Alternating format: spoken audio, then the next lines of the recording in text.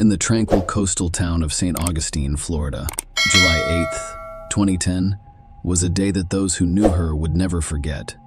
A solitary beach house served as the backdrop for a perplexing mystery. Friends and family struggled to understand the mysterious disappearance of a 45-year-old woman who had been a fixture in their lives. Her presence, last seen at a neighborhood gathering on July 6th, appeared to have faded into the shadows, leaving a trail of unsettling questions. Brittany Tavar, 45, a resident of St. Augustine, Florida, had a heart as big as the ocean and a smile that could brighten even the darkest day.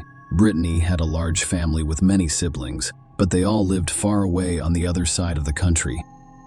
They loved her despite the distance, but life's twists and turns had separated them. People who knew Brittany spoke of her fondly. She was known for her kindness, generous spirit, and unwavering respect for everyone she met. Brittany had a talent for assisting others, which defined her in an intriguing twist of fate. Brittany had once set her sights on Hollywood, hoping to discover her dreams amidst the city's glitz and glamour. After her Hollywood venture failed, Brittany returned to St. Augustine, her hometown. She forged a new path here, eventually becoming a photographer and real estate agent. Her camera lens captured the beauty of the town, and her friendly demeanor helped others. Brittany's love of making friends was what truly set her apart. She had a knack for turning strangers into friends, and her network in St. Augustine quickly expanded. People from all walks of life were drawn to her infectious personality. However, life is unpredictable, and Brittany had no idea what was going to happen next. Brittany's last appearance in the community was on the evening of July 6th, just 2 days before her mysterious disappearance. She was upbeat as she mingled with neighbors and friends at the lively party. Later that evening, around 9 p.m., she made a routine stop at a nearby gas station to fuel her Toyota RAV4. However, after this seemingly routine pit stop, Brittany became an elusive mystery when friends worried about her disappearance went to her house. It appeared normal from the outside. There appeared to be no activity inside the house. Her car was noticeably absent, prompting a few of them to speculate that she had temporarily left her home for a few days.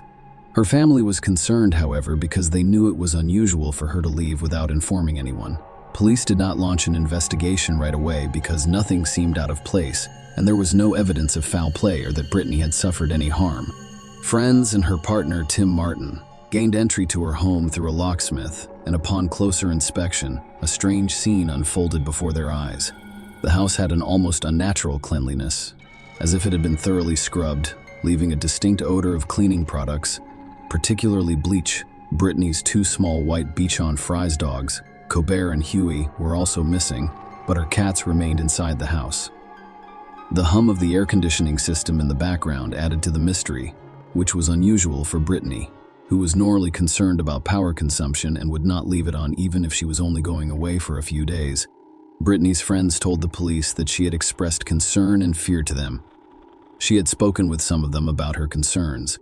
This unease stemmed from a contentious dispute she had with her neighbor, and what had once been a cordial relationship had devolved into a cauldron of hostility, marked by physical skirmishes, legal skirmishes, and Brittany's fervent attempts to obtain a permanent restraining order against Anna. The timing of Brittany's disappearance was especially puzzling because it coincided with a critical court hearing in this long-running dispute. Brittany meticulously gathered evidence and prepared for her upcoming trial, making her sudden disappearance even more perplexing to those who knew her well. She was looking forward to her appearance in court and did not want to miss it. Brittany and Anne had previously been close friends, bonding over shared memories and camaraderie. However, Anne's idyllic friendship began to unravel when her boyfriend crossed the Atlantic from Ireland, prompting her to seek accommodations for her roommate in order to make room for her view. Brittany, ever accommodating, agreed to house Anne's roommate, but later changed her mind. This abrupt reversal heightened tensions between Brittany and Anne, laying the groundwork for a contentious dispute. The conflict escalated to alarming proportions, culminating in a shocking physical altercation that resulted in Brittany's arrest on battery charges. Her once welcoming demeanor had changed to one of resolute determination to seek legal protection against Anne's perceived threats. Brittany carried a video camera with her at all times, documenting every interaction with Anne in order to gather irrefutable evidence for the impending court battle. Among these clashes, the day Brittany disappeared emerged as a watershed moment. She had long anticipated the day she would appear in court for the civil suit seeking a permanent restraining order against Anne. She had worked hard to gather evidence and prepare to present her case to her friends and family. The idea of Brittany willingly missing this critical hearing seemed implausible. While Anne naturally became a person of interest in the eyes of investigators, initial inquiries indicated she had a credible alibi. A few days after Brittany's last sighting, her two beloved dogs, Colbert and Huey, were discovered wandering separately in Hopkins, South Carolina, adding an unexpected twist to the case. In the midst of this neighborly feud, another aspect of Brittany's personality emerged. A compassionate spirit who had opened her home to at least 8 different homeless people over the years. Brittany welcomed them warmly, offering shelter in exchange for their assistance with various household tasks. Among them was Joseph Dean Roberts, a 26-year-old who had recently lived with Brittany. Brittany had only met Joseph a few weeks before her mysterious disappearance at a local Barnes & Noble bookstore. Despite their brief interactions, Joseph had shared his harrowing story with her. He had become homeless after losing his job at the Kangaroo gas station on St. Augustine Beach. Brittany, known for her boundless kindness, extended her hand and offered him a place to stay. Joseph's first impressions painted him as an unassuming average young man, which was confirmed by his friends. They saw no reason for concern, believing him to be a typical houseguest. However, Joseph had a tragic backstory, telling Brittany's friends that he had lost his parents and that his living situation had become hostile, prompting him to seek refuge under her roof. Brittany went above and beyond when she moved in by purchasing a computer. They shared ambitions to start a web design business together, which reflected Brittany's adventurous spirit.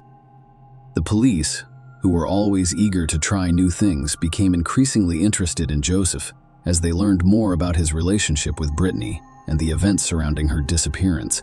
He was pulled over for speeding in Brittany's car in Evanston, Wyoming, the day after her disappearance. Strangely, he was released without being questioned about her location. However, as the investigation progressed, a more sinister pattern emerged, implicating Joseph in the disturbing chain of events as investigators dug deeper into Brittany Genevieve Tavares' mysterious disappearance. Joseph Dean Roberts emerged as a key figure in the unfolding mystery. His actions and connections to Brittany sparked suspicion, leaving a trail of questions that demanded answers. Joseph had become a person of interest for a variety of reasons. First and foremost, he was the last known person to be with Brittany on the evening of July 6th, just before her disappearance. Second, he'd been in possession of Brittany's car shortly after she went missing, which was a disturbing fact that could not be ignored. The circumstances surrounding his encounter with law enforcement in Evanston, Wyoming, were quite perplexing. On July 11th, he was pulled over for speeding while driving Brittany's car. Despite being alone and in possession of her vehicle, the police officer who stopped him made no connection to Brittany's disappearance and released him with a warning. Joseph's actions did not end at the traffic stop. Later that day, he was seen at a Walmart in Ontario, buying items that raised eyebrows. He acquired a tent, a black t-shirt, and tan cargo shorts. These unusual purchases fueled the growing suspicion of Joseph's involvement in Brittany's disappearance. The investigation took an alarming turn when it was discovered that Brittany's credit card was still being used, despite the fact that she had vanished without a trace. Authorities closely examined the credit card transactions and discovered a troubling pattern. Brittany's card had been used in multiple states, including North Carolina, Idaho, and Oregon. This financial trail painted a picture of someone taking advantage of Brittany's possessions, fueling fears that she was in serious danger. With mounting evidence and growing concerns about Joseph's potential involvement, authorities took a proactive approach and issued a public alert. The message was clear. Joseph Dean Roberts was a person of interest in Brittany's disappearance, and he should not be underestimated. Law enforcement warned that he could be armed and dangerous, prompting a nationwide search. The hope of finding Brittany alive persisted, but the details revealed a chilling and ominous picture. The search for Joseph Dean Roberts intensified, motivated by a desire for answers and justice in this haunting mystery. In the never-ending search for answers in Brittany, Genevieve Tavares' disappearance reached a watershed moment on October 12th, when Joseph Dean Roberts was arrested in Seattle for shoplifting. This seemingly unrelated incident would cast an ominous shadow over the ongoing investigation, eventually revealing the grim truth about Brittany's fate while Joseph was in custody. Florida authorities rushed to Seattle to question him about Brittany's disappearance. Their hope remained steadfast that Brittany was still alive and awaiting rescue. They had no idea that the chilling revelation that was about to unfold would put an end to that glimmer of hope. During questioning, Joseph Dean Roberts, the man who had shared Brittany's life and home in the weeks preceding her disappearance, began to reveal the chilling details of what happened that fateful night. According to Joseph's confession, a heated argument broke out between him and Brittany on the night of July 6, 2010. The tension rose, reaching a terrifying climax as anger turned to violence.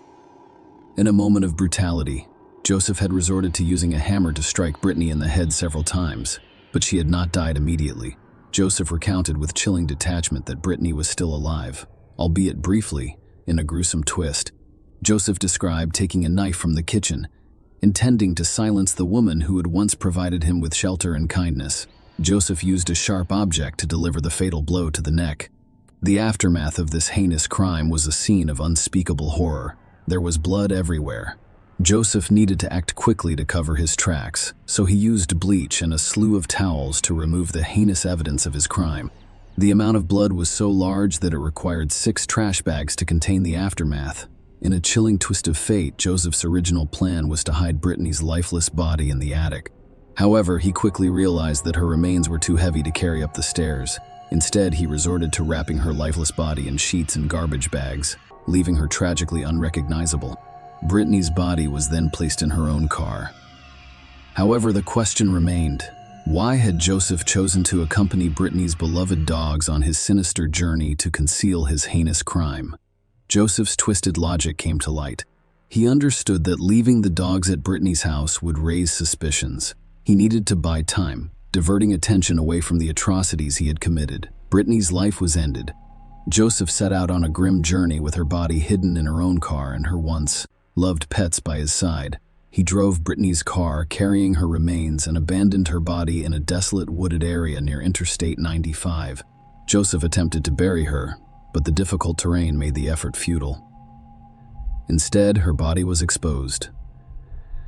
In a disturbingly casual revelation, Joseph admitted that after completing this macabre task, he returned home when asked if he had gone to sleep. His response was chillingly straightforward. Yes, I did. Following this eerie interlude, Joseph embarked on a cross-country journey, crossing state lines. While leaving Brittany's car in a Seattle library parking lot, a stark reminder of the disturbing nature of his actions.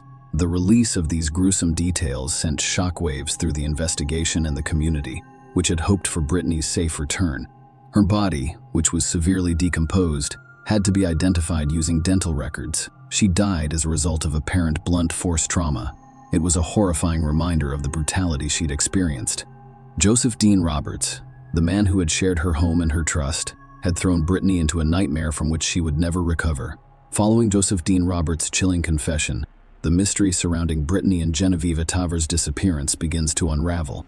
The police discovered that everything Joseph had told Brittany was a lie. He had spent several months living in the woods near the bookstore where they had met.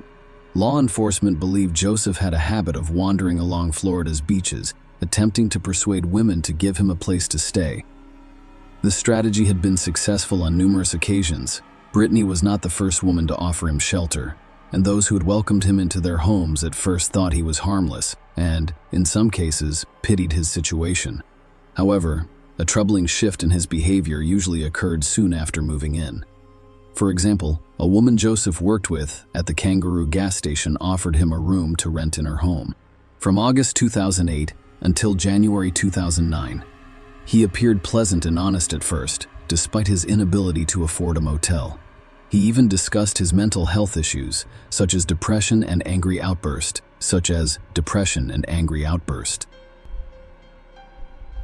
However, within a few weeks, his behavior deteriorated. He became disinterested, neglected personal hygiene, and began using illegal substances in the home. When she discovered this, she immediately asked him to leave, and he left the same day. A month later, another gas station employee named Cheryl Davenport offered Joseph a place to stay after he was fired for theft. Cheryl thought of him as a friend, and she was aware that his mental health issues had caused strained relationships with his family. In exchange for housing, she asked him to care for her 3 young children. Unfortunately, the destructive pattern repeated itself. Joseph stopped bathing and resumed his prohibited substance use, prompting Cheryl to ask him to leave. During this time, Joseph moved in with Brittany in tragic circumstances. Before she had the chance to request his departure, he committed a heinous act of violence, brutally killing her. Brittany was unaware of Joseph's history of severe anger issues, which led to this horrific tragedy. Joseph's account of Brittany's brutal murder prompted his immediate arrest. The gravity of the crime he had committed was obvious, and the legal system moved quickly to hold him accountable for his heinous actions. Joseph initially pleaded not guilty to first-degree murder, setting the stage for a trial to prove his guilt beyond a reasonable doubt. However, as the case progressed, legal discussions and arguments became more prominent. Questions about Joseph's state of mind, the circumstances surrounding the crime, and the pursuit of justice led to a watershed moment in the case. Ultimately, the prosecution and defense reached a significant agreement and accepted a guilty plea to a lesser charge.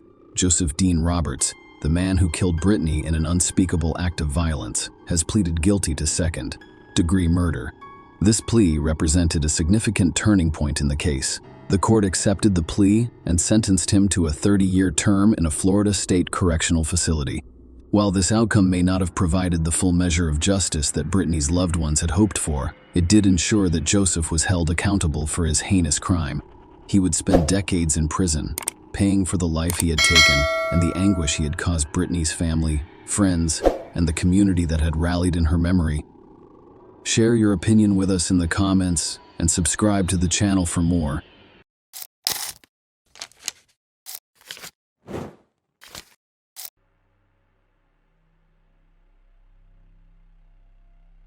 In the quiet town of Pella, Iowa, on a seemingly ordinary Monday evening in May 2020, a chilling incident occurred behind the closed doors of an unassuming apartment complex.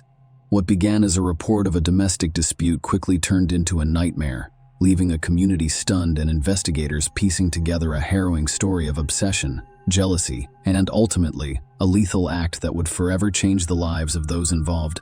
This is the story of a tragic event that became known as a watershed moment in Pella's history, a tale of secrets, betrayal, and a darkness lurking beneath the surface of everyday life. On May 18, 2020, a fateful Monday evening in Pella, Iowa, USA, the peace of an apartment complex was shattered when the police received a distress call at 8:20 p.m. The call reported a potential domestic dispute taking place behind 101 Glenwood Avenue in Marion County, Iowa. The concerned caller reported a troubling scene in the alley, 2 people engaged in a heated argument. Responding quickly to the call, police arrived at the scene to investigate the situation. What they saw was a bleak and tragic scene. Officers discovered a dead body inside a parked vehicle. Tracy Mondabaugh, 47, has been identified. She was discovered slumped in the vehicle seat, secured by her seatbelt. Unfortunately, their efforts to help her were in vain. Tracy had already died from her injuries, and the puncture wounds on her body provided a chilling account of her death. The police discovered that she had been brutally stabbed to death. Among her injuries were a fatal stab wound to her chest and severe lacerations on her hands, painting a horrifying picture of the violence that had befallen her. Tracy Mondabaugh, a mother of 4 young children, had been living at the Glenwood apartment complex with a man named Nicholas "Nick" Boat. Tracy had recently moved to Pella from her previous home in Ottawa. Tracy's tragic death painted a disturbing picture. She was brutally murdered inside her parked car, close to her home. The assailant appeared to have attacked her before she could even unbuckle her seatbelt, leaving a community stunned and mourning, and law enforcement tasked with solving the mystery of this heinous incident. On that fateful evening, witnesses provided vital information to the police, shedding light on the tragic events. According to their accounts, a fight broke out between 2 women, Tracy, who was inside the vehicle, and another person standing outside. Surprisingly, the person outside the vehicle left the apartment complex in a gray 4-door Cadillac, leaving a scene of chaos. Eyewitnesses reported hearing a shouted phrase from someone outside the vehicle, "He does not belong to you." Based on this information, The police began to put the puzzle together, and they had strong suspicions about the identity of the person driving the gray Cadillac. The chilling events of that evening had a link to an incident that had deeply disturbed Tracy earlier in March 2020. She had told the police that she was afraid for her safety because she was dating Nick Boat, who'd recently separated from his wife, Michelle Boat. Tracy described an alarming encounter in which Michelle had followed her from Pella to Ottawa, a distance of about 40 miles. "I was overcome with fear." Tracy had even requested police assistance, asking that they meet her at a gas station for protection. Tracy and Nick's relationship had taken an unexpected, intense turn. They met through an accidental Facebook friend request in February 2020 and went on their first date on March 8.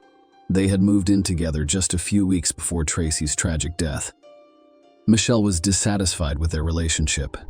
As evidenced by multiple police reports, Michelle was accused of abusing Nick prior to Tracy's death, and she had repeatedly violated a no-contact order. She was charged with domestic violence in March 2020. Nick and Tracy had both told the police that Michelle was frequently following them around town, creating a sense of fear and tension. Shortly after Tracy's lifeless body was discovered, police officers arrived at Michelle's 55-year-old home. They noticed a gray four-door Cadillac parked outside her house with visible bloodstains. The car's engine and rotors were still warm to the touch, raising more suspicions. When the police arrived at Michelle's home, she was dressed in a robe, her hair wrapped in a towel, and she claimed to have just taken a shower. During their search, they discovered her clothing in the washing machine and a pair of latex gloves, seemingly stained with blood, hidden in the upper tank of the bathroom toilet. Surveillance footage from May 18th revealed Michelle's movements on that fateful day. Tracy died tragically less than an hour earlier. Michelle had gone to Nick's workplace at Vermeer Corporation. The video shows Michelle following Tracy into and out of the mayor's parking lot. Tracy had contacted Nick at his workplace that evening, and the footage showed that when Tracy left the parking lot, Michelle followed her closely. Both vehicles left the lot around 8:10 p.m. and the 911 call reporting an altercation arrived just 10 minutes later. Michelle Boat was charged with first-degree murder after a forensic examination confirmed that the blood found on and inside her car belonged to Tracy. The intricate web of events had culminated in a heartbreaking tragedy, leaving the community stunned and the legal system grappling with the consequences of this heinous crime. In this gripping legal drama, Michelle, the defendant, has denied the first-degree murder charge, claiming that her actions were motivated by an emotional breakdown. She admitted to stabbing Tracy but claimed that her reaction was triggered by the anguish of her husband leaving her for a younger woman, which she claims to have witnessed with dramatic results. Nonetheless, the prosecution has painstakingly crafted a compelling narrative, arguing that Tracy's tragic death was not the result of a sudden emotional outburst, but of a coldly calculated plan. The prosecutor portrayed Michelle as a woman consumed by resentment, an unrelenting obsession, and simmering rage in the aftermath of her husband's departure. The prosecutor's evidence will conclusively establish that Michelle's actions were premeditated, with the hallmarks of a carefully planned intent to harm Tracy. The prosecutor insisted that justice would require no less than a murder conviction. Marion County Attorney Ed Bull, the prosecutor, revealed that Michelle meticulously tracked Tracy's movements on that fateful day. He portrayed Michelle as a hunter armed with gloves and a deadly determination as she allegedly plunged a knife into Tracy's heart, killing her. Michelle informed the court that she had followed Tracy from a Burger King drive through to Nicholas' workplace. On that fateful evening, she had observed their dinner meeting and relentlessly pursued Tracy back to her apartment complex. According to the prosecution, Michelle began her assault as soon as Tracy parked her car outside her apartment complex, inflicting serious injuries before Tracy could even undo her seatbelt. Further revelations emerged in court, revealing that Tracy's blood was discovered both inside and outside Michelle's car, a haunting detail. Tracy was found clutching a handful of Michelle's hair, which DNA analysis confirmed. The murder weapon remained elusive, but the prosecution contended that Michelle's gloves, hidden in her bathroom, held sinister significance. They claimed that the use of latex gloves on that fateful day was deliberate. To bolster their case, the prosecutor presented evidence of a calendar discovered in Michael's home, meticulously marking each day since her husband's departure, culminating on the day she allegedly attempted to reclaim him. The prosecution revealed that Michelle had sent Tracy a warning text instructing her to stay away from Nick. The prosecution argued that Michelle's intent to harm Tracy was clear, as evidenced by the presence of incriminating items such as a knife, gloves, and binoculars in her car that fateful night. These elements, they contended, painted a picture of a planned and deliberate attack rather than a sponge. Emotional outburst occurs simultaneously. In this gripping courtroom drama, Nick testified as a key witness, telling the story of how he and Tracy met through a strange twist of fate on Facebook. His testimony revealed a story of chance encounters and blossoming romance, as he described how Tracy had inadvertently reached out to him, starting a chain of messages that led to phone conversations and their first meeting. Their first date on March 8th, when they hunted for deer antler sheds near Roberts Creek, cemented their relationship. Nick reminisced about their effortless chemistry, describing their bond as if they had been friends forever. Their relationship blossomed. In April, Nick ended his 20-year marriage to Michelle Boat and moved into an apartment with Tracy. Nick's testimony delves into the complexities of his marriage, with Michelle describing it as a tumultuous union, characterized by what he saw as borderline abuse from the start. He revealed that Michelle was constantly conveying her lingering feelings for her ex-husband, which added to the turmoil. Arguments over Michelle's parenting style and treatment of their children were common. Nick eventually grew tired of the constant conflict and informed Michelle of his new relationship, resulting in their split just 3 days after his first date with Tracy. The court heard about a troubling incident that occurred days after the separation, in which Michelle allegedly assaulted Nick and left him with visible injuries. A no-contact order was issued between Michelle and Nick, which Michelle allegedly violated 4 times. By contacting him and showing up to his workplace, Nick expressed his surprise at Michelle's persistence in wanting him to return to their family home, given the state of their marriage. "I do not understand because she has never loved me." The prosecution urged the jury to convict Michelle of first-degree murder, arguing that the evidence showed a premeditated attack with the intent to remove Tracy from Nick's life. Assistant Marion County Prosecutor Jared Harmon described the incident as intentional, malicious, and motivated by Michelle's desire to reunite with Nick. The prosecution concluded their case by arguing that Michelle's actions were not motivated by an uncontrollable provocation, but rather by her own. The defense, on the other hand, claimed that Michelle had no intention of killing Tracy that day, despite admitting that Michelle was the one who stabbed him. They argued that Michelle snapped after seeing her husband with another woman. They emphasized the legal fact that Nick and Michelle were still married after 20 years together. The defense highlighted Michelle's overwhelming challenges, including Nick's departure and the onset of the COVID-19 pandemic, which left her isolated and distressed. They urged the jury to consider Michelle's state of mind in the context of those trying times. Michelle's tragic situation was brought to the court's attention. Not only had Nick abandoned her, but she had also lost her job during the pandemic, leaving her financially destitute.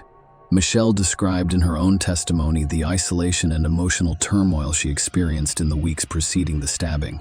She described how her life was turned upside down overnight, leaving her heartbroken and overwhelmed with sadness, despair, and devastation. In the end, the jury deliberated for only 45 minutes before returning a guilty verdict for first-degree murder. Michelle was subsequently sentenced to life in prison with no possibility of parole. Share your opinion with us in the comments and subscribe to the channel for more.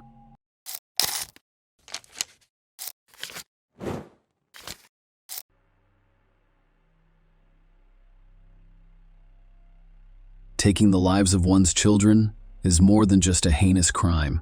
A woman's altered consciousness under strong substances or a painful emotional state can push her to take such desperate measures.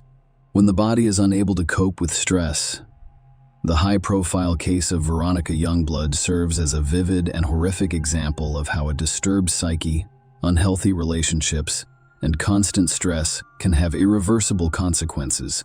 Veronica committed a horrible crime. However, during the trial, the young woman claimed that, despite her actions, she had always been a good mother and wished nothing but the best for her children. This story elicits both anger and sympathy, but to understand what drove Veronica to such a heinous and inhumane act, you must go back a few decades and see what she had to endure. Perhaps her own childhood traumas contributed to this, but that does not absolve her of responsibility. Veronica Youngblood, born Veronica Castro in the Santa Rosa suburbs of central Argentina in 1986, had an abusive childhood. She was the eldest of 2 daughters in the family and was raised alongside her sister Mara, who was born in 1988. The girl's childhood was impoverished and difficult, but hunger and a lack of basic necessities were the worst. Her parents did not work, abused alcohol, and vented their rage on their eldest daughter, beating her nearly every day, sometimes to the point where she could not walk. Grandfather also had no warm feelings for his own granddaughters, viewing them as extra hungry mouths that needed to be fed. Veronica grew up knowing she had nowhere to turn for protection and support. She felt superfluous in her own family, with her younger sister being the only truly close person to her. When she was 14, her parents divorced and separated. Her father had no interest in the fate of his daughters. However, her mother, who was actively trying to organize her personal life, did not require children. Veronica was forced to become an escort without an education in order to support herself and her younger sister, as she saw no other option. She became pregnant at the age of 15 and gave birth to her first child, a daughter named Sharon, when she was 16. She never revealed her eldest daughter's father's name, and she probably didn't know it either, having become pregnant by one of her many clients, a member of a strange cult. Without support or assistance as a teenager, the girl joined a strange South American religious cult known as Umbanda. It was a collection of diverse beliefs and cult positions, including the foundations of Catholicism, spiritualism, and African culture. In Umbanda, it is customary to honor spirit guides who can communicate with the souls of the deceased. The cult's followers believe in reincarnation and spiritual development through a variety of practices. Veronica, an impressionable and driven girl, was quickly instilled with the peculiarities of this belief. And based on her younger sister's memories, she began to believe she could communicate with spirits and the deceased. Veronica discussed hearing voices and seeing dreams, and she believed that after death, each person's soul is reborn for a better life. Most likely, such a religious cult was fertile ground for the development of mental illness. Given Veronica's difficult childhood and her own inherent abuse of her, the other members of the cult treated her with kindness and love, which she lacked the most, so she believed every word they said about moving to the United States and meeting Ronald Youngblood. When did Veronica decide to move to the United States of America? It is unknown, but it occurred in the late 2000s when she was slightly older than 20. Taking her young daughter, she settled in Hampton Roads, Virginia. The attractive young woman took a job with an escort service company. In late 2008, Veronica met a guy named Ronald Youngblood. He was a few years older than her and a pilot in the United States Navy. Ronald and Veronica first met when he used the services of the company where she worked. Ronald appeared to be immediately drawn to this young person, as he expressed a desire to continue communicating. Soon, he insisted that Veronica leave the escort, and they began to live together. And in 2009, the couple officially legalized their relationship in one of Las Vegas's chapels, holding a small ceremony with no guests. After the wedding, Veronica's life became stable for the first time, and she was no longer afraid to look ahead and confidently make plans. She had her own home, a caring husband with a stable job who fully provided for her, and Veronica could focus on making her home comfortable. Most importantly, Ronald adopted her daughter Sharon and cared for her with love and affection. When the couple welcomed their daughter, Brooklyn, in 2013, they were overjoyed, and the eldest heiress was overjoyed to have a baby sister, Sharon Youngblood. Following the wedding, Ronald gave Veronica and her eldest daughter his surname, despite the fact that the child was not officially adopted. Nevertheless, the girl addressed him as Daddy and reached out to him. Ronald tried not to deny her anything, paid attention, and helped raise the child. Sharon grew up to be a bright, sociable, and purposeful girl. She did well in school, had many friends, and was outgoing and friendly. She was involved in sports from a young age, including being a member of the school cheerleading team and playing tennis. But the girl achieved the most success in figure skating, so it was easy to work with Sharon because she felt at ease on the ice, as if she were in his element. Throughout her childhood and adolescence, she regularly competed in figure skating competitions, winning numerous awards.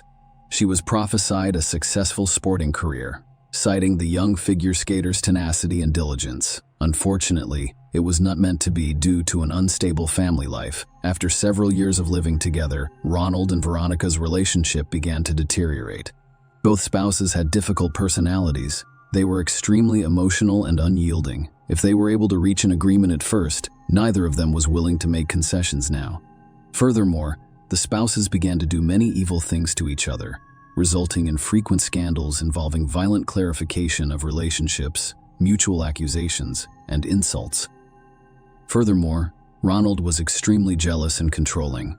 If, prior to the wedding, he promised to forget what his chosen one did, he reminded her of it every chance he got. He claimed that he pulled her out of the mud provided for her by her child, and now he demands that she follow his rules. Family disagreements began to escalate into physical assault, with the husband and wife taking turns initiating the fight. Both parties filed domestic violence complaints with the police. However, in most cases, these reports were quickly withdrawn, and the spouses continued to live together. To be fair, the children were not involved in their parents' arguments and were never physically harmed. However, their emotional states can only be speculated on. Ronald was sent to Central America, specifically the Republic of Honduras, for duty in 2014, and his family accompanied him. During this time, the spouses' relations deteriorated significantly. Veronica reported to the local police that her husband was raising his hand against her, restricting her finances by blocking her card and forbidding her from using the internet or driving. Ronald later claimed in his defense that he did so after discovering that his spouse was cheating on him. The husband believed that by denying his wife money, personal transportation, and the ability to communicate with her lover, he could keep her at home. As a result, Veronica filed a complaint with the U.S. Embassy, and her husband was extradited from Honduras and returned to the United States. However, this incident had no bearing on his career, and he was soon transferred to Washington, D.C., to the main department of the country's Navy. However, the couple's relations eventually soured, resulting in a breakup and ongoing conflict. In 2016, the couple relocated to Florida, where Ronald had a new job. They had virtually separated by that point, but they continued to live under the same roof, and Ron continued to provide full support for Veronica and her daughters. By the beginning of 2017, the family had relocated again, this time to the small town of Oakton, Virginia, where the spouses began the official divorce process. Ron and Veronica did not separate, however, even after their marriage ended. They lived in the same house, but they clearly couldn't stand each other anymore. Both later claimed that no matter what, they wanted to raise children together, but Veronica had no source of income and couldn't even afford to rent a room. The issue of the children's future custody became particularly acute, and Veronica realized that she would be unable to raise the children on her own because they were all completely dependent on Ronald. He was also aware of this and took every opportunity to remind his wife of it, occasionally resorting to outright blackmail, which drove the young woman insane. Driven to despair, Veronica decided to take out a bank loan so that they could have some of their own money. However, as a guarantor, she listed her still legal husband without informing him. When Ronald received a call from the bank, another scandal erupted. Naturally, he refused to act as guarantor, and his wife's actions provided him with yet another reason to humiliate her. True, a few months later, the couple was able to reach an agreement, and the scandals between them subsided for a while. According to the court decision, they can continue to live together and raise their children without being charged alimony. But the truth did not last long. Ronald sued Veronica in the fall of 2017, accusing her of aggressive and inadequate behavior. He claimed that his spouse smashed his smartphone, launching it into the wall, drowned in a basin of water with a functioning laptop, and smashed his car's windshield with a stone. Following that, Veronica was forced to relocate and was forbidden from visiting Iran. At the same time, the youngest daughter, Brooklyn, was temporarily granted full custody of her father until the next court hearing. 3 weeks later, the divorce was finalized. However, after receiving a divorce certificate, the former spouses resumed living together and the courts and custody battle appeared to be resolved. About 6 months later, the former spouses appeared in court together again, but this time, they presented a multi-page agreement outlining their custody plan for their shared daughter. Ronald was transferred to Missouri, and his former wife and children accompanied him. But first, Veronica wanted to officially settle a number of nuances regarding their daughter, Brooklyn's, custody. Ronald agreed to provide his ex-wife with housing near his home so that they could raise their daughter together. The court approved the document in April 2018, with the move scheduled for August of that year. A month later, however, Veronica abruptly reversed her decision and returned to court. The young woman sought assistance from a lawyer who was required to competently draft and amend the previously approved agreement. Veronica explained that she was doing this due to changed circumstances. By then, she had completed her nursing school training and had been offered a well-paying job in Oakton. That way, she could more or less support herself and the girls, with no need to relocate after her ex-husband. Furthermore, the new job promised to help her find and pay for her own place to live. Due to her new situation, Veronica now sought full custody of her daughter Brooklyn, as outlined in an amendment to the agreement. A new hearing was held in July 2018, 1 month before the previously scheduled departure to Missouri. However, the court refused to modify the previously approved agreement, and the former spouses were to relocate to another state to share custody of their shared daughter, as previously agreed. Veronica appeared to agree with the court's decision, as he made no further attempts to challenge it. Ronald filed a legal notice 2 weeks after the last court hearing, stating his new address where he would live after the move, which was less than a month away. He was on his way with only a few minor details to finalize. Everything seemed to be going as planned, but Sharon and Brooklyn had only a few days to live. A disturbing call. The evening of August 5, 2018, Sharon, 15, called emergency services with a disturbing message. The girl was in tears, gasping, and in pain. She begged to be saved, and he expressed his desire to live. She claimed she was severely injured. When the cameraman asked what had happened, she explained that she had just been shot with a gun by her own mother.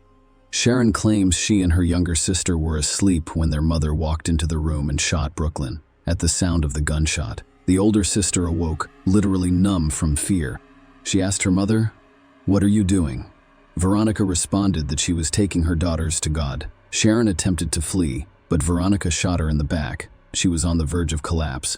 She made it to the next room, where she locked herself in and called for help. The operator assured Sharon that help was on the way and asked her to wait a few minutes, but then he heard the girl scream Indian despair, followed by another gunshot. Then there was a frightening silence, and the call was disconnected. The police and paramedics arrived on the scene by 10 p.m., but a horrifying picture had already been revealed. Ronald, who was on business in another city at the time, had also called 911, requesting that someone come to his house right away because his ex-wife, he claimed, had done something terrible.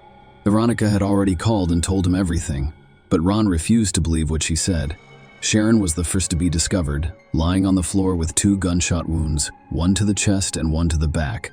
Amazingly, despite the massive blood loss, she still had a faint pulse and was desperately trying to survive. Sharon was quickly transferred to the nearest hospital's intensive care unit. However, despite doctors' efforts, she died the following day. Brooklyn's lifeless body was discovered in her bedroom, on her own bed. She was killed with a single gunshot to the head. The girl's father arrived about an hour later and dashed home as quickly as he could, but Veronica's whereabouts remained unknown until the emergency services received another call from one man, Well Bellows, who reported Veronica's whereabouts, who was Manuel. Manuel was one of the lawyers the young woman consulted with in the spring of 2018 regarding custody of her youngest daughter. Veronica, as the lawyer later argued in court, immediately struck him as a rather serious, collected, and responsible young woman, fighting for custody of her beloved daughters. Furthermore, she was very attractive in appearance, divorced, and not in a relationship at the time. The two quickly hit it off, resulting in a turbulent love affair. Only a few months later, Manuel noticed some oddities in her behavior that piqued his interest, specifically Veronica's religious beliefs and her frightening statements about the upcoming meeting with God. At the end of July, Veronica called Manuel and invited him to her house, saying they needed to have a serious conversation. When he arrived, the young woman was home alone while her ex-husband and children were staying with Ronald's relatives. The lights were turned off in the house, but candles were lit everywhere, creating a romantic atmosphere, and there was a dinner for 2 on the table. She told him that she had lost the nursing position she'd been looking forward to and refused to move to another state as a result. Veronica also shocked her boyfriend when she revealed that she was pregnant by him. This information was later refuted. Manuel didn't know how to react, so Veronica tried to seduce him and entice him into intimacy. According to Manuel, nothing happened between them that night because Veronica made him feel strangely uncomfortable and threatened, as if his life was in danger. He asked her for time to consider how to proceed before hurriedly leaving her house. On the evening of August 5, Manuel heard someone ring his doorbell. He opened the door to find Veronica on the doorstep. She was frighteningly calm, with no emotion on her face at all. Veronica requested to be let into the house. But before Manuel could do so, he noticed a gun in her hands and was so terrified that he threatened to call the police if she didn't leave right away. But Veronica, with the same stony expression, responded that he could do so because she no longer cared. She then revealed that she had killed her daughters. So the police were looking for her anyway. Manuel became very scared after hearing these words, so he closed the door and rushed to the phone. While Veronica returned to her rental car, she came in and waited to be arrested. The arrest and a complete picture of the crime. When the police arrived at Manuel's house, Veronica was in the driver's seat, and next to her in the passenger seat were the loaded guns he had used to shoot her daughters hours before. The young woman did not resist. Her face remained expressionless. In addition to the gun, several full magazines were discovered in the car. Already at the station, Veronica admitted that she had purchased the gun at an exhibition 10 days prior in order to murder her daughters and then commit suicide. According to her, she decided to take this desperate step to exact revenge on her ex-husband and prevent him from taking their common daughter, Brooklyn. She also stated that her personal life did not work out and she became depressed. Apparently, the eldest daughter noticed her mother's strange behavior and suspected something was wrong, because a few days before the tragedy, she asked her directly if she intended to kill them. But what the mother said to her remains a mystery. On the afternoon of August 5, Veronica gave her daughters sweet, in which she had previously mixed sleeping pills so that the girls would not resist. When they fell asleep in their room, the mother pulled out a loaded gun and went to her daughters. She first went to Brooklyn's crib, but then raised the gun to her head and pulled the trigger. Sharon was startled awake by the gunshot, but she didn't realize what was going on until she asked her mother. Veronica replied that she would take her and her sister to God before pointing the gun at her eldest daughter. But Sharon jumped out of bed, dashed to the door, and was immediately shot in the back. She was able to run to the next room and call for help while her mother attempted to open the door. When Veronica entered the room, Sharon screamed and received a second bullet in the chest. Veronica then called her ex-husband and told him what she had done and that she was going to commit suicide as well. She blamed Ronald for everything, claiming that she hated him and that he had ruined her life. However, the young woman changed her mind about leaving her life for unknown reasons and went to her boyfriend's house, where she was arrested. Young blood fully admitted her guilt, and when asked what punishment she would impose on herself, the woman suggested the death penalty. It is worth noting that in Virginia, such a measure has not been used in a long time, and Veronica was aware of this. Trial and sentence. Initially, the defendant declined the services of a lawyer and fully admitted her guilt, but she abruptly changed her testimony and decided to hire a public defender. She later claimed that she heard voices telling her to do this to her daughters, and she obeyed. Veronica also stated that she had a difficult childhood, recalling only beatings and hunger, and that her ex-husband had finally killed her faith in the possibility of finding happiness in life. She added that she did not want her daughters to face the same fate. The trial took a long time because Veronica refused to leave her cell and attend the sessions. Furthermore, she attempted suicide several times but was saved each time and did not inflict serious injury on herself. The defense attorney attempted to persuade the court that his client suffers from a mental disorder that developed as a result of childhood traumas, the influence of a religious cult, and abuse by her former husband. The defense lawyer also claimed that Veronica was insane during the crime and was unaware of her actions. Despite the lawyer's efforts, the court saw a cold calculation in the woman's actions because she had purchased weapons in advance, promised the children sweets in exchange for sleeping pills, and then proceeded to carry out her terrible plan. Her actions were not spontaneous. They could not be dismissed as a state of affect or a severe deterioration of mental illness. The final verdict in the case was issued in March 2023. Veronica was convicted and sentenced to 78 years in prison. In fact, this will be her life sentence. Many people thought Ronald's behavior in court was strange. He did not appear to be a grieving father, and when his former wife sobbed in court, he smirked. Following the verdict, he only stated that he was pleased with the outcome. Share your opinion with us in the comments and subscribe to the channel for more.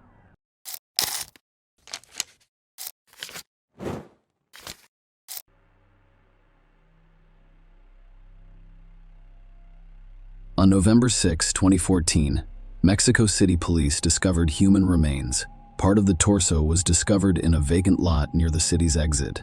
A few days later, bags containing arms and legs were discovered in various areas of the capital. The fact that there were no fingers on the limbs was horrifying. The police sounded the alarm. Apparently, a particularly violent criminal was operating in the region. Squads of officers were formed and patrolled the streets. The main goal was to find the unfortunate man's head and limbs and prevent future crimes. At the time, everyone was certain that this was the work of a brutal serial killer. The fingers and head were never located. However, the professional work of forensic experts revealed that the remains belonged to the same person. However, the absence of fingers and teeth made it impossible to determine who this person was. The story takes place in North America, with the main character, Alejandra La Fuente, a stunning brunette with gorgeous hair and bright brown eyes that highlight her thick black tar lashes. She had an athletic, trim figure, which he attempted to maintain through fitness, yoga, and breathing exercises. Alejandra enjoys taking care of herself. She could frequently be seen at a beauty salon, massage spa, or spa. In warm weather, she lounged on the beach doing scientific research, and on cloudy days she could go to tanning salons. Overall, we can conclude that the young woman adored herself and saw herself as the pinnacle of female attractiveness. Alejandra did not lag behind in her career. Her father, Alberto La Fuente, is a doctor of sciences and a well-known psychiatrist. He is a scientific luminary who works on psychiatric disorders such as schizophrenia and manic depression. He is also well known for his experiments on patients, in addition to his scientific work. Alejandra regarded her father as an idol. She followed in his footsteps, hoping to achieve the same level of success. She enrolled in the best university for psychiatry and graduated with honors. Her perseverance, resourcefulness, and extraordinary intelligence, combined with her father's connections, assisted her in writing and defending her thesis on manic syndrome. Alejandra did not, however, pursue a career in psychiatry. Instead, she was drawn to the work of a psychotherapist. With her father's money, the young woman obtained a license and established her office in a new business center in the heart of the capital. There were plenty of clients, but she only saw women. Women with eating disorders, depression, relationship problems, and low self-esteem sought counseling. Alejandra helped to resolve family issues. However, as is often the case, her personal life left a lot to be desired. The young woman's first marriage failed, but the couple did have 2 children, 2 lovely girls with Alejandra's eyes and her father's sense of humor. However, Alejandra was not discouraged. She did not believe that having 2 children was an excuse to abandon herself. She still hoped to meet her other half, a man who could be a good father to her daughters. After the couple separated, Alejandra's ex-husband, whose name is unknown, returned home. It was a common practice for the couple. The man would come on weekends to spend time with his daughters and assist his ex-wife with household chores as needed. However, the ex-husband had no idea this would be his last visit. Alejandra asked him to enter the house from the backyard, claiming that the front door lock was jammed. The man entered the house. Alejandra explained that her youngest daughter was currently bathing and invited him into her bathroom. The man went in with no suspicions. There was a ringing silence throughout the house. There were no sounds, just the usual cartoons and children's laughter. The man entered the bathroom. There was tape on the floor and no daughter in the filled bathtub. He became aware that something was going wrong. Right at that moment, his ex-wife appeared behind him, wielding a hammer, and delivered a powerful blow to his head. The man fell, and blood poured out of the gaping hole in his skull. Everything around him was blood-stained. As the experts later discovered, the man had no chance of saving himself. Death occurred almost immediately following the first blow from a heavy, blunt object. The eldest daughter, who had unexpectedly returned early from a friend, was an unwitting witness to this truly horrifying scene. The children frequently witnessed their parents' quarrels. Alejandra was determined to be mentally disturbed. She frequently took it out on her friends, who noticed how the young woman could hit her husband. They frequently noticed scratches on his arms and neck. The housemates were constantly observing her temper tantrums and poor behavior, but this time the situation spiraled out of control. The daughter dashed out of the house and began calling for help. Almost immediately, a neighbor came running and called the police. The psychologist has been arrested and charged with murder. At the station, the young woman was placed in a cell and had to stay there for a month until her first hearing. Alejandra denied guilt during the trial. Lawyers proposed a version of self-defense. According to them, Alejandra's ex-husband was extremely jealous of her and made up stories about her bringing men into the house, which could have a negative impact on the psyche of young girls. On the day of the crime, he showed up unexpectedly at his ex-wife's house and entered through the back door, hoping to catch her with another man. Then he pounced on Alejandra, who was in the bathroom attempting to put together a nightstand. She then had to use self-defense, and he delivered 2 blows to the back of her ex-husband's head. On June 14, 2012, the sentence was imposed based on the defense's evidence and the presence of 2 minor children. Alejandra was sentenced to 1 year and 4 months, thanks to the coordination of lawyers and his father's money. A suspended sentence replaced the term behind bars. A few months later, the appeal was filed again, this time requesting that the charges be dropped. The claim was that the assault was in self-defense. Human rights activists demanded a jury trial and felt deeply sorry for the poor woman, who was presented as a victim of domestic violence. As a result, the court reviewed the case and acquitted the accused. After her release, the young woman continued to provide her psychological counseling. She portrayed Alejandra as a victim of gender inequality who fought for her rights in the same way that most women in North America do, and this image helped her gain even more popularity with potential clients. Maria Alejandra soon met Alan Carrera Cuella, a prominent Mexican businessman and the son of Adrian Carrera Francis. He was a tall, attractive, and statuesque man. His father had previously served as the Central District's head of special services, where he had achieved considerable success.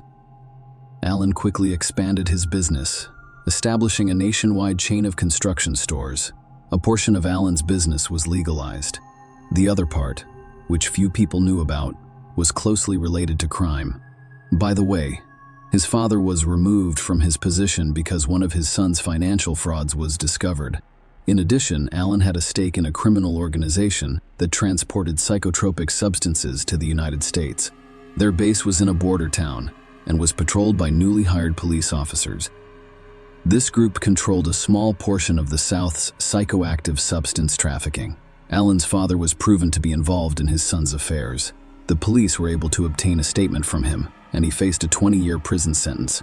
However, Adrian Carrera was released early on July 18, 2000, as a result of the Witness Protection Program. Following his release, he devoted all of his time to his son and his legitimate business. The son matured quickly, adopting his father's perspectives and experiences. After graduating from college, Alan Carrera decided to follow in his father's footsteps as an entrepreneur. He was very interested in the store of household appliances, and despite his young age, he completely let himself in. This business was not as large as his father's, but it provided a good income. There were always a lot of women around him, but Alan had been in love with a classmate who he thought was smart, beautiful, and came from a good family since childhood. The marriage was brief but bright. Daddy had a gorgeous daughter. However, a lot of work and Alan's almost complete absence from home caused this marriage to end. It was extremely difficult for Alan to part with a woman he had loved since high school. New novels did not bring pleasure, and loneliness and sadness drove the man to drink. This became a bad habit over time. Alan tried many things to cope with his long-term depression and addiction to alcohol, including books, circles, and drips, until fate led him to a consultation with the famous psychiatrist Alberto, Maria Alejandra's father. Alan's now ex-wife was also dealing with a difficult divorce. Alan was the only male in the young woman's life. Despite their separation, she could not allow anyone else to be with her. To alleviate her loneliness, Alan's ex-wife also decided to see a therapist. The psychiatrist who rehabilitated Alan explained that he couldn't lead both spouses for ethical reasons and suggested the woman turn to Alejandra. However, he did not inform the clients that Alejandra was his daughter. Alejandra quickly realized that her patient's ex-husband could be an ideal match. He was described as a pleasant man in his prime and quite wealthy. Alejandra did not think long before asking her client to bring her ex-husband for another consultation. According to the therapist, she would be able to resolve their issue in one session and break the former spouse's strong bond. Alejandra began carrying out her plan to seduce the entrepreneur as soon as the steamy session began. The result did not last long. Following the session, Alan offered the therapist a cup of coffee to discuss family issues. The young woman initially refused to go on a date because she believed it violated medical ethics.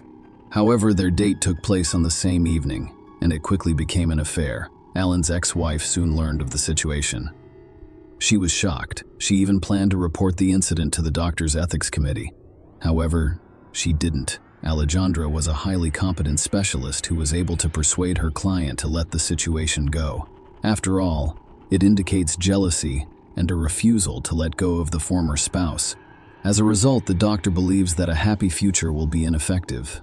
Alan's ex-wife decided not to apply both during and after the commission sessions. Meanwhile, the relationship with the newly married couple progressed quickly. A few months after their first date, the young couple decided to live together.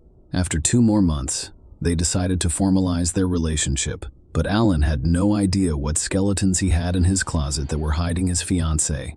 What were her reasons for divorcing her ex-husband? In April 2014, Alan decided to spend the weekend with his parents and flew there. It became an excellent opportunity to talk about his beloved and the upcoming wedding. Alan's parents were taken aback that they would learn such important information so late. They had never heard of Alejandra in their son's life, which seemed strange. A week after meeting with the parents, the marriage was registered. Interestingly, Alejandra asked her husband not to contact her friends and family. No invitations were sent. The wedding was supposed to be modest, and the budget didn't allow for inviting everyone one would have liked. However, as it turned out, the bride's father did attend the wedding ceremony. Initially, the young family's life appeared to be a fairy tale. Young and happy with a lot of plans and desires. However, it did not last long. Alejandra was unable to conceal her hysterical personality as she approached the horrifying conclusion of this story, but no one suspected it yet. The newlyweds' relationship began to undergo dramatic changes. Alan was a very private person, and details about his personal life were not shared with his friends. As a result, very little was known about the couple's personal lives. However, it was clear that the former relationship had cracked, and the couple no longer appeared to be happy. After meeting Alejandra, Alan distanced himself from his family. The final straw was the wedding, to which parents were not invited. Following that, they stopped calling each other. Alan's remaining friends began to notice that his wife became more nervous, sometimes acting inappropriately and quickly losing her temper. After a few such incidents, Alan felt ashamed and decided to limit joint meetings. Family quarrels occurred on a daily basis and were almost always without merit.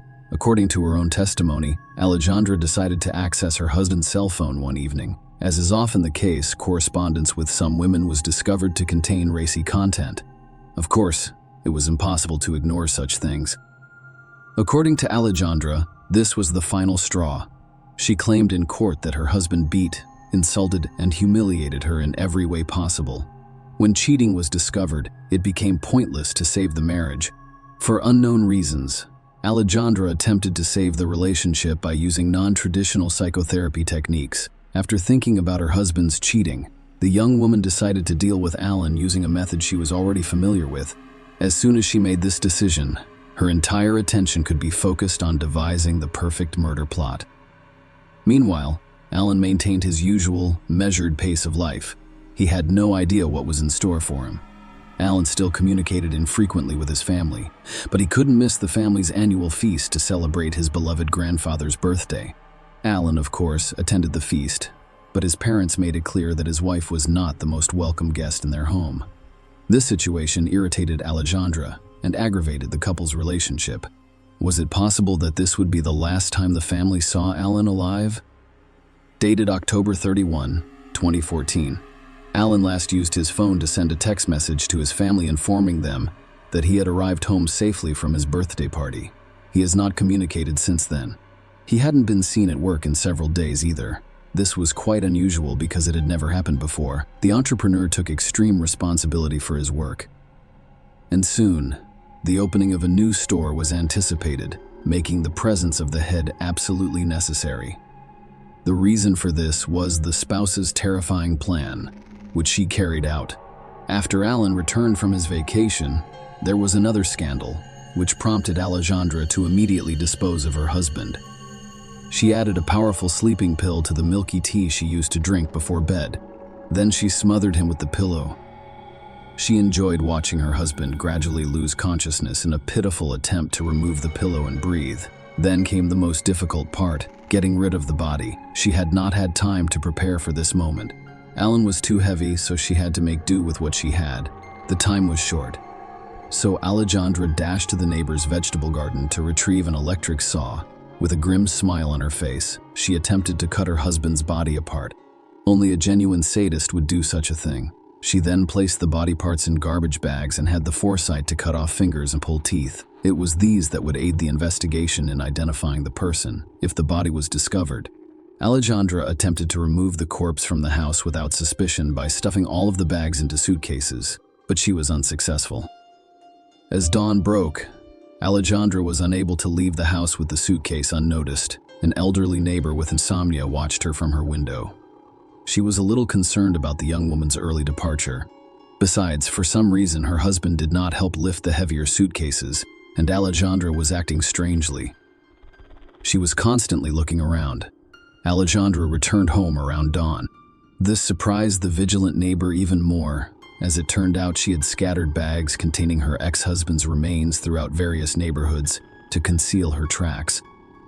As the new day dawned, she resumed her normal life. On November 6, 2014, Mexican police officers made the first horrifying discovery: a human torso with no teeth and no fingers on the hand. The entire police force was put on high alert because the incident was so brutal. Less than a day later, other body parts were discovered throughout the city. It is also noteworthy that the distance between the locations where the packages were discovered was quite significant. Later, this would be attributed to Alejandra's prolonged absence from home. All body parts were sent to the best forensic laboratory, where experts quickly determined that they all belonged to the same person. In order to avoid suspicion, the perpetrator began sending messages to Alan's relatives. She attempted to avoid suspicion, but she only made matters worse. She had no idea that her husband had recently distanced himself from the family and had no contact with his relatives. Alejandra informed Alan's parents on his behalf that they were going on vacation and would be out of contact. Alejandra's father ruined the entire plan. Alberto began calling Alan's father's house, wanting to know if his son-in-law's family knew where Alejandra was. Alberto hadn't heard from her in a while, and the patients are concerned about not being able to attend counseling sessions.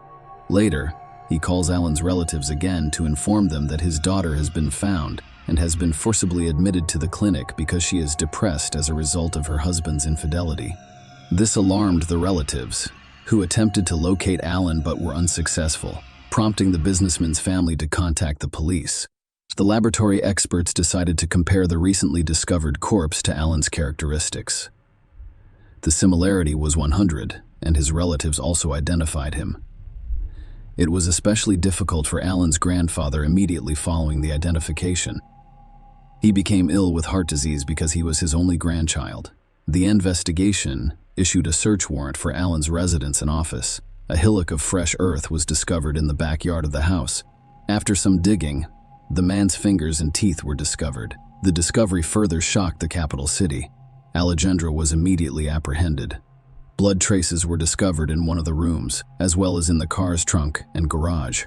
Alejandra initially tried to avoid admitting her guilt. She hoped she'd be able to get away with it as freely as she had with her previous husband.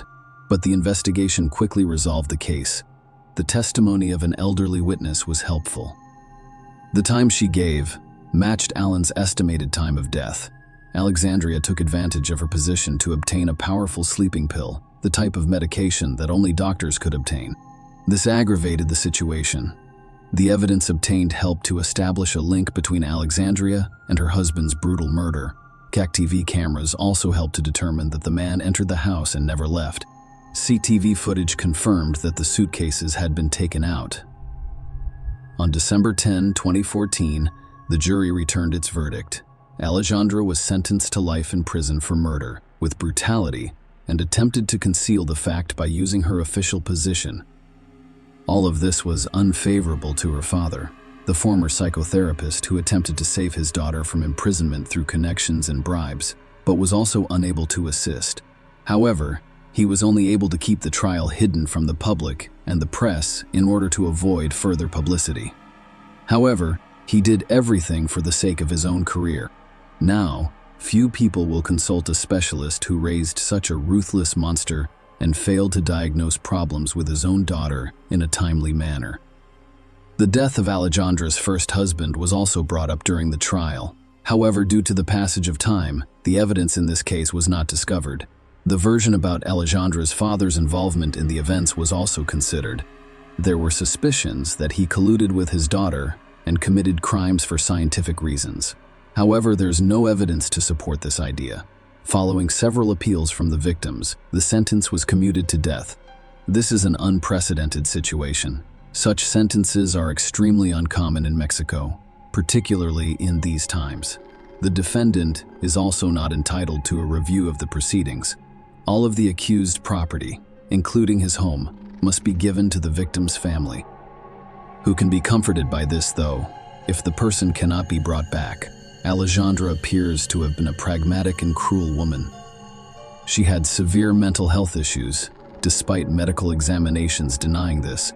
She also relied on her father's influence and used her official position to carry out her maniacal plans. Impunity for her first crime had only released her. Alejandra felt invincible and continued to do evil. Perhaps Alan would still be alive if this horrible woman hadn't been acquitted the first time, but it was too late to discuss it now. Share your opinion with us in the comments and subscribe to the channel for more.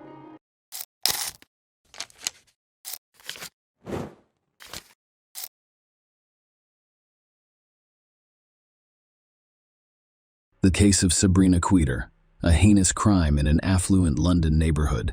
Compulsive thoughts are a mental disorder defined by the occurrence of ideas and actions that occur against a person's will and from which they are unable to break free.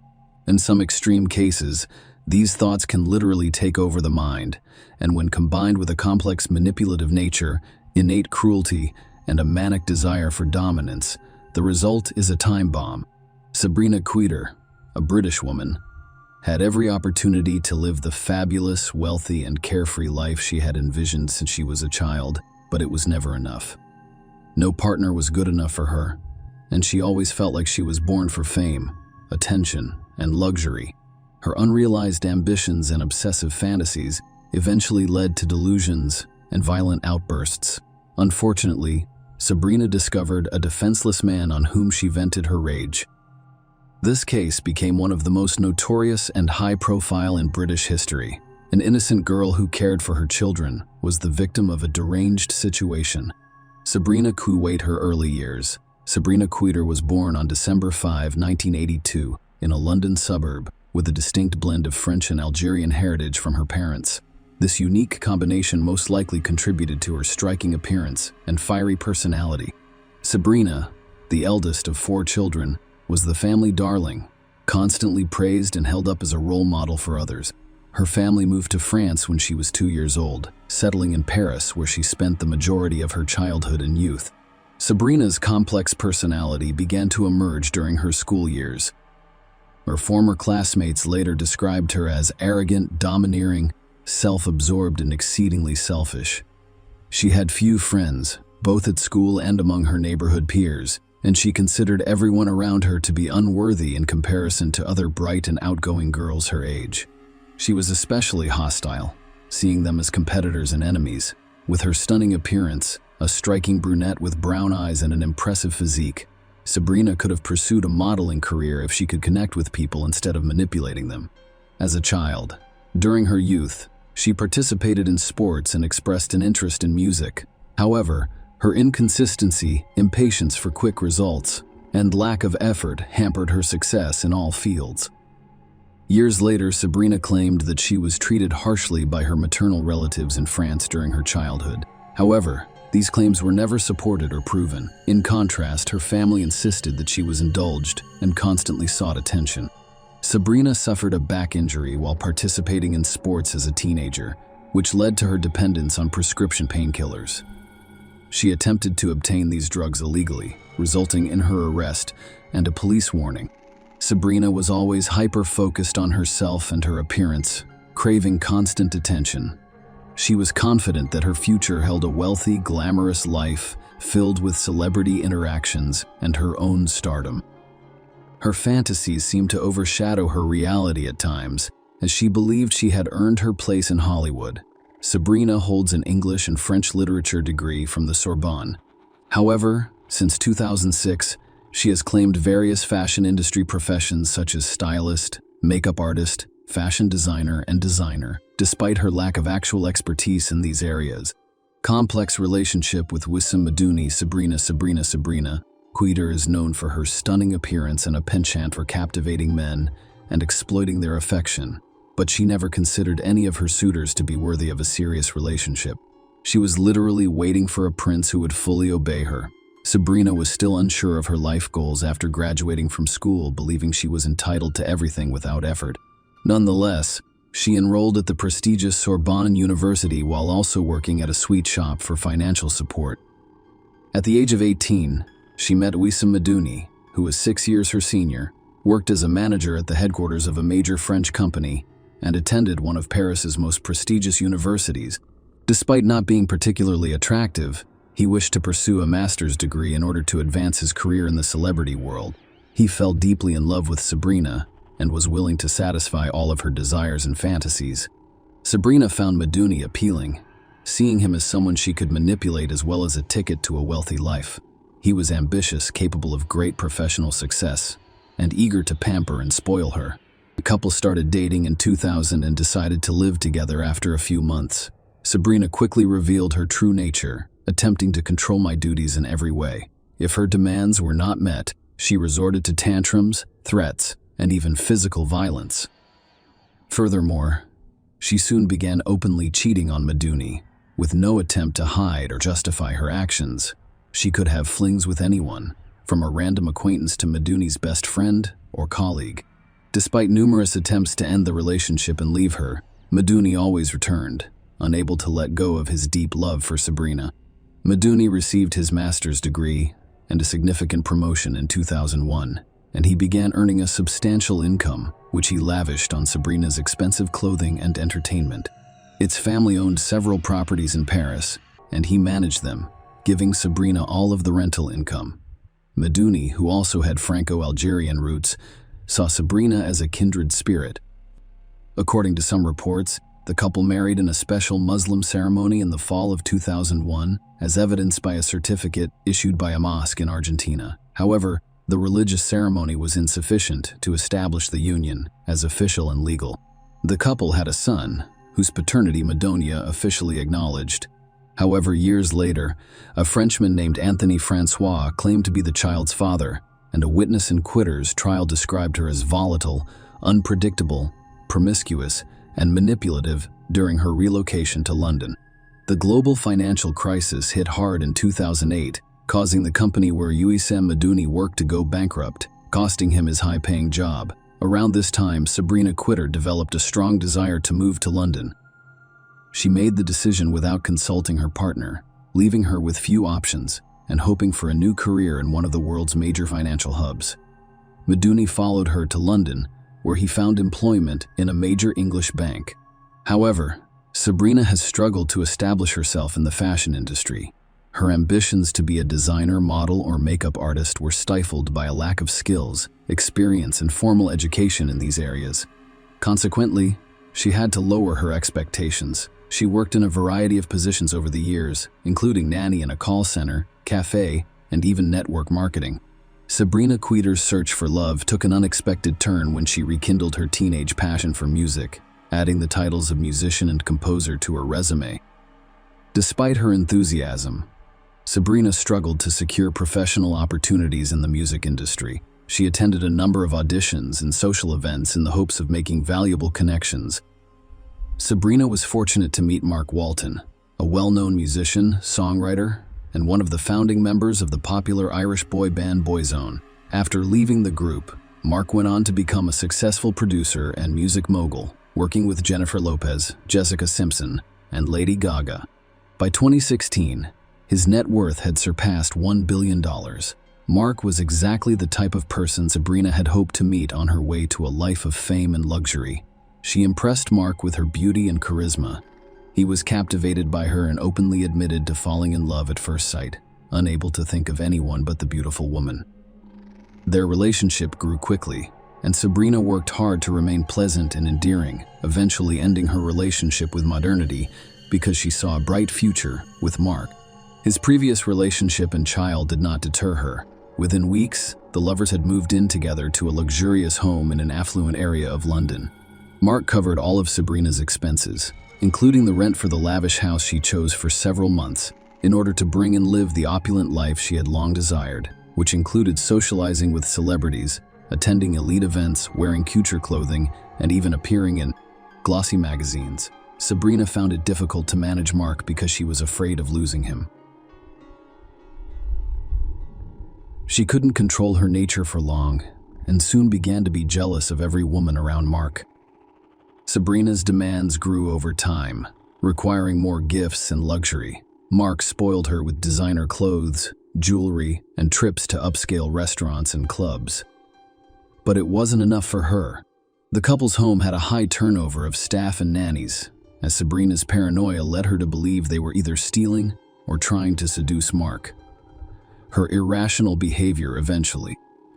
Mark was driven to his breaking point. In 2011, he ended the relationship and moved to California, leaving Sabrina with nothing. Losing Mark also meant losing the luxurious lifestyle she had enjoyed. Sabrina began conducting interviews, accusing Mark of cruelty, violence, and substance abuse. She called him crying, begged him to return, and even threatened to commit suicide. But none of these tactics brought him back. Who is the father of the second child? After realizing she had lost Mark Walton, Sabrina Queter contacted her ex-partner, Wissem Madouni, who was a successful bank executive, and immediately forgave and accepted her back, despite still having feelings for her. They resumed living together. Sabrina discovered she was pregnant shortly after her reunion with Madouni. She quickly notified Walton, who, through his lawyers, expressed a willingness to provide for the child and Sabrina by offering a monthly allowance. However, Walton insisted on a paternity test after delivery to confirm his fatherhood. Sabrina's refusal to take the test, which could have resulted in substantial regular payments, indicated her uncertainty about the child's paternity. Instead of agreeing to the test, she demanded that Walton double the proposed allowance. After his refusal, she declared war on the musician.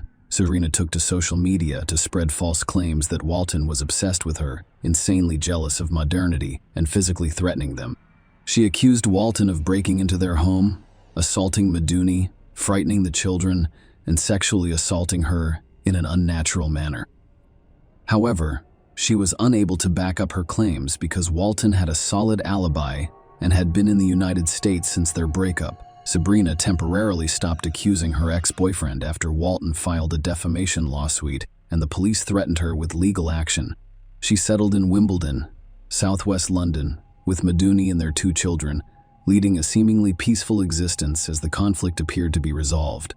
Sabrina Queter, a French nanny who was used to handling household chores but found it difficult to manage 2 children, decided to hire a nanny who could also help with housework.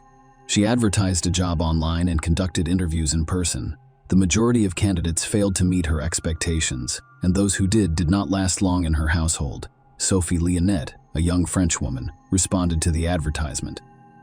At the time, Sophie, 19, was in her provincial hometown in France, so the interview was done via video call. This modest, unassuming provincial agreed to all terms including childcare, housework, and cooking, in exchange for a symbolic weekly salary of £50, which included full board and lodging with the employer. Sophie was born on January 7, 1996, in the small town of Troyes, near Alex, and her parents, Catherine and Patrick Leonette, were simple workers with a modest, if not poor, lifestyle. Sophia graduated from school with a diploma in childcare but did not want to work in her province, preferring to relocate to a larger city, known for being shy, quiet, and unassuming in appearance. but extremely kind and open-hearted. Sophie was loved by those who knew her despite her poor vision. She wore glasses, which she was slightly self-conscious about, and their conversation made her realize that Sophie, the plain Gain, would be an ideal target for her manipulations. Furthermore, Sophie was eager to gain experience and good references, so she was willing to work for the minimum wage. Sophie thought Sabrina seemed like a serious and reliable employer, which she told her parents before leaving for London. Kind employers rose to a sophisticated status. Initially, Sophie Leonette seemed to be doing well, believing that working for the Tweeters would be a great way to start her nanny career. She quickly bonded with the children, completed household chores as required by her contract, and had enough time and resources to improve her English and explore city attractions. This peaceful period lasted several months, and everything seemed fine. Maduni lost his job, and the family's only reliable source of income became Walton's monthly child support payments. To bring it back, Walton was asked to pay more money, which prompted him to request a DNA test to confirm his paternity. The family faced serious financial difficulties, including high rent and basic living expenses. Of Sabrina, unwilling to cut back on her luxuries and desperate to maintain her socialite lifestyle, she became irritable and aggressive, frequently venting her frustration on the young nanny. The couple tried to start a bakery with their last funds, but it failed. Sabrina then turned to Walton and asked for a large sum of money to start a clothing line, only to be met with a categorical refusal, resulting in tears and complaints about poverty. Sabrina frequently complained to Lynette about her ex-lover, and the nanny attempted to console her employer. What happens next varies according to the source. According to one version, who either devised a scheme to use Sophie as a weapon to blackmail Walton. She intended to portray Sophie as Walton's, an accomplice and lover who was allegedly planted in their home to disrupt their lives and endanger the children. Sabrina claimed that the provincial fool was in love with Walton and used her as a tool for vengeance. She believed that recording and presenting the nanny's confessions to the police would be sufficient evidence to seek restitution from Walton for his heinous act. Sophie refused to make false statements on camera. Another version, as argued by Quitter's lawyers in court, suggested that Sabrina believed in her conspiracy theory because of her mental illness and saw Sophie as an enemy and a threat to her family. She allegedly did not force the nanny to give false testimony, but she truly believed Sophie was Walton's accomplice who infiltrated their home to harm them. Regardless of the truth, Sophie's life quickly devolved into a living nightmare, a torture chamber in the basement of a wealthy home. Sophie Leonette, a young French woman, was initially burdened with extra work that did not correspond to an increase in her meager salary. Eventually, she was engrossed in endless chores from dawn to late night, with no personal time and effectively imprisoned within the house walls. Sophie's pay was soon halted entirely, preventing her from fleeing or returning to France. Her employers seized her passport, making her a captive. Her interactions with family were strictly monitored. The situation worsened. Sophie was barely fed and constantly pressured to make false statements about Walton, whom she had never met or known. She was only communicated with through screams, insults, and threats, and was accused of stealing money and valuables. She was threatened with imprisonment if she didn't comply with their demands regarding the musician. When screaming and blackmail became ineffective, the Sabrina Quiters used more brutal and sophisticated methods. Sophie was effectively relocated to a cold basement where she spent all of her time when not working, eating scantily once or twice a day and becoming emaciated and weak. However, the cold and hunger were not her worst experiences. Physical abuse became the most traumatic stage. It began with slabs and hair pulling, but quickly escalated to Sabrina breaking Sophie's nose and a violent assault. The sight of blood seemed to enrage Sabrina, making beatings a daily occurrence for Sophie. Every day brought new methods of cruelty intended to cause unbearable pain and suffering. The basement of this wealthy house in an affluent London neighborhood became a true torture chamber for the lioness, with no hope of rescue. In late summer 2017, Sabrina Quiter brought the unfortunate Sophie Lioness to a police station, claiming Sophie was ready to testify against Mark Walton, with whom she allegedly had a romantic and criminal relationship, and who had allegedly sent her to their house to abuse the children. However, Sophie remained silent and refused to say what Sabrina demanded, so the police decided to speak with her privately and take her to a separate room. Sabrina was furious. fearing Sophie would reveal the horrors taking place in their home and implicate her and her husband. Sophie mysteriously chose not to reveal anything or seek help. The police's reaction was also peculiar. Despite seeing a malnourished, scared, and weakened young woman, they did not contact a doctor or psychologist to ensure her health and safety. At that point, the 21-year-old man weighed less than 40 kilograms, had lost some of her hair, was missing a front tooth, and was limping noticeably. Despite this, the officers remain unconcerned and simply allow everyone to leave. A disturbing phone call and a funeral pyre. Sophie Lionette sobbed as she made her final call to her mother in mid-September. Sophie told her mother that she wanted to return home but didn't have any money. Catherine, without going into detail, simply told her daughter that she would buy her a ticket and that she should pack her bags immediately. This was the last time she heard Sophie's voice. A few days later, on September 20, 2017, in the evening, the Cougars' neighbors called the police. They were alarmed by a fire in the yard, not so much by the fire itself as by the nauseating, sweetly greasy odor it emitted. A neighbor reported that it smelled like burning flesh and hair, as well as something identifiable, and that the 6 smoke clouds that stretched half a block immediately impregnated clothes and skin with a stench. Firefighters and a police car arrived on the scene. The house owners, who appeared calm and unaware of the reason for the emergency services visit, met them after extinguishing the fire. What appeared to be a charred human hand was discovered among the ashes. The couple was immediately apprehended, and severely burned human remains were recovered from the fire. The deceased's gender and age were indeterminable, but the body was quickly identified as Sophie Lionette, as evidenced by the melted metal frame of the glasses embedded in the skull, which Sophie always wore. The cause of Sophie Lionette's death was difficult to determine because her body had been almost completely burned. Forensic experts discovered multiple rib fractures, jaw cracks, and evidence of blunt force trauma on her skull and limbs, indicating that she sustained these injuries while alive. In addition, she had several missing teeth and a severely damaged nose. Sophie had suffered prolonged and brutal beatings, resulting in broken bones and knocked-out teeth. However, the extent of the fire damage made it impossible to assess the state of her internal organs and identify any penetrating wounds. The discovery of horrific video recordings in the house depicting Sophie being tortured and coerced into confessing collusion with Walton and intent to harm the children exposed her captor's true sadistic nature. Sophie was brutally beaten with an iron cord, a golf club, and even electric shocks. She also faced humiliations, such as being forced to submerge her head in the toilet until she suffocated.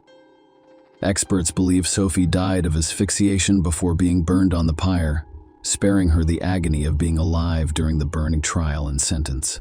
Sabrina Queder and Ouissem Madouni denied guilt and expressed no remorse for their heinous crime.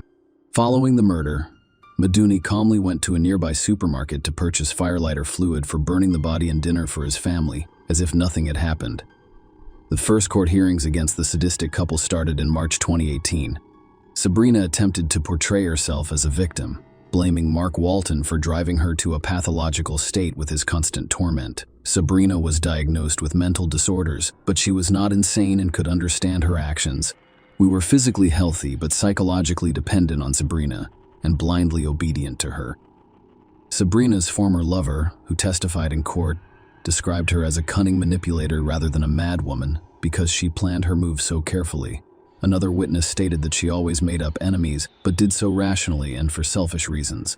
On June 26, 2018, the court found the couple guilty of torturing, humiliating, and murdering their nanny in aggravated circumstances. They were sentenced to life in prison, with the possibility of parole after 30 years, and neither admitted guilt despite ongoing appeals to reduce their sentence. Sabrina attempted to feign insanity, hoping to be transferred from prison to a hospital, but was unsuccessful. Mark Walton testified at the trial that he felt guilty about his ex-lover's actions because he committed these atrocities to gain his attention and financial compensation. He expressed his heartfelt condolences to the victims' parents and voluntarily issued a large check to assist the bereaved families who had lost their beloved daughter. Share your opinion with us in the comments and subscribe to the channel for more.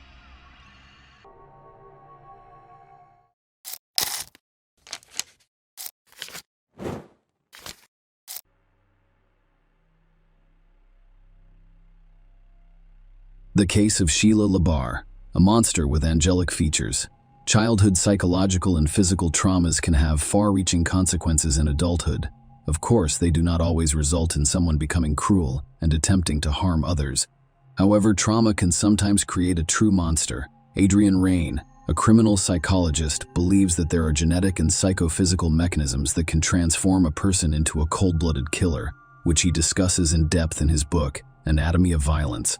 Many serial criminals in history had truly hellish childhoods, and perhaps our heroine today, Sheila LaBarre, can be attributed to them. This woman had an angelic appearance, which she skillfully used to seduce her victims before brutally murdering them. Despite the fact that the court was only able to establish 2 of her crimes, criminologists are confident that there were many more. And now let us look at this difficult story from the beginning to see if Sheila LaBarre was born a monster or if she became one as a result of the cruelty she experienced as a child. Who is Sheila LaBarre? Sheila LaBarre was born on July 4, 1958, in the small country town of Fort Payne, Alabama. She was the youngest of her parents' 3 children, raised alongside her brother and sister Lynn. Her childhood was spent on a picturesque but rather secluded farm surrounded by cornfields. Lynn's older sibling remembered Sheila as an active, inquisitive, and open-minded girl with a creative streak. She enjoyed being the center of attention, had a pleasant voice, and had a cute appearance. So if her life had gone differently, she could have become a famous actress or singer. Instead of bright posters, her name appeared on the pages of criminal chronicles detailing the unimaginable cruelty of her father, Manuel Bailey, the family's head, who had suffered from alcoholism for years, although it would be more accurate to say that his addiction was influenced by his entire family. He frequently went on binges, transforming into a true beast who enjoyed abusing his wife and children. He insulted and humiliated them, beat them with whatever he could get his hands on, threw everyone out in the middle of the night in a downpour or frost, and locked himself inside the house. We are not allowing anyone inside. Mothers, daughters, and sons frequently had to spend the night in a barn or outdoors in the field. When Manuel became drunk again and began throwing dishes and other objects at his family members, the mother did her best to protect the children. However, one of the flower pots thrown by her husband struck her youngest daughter Sheila in the head. Sheila sustained a severe concussion and a permanent scar on her temple, which he painstakingly covered with her hair. However, the insults and beatings were not the worst thing the sisters had to go through in their parents' home. According to Sheila and Lynn's memories, Manuel forced them to become intimate from a young age. The mother may have been aware of what was going on, but the matter was never discussed. Despite the nightmare at home, Sheila did well enough in school. She wished to leave the farm as soon as possible and conquer the big city. The girl was very ambitious and determined. She aspired to be an actress or a pop singer since she was a child, and he had everything for this: charisma, a good appearance, and a beautiful voice. Adulthood. First marriage. Sheila left her parents' home when she was just 18 years old. But adulthood was not as enjoyable. She was not permitted to enter university with an average score, and she lacked the funds to relocate to major cities. Then she got a job as a maid at one of the hotels where her older sister was already working. It should be noted that Sheila had a slim build and an attractive appearance. She had large blue eyes, a charming smile, and thick, long hair. She was surrounded by men's attention, which she eventually learned to use to manipulate her suitors. In the late 1970s, LaBarre Bailey met a man named Jonathan Baxter, and they began a romantic relationship. Jonathan was not yet 20 years old at the time, but he did have a young daughter from a previous relationship. However, the child did not cause any problems, and the couple married soon after. However, this marriage lasted only a few months and ended when Jonathan discovered that the young wife abused his daughter while he was away at work. Sheila was irritated with the child and would raise her hand or lock her in a closet if she began crying or acting up. Jonathan did not organize scandals or listen to explanations. He simply wants to file for divorce and leave his wife and his belongings outside his house. He did not want to see or hear from her again. Sheila dated several men after her divorce, and mostly lived off of them. However, all of these relationships were fleeting, lasting only a few weeks or months, until she met her future second husband, Ronnie Jennings, in the early 1980s. Their turbulent romance quickly led to marriage, and Sheila adopted a double surname, Bailey Jennings.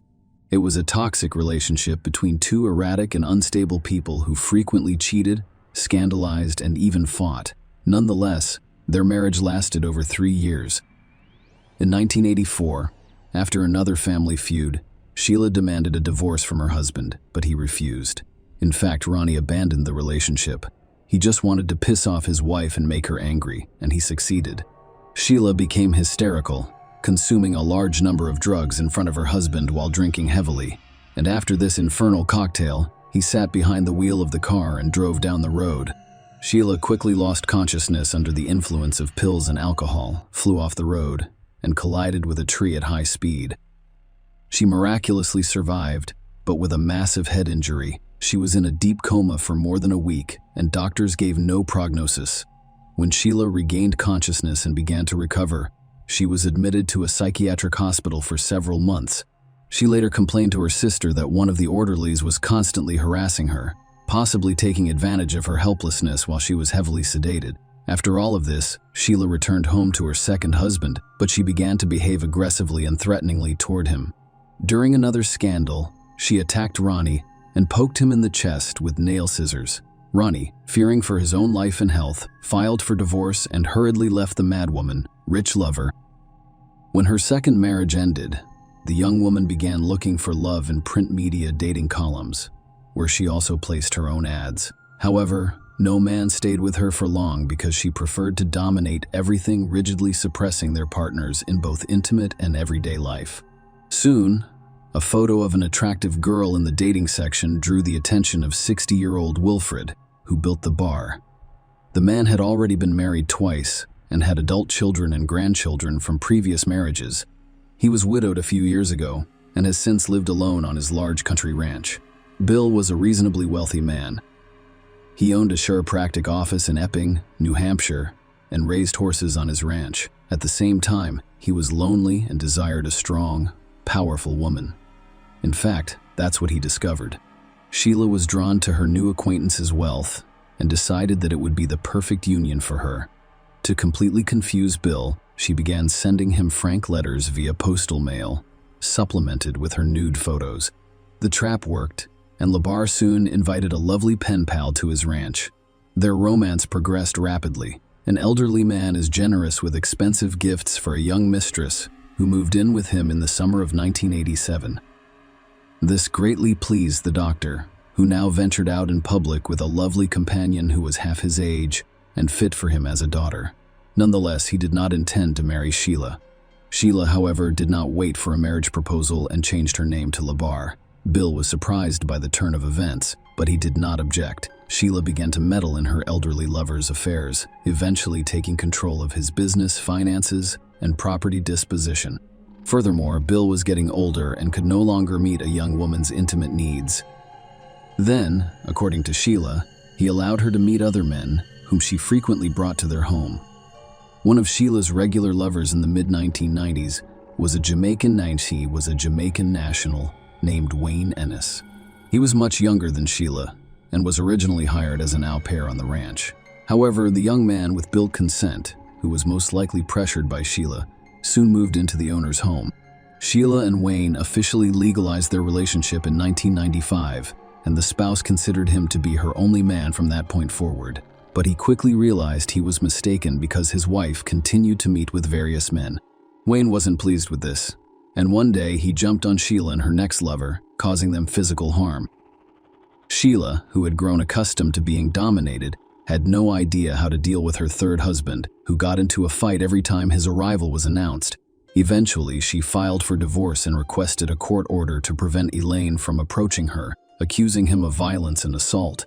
Sheila's turbulent personal life was unaffected by another divorce, and she continued to meet with numerous lovers, changing them like gloves. True, her relationship was increasingly ending in lawsuits from men who accused Sheila of not only cruelty, but also threatening their lives and health. As a result, she intentionally hit one of her boyfriends with a car and nearly ran over him, while another nearly broke his head and scratched his face, leaving him permanently scarred. With age, Sheila became increasingly dangerous to others. He demanded obedience from all men and became enraged when they disobeyed, Bill Barr died from heart failure in 2000 when he was 74, although doctors and police officers did not see a criminal case in the death of an elderly man. His family believed Sheila had something to do with it. In their opinion, she had been slowly poisoning Bill for years, driving him into the light, despite the fact that Bill and Sheila were never legally married. Sheila, according to the will, became the sole heir to all of his property. The relatives attempted a legal challenge, but were unsuccessful. They remained convinced that the mistress coerced Bill into writing the wills he desired at House of Temptation. As previously stated, after Bill's death, Sheila gained complete control over all of his property. She no longer had to consider anyone's opinions.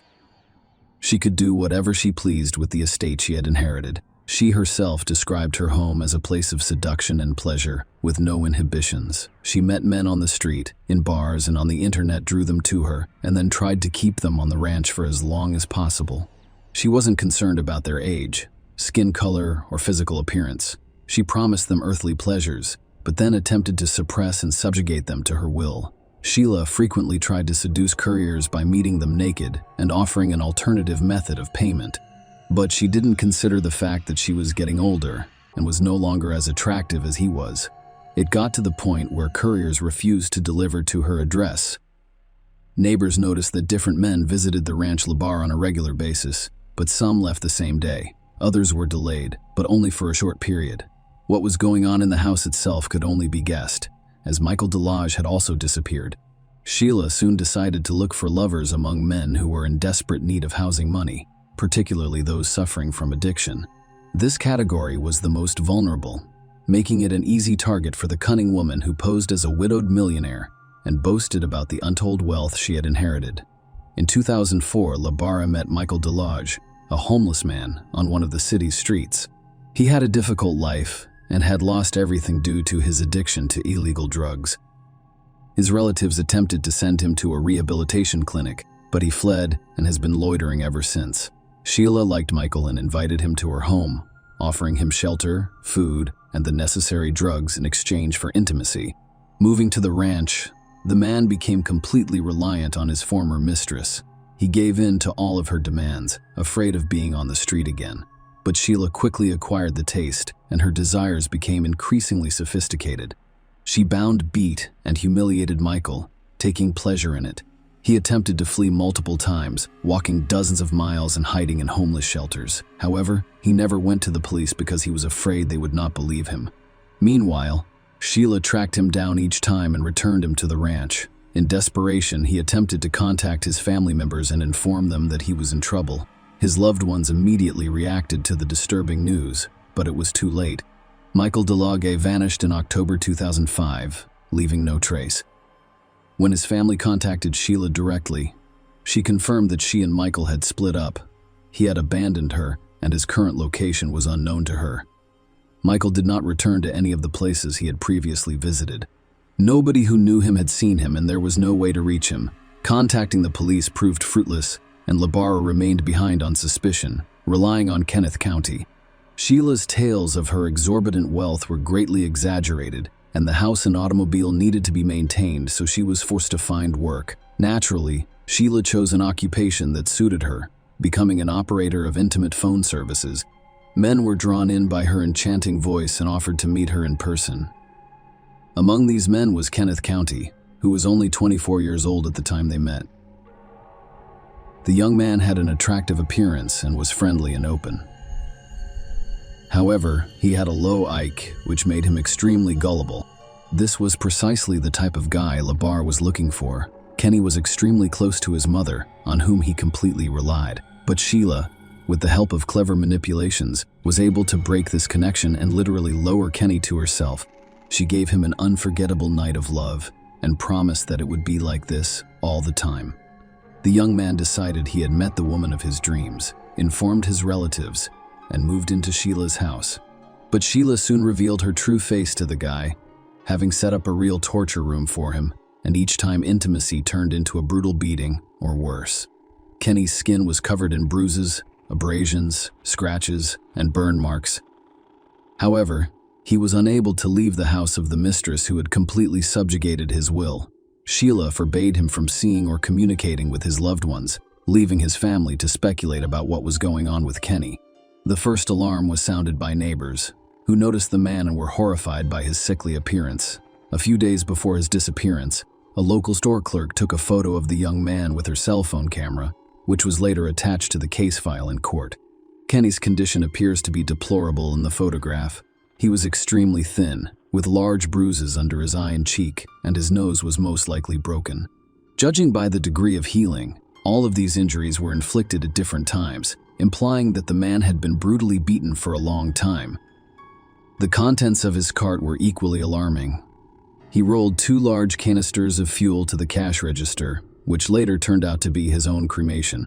The store employees were perplexed and even terrified by the man's appearance, so they decided to report him to the police for possible domestic violence.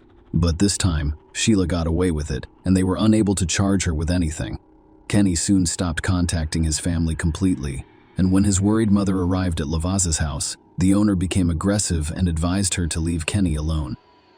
All subsequent attempts failed, prompting Kenneth County's family to file a missing persons report with the police, indicating that he was being held forcibly at the country ranch, which included a home crematorium and gruesome findings. When police arrived at Sheila's home, she claimed that the young man no longer lived with her and that Kenny had fled because his mother, whom he was allegedly terrified of, began paying frequent visits. Sheila provided an audio recording as evidence, in which she asked her lover if his own mother had attacked him, to which he quietly responded in the affirmative. It all seemed more than strange. The very next day, an officer visiting Sheila obtained a search warrant for the estate. Sheila had previously been on the police's radar, and her name had been linked to yet another mysterious boyfriend disappearance. However, Sheila had never been questioned, and her home and grounds had never been searched. When the police arrived, they discovered that Labar was not at home, but there were several fires burning near the outbuildings. The fires appeared strange and were made of improvised materials such as a mattress, pieces of wooden furniture, hay, and so on. All were doused with a flammable mixture. One of the bonfires contained bones that clearly resembled human remains. The squad requested reinforcements in the form of forensic experts and reported on their findings. But that was only the tip of the iceberg in terms of what they discovered next. Poorly washed blood traces were found almost everywhere in the house. It was so much that it looked like there had been a real massacre. It turned out that the blood was from at least 3 different people. The bones smoldering in the fire belonged to Kenny, who had gone missing, and there were 2 empty fuel cans nearby, the same ones the boy had purchased at the local store the previous day. But that was not all. Also discovered on the property were the remains of Michael DeLodge, who had vanished a few years earlier, and some fingers of a third man who was never identified, among other things. A large number of items belonging to various men were fished out of the sump at the ranch, the fates of which have yet to be determined. The hostess was not at home at the time of the police visit. She realized what had happened and fled. Sheila hitchhiked to Boston, where she clearly hoped to get lost. Furthermore, on the way, she seduced one of the drivers who gave her a ride, and he kindly invited her to live in his home.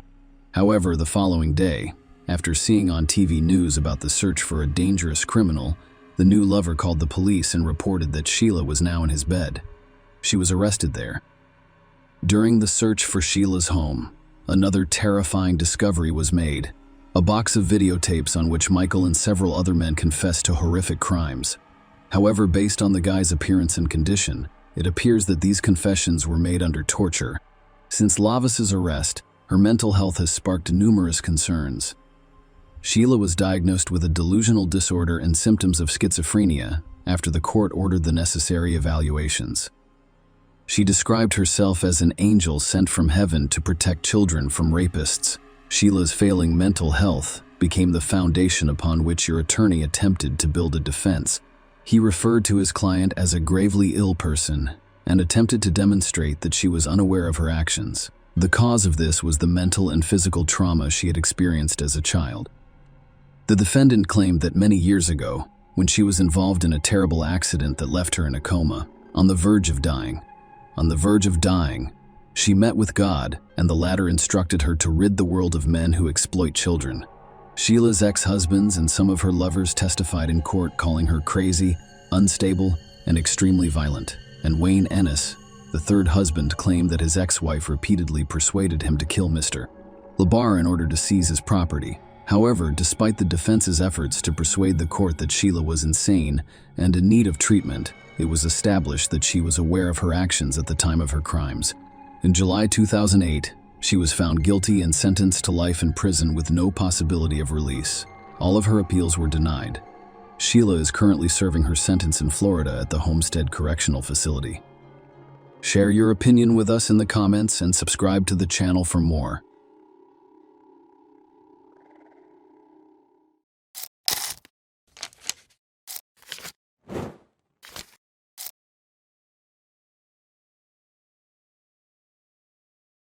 On August 11, 2008, on Monday, Sarah Widmer, a 24-year-old dental hygienist, and her 27-year-old husband, Ryan Widmer, a sports planner, were at their home in Fort Thomas, Kentucky.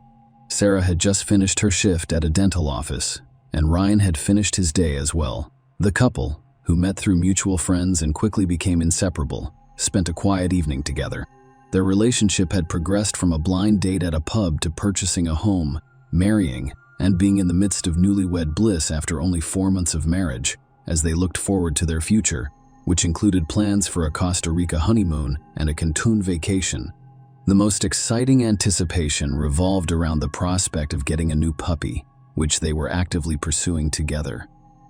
On August 11, Ryan and Sarah Widmer watched TV while eating leftover hamburgers, corn on the cob, and cheesy potatoes. According to Ryan, they began with some of Sarah's favorite shows before moving on to a football game. Sarah then decided to take a bath in the master bedroom bathroom. Ryan recalled that she asked him to check the doors before accompanying her upstairs. He remembered her walking upstairs. After they had both said, "I love you." She walks on her tiptoes, as she frequently did, at 10:49 p.m. That night, Ryan dialed 911. The call lasted 7 minutes. He told the 911 dispatcher that his wife had fallen asleep in the bathtub at their home in Morrow, Ohio. Ryan informed the dispatcher that my wife had fallen asleep in the bathtub. I believe I was downstairs. I just came up here and she was face down in the bathtub. Ryan told the dispatcher that he had been watching TV downstairs and went upstairs to find Sarah lying face down in the bathtub. He mentioned that she frequently fell asleep in the bathtub. Ryan followed the dispatcher's instructions and removed Sarah from the bathtub before being guided through CPR. During this time, he temporarily put the phone down to empty the tub and lift Sarah, which took approximately 29 seconds. Within 6 minutes of receiving the 911 call, police found Sarah naked on the bedroom floor. Her body felt warm and dry, but her hair was wet. While performing CPR, the police noticed a pinkish-white, frothy discharge coming from Sarah's mouth and nose, indicating drowning. When paramedics arrived, they made 2 unsuccessful attempts to intubate Sarah in her bedroom. 2 more attempts were made in the ambulance during the 10-minute ride to the hospital. Despite a 5th unsuccessful intubation attempt, the hospital's emergency room physician made a 6th attempt and was successful. Unfortunately, it was too late. Sarah was pronounced dead the same night. When questioned at the hospital, Ryan told police that he and Sarah were alone at home that night. He mentioned watching a football game on the downstairs TV while Sarah was taking a bath around 10 p.m., and he expressed concern to the police that he was afraid she would fall asleep in the bathtub. When asked if Sarah had fallen asleep in the bathtub, Ryan said no, but she did have a habit of falling asleep in unusual places. Despite Ryan's claim to the police that he found Sarah in the bathtub and assumed she had fallen asleep, authorities became suspicious. When they arrived at the house, they noticed Sarah's skin was dry, but her hair was wet. Detectives noticed inconsistencies in Ryan's account, particularly during the 911 call, when he described finding Sarah lying face down in the tub. There were concerns about a potential contradiction because they believed Ryan told the nurse at the hospital that he found her lying face up. During the search of the large mirror residence, law enforcement discovered several discrepancies that raised further concerns. The bathroom floor, bathroom mat, and towel on the floor were all dry. The bathtub was mostly dry, with only a few droplets visible near the drain. Notably, no wet towels were found in the home. Police discovered additional inconsistencies in Ryan's narrative. Ryan had initially told them that he was watching a Cincinnati Bengals football game on the television downstairs while Sarah took a bath. However, upon inspection, The downstairs TV was not tuned to that channel. Instead, the bedroom television was set to the specified channel. Police also discovered bloodstains on the bedroom carpet, where Sarah had been found lying on the floor when they arrived. These findings raised suspicions and added to the growing list of inconsistencies in Ryan's account of what happened that night. Dr. Russell Updegrove, the Warren County coroner, performed the autopsy on Sarah, and his findings revealed that her cause of death was drowning.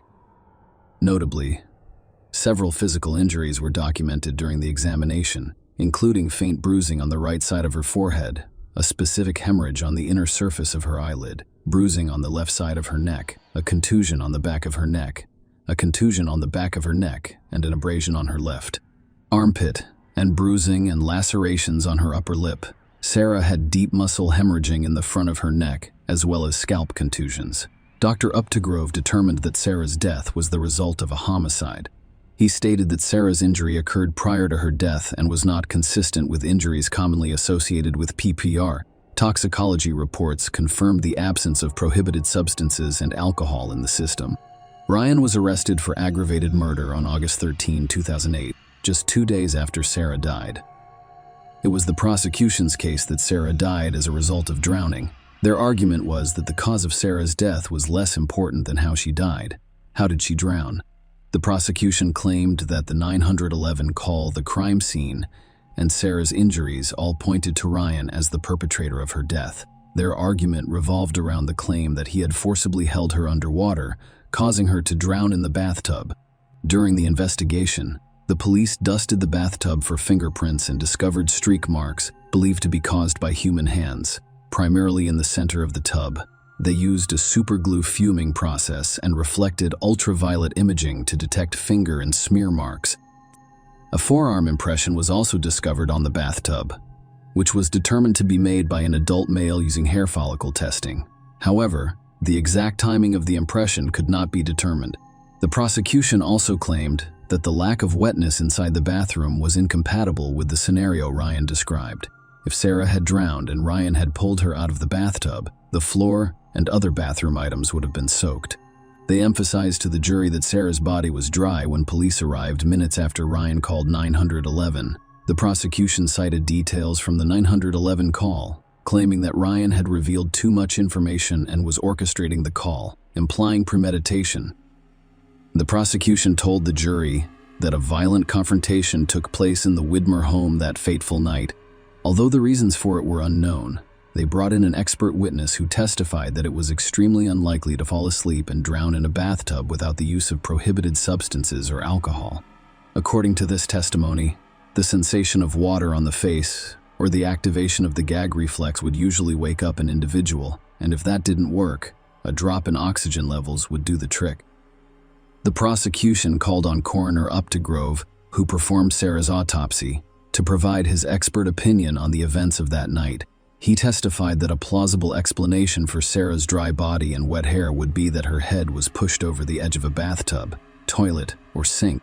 This act could have occurred either forwards or backwards in running water, or submerged in full water. The prosecution's central claim was that Ryan purposefully held Sarah's head underwater until she drowned, and they argued that he should be found guilty of her murder.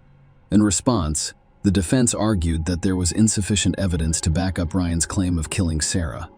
They emphasized the couple's apparent love and argued that Ryan had no discernible motive to harm Sarah. According to the defense, those who knew Ryan had never seen him angry or raising his voice. Friends of the couple attested to their happiness and shared the belief that they were planning a bright future together. To bolster their case, the defense performed their own autopsy, presumably to challenge or provide an alternative viewpoint to the findings presented by the prosecution's witnesses, particularly Coroner Updegrove. Dr. Werner Spitz, who had been retained by the defense, conducted a second autopsy on August 15, 2008, 2 days after the first. Although he agreed with the conclusion that Sarah's cause of death was drowning, Dr. Spitz expressed a different opinion on the manner of death, saying he would have ruled it undetermined. He saw several injuries on her neck, arms near the crease of her elbow, upper lip, nape of her neck, scalp, a tear in her liver, and neck hemorrhaging. Dr. Spitz was unable to definitively determine whether these injuries were the result of CPR. As a result, he stated that he would not consider her death a homicide. The defense contended that if there had been a violent altercation, as the prosecution claimed, there would have been evidence of it. Notably, Ryan and Sarah's nails were found to be unbroken or chipped without any injuries. The defense also brought attention to the presence of female DNA found under Sarah's fingernails, with no match identified. They contended that Sarah's injuries were most likely the result of the extended CPR and multiple intubation attempts performed that night, both inside the house and in the ambulance parked outside the house during transportation to the hospital. And in the hospital itself, the defense posited the theory that something medical, such as a seizure or cardiac ailment, could have been the underlying cause of Sarah's death. They also explained the seemingly contradictory evidence of Sarah's dry body and wet hair, claiming that skin dries more quickly than hair. In the first trial, the jury found Ryan not guilty of aggravated murder, but convicted him of murder. A few months later, however, a new trial was ordered in response to the defense's concerns. It was discovered that some jurors had conducted their own tests on how long it took them to dry after taking a bath, potentially influencing their interpretation of the evidence. Ryan's second trial was in May 2010. However, the jury was unable to reach a decision, prompting the declaration of a mistrial. Ryan's third trial began in January 2011, with additional evidence being introduced into the legal proceedings.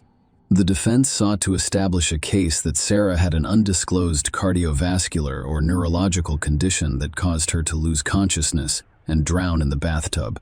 To back up this claim, they presented testimony from several medical experts who suggested the possibility of such an underlying medical issue. However, the state countered these claims by bringing in their own medical experts to challenge and refute the defense's assertions. Sarah's co-workers' testimony revealed more about her health and daily routine. They described Sarah sleeping in her car before starting work in the mornings and going out to rest during her lunch breaks. Colleagues also revealed that she suffered from allergies and had headaches and stomach pains. On at least one occasion, her headaches were severe enough to cause blurred vision, forcing her to retreat to a dark room until the symptoms passed. Dr. Benjamin Mesmer, a dentist at Sarah's practice, took the stand and testified that he was present when she died. He recalled her complaining of a headache and stomachache that day. Sarah's friend's testimony painted a picture of her tendency to fall asleep in unexpected places, such as during a game or in the middle of group discussions. One of her friends suspected she had narcolepsy, a sleep disorder characterized by excessive sleepiness, sleep paralysis, hallucinations, and in some cases cataplexy. In contrast, Sarah's mother, Ruth, and Stuart testified for the prosecution. She stated that she had never noticed anything unusual about her daughter's sleeping habits. Sarah, however, did experience headaches. Ruth believed they were the result of sinus problems. According to Ruth's testimony, she spoke with Sarah on the day she died as she was leaving work, and Sarah made no mention of having a headache. Ruth stated that there was no family history of seizures, heart disease, or cardiac problems. Sarah had a heart murmur and a cleft palate as a baby, but a physical examination report from June 2008 made no mention of the heart murmur's continued presence. Furthermore, there was no mention of a cardiac condition, neurological defect, or disease in the report. Jennifer Cruz's testimony provided an important and potentially damaging account. According to her statements, she contacted Ryan while he was in prison after seeing a Dateline episode about his case. She claimed that on October 26, 2009, at 11:06, Ryan called her and confessed to Sarah's murder. Jennifer testified that Ryan stated, "I did it. I did it. I did it. I killed Sarah. I did it." Jennifer testified that Ryan had a heated argument with Sarah in their living room about his alleged infidelity, drinking, smoking, and pornography. The argument allegedly escalated upstairs, where Sarah informed Ryan that their marriage had ended. According to Jennifer, the confrontation became physical, with Ryan allegedly saying, "Nobody ever leaves me, and I mean nobody." Jennifer's testimony took a darker turn as she described Ryan's alleged admission to violence. Ryan admitted to punching Sarah in the chest during their confrontation, which caused her to fall backward and hit her head. Ryan claimed to have blacked out, and when he awoke, he discovered Sarah on the floor, unresponsive and not breathing, with wet hair. Furthermore, Jennifer claimed that during the 911 call, Ryan only pretended to perform CPR because he knew Sarah was already dead, rendering resuscitation futile. Despite this shocking revelation, Jennifer continued to communicate with Ryan following their initial discussion. Ryan did not report the incriminating conversation to the police until after her second trial was declared a mistrial. In response to Jennifer's testimony, the defense attempted to undermine her credibility. They presented evidence of her previous prescription drug addiction and misdemeanor theft convictions, attempting to cast doubt on the veracity of her statements and motivations. The defense presented a challenging scenario, claiming that they could not definitively explain what caused Sarah to drown that night. The defense urged the jury to consider all of the facts in the case, emphasizing that Ryan had no apparent motive to harm Sarah. Despite these arguments, Ryan was ultimately convicted of murder and sentenced to 15 to life in prison. Interestingly, one of the jurors in the third trial cited Ryan's behavior in court as a major factor in their guilty verdict. The juror observed that Ryan made no reaction when autopsy photos were shown in court, implying that his lack of emotional response influenced the perception of his guilt. Share your opinion with us in the comments and subscribe to the channel for more.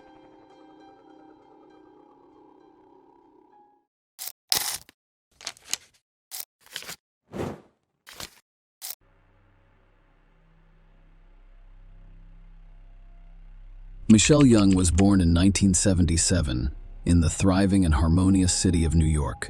She had an outgoing personality from a young age and aspired to work in finance. After graduating from high school, Michelle took a significant step toward realizing her dream by enrolling in a university in Raleigh.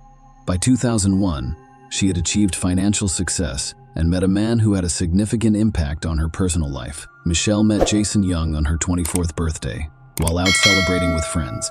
Jason, who graduated from the same university, had a similar academic background and interests as Michelle. This connection led to a romantic relationship, which culminated in their marriage.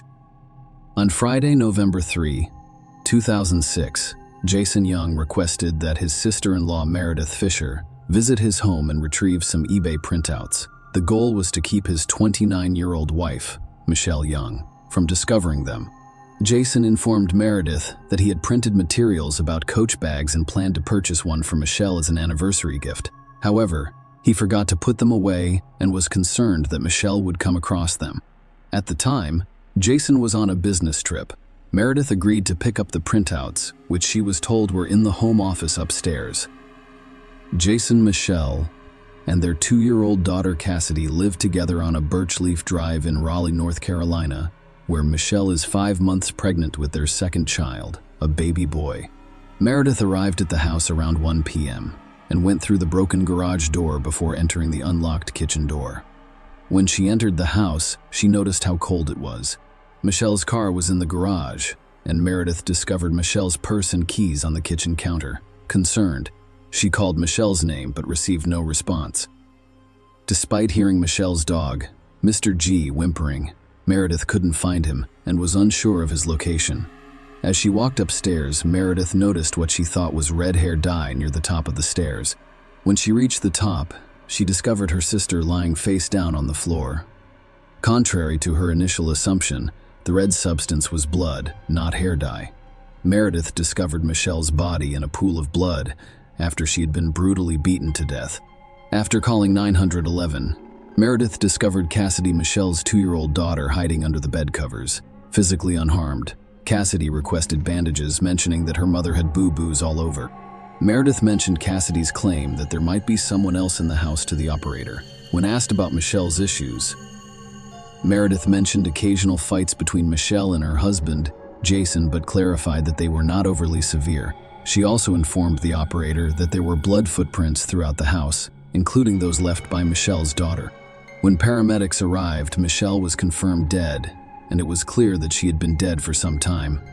Cassidy, Michelle's daughter, was examined and found to have dried blood on her toes and the bottom of her pajama pants. Fortunately, she had received no physical injuries. Meredith promptly informed her mother, Linda Fisher, of Michelle's tragic death. Linda, in turn, contacted Jason's mother, Pat Young, to deliver the devastating news. Meanwhile, Jason was traveling from Virginia to Pat's house in Brevard. When he arrived, his stepfather told him about Michelle. Meredith then called Jason, revealing that Michelle's death had been ruled a homicide. When Jason learned of his wife's death, He hurriedly drove to Raleigh with some family members. During the journey, friends informed him that the police had inquired about any marital problems Michelle may have had, and he chose to remain silent until he obtained legal representation. Jason declined to answer police questions when he arrived in Raleigh. Citing his counsel's advice, the police discovered traces of blood on the doorknob connecting the kitchen to the garage, which was later confirmed to be Michelle's. Despite a broken garage door that had been in that condition for some time, there was no sign of forced entry. Notably, Michelle's jewelry box had 2 drawers removed, and several valuable items, including her wedding and engagement rings, were missing. However, the house was not otherwise damaged or ransacked. Michael's lifeless body was found dressed in sweatpants and a zip-up sweatshirt. Her body showed signs of discoloration, coldness, and stiffness. The scene revealed a large amount of her blood, with stains on the bedroom walls and inside the closet. Michelle was found next to a closet labeled his closet, and a small doll was discovered beside her head. The police wanted to question Jason about his whereabouts on the night of November 2 and early November 3. Despite Jason's reluctance and refusal to cooperate, investigators discovered that on November 2, he left the rally and headed to Virginia for a sales call scheduled for 10 a.m. on November 3rd. In Clintwood, Michelle planned to spend the evening of November 2 with her friend Shelley. Shelley said she arrived at Michelle's house around 6:30 p.m. and found Jason still there when he offered to join them for dinner. Jason declined, mentioning that he planned to eat at Cracker Barrel on his way to Galax, Virginia. Jason had reserved a room in Galax for the night, intending to drive to Clintwoods the following morning for the sales call.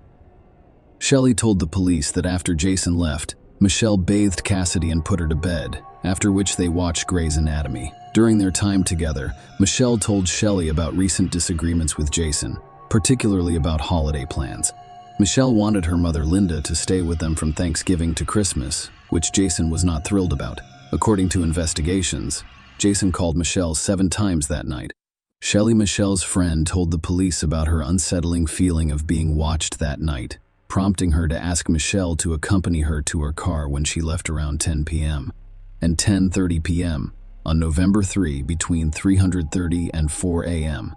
A resident delivered newspapers in the area. They reported seeing a light-colored SUV parked in Michelle's yard or on the street in front of her house. Another resident passed by around 6:15 a.m. I noticed an empty SUV parked at the edge of the driveway. Police investigated Jason's movements and discovered that he left his Raleigh residence on November 2 to travel to Virginia. Around 7:30 p.m., Jason stopped at a gas station in Raleigh and called his mother, Pat Young, to let her know he was going to check with Michelle about staying at Pat's house on Friday night. Tat lived in Brevard when Jason returned from his business trip, and Jason planned to pick up some furniture she'd had offered him after calling his mother. Jason continued his journey to Virginia, stopping for food at a Cracker Barrel restaurant in Greensboro at 9:25 p.m. He later checked into a Hampton Inn at 10:54 p.m. and entered his room with a key card at 10:56 p.m. Although he used express checkout the following morning, his exact departure time from the hotel remained unknown. Jason made a call to his mother at 7:40 a.m. On November 3, he arrived in Virginia via a cell tower near Wytheville. He arrived at the sales call, and Clint would be 30 minutes late. Despite surveillance footage on the key card showing that Jason did not leave his hotel room after midnight, the police were skeptical. Further examination of the footage led them to suspect tampering, believing Jason may have driven back to Raleigh after midnight to commit the crime against Michelle before returning to Virginia. Investigators discovered internet searches on Young's computer for the anatomy of a knockout, head trauma blackout, head blown knockout, and head trauma, though the exact timing of the searches was unknown. 2 years after Michelle's body was discovered, Jason was charged with first-degree murder and pleaded not guilty. The prosecution based its case on the claim that Jason and Michelle had marital and financial difficulties, with Jason allegedly wanting to end the marriage. Several affairs were revealed during the trial, as well as evidence of strained relationships. The prosecution claims that after checking into the Hampton Inn in Hillsville, Virginia, Jason left the hotel during the night's return to Raleigh and committed the murder. They claimed he hacked the hotel surveillance camera and stopped for gas at a station between Hillsville and Raleigh. The prosecution presented to the jury the theory that Michelle was strangled and beaten to death, leaving her 2-year-old daughter Cassidy alone in the house with her mother's lifeless body for an extended period of time. Cassidy's small, bloody footprints were found scattered throughout the home. During the trial, the jury was shown surveillance footage from the Hampton Inn beginning at 10:49 p.m. On November 2nd, however, the footage went black at 11:20 p.m., leading the prosecution to believe Jason tampered with the camera. They claimed that he did so to prop open the security door, allowing him to leave without using his keycard. A hotel employee discovered that the first-floor emergency door leading from the western stairwell to the hotel's exterior had been propped open with a small red rock. Normally, this door was locked until 11 p.m. Keith discovered that the camera in the stairwell closest to the propped open door was not working, despite the fact that the other cameras were operational. The camera's last image was captured at 11:20 p.m. on November 2nd. Although staff members later plugged the camera back in at 5:50 a.m., on November 3rd someone redirected it to the ceiling between 6:34 a.m. and 6:35 a.m. The prosecution claimed that this sequence of events indicated that Jason unplugged the camera and left the door ajar, giving himself an alibi while returning home to commit the crime against his wife. The prosecution claimed that Jason stopped at a gas station in North Carolina around 5 a.m. on his way back to Virginia. The gas attendant testified in court, stating that she believed the person who visited the station that morning was Jason. She vividly remembered the encounter, explaining, "I don't forget anything like that when someone is cussing and fussing at me." According to Gracie's testimony, a man in a white SUV parked at the farthest pump repeatedly attempted to pump gas. Frustrated, he entered the store and verbally abused Gracie because the pump was not working. She informed him that at that early hour, customers were required to provide money or identification before using the gas pumps. To resolve the situation, the man handed her $20, pumped $15 worth of gas into his car, and then drove away without returning to the store for change. Grace's account was used as evidence to support the prosecution's claim. During the trial, details about Jason and Michelle's marriage were revealed. Some acquaintances believe that Michelle's pregnancy with their first child was the primary reason for their union. Meredith Fisher, Michelle's sister-in-law, testified that she advised her to leave Jason, but Michelle did not pursue a divorce. 3 weeks before Michelle's death, Jason allegedly told a friend he was done. The court also learned that the couple had frequent disagreements about Michelle's mother, Linda. Linda frequently paid extended visits to her daughter and expressed a desire to relocate to North Carolina in order to spend more time with Michelle and her granddaughter. Linda even offered to remodel their home to accommodate her presence. While Michelle was satisfied with the arrangement, Jason was not. Linda, Michelle's mother, testified in court about the moment she learned her daughter had died. Linda claims that her other daughter, Meredith, called and stated unequivocally that Mom Michelle had died. Linda initially asked if Michelle had simply passed out, but Meredith confirmed that she had died. Linda described trying to contact Jason, but her calls went unanswered, and he never returned them.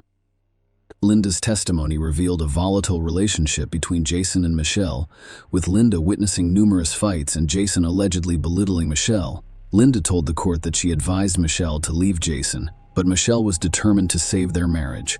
According to Linda, Michelle told her that Jason did not make love to her and had a perverted approach to intimacy. Linda also testified that Jason would have female friends stay at his house. When Michelle was away on business, she expressed her sorrow. Linda told the jury she had a lot to offer. There was so much about Michelle other than the fact that she lived in North Carolina. Stay a cheerleader. I mean, she had that pep, that energy, that vivaciousness. You know, she loved life, and he stole it from her. He simply took it away from her. After Michelle's funeral, Jason moved in with his parents and their daughter, Cassidy. Linda hired a lawyer to help her arrange visits with Cassidy. Following legal proceedings, Meredith was granted full custody. Linda believed Jason did not want any further questions asked. During the trial, one of Jason's female friends, Carolyn Sauer B., testified that she had known him since they were teenagers. She went to see him in the fall of 2006, just 10 days before Michelle died, and confessed to having sexual relations with Jason on the living room couch one night while Michelle was out of town. Carol also claimed that Jason took her wedding ring, pretended to swallow it, and then returned it the next day. Michelle Money, another female friend and Michelle Young's college sorority sister, testified in court as well. Michelle Money believed her husband was unfaithful, and she revealed that she met Jason at his wedding. Their contact increased near the end of September 2006. Jason also visited Michelle Money in Orlando in October of that year, during which time they had a sexual relationship. Jason reportedly told a friend that he loved Michelle Money. They remained in constant communication throughout October, exchanging messages 980 times in 1 month. The day before Michelle was murdered, they communicated 51 times in 1 day. Jason's last contact on November 2nd was Michelle Money, who was also the first person he called on November 3rd.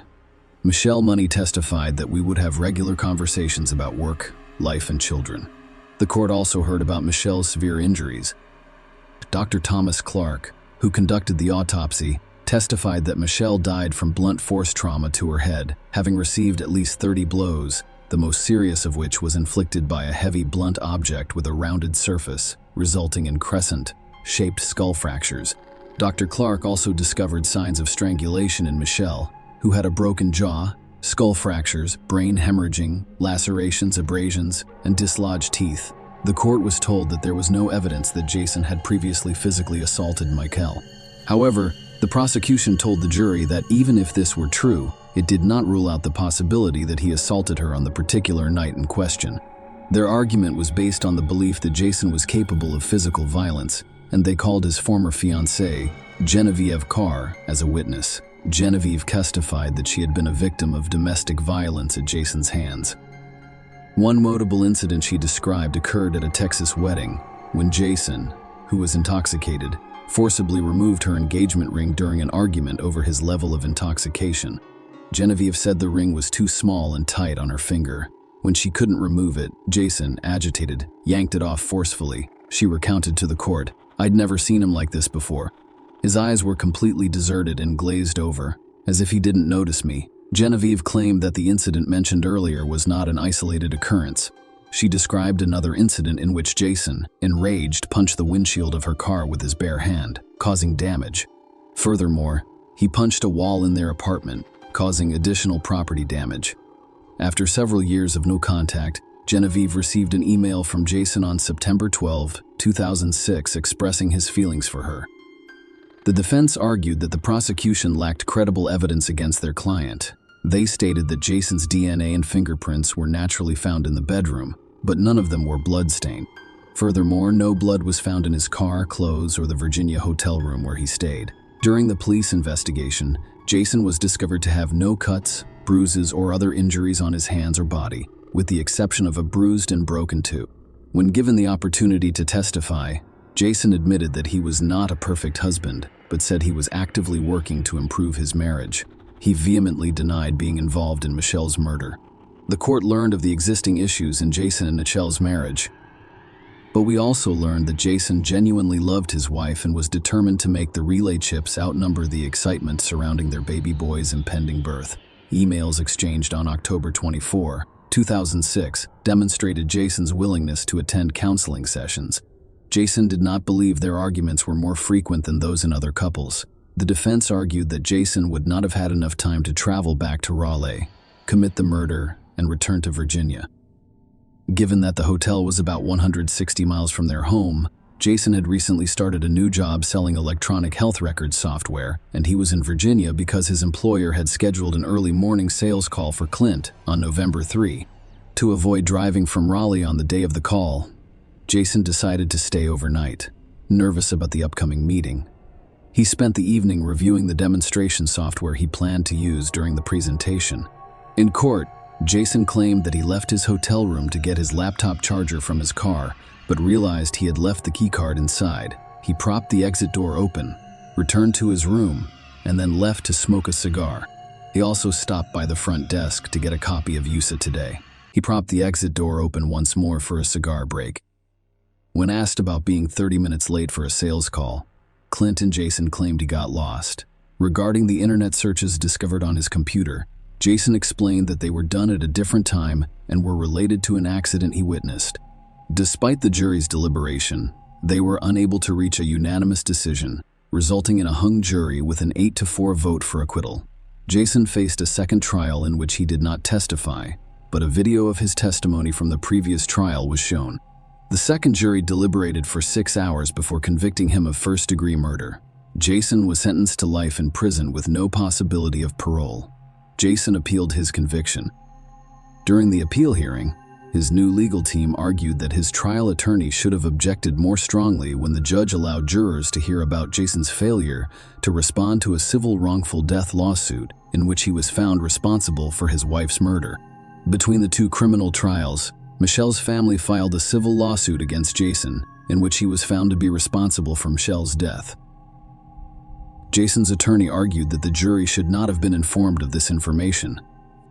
They also claimed that the same judge, Superior Court Judge Donald Stevens, presided over both the civil case and the second criminal trial, possibly biasing the jury against Jason. The appellate court agreed with Jason's arguments. A unanimous panel of the Court of Appeals reversed his conviction and ordered a new trial, which would have been his third. However, before the third trial could begin, a state Court of Appeals panel overturned the Court of Appeals decision. As a result, Jason did not face a third trial, and his conviction for first-degree murder was upheld in the civil wrongful death suit. Michelle's family received $15.05 million in damages. Share your opinion with us in the comments and subscribe to the channel for more.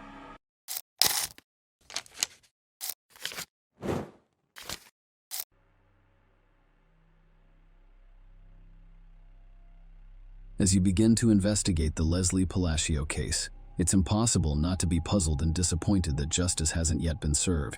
Despite the fact that the police have all of the evidence and know who the killer is, he remains at large. Today's story highlights the difficulty of investigating crime when suspects are outside the jurisdiction, and victims can only hope that the perpetrators are apprehended and brought to justice. The morning of the 29th brought anxiety to the home of Australia Philosophia, mother of 5 beautiful daughters. Taylor, her eldest daughter, came down to the kitchen and reported that the bed in Leslie's room remained untouched. Her belongings were gone, and it was clear she had not spent the night at home. One of the sisters joked that it must have been a good night at the club. Leslie had probably spent the night at Eric's. In fact, everyone became alarmed because Leslie had never done this before. Kyla kept looking at her phone during breakfast, expecting Leslie to text her soon. Leslie remained silent despite the passage of time. By noon, it had stopped appearing normal. By late afternoon, the reseller had decided to go to Eric's house on her own to find out where her daughter had gone. When the Palacio family arrived, they noticed Eric's mother and sister actively removing furniture and other items from the house. Obviously, taking furniture out of the house is normal, but the situation in Mrs. Ibarra's crying face gave Rosella a strange feeling. Something wasn't right here. When asked where Leslie was and why Eric's phone was unavailable, Eric's mother and sister pretended they were unaware that the couple had spent the evening together. Ursula clarified whether Leslie had slept over at their house that night, citing her daughter's messages indicating her intention to visit Eric. After receiving a negative response, Leslie's family realized how serious the situation was. Fears became reality, and the family took immediate action. The older sister, realizing that Leslie could not have vanished so easily, began calling local hospitals and searching the internet for reports of accidents in the previous 24 hours. However, both the search and attempts to contact Eric were unsuccessful. He had either turned off his phone or it had died. Kayla couldn't even hear her voicemail. With Sally, I had no choice but to contact the police. The following day, August 30, Leslie was officially reported missing. Leslie Palacio was born on May 5, 1998, and the move marked the beginning of an intense fight for justice. In Las Vegas, Nevada, USA, her short but full life was filled with love and care for her family. The girl was always open and friendly, and she brought joy to any company. She valued everyone she met in her life, and they reciprocated. Leslie wished to connect her life with medicine. After graduating from high school, she enrolled in Las Vegas Medical College at 20 West 20. She was already confidently pursuing her dream of becoming a phlebotomist and working part-time as a laboratory technician, combining theoretical knowledge and practical skills. Leslie proved herself to be a gifted student. Her academic achievements were commendable. She had a natural ability to absorb new information and was always eager to expand her knowledge. That is why the girl chose to work part-time as a laboratory assistant. Leslie unexpectedly realized she had found her calling and quickly became an integral part of the team, Colleagues thought the student was not only a responsible and professional lab technician, but also a warm-hearted person. The girl's responsibilities included conducting various analyses and tests. However, Leslie saw this work as much more than just a way to fulfill her duties. She saw her calling in making patients test, taking experiences as comfortable as possible. Her caring and patience fostered a sense of trust. Even those who were concerned about the procedure felt at ease in her presence. When the youngest of the nurses asked if Leslie was afraid of having her hands pierced all the time, she laughed and replied that she now had the superpower to poke people. Vital, a young optimist, already has evidence in her every action. Leslie, by all accounts, had the potential to become a highly sought after and valuable specialist in the field of medical laboratory diagnostics. And she would have, if things hadn't turned out so dramatically. Leslie has always helped and cared for others since she was a child. Rosella Palacio, the second of 5 daughters, took on the role of mother when she worked as a hotel cleaner. Rosella recalled her daughter kicking her out of the kitchen when she attempted to cook dinner after cleaning more than 15 hotel rooms in one shift. "Take some rest." Leslie gently encouraged her desire to alleviate her mother's burden after work. Her daughter took it upon herself to prepare dinners and, in her usual easygoing style, found cooking to be a source of inspiration. From then on, she always ensured that her family members were well fed. Even if she was away and couldn't prepare the family dinner herself, she was always calling home to ensure that everyone had eaten, because Leslie's family came first. She easily inspired her sisters with her enthusiasm and ideas. For example, even during the pandemic, Leslie continued to participate in sports by organizing workouts in her backyard. She praised her mother's various exercises, and she and her sister danced daily in front of a mirror to music. Her love of experimenting with hair color and image led to a joint business plan with her older sister to open a boutique. The sisters started designing and sewing dresses at home in their own distinctive style. When the coronavirus pandemic struck, Rosella was laid off due to downsizing. Leslie suggested that her mother start her own small cleaning business and assured her that she would gladly assist her with the cleanings in her spare time from work and school. "Mom will be fine soon, as you can see," she assured Alia. At a family council, they came up with the name Palacio Cleaning Service. Leslie went missing around that time. Her dreams were just beginning to come true when their family firm received its first contract. However, on August 29, 2020, all of the Palacio family's plans and dreams came crashing down. Leslie finished the lab assistant program at the end of August 2020, and the family firm received a large order, so she decided it was time to unwind from the stresses and worries with an evening of dancing and fun. The pandemic-related restrictions were gradually lifted, and Las Vegas began to come alive. Unfortunately, none of Leslie's friends wanted to keep her company. People were beginning to let go of their fears and resume their normal lives. They were still nervous and anxious about being in a closed space with so many people.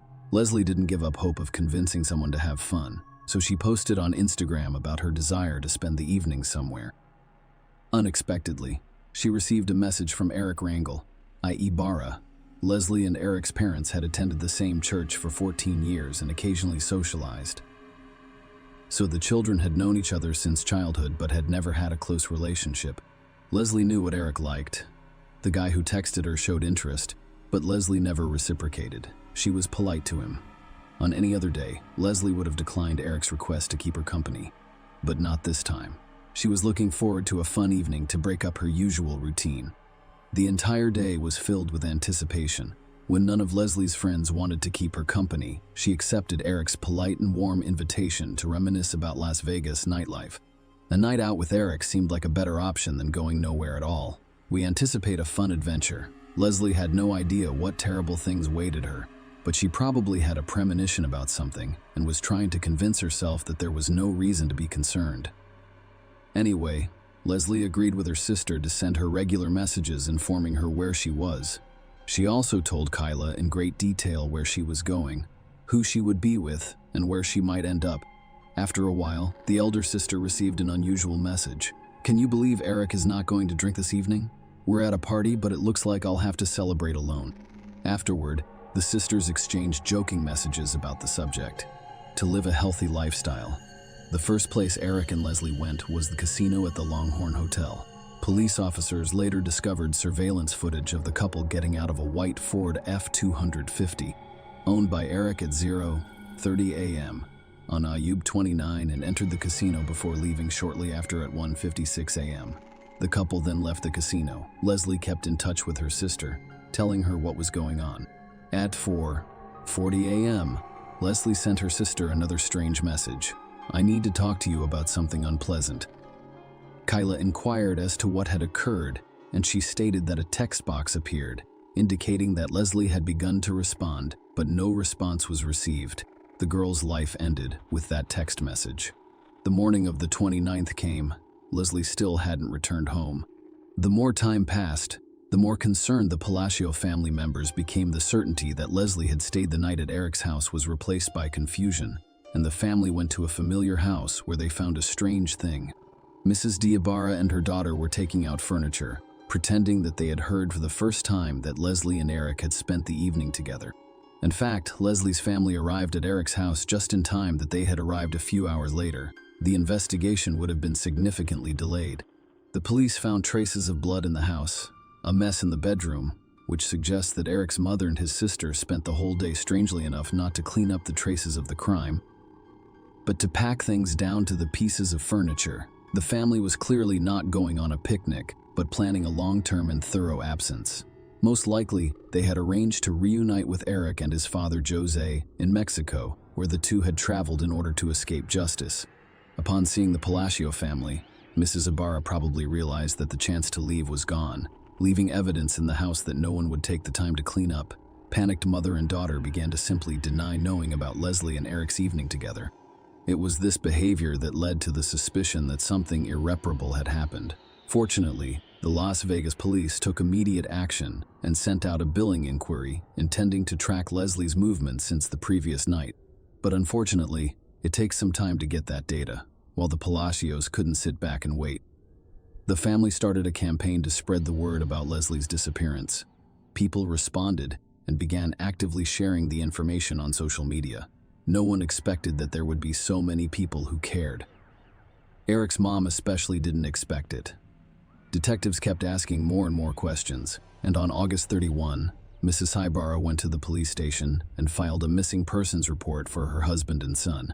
Mrs. Ibarra told police that her son Eric left home late in the evening on August 28, and when he returned the next morning, he was acting strangely.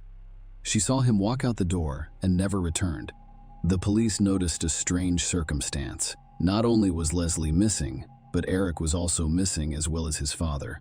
Based on this, an investigation into the triple disappearance began with the Las Vegas police involved. Detectives turned to the residents of the neighborhood with the hope of finding surveillance cameras that recorded something important. Luck smiled. It was discovered that just across the street from Joe's borrower's home, there were surveillance cameras. In addition to the CTV footage, police obtained billing data that allowed them to track Leslie's movements in the early morning hours of the 29 detectives found that the couple went to the casino and afterward to a grill bar, which they reached around 02:15 am accidentally or not. Leslie's cell phone was left at the bar, and the records show that Leslie left the establishment around 5:50 am, which is quite early in the morning at 06:05 am. Neighborhood cameras captured Eric's car pulling up to the family home. The nature of his assistance to Leslie and getting out of the car and on the way to the house clearly indicated that the girl was heavily intoxicated at 07:25 am. Eric and his father Jose are seen carrying Leslie's body out of the house, wrapped in a sheet and placing it in the trunk of the car. Eric then drives away while Josie hoses down the door driveway to their house. These actions clearly indicated that Eric and Josie were not missing, but were fugitives from justice. After police saw the footage, a search warrant was obtained for a borrower's home. As a result, detectives uncovered a lot of additional evidence showing that Leslie had not left the house voluntarily. The house had been cleaned with cleaning products in an unsuccessful attempt. Latex gloves and trash bags were also found. But the most important piece of evidence was the discovery in Eric's room. Traces of blood were found on the floor and on Eric's bed, an obvious sign of assault. And without DNA testing, it was clear to investigators that the blood belonged to Leslie. From that point on, Leslie Palacio was no longer missing, and investigators focused their efforts on finding her body. Eric and Jose were reported missing. As investigators searched diligently for suspects, the shaken Palacio family made efforts as well. Rosselli asked members of the church community to help search for her daughter's body as search volunteers. Flyers and posters with Leslie's photo and images of Eric and Josie appeared on social media, newspapers, and street poles. The philosophy of families asking the public to intervene and help them find these two men involved in the girl's death was the message on each flyer. The first major breakthrough in the investigation came when a license plate reader spotted Eric's car just 6 miles from his home around Tenham. I'll get to 29. He was heading back to his home just 4 hours after Leslie's alleged murder. The information uncovered made investigators realize that the location where Eric may have hidden the body was within a 4-hour drive of his home on the Nevada-Arizona border, or the Charleston Peak side, which is a huge area, so detectives were desperate for any additional information that could help them determine a more precise location. Once again, luck smiled on them when footage was recorded at a gas station 40 miles north of Las Vegas, showing Eric's car pulling off the highway toward the Valley of Fire National Park. The car backed up 20 minutes later with muddy tires. The find narrowed the search and pointed to the possible location of the body within 20 miles of the gas station. The mud on the tires suggested that Eric had driven off the road at some point. Detectives began searching the area. Police and volunteers combed through hundreds of acres of land, and on Sept 9 during the second search, they found Leslie Palacios' body hidden near a bush. News outlets immediately spread the word. The body of 22-year-old Leslie Palacio has been found near the Valley of Fire 11 days after she disappeared. A reporter joined the report, providing additional details about the prime suspect, 25-year-old Eric Rangel Ibarra. The Valley of Fire, where the body was found, is known for its hot climate, which led to rapid decomposition of the remains, and forensic experts were unable to determine the exact cause of death. Locals reacted to Leslie's death with horror and fear. Some became afraid to go outside because of the cons down south of the unquote criminals involved in the murder. The day after the body was discovered, September 10, many friends, relatives, neighbors, and just random people in the area gathered to honor Leslie's memory. People took candles that were used for the nightly vigil and placed them in front of the girl's house. They also said they wanted the man responsible for her death to pay for what he did. The fight for justice was not even close to being over at this point. The next major breakthrough came when Eric's car flashed in Moreno Valley, California. Police eventually contacted Eric's cousin, and he reported that he had driven Jose and his son to Santa Sidra, where he believed they planned to cross the border into Mexico. The Las Vegas Police Department requested assistance from the FBI because it was not possible for them to resolve the jurisdictional issue on their own.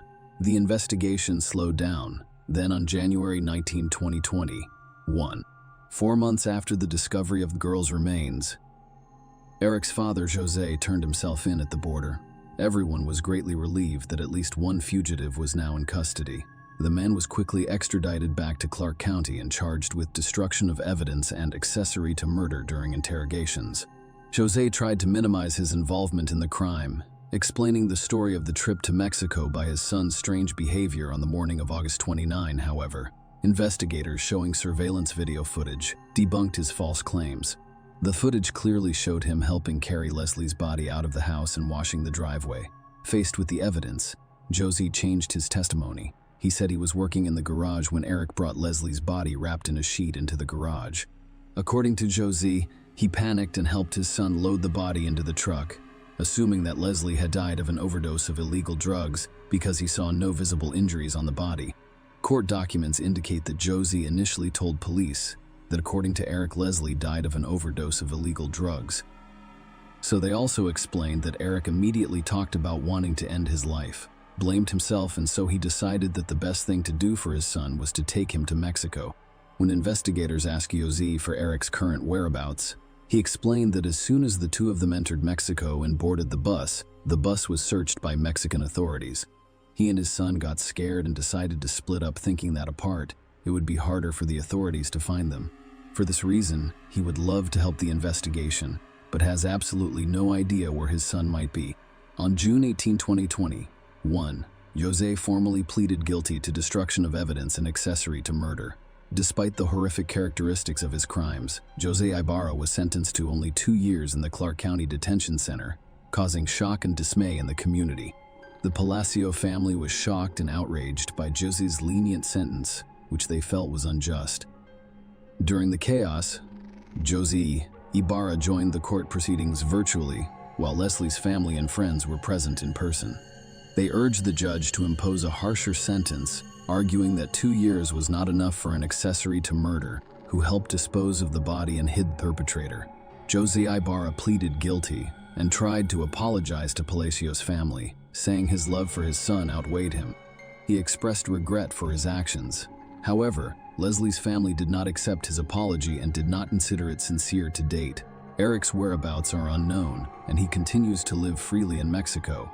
Jose was released to Ophelia Marketing on April 28, 2020. An attorney and Palacio family representative commented as follows: "I'm absolutely furious.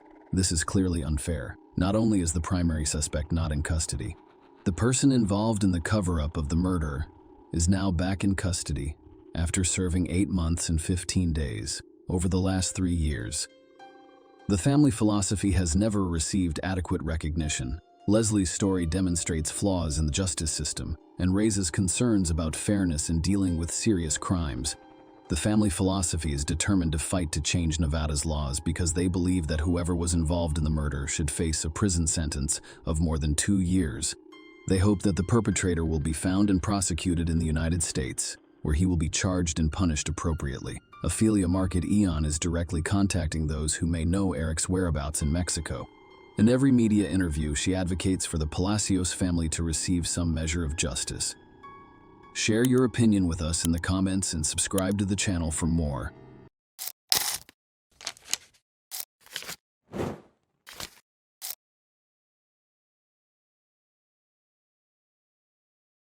Suzanne Pilley's mysterious disappearance sent shockwaves through her community, causing serious concerns among her loved ones.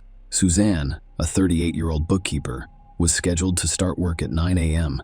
that fateful Tuesday morning at Infrastructure Management on Thistle Street, Edinburgh, Scotland.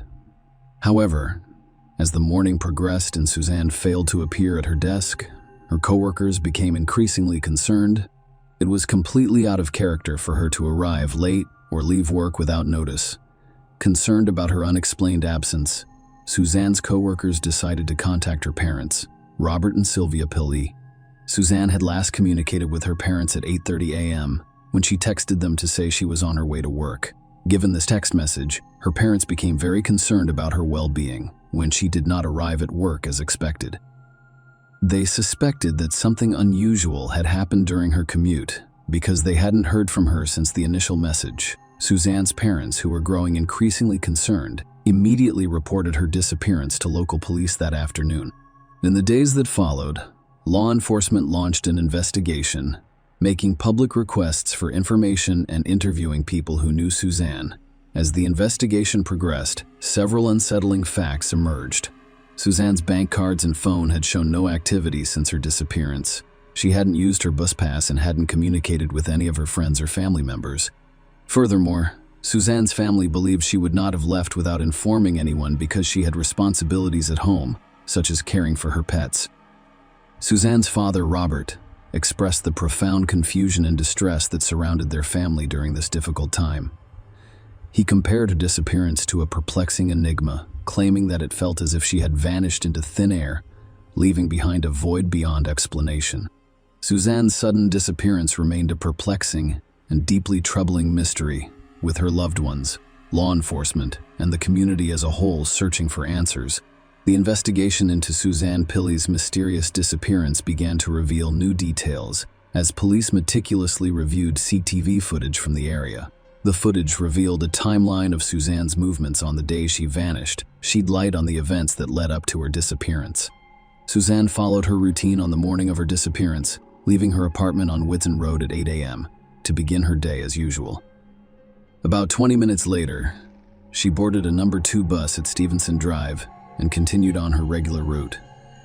She then transferred to the number 4 bus on Dalry Road, opposite the Caledonian Terrace. Suzanne disembarked from the number 4 bus on Princess Street directly outside the Generous Department Store at 8:48 a.m. She began her workday with a routine stop at a Sainsbury's convenience store, as she did most mornings. Surveillance cameras captured Suzanne's presence at the Sainsbury's store at 8:51 a.m. After finishing her errands, she headed to her workplace, which is infrastructure management on Thistle Street. Suzanne's last known footage was captured by a CCTV camera near the building at the corner, only 50 meters from her office front door. At this point, she appeared to vanish from sight, leaving authorities with a perplexing mystery to solve. The investigation revealed one potentially significant detail. At 8:55 a.m., a black cab stopped in the area where Suzanne was last seen. Although law enforcement did not believe the cab driver was directly involved in Suzanne's disappearance, they did issue an appeal to the driver to come forward and help with their ongoing investigation. This development raised questions about whether the cab driver witnessed anything unusual or had information that could help solve the mystery of Suzanne Pilley's disappearance. As the investigation into Suzanne Pilley's disappearance progressed, law enforcement began to look into her personal life in an attempt to better understand the circumstances surrounding her disappearance. Their investigations led them to what appeared to be a complex love triangle, which shed light on a possible motive for the crime. Suzanne, a single woman, had recently been in a romantic relationship with a coworker, David Gilroy. However, the relationship ended in December 2009. David, who was married and had his own family, had decided to return to his wife and children in an attempt to reconcile with them. He told the police that Suzanne had been dating other men since their breakup, implying that their romantic relationship had ended amicably. Several weeks after Suzanne's mysterious disappearance, David Gilroy reported a break-in to police. He claimed that someone broke into his home while he was sleeping, stealing both his mobile phone and laptop. According to David, his wife discovered the broken back door when she woke up, despite the fact that they had heard very little noise during the intrusion. When asked if he thought the break-in was connected to Suzanne's disappearance, David responded with uncertainty, saying, "I don't know." The investigation took a darker and more ominous turn when authorities began looking for the driver of a silver car that had apparently stopped in a remote forest area. They expressed their interest in the vehicle movements on the afternoon and evening of May 5, the day after Suzanne's last sighting. The police were especially interested in anyone who saw the car between 1 p.m. and 3:30 p.m., as well as around 7 p.m. and 9 p.m. In a significant development, authorities publicly announced the shift from a missing person case to a murder investigation. They revealed that they believe Suzanne was murdered and that her body was either disposed of or concealed about 90 miles from her last known location. The search was expanded to cover approximately 400 square miles of rural Gill and Butte. The investigation centered primarily on the Rest, Be Thankful, and Argo Forest regions. Despite extensive searches, no trace of Suzanne was found at this time. As the investigation progressed, police focused their search on a 5-square-mile area. They suspected Suzanne's remains could be hidden in Glen Crow, Argill, and Butte. They continued their determined efforts to solve the mystery of her disappearance. Despite the absence of Suzanne's body, the authorities believed they had gathered sufficient evidence to charge David Gilroy with her murder. The investigation into this enigmatic case was meticulous and painstaking. Law enforcement is working tirelessly to bring justice. They interviewed nearly 1,500 potential witnesses and meticulously documented 1164 statements. The investigators diligently gathered 25 pieces of evidence, which included documents and various objects. Furthermore, they examined CCTV footage from 250 different locations and conducted thorough searches in 30 different areas throughout our mission. In court, the prosecution stood firm, presenting a compelling case. Their arguments revolved around the notion that, despite the absence of Suzanne's body, a wealth of evidence pointed to her being the victim of a heinous crime, with David as the primary suspect. The prosecution revealed the intricate tapestry of Suzanne and David's relationship, which began at work. However, their turbulent love story had taken a dark turn when Suzanne chose to end the relationship shortly before her mysterious disappearance, a decision attributed to her newfound involvement with another person. During the trial, Suzanne's mother, Sylvia, testified, providing a moving glimpse into her daughter's life. Sylvia recounted Suzanne's marriage in 2004, followed by a divorce. Suzanne had taken a significant step toward independence by purchasing her own Edinburgh apartment, which became David's residence in 2009. Sylvia made it clear that he had left his wife and was seeking a divorce. Suzanne did not cause the breakup. The courtroom remained rapt as the prosecution continued to unravel the complex narrative. David's obsession with Suzanne became a central theme in their case. The prosecution revealed that David sent an astounding 400 text messages in the month leading up to Suzanne's disappearance, indicating that he was unwilling to accept the end of their relationship. Phone records provide a vivid picture of David's persistent attempts to communicate with Suzanne. In the days leading up to her disappearance, he sent her over 50 texts per day. His final communication with Suzanne was on May 3, the day before she went missing, and consisted of 15 text messages and 1 voicemail. The prosecution's case took an unsettling turn when it painted a vivid and sinister picture of what happened on May 4. They claimed Suzanne had followed her usual daily routine, going to work as she had done countless times before. In a chilling scenario, the prosecution claimed that David waited for Suzanne to arrive at the office building and strangled her almost immediately, possibly luring her into the basement. According to their version of events, he then hid Suzanne's lifeless body in the basement of the office building, adding to the mystery surrounding her disappearance. David then went back home to retrieve his silver Vauxhall Vectra. That would quickly become an important piece of the puzzle in this haunting case. The prosecution claimed that Suzanne's lifeless remains were hidden in the car's trunk, away from prying eyes.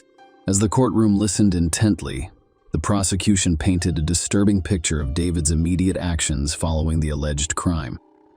He bought air fresheners, most likely in an attempt to mask any odors associated with his unpleasant activities.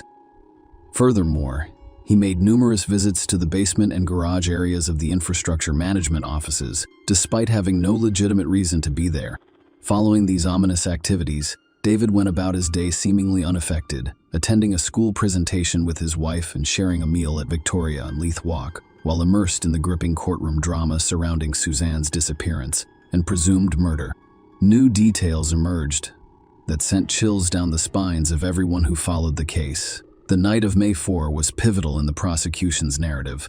David Gilroy had ostensibly made an appointment to visit a school the next day, May 5, in Logelfed, Argyll and Butte. The school in question was a client of his employer, but there appeared to be no legitimate reason for his attendance on that particular day. His interaction with a school cleaner who provided him with beanbags and cable ties added to his suspicions. This seemingly insignificant event would quickly become the focus of the investigation. The prosecution's case gained traction as they meticulously recreated David's journey to Argyll. They examined CCTV footage and his mobile phone records, revealing several-hour gaps on both legs of his journey from Lochs Gilfhead to Inverarray.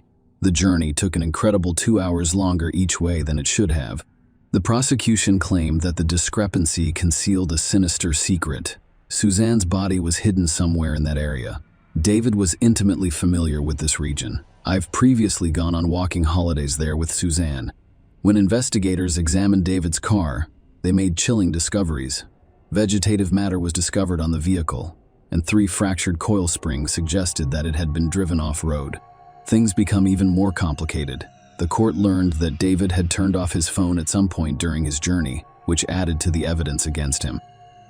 The court heard that cadaver dogs trained to detect the scent of human remains showed interest in both David's Vauxhall Vectra boot and specific areas of the office building's basement. As the trial progressed, the prosecution introduced a disturbing physical aspect to their case. When David went to the police station on May 6 to give a statement, authorities discovered alarming evidence. David had scratches on his hands, a cut on his forehead, bruises on his chest, and more scratches on his wrists and forearms. The prosecution claimed that David used makeup to conceal his injuries while speaking with the police, which raised additional suspicions. Gail Hawkins, Suzanne's N's friend, took the stand and made a shocking revelation. Suzanne had confided in her, concerned that David had hacked into her email account and gained unauthorized access to her emails. The prosecution claimed that David had accessed her emails between August 24, 2009 and April 30, 2010. The court also discovered that he had access to her account on an online dating site. Helen Liddell, a financial administrator at Infrastructure Management, testified that she discovered emails between David and Suzanne that clearly showed they were having an affair or relationship. This revelation surprised her because she was unaware of their relationship. The jury was shown CCTV footage of Suzanne and David just 2 days before she disappeared. On May 2, the two were seen shopping together at a convenience store. This contrasts sharply with David's claim to the police that their relationship ended in December 2009. Police efforts to find Suzanne's remains took a chilling turn when they narrowed the search area to only 5 square miles, based on David's phone records. These records showed that his phone had pinged off phone masts in the remote Glen Crow area on May 5, the day Suzanne went missing. Glen Crow, located in the Kerry Alps on the Cowell Peninsula in Argyll and Butte, boasted rugged mountains and a landscape riddled with formidable obstacles, including boulders, making the search for evidence particularly difficult. The defense responded with a concise case, claiming that there was insufficient evidence against their client and that the prosecution's case was based solely on circumstantial evidence. Suzanne's body had not been found, forcing the prosecution to speculate on her fate and cause of death. There were no witnesses to the alleged crime, no confession, and no DNA or blood evidence to connect David to the crime. The prosecution presented only circumstantial evidence, which left room for doubt. David declined to testify, but the defense summoned some of his co-workers to give testimony. They stated that nothing out of the ordinary occurred at the office on May 4. After 2.5 days of deliberation, the jury reached a split decision. The court accepted a majority verdict, and David was convicted of murder. He received a life sentence and was required to serve at least 18 years. David Gilroy maintains his innocence. On April 27, 2012, he filed notice of intent to appeal his conviction.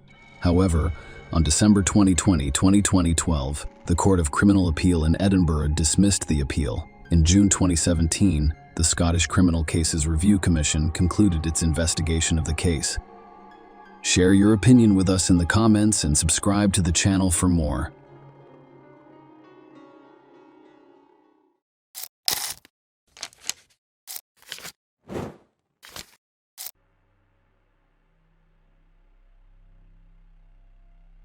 Michelle Marie Summers was born in 1957 as the daughter of Milton and Helen Summers. Michelle grew up in Concord, California, where she played the violin, acted, cheered, and was the homecoming queen, excelling academically with straight A's. Michelle was also a devoted follower of the Church of Jesus Christ of Latter-day Saints.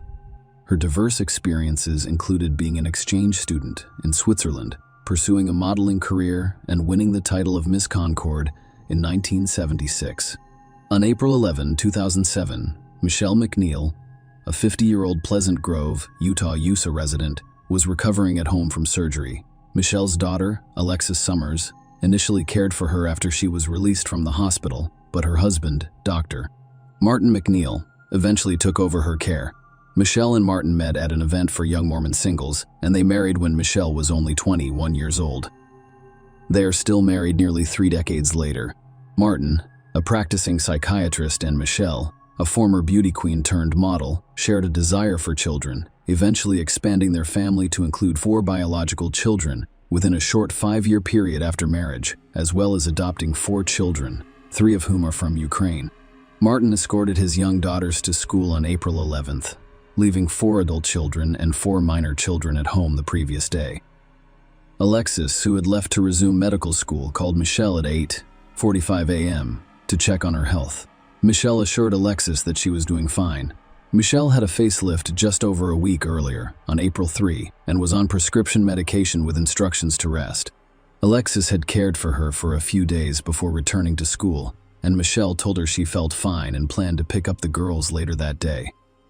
After dropping the girls off at school, Martin went to work, where he received an award and asked a photographer to take a picture of him. After the award ceremony, he picked up his daughter at 11:30 a.m. and drove them home. When they returned, calls to Michelle went unanswered, prompting Martin and his daughter to look for her throughout the house. They discovered Michelle submerged in the bathtub, fully clothed. Martin instructed his daughter to seek help, and she dashed to a neighbor's house. Martin dialed 911 and informed the dispatcher that he was performing CPR. He also informed a colleague that he was running a code on his wife. When Alexis called Martin, he delivered the distressing news: "Your mother is in the bathtub, and she is not breathing." Concerned neighbors rushed into the bathroom to help and noticed Martin bent over Michelle's face. Michelle lay face up, her head under the faucet, and her legs and feet inside the bathtub. With the help of the neighbors, Michelle was lifted from the bathtub. and Martin began keep here. Once paramedics arrived, they took over the resuscitation efforts. During this process, Michelle made a gurgling sound and expelled a large amount of fluid from her mouth several times. Martin told the paramedics that he hadn't been away from the house for long, and that Michelle may have overdosed on pain medication and slipped in the tub, hitting her head. Martin discovered Michelle slumped over the bathtub, with her lower body outside. Michelle was declared dead on arrival at the hospital. Dr. Maureen Fricker, the medical examiner, concluded that Michelle's death was natural and caused by cardiovascular disease, specifically hypertension and myocarditis. Within 9 days of Michelle's funeral, Gypsy Gillian Willis moved into Martin's home. Martin initially told his children that he had hired her as a nanny to look after the remaining 4 young children at home. However, Martin's adult children were concerned about the situation. When Alexis asked about his relationship with a gypsy, Martin told her to leave the house. It was later discovered that Gypsy was not working as a nanny. Instead, she remained reserved. Riding with Martin as his partner, they went to Wyoming together, where Gypsy introduced Martin to her family as her fiancé and even took the name Julian McNeil. Martin unexpectedly proposed to a gypsy just 3 months after his wife died. Alexis, her sister Rachel, and Michelle's sister, Linda Clothes, had suspicions about the purported natural cause of Michelle's death and, convinced that Michelle's death had been murdered, urged the police to reinvestigate the case. Reaching out to various Utah newspapers, the governor's office, and authorities requires persistent efforts, which eventually leads to Michelle's case being reopened. A toxicologist examined the autopsy toxicology report and discovered that Michael's blood contained concentrations of Valium, percocet-phenergen, and Ambien that were sufficient to render her severely obtunded and difficult to arouse. A medical examiner, Dr. Todd Gray, reviewed the report and changed the cause of death from natural to undetermined. Michelle's cause of death was reclassified as a combination of heart disease and drug toxicity, which differed from the previously attributed heart disease. As the investigation into Martin's background progressed, it revealed a life founded on deception. Martin committed fraud in his 20s, writing forged checks to fund his lavish lifestyle. His criminal record included convictions for forgery and grand theft, which resulted in a 180-day prison sentence. Following his release, Martin enrolled in medical school using 2 falsified transcripts. He had submitted someone else's transcript during the application process. Furthermore, police discovered that Martin had falsely claimed to be schizophrenic in order to get a discharge from the military. Following his discharge, he received $3,000 per month from Veterans Affairs for more than 3 decades, and the police looked into the case further. Following Michelle's death, Martin attempted to arrange the adoption of the 3 children they had adopted from Ukraine. To facilitate this, he devised a deceptive plan involving one of his daughters, 16-year-old Giselle McNeil, disguised as a summer vacation. He sent Giselle back to you. During her absence, Martin and Gypsy assumed her identity. Gypsy obtained a fraudulent Social Security number, Idaho cards, and birth certificate, and the 2 went to court, successfully changing Giselle's birth date by 20 years. Martin and Gypsy were convicted of identity theft and other federal charges, and both pleaded guilty to state fraud charges after Martin served 3 years in prison. He was later charged with murder, first-degree felony, and obstruction of justice, second-degree felony, and obstruction of justice, second-degree felony. The prosecution claimed Martin committed premeditated murder against his wife. They claimed that he coerced Michelle into getting a facelift as part of a meticulously planned murder.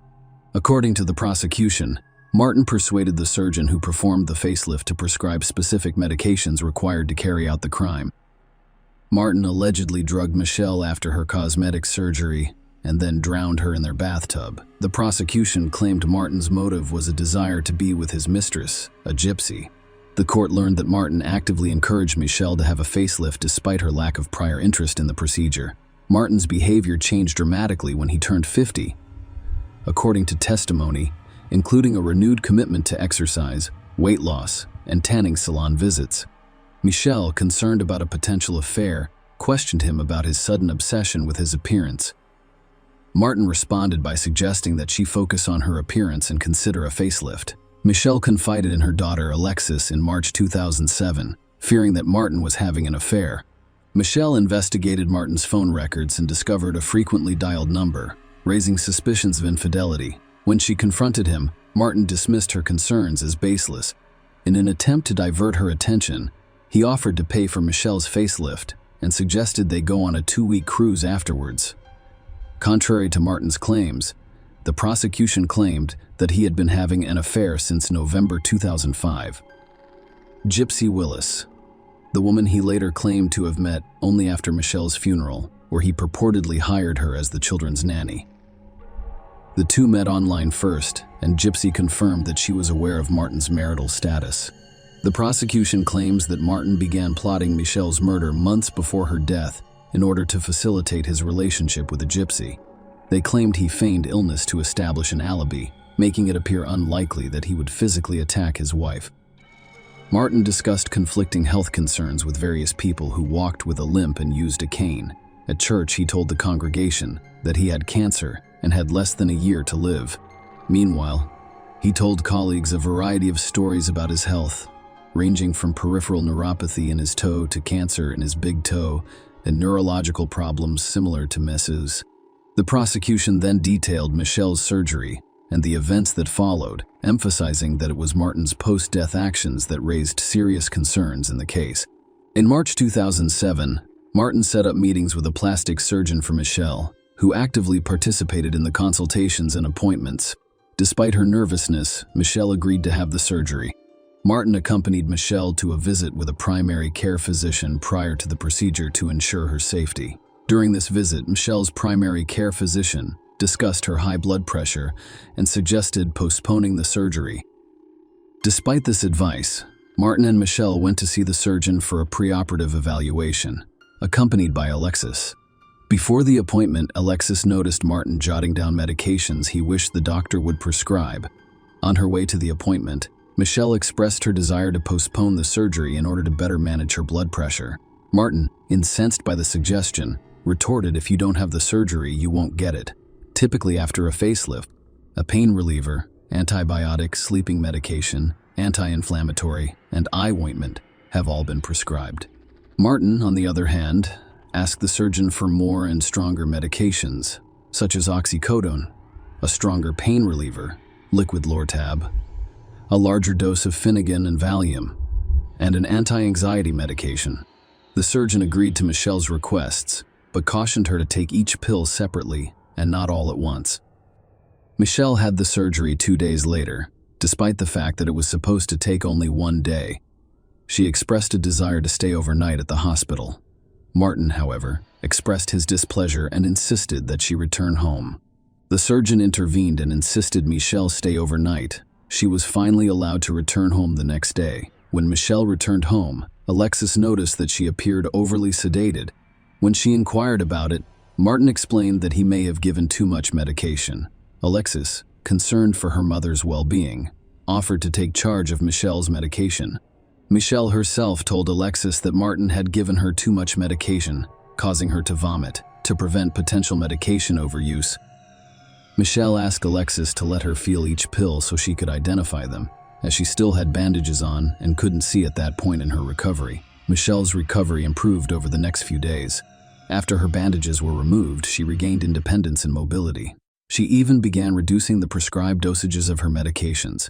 Despite Michelle's improving condition, Martin requested that the surgeon refill her Percocet and Phenergen prescriptions. The surgeon complied with the request. Alexis returned to school, confident that Michelle was recovering well and capable of managing on her own. Unfortunately, Michelle was discovered dead the following day. The jury learned about the strange circumstances surrounding Michelle's discovery in the bathroom. Martin's youngest daughter reported that on the day Michelle died, Martin picked her up from school, and when they returned home, they discovered Michelle fully clothed in the bathtub. According to reports, Martin dialed 911. However, they provided a false address and abruptly hung up. During the second call, he stated, "My wife has fallen in the bathtub. She is unconscious. She is underwater." Martin informed the dispatcher that he was unable to lift Michelle and was draining the bathtub before hanging up. The dispatcher called back, but Martin hung up on witnesses, including neighbors who had seen Michelle in the bathtub.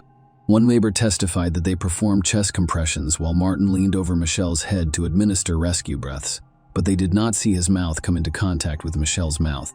Only when the paramedics took over Key P did Michelle's color change and a gurgling sound emerge. The jury was informed of discrepancies between Martin's account of how Michelle was discovered and others' recollections. Martin claimed she was hunched over the bathtub, with her lower half not submerged, which contradicted his daughter's and neighbors' descriptions. Furthermore, the emergency room doctor found no injuries on Michelle consistent with a fall into the bathtub. Alexis returns home after learning about Michelle's death.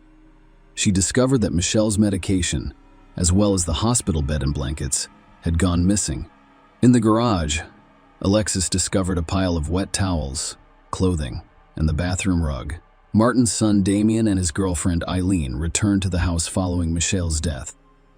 Martin asked Eileen to flush Michelle's pills down the toilet. Eileen testified that she complied and observed that some of the pill bottles were nearly empty. Contrary to Martin's claim of blood everywhere, she found no blood in the bathroom. The court heard that on the day Michelle died, Martin communicated extensively with the gypsy, speaking twice on the phone and exchanging 30 text messages. During the trial, the prosecution presented a cardiologist who testified that Michelle's heart inflammation was mild and did not pose a significant risk of cardiac death. In addition, a forensic pathology expert testified that there was no evidence of myocarditis, calling into question the initial cause of death determination. Instead, the experts hypothesized that drowning was the cause of death, citing 5 key points. First, during CPR, Michelle regurgitated large amounts of water, indicating that she had swallowed it. Second, water was found in Michelle's airway, indicating that she had inhaled a large amount of water. Third, Michelle's lungs weighed twice as much as typical lungs. The fourth fluid was discovered in Michelle's lung chambers. Fifth, Michelle's blood demonstrated a significant dilution of the phenomenon associated with inhaling water, which then enters blood vessels and circulates throughout the body.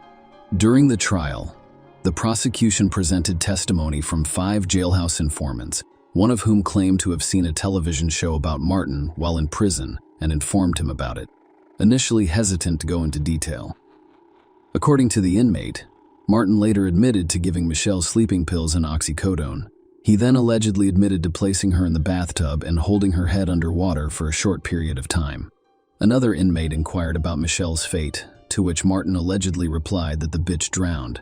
The remaining inmates testified that Martin brags about his ability to avoid detection and expresses confidence that authorities will never be able to prove his crimes.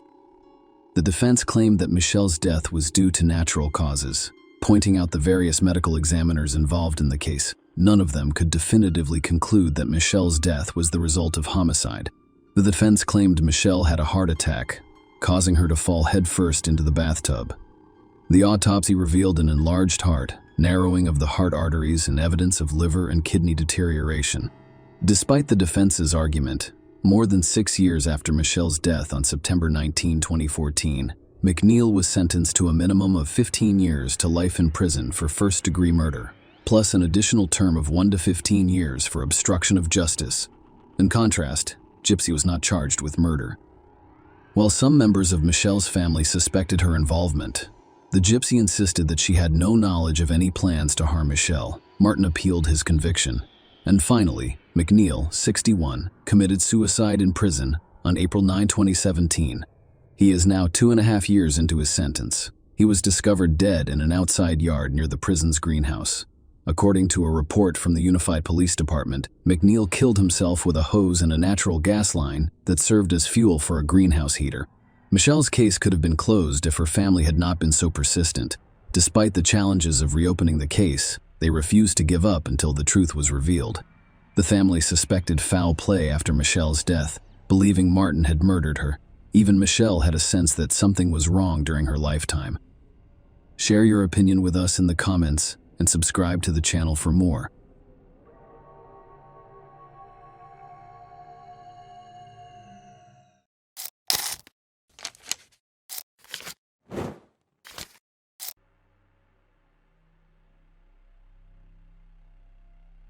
The Marlene Oaks case.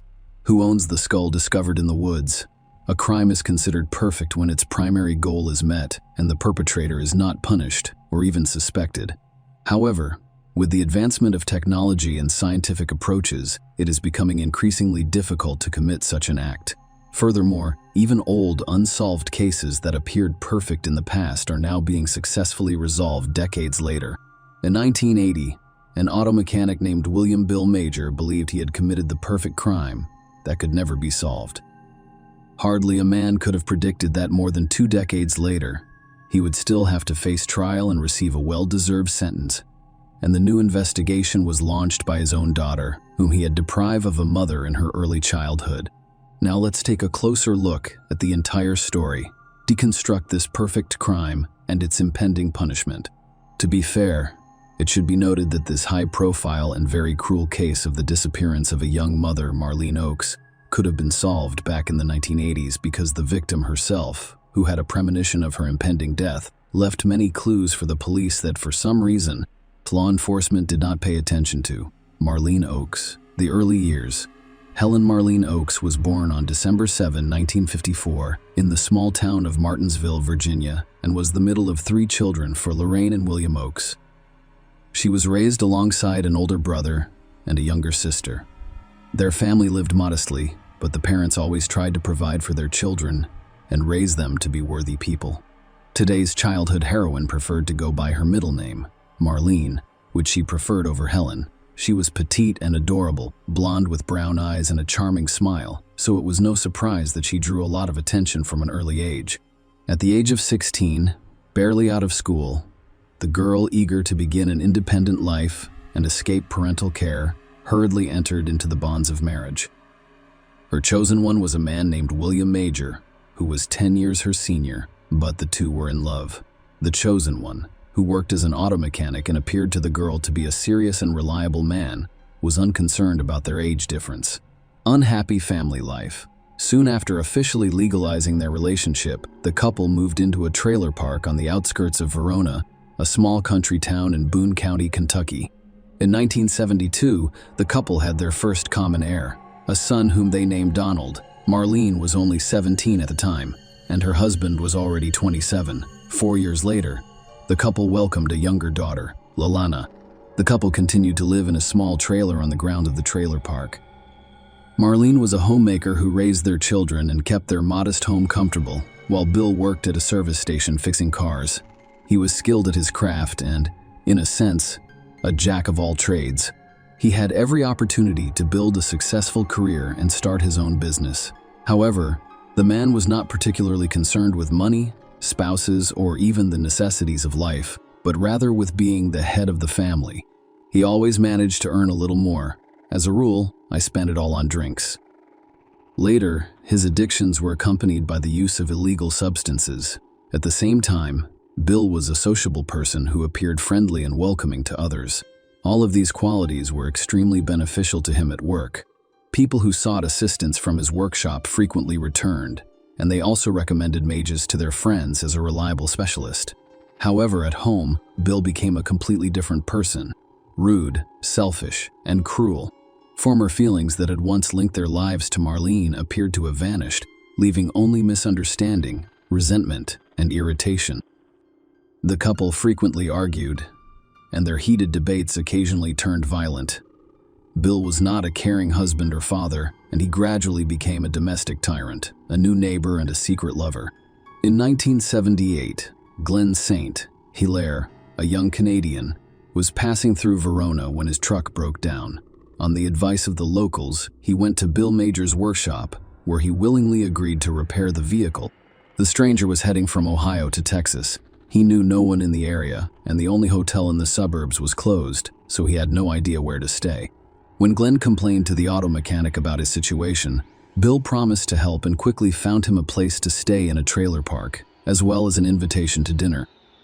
The guest was enchanted by Marlene's beauty, kindness, and friendliness. The young woman prepared a delicious meal willingly and with interest. The conversation seemed very pleasant and open. 2 weeks later, Glenn returned to Verona to thank Bill for his assistance, and after another month, he decided to stay for a while. The man moved to the same suburban trailer park and began working in Bill's shop, eventually becoming his subordinate. In addition, the new neighbor became interested in Marlene and sought out every opportunity to meet with her. The situation in the family Major has long been volatile. The spouses only quarreled, shouted at each other, exchanged insults, and occasionally fought for Marlene. Communication with the friendly and courteous Glenn became a real outlet. They grew close and eventually became lovers.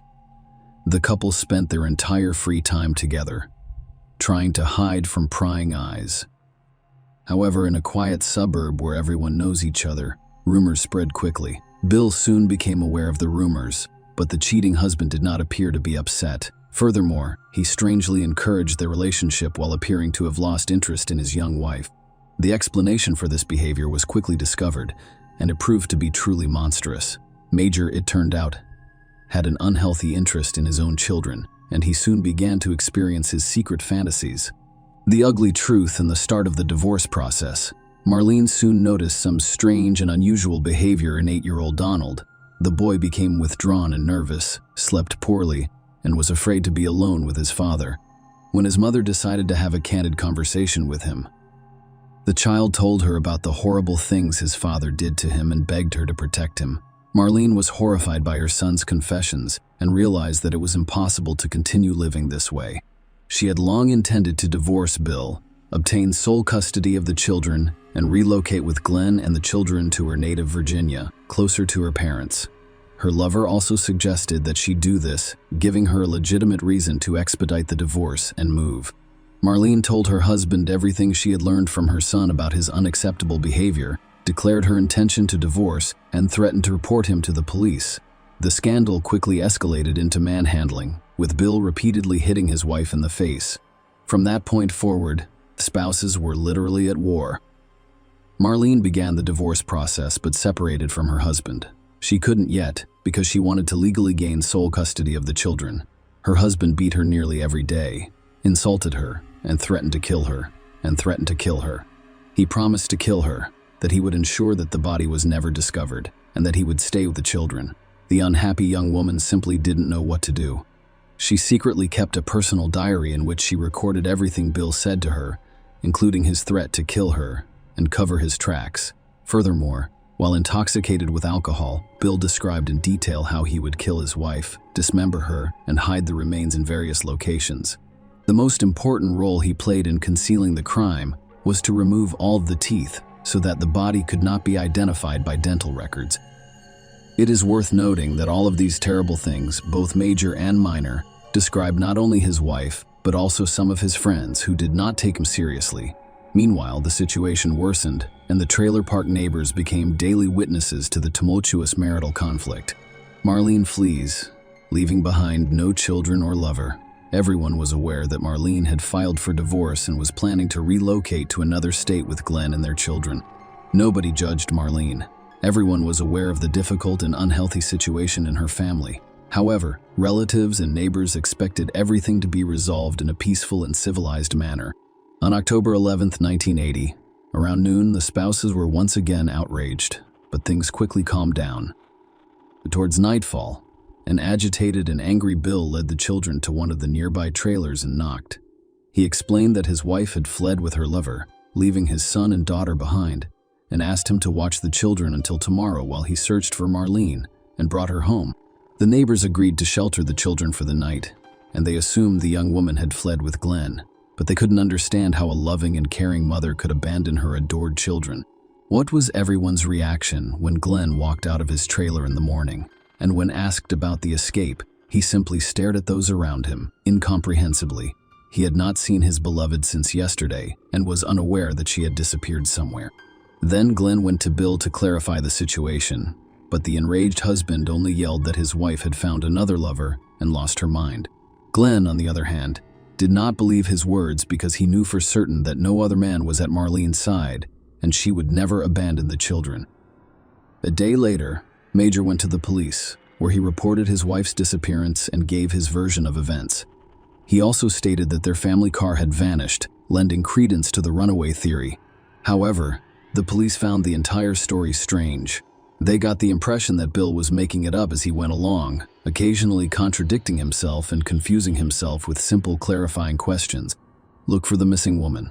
Interrogation of witnesses. The police decided to begin their investigation into this case by surveying the couple's neighbors and relatives, as well as researching the circumstances surrounding the young woman's disappearance. All agreed on the difficult relationship between the spouses, but claimed that Marlene would never have abandoned Donald and Lelena because she loved them more than life. There were also those who heard Bill's creepy stories about murdering his wife and disposing of her body. This resulted in the man's arrest and interrogation, but he claimed it was just drunken chatter and that he had no intention of harming his spouse. The next oddity was that a search of the house turned up the missing woman's passport, wallet with cash, driver's license, and all of her personal belongings. It appeared that she had just gotten into a car and left without her belongings, money, or documents. But where are you going? Marlene's relatives were unable to respond to this question, but her sister mentioned during their last disturbing phone conversation that Oakes was afraid for her life and kept a diary in which she recorded everything that happened to her. The detectives were eager to learn more about the diary, but when they searched the trailer, they discovered nothing similar. A few days later, Glenn arrived at the police station with the diary.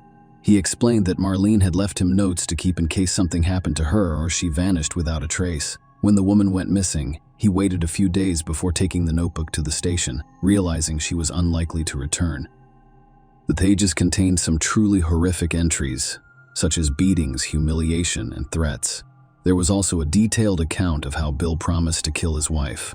Marlene also mentioned the husband's unhealthy interest in children. In this regard, it was decided to speak with Marlene's son, but he provided no useful information, did not answer any questions, and simply asked to be allowed to go home. For some reason, the detectives ignored the fact that the boy was scared and unable to answer questions truthfully. Donald's father had interviewed him beforehand, and he was afraid to say anything unnecessary for fear of angering his parents. They chose not to traumatize 4-year-old Lelena and did not question her. For the next few weeks, police officers searched the neighborhood for any leads or clues. Marlene and her car were wanted across the state, but both appeared to have vanished. There was no reason to think she was dead or murdered. The investigation has come to a dead end. The move appears to be an escape, despite the fact that relatives and neighbors testified against Bill, and the man himself was repeatedly summoned for questioning. No reason for his arrest was ever found. No body or conclusive evidence that Marlene had been seriously injured was discovered, and she remained missing. Major began quickly selling off his property, explaining that he was moving closer to his parents because it was difficult for him to manage 2 children following his wife's escape. Among other things, he sold his weapons, which included a rifle, a shotgun, and several pistols. His strange behavior resembled an ordinary escape for the children, rather than a preparation for moving. Bill kept telling them that their mother never loved them and therefore abandoned them. He claimed that Marlene was an alcoholic and that she had numerous lovers who were more important to her than her family. Bill worked hard to turn his son and daughter against their own mother, attempting to make them despise the person they loved the most. It should be noted that he did quite well because Donald and Lelena were still young and blindly trusted their father. Soon, Bill and his children relocated to Rhode Island, where his parents lived. They bought a trailer and settled there for many years. However, with Marlene's disappearance, Donald and Lelena's lives began to spiral downward. Their father brutally beat them, abused them, humiliated them, and did even worse things. Initially, these tortures were primarily directed toward Donald. However, as Lelena grew older, the bitter fate did not spare her. About a year later, the man met a new lover named Pauline and began living together, but they were unable to legally marry because the Major was still married to the missing Marlene.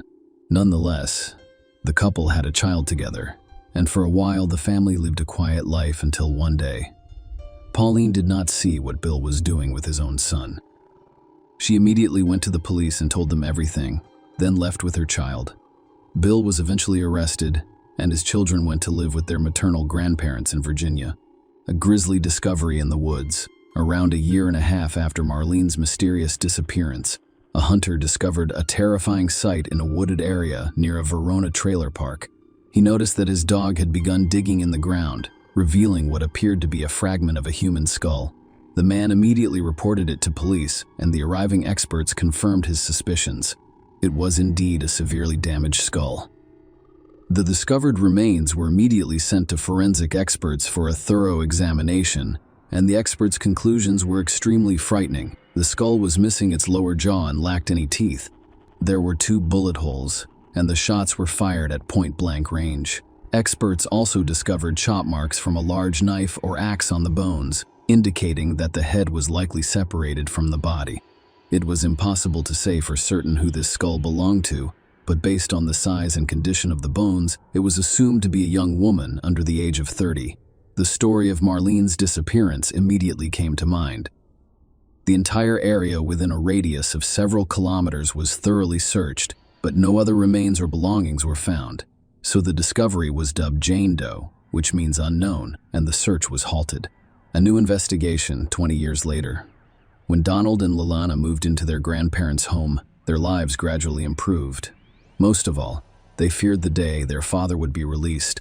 However, after his release, Bill showed no interest in his adult children and did not contact them for a long time. Lalana avoided talking about her mother because she was angry at her for abandoning them with a tyrant father. However, during a candid conversation with her grandmother, Lalana inquired as to why her mother had abandoned her and her brother after falling out of love. The old woman responded that she did not believe the story of the escape and believed that her spouse had dealt with her. At this point, the girl's world flipped upside down. She looked at the situation from a completely different perspective and realized the grandmother was correct. The girl decided to conduct her own investigation to solve the mystery surrounding her mother's disappearance. Lalana began by keeping a notebook in which she recorded everything she could recall from her childhood, as well as everything her older brother knew and remembered. When the girl was 22 years old in 1998, she decided to return to her hometown, Verona, to speak with former neighbors and see if any of them had any useful information.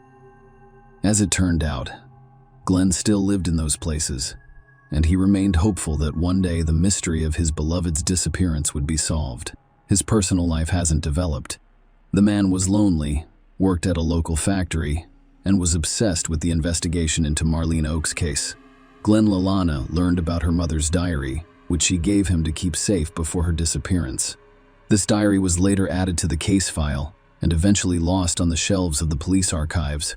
Lalana was able to obtain permission to view her mother's writings and was astounded by the contents of the diary. Not only did her mother know she was about to die, but she also revealed the identity of her killer, the method of death, and the process of concealing the evidence.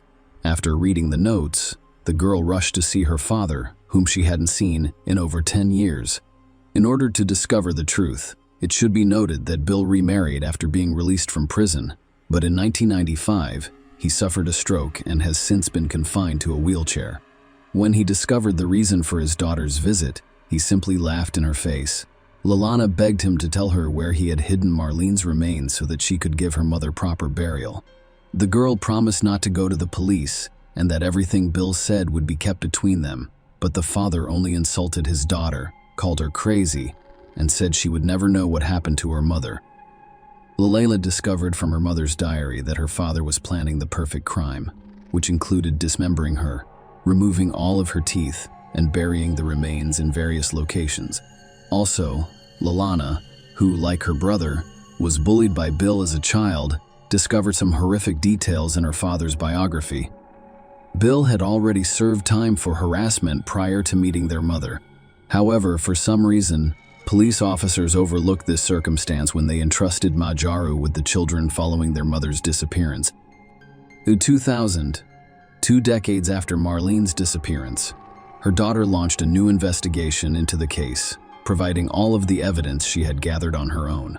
Lalana and her brother were re-interviewed, and this time they described everything their father had done to them, with the beatings being the least of their concerns. At the same time, Lalana learned of an unidentified skull fragment with no teeth or lower jaw discovered in the nearby woods a year and a half after her mother's disappearance. She began to insist on DNA testing, but the procedure was prohibitively expensive at the time, and government agencies refused to pay for it. However, Lalana did not give up and organized a fund to pay for the procedure. Relatives, neighbors, and concerned citizens all chipped in, and by the beginning of 2001, Lalana had raised enough funds to complete the identification process. The analysis determined the girl's kinship with the previously unidentified remains and confirmed that the skull fragment discovered belonged to the missing Marlene Oakes.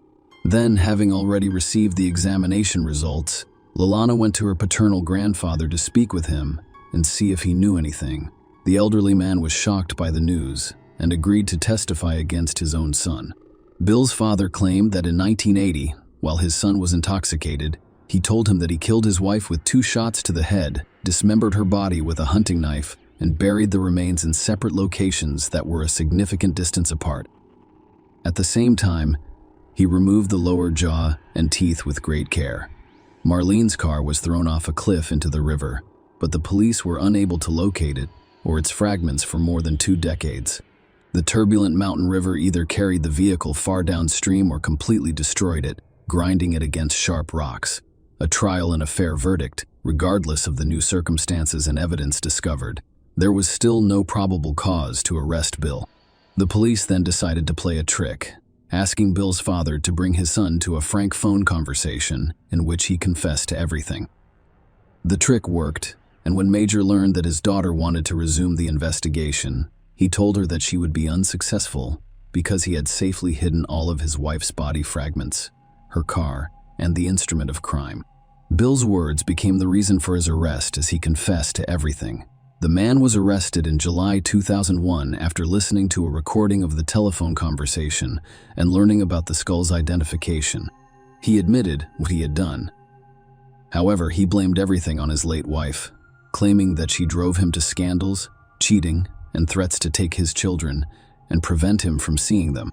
At the trial, Bill told his version of the story, claiming that he and his wife had a fight in the car and she began threatening him with a gun, but he grabbed the gun from her and allegedly accidentally shot her twice in the head, except that the shots were fired into the back of her head at point-blank range, implying a premeditated crime rather than self-defense.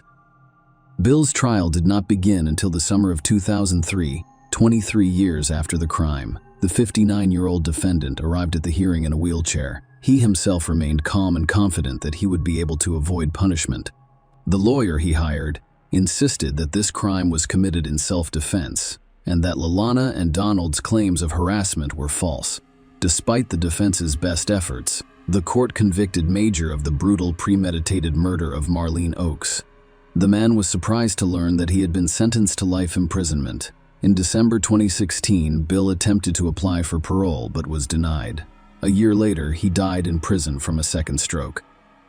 Share your opinion with us in the comments and subscribe to the channel for more.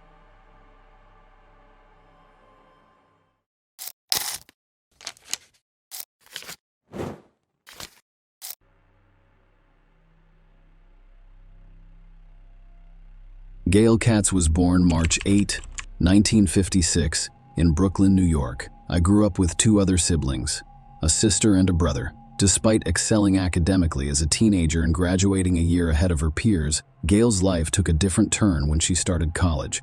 Instead of focusing on her academic success, she became involved in a partying lifestyle, which led to her decision to drop out. This decision deeply disappointed her conservative parents, who held traditional beliefs about life.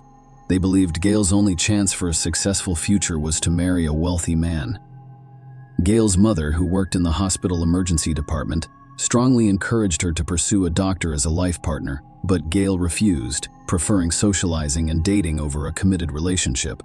Gail eventually lost control of her life, dealing with depression and attempting suicide several times. Despite her family's initial surprise, Gail introduced them to a man named Robert Birnbaum, who they had met through mutual friends. Dr. Birnbaum, a young and promising individual, seemed to be the perfect match for Gail and her family.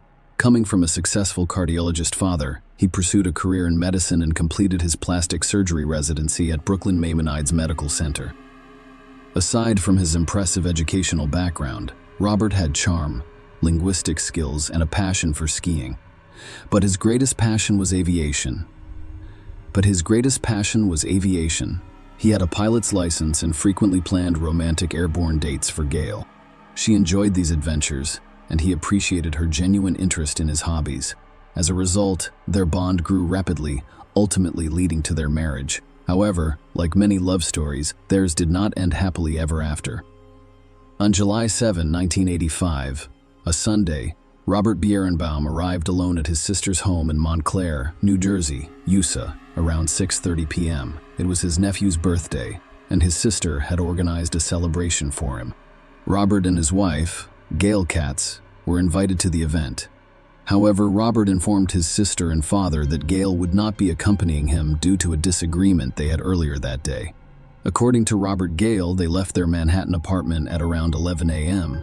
to visit Central Park, and she hadn't returned home by the time he left for the party, so he went alone. On his way home from the celebration, Robert stopped at the home of his friend, Dr. Scott Barron. At this point, Robert appeared distressed and attempted to call his apartment's landline several times without success. He told Scott about the morning's argument with Gale, noting that she had left in casual attire and had not communicated with him since. When Robert returned to his Manhattan apartment, he found Gale missing. He contacted her former psychology teacher, Dr. Yvette Face, to talk about the argument. Robert informed Yvette that Gale had left earlier that day to sunbathe at Central Park. Yvette advised him to contact the police and inquire with the apartment complex's doorman about Gale's whereabouts, which Robert agreed to do. The following evening, July 8, at 9 p.m., Robert contacted Detective Virgilio Dalsauce for the first time. He informed the detective that Gale had left the apartment at 11 a.m. He had last spoken with her the day before and had not heard from her since. Robert explained that he waited for Gale at their apartment until 5:30 p.m., but she did not return, so he left for his nephew's party at his sister's house. Robert was the last known person to see Gale. The detective urged him to provide as many details as possible to help find her. Robert mentioned to the detective that Gale had previously attempted suicide. He also expressed concern to friends that Gale may have harmed herself, citing information from her therapist, Dr. Sybil Baran, who allegedly informed him of Gale's suicidal tendencies. The search for Gale began, but the police encountered significant challenges due to a lack of solid leads. Despite their efforts to obtain additional information from Robert, he did not respond to their repeated messages until July 10 days after she was reported missing. During his conversation with Detective O'Malley, Robert inquired about the status of the investigation and agreed to meet 3 days later to go over the details of the last time he saw Gale. As time passed, police became increasingly concerned that Robert was withholding critical information. Several incidents concerned them, including an encounter on July 14 when some of Gale's friends, including Marian S.R., were actively looking for her and distributing missing person posters. During this conversation, Robert mentioned to Marianne that he thought Gale was on a week-long shopping spree at Bloomingdale's, which raised red flags for investigators. On another occasion, he made an odd remark to Gale's mother about the cats becoming ill and the need to clean the rug. They found it peculiar. The details he recounted about the events of July 7 differed depending on whom he spoke with. Interestingly, he did not notify the police about the argument he had with Gale on Sunday morning before her departure at 11 a.m., despite telling his family and some friends. Instead, he told the police that the argument occurred the night before she went missing, citing financial issues as the reason. He claimed that they reconciled afterward. He even mentioned a romantic dinner he prepared for Gale when they returned to their apartment on July 6, stating that she went to Central Park the next morning at 11 a.m. Despite repeated questioning by police to ensure he disclosed all events of July 7, he maintained that he remained in the apartment until leaving for the party at 5:30 p.m. This contradicted what he told Gale's friends, who claimed he searched for her in Central Park between 11 a.m. and 5:30 p.m., even after claiming to have found her towel and suntan oil. Despite the importance of this information in Gale's disappearance, he did not inform the police. Robert informed the detective that he had spoken with the doorman at their apartment complex, who remembered seeing Gale leave around 11 a.m. However, I will not be returning. However, when confronted by the police, the doorman claimed he had not seen Robert or Gale that day. Furthermore, when Detective Dalsauce requested a search of Gale's apartment in July following her initial disappearance report, Robert only responded on September 12 and allowed entry on September 30. However, due to limitations, the police were not permitted to search for blood or hair samples. As suspicions grew about Robert's possible involvement in Gale's disappearance, police investigated their marriage and discovered a far from perfect relationship, described as toxic by acquaintances. The relationship was not always turbulent. They met in the early 1980s while Gale was a college student and Robert was a surgical resident in Manhattan. Robert initially went to great lengths to impress Gale, demonstrating his skills as a pilot and his fluency in multiple languages, which appeared romantic. The relationship was initially described as magical. However, things changed, and they began arguing more frequently in the months preceding Gail's disappearance. Gail's sister, Elaine Katz, told the police that she witnessed Robert forcefully feeding Gail food at a restaurant, which deeply disturbed her. This was only one of several concerning incidents discovered by the police. Both friends and family described Robert as controlling, and Gail confided in a neighbor that she was uncomfortable at home. Gail had previously filed a police report alleging that Robert choked her unconscious after catching her smoking on the balcony. Although Gail stayed with Robert after he agreed to see a psychiatrist, the psychiatrist later sent her a letter warning her that Robert could be a serious threat to her life. Gail had begun a new relationship and decided to leave shortly before her disappearance was reported. Robert told a friend that she planned to inform him of her decision to leave and file for divorce on July 7. She also stated that if Robert refused to cooperate and agreed to a settlement, she would reveal the letter she received from his psychiatrist warning her about the potential danger he posed, possibly even showing it to his colleagues. The police concluded that the accumulation of circumstantial evidence pointed to Robert's involvement in Gail's disappearance. However, a significant obstacle remained. Gail had yet to be found. The search for Gail continued as her family and friends worked to uncover the truth about her appearance. However, Robert seemed unconcerned. He spent a lot of time in the Hamptons, attending parties and developing relationships with other women. In September 1985, a woman named Dr. Roberta Karnofsky moved in with him at their marital home, and they were together for about a year. Despite ongoing efforts, no trace of Gail could be found, and no arrests were made. Although no arrests had been made, Chief Investigator Detective Andy Rosenzweig was still conducting an active and ongoing investigation into Gail's disappearance. Detective Rosenzweig revisited the evidence, aware of Robert's love of flying and his license as a pilot, and focused on checking flight logs at the New Jersey airport. It was known that Robert frequently rented planes. An investigation into the records revealed that on July 7, 1985, at 4:30 p.m., he rented a Cessna 172 plane from Caldwell Airport in Fairfield, New Jersey, and returned it after 1 hour and 56 minutes. However, Robert had changed the date on his own flight log to the next day, July 8. Detective Rosenzweig's discovery sparked concerns. Why did Robert try to conceal the flight? Detective Rosenzweig suspected Robert of killing Gail and disposing of her body in the Atlantic Ocean. Robert's flight record showed that he had enough time to fly 165 miles across a portion of the ocean. However, without Gail's body, the district attorney's office believed there was insufficient evidence to secure a conviction. For years, after Gail went missing in May 1989, a torso washed up on Staten Island. At the time, DNA testing was not available. Instead, an X-ray technician compared an old chest X-ray to the torso and determined it belonged to Gail. The torso was released to Gail's family, who held a funeral service for her. Despite this identification, no charges were filed, and Robert moved to Las Vegas, where he established a successful plastic surgery practice, continued to date, and became well known in the community. He married Janet Sally in 1996, and the couple later moved to North Dakota, where they have a daughter. Despite Robert's apparent departure, Detective Rosenzweig was haunted by the unsolved case of Gail's disappearance and decided to reopen it a decade later when forensic DNA analysis was available. With Gail's family's permission, the torso was exhumed for testing, which eventually revealed that it did not belong to Gail.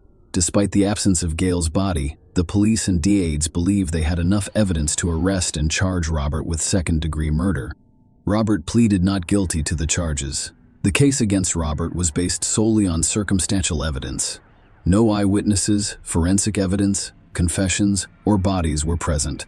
Nonetheless, the prosecution claimed that, despite the circumstantial nature of the evidence, it clearly pointed to one conclusion. They contended that Roberts murdered Gail in their apartment after learning of her intention to leave him. According to police, Robert spent hours dismembering Gail's body before flying it over the ocean between Montauk Point, New York, and Cape May, New Jersey. The prosecution's task was to persuade the jury that Robert could dispose of the body while piloting the plane, claiming that he acted alone. To support their argument, they presented 4 expert witnesses, as well as a video demonstrating how such an act could be accomplished. The jury heard testimony from 4 expert witnesses: New York City's chief medical examiner, An experienced New York City police pilot and aviation safety inspector and an airline transport pilot flight instructor and FAA flight test examiner. They claim that Robert, a surgical resident and pilot, could easily dismember a body the size of Gail's 5 feet, 3 inches, and 110 pounds in 10 minutes. They also testified that he could pack her dismembered limbs into a flight bag and transport them through an unmonitored rear exit of his apartment building before walking 2 blocks to his car and noticing. The experts also stated that Robert could load the flight bag onto the Cessna 172 plane without being detected and fly it over the Atlantic Ocean to dispose of the scale's remains. They noticed that the rented plane was relatively simple to operate.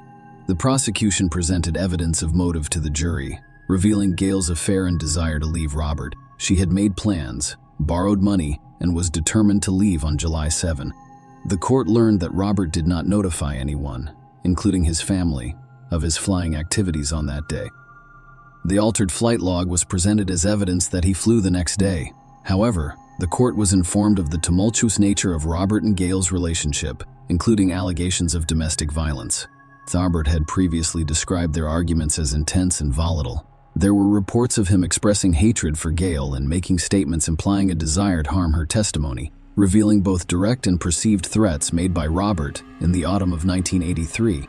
Gail contacted her cousin Hillard Weiss, an attorney, and told him that she and Robert had a heated argument during which he choked her, knocking her out for the first time, though it was not the first time he had choked her. Additionally, Gail's therapist, Dr. Sybil Baran, testified. Despite Robert's claims that Gail was suicidal, Dr. Baran stated that she had never discussed such concerns with Robert and did not believe Gail was suicidal.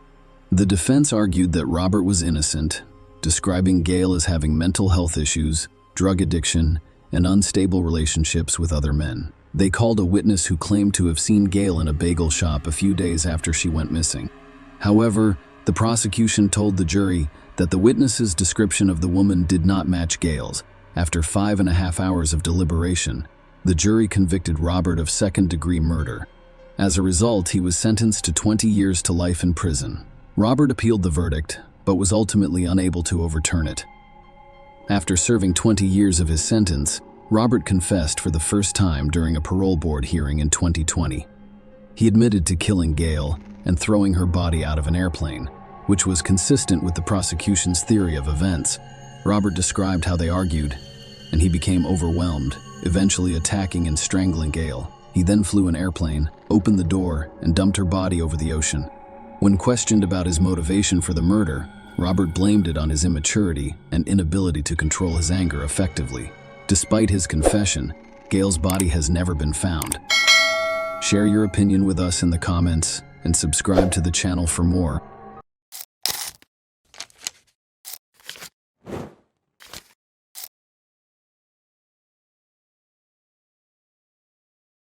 On August 2, 2015, 39-year-old Jason Corbett was sleeping peacefully at home in Wahlberg, Davidson County, North Carolina, USA. His family included his wife, Molly Martins, their 2 children, Jack, 10, and Sarah, 8, and Molly's parents, T and Molly's parents, Tom and Sharon Martins. Jason, originally from Limerick, Ireland, hired Molly Martins as an au pair after the tragic death of his first wife, Margaret, due to an asthma attack. Molly was 24 years old. Jason needed help caring for his 2 young children, 3.5 years old and Sarah, 1.5 years old, so he brought Molly from Knoxville, Tennessee, United States, to Ireland. Jason and Molly gradually developed a romantic relationship. Jason's job as plant manager for an international packaging company required the family, including Jack and Sarah, to relocate to Davidson County, North Carolina, in 2011. The same year, Jason and Molly got married. The court beds appeared to have a fulfilling life in North Carolina. Jason focused on his job at the packaging plant, while Molly took on the responsibility of caring for the children and enjoyed coaching a children's swimming team. At 3 a.m., on August 2, Tom, Molly's father, called 911. He informed the operator that my daughter's husband, my son-in-law, had gotten into an argument with my daughter. I intervened, and I believe he's in bad shape. We need assistance. He's bleeding profusely, and I may have killed him. A paramedic team was dispatched to the scene, and the emergency dispatcher instructed Tom and Molly to perform CPR until they arrived. Unfortunately, there was nothing that could help Jason. He died of multiple blows to the head. Tom and Molly were transported to the police station in separate patrol cars. Molly described what happened that night at their house. Sarah, 8, approached her in her husband's bedroom door around 3 a.m. She was experiencing nightmares again. Molly went up to her room to comfort her. When Molly returned, Jason was furious at being woken up. After that, the couple got into a fight, and Jason attacked Molly and started choking her. Tom heard the screams and noises. He walked into their bedroom with a baseball bat in his hand. Tom, 65, confirmed his daughter's statement while sitting in another interview room. When he awoke to screams upstairs, he told his wife to stay in the room and decided to investigate what was happening. He heard Jason threaten to kill his daughter, so Tom brought a metal bat for protection. Tom entered the bedroom as Jason was strangling Molly. Tom turned to Jason and asked him to let his daughter go and relax. He refused to let Molly go and threatened to kill her. Jason turned his back on the bathroom and started dragging Molly behind him. She resisted, but she was weakened. Tom realized his daughter could not be left alone with the aggressor, so he hit Jason in the head several times with the bat. However, Jason was able to knock Tom to the ground and take away the bat. Molly, terrified that Jason would kill Tom, grabbed a decorative garden stolen from the bedside table and used it to cover Jason's head. Due to the pause, Tom was able to get to his feet, grab the bat, and continue to hit Jason in the head. He paused when he realized he was already dead. Tom admitted that he did not like his son-in-law and his family, and had previously advised Molly to hire a lawyer and file for divorce. The police photographed Molly and Tom for the report. Surprisingly, there were no signs of a struggle, such as abrasions or bruises. So, what exactly happened at the Corbett house? But first, let me explain everything in more detail. Molly Martin spent most of her life in Knoxville, Tennessee. She was the sole daughter in a family of 4 children. Her father, Tom, dedicated 30 years of his life to the FBI, and her mother was a math doctor. Tom coached soccer for the local children's team in his spare time, while Molly practiced singing and dancing with her friends. She enjoyed reading, and as a teenager, she participated in her mother's book club, where she shared her thoughts on what she had read. Sharon and Tom were well-educated and wealthy. Molly decided to pursue a medical degree after high school, and in 2003, she enrolled at Clemson University in South Carolina. Studying proved to be extremely difficult, requiring a great deal of hard work and effort. She soon dropped out of university.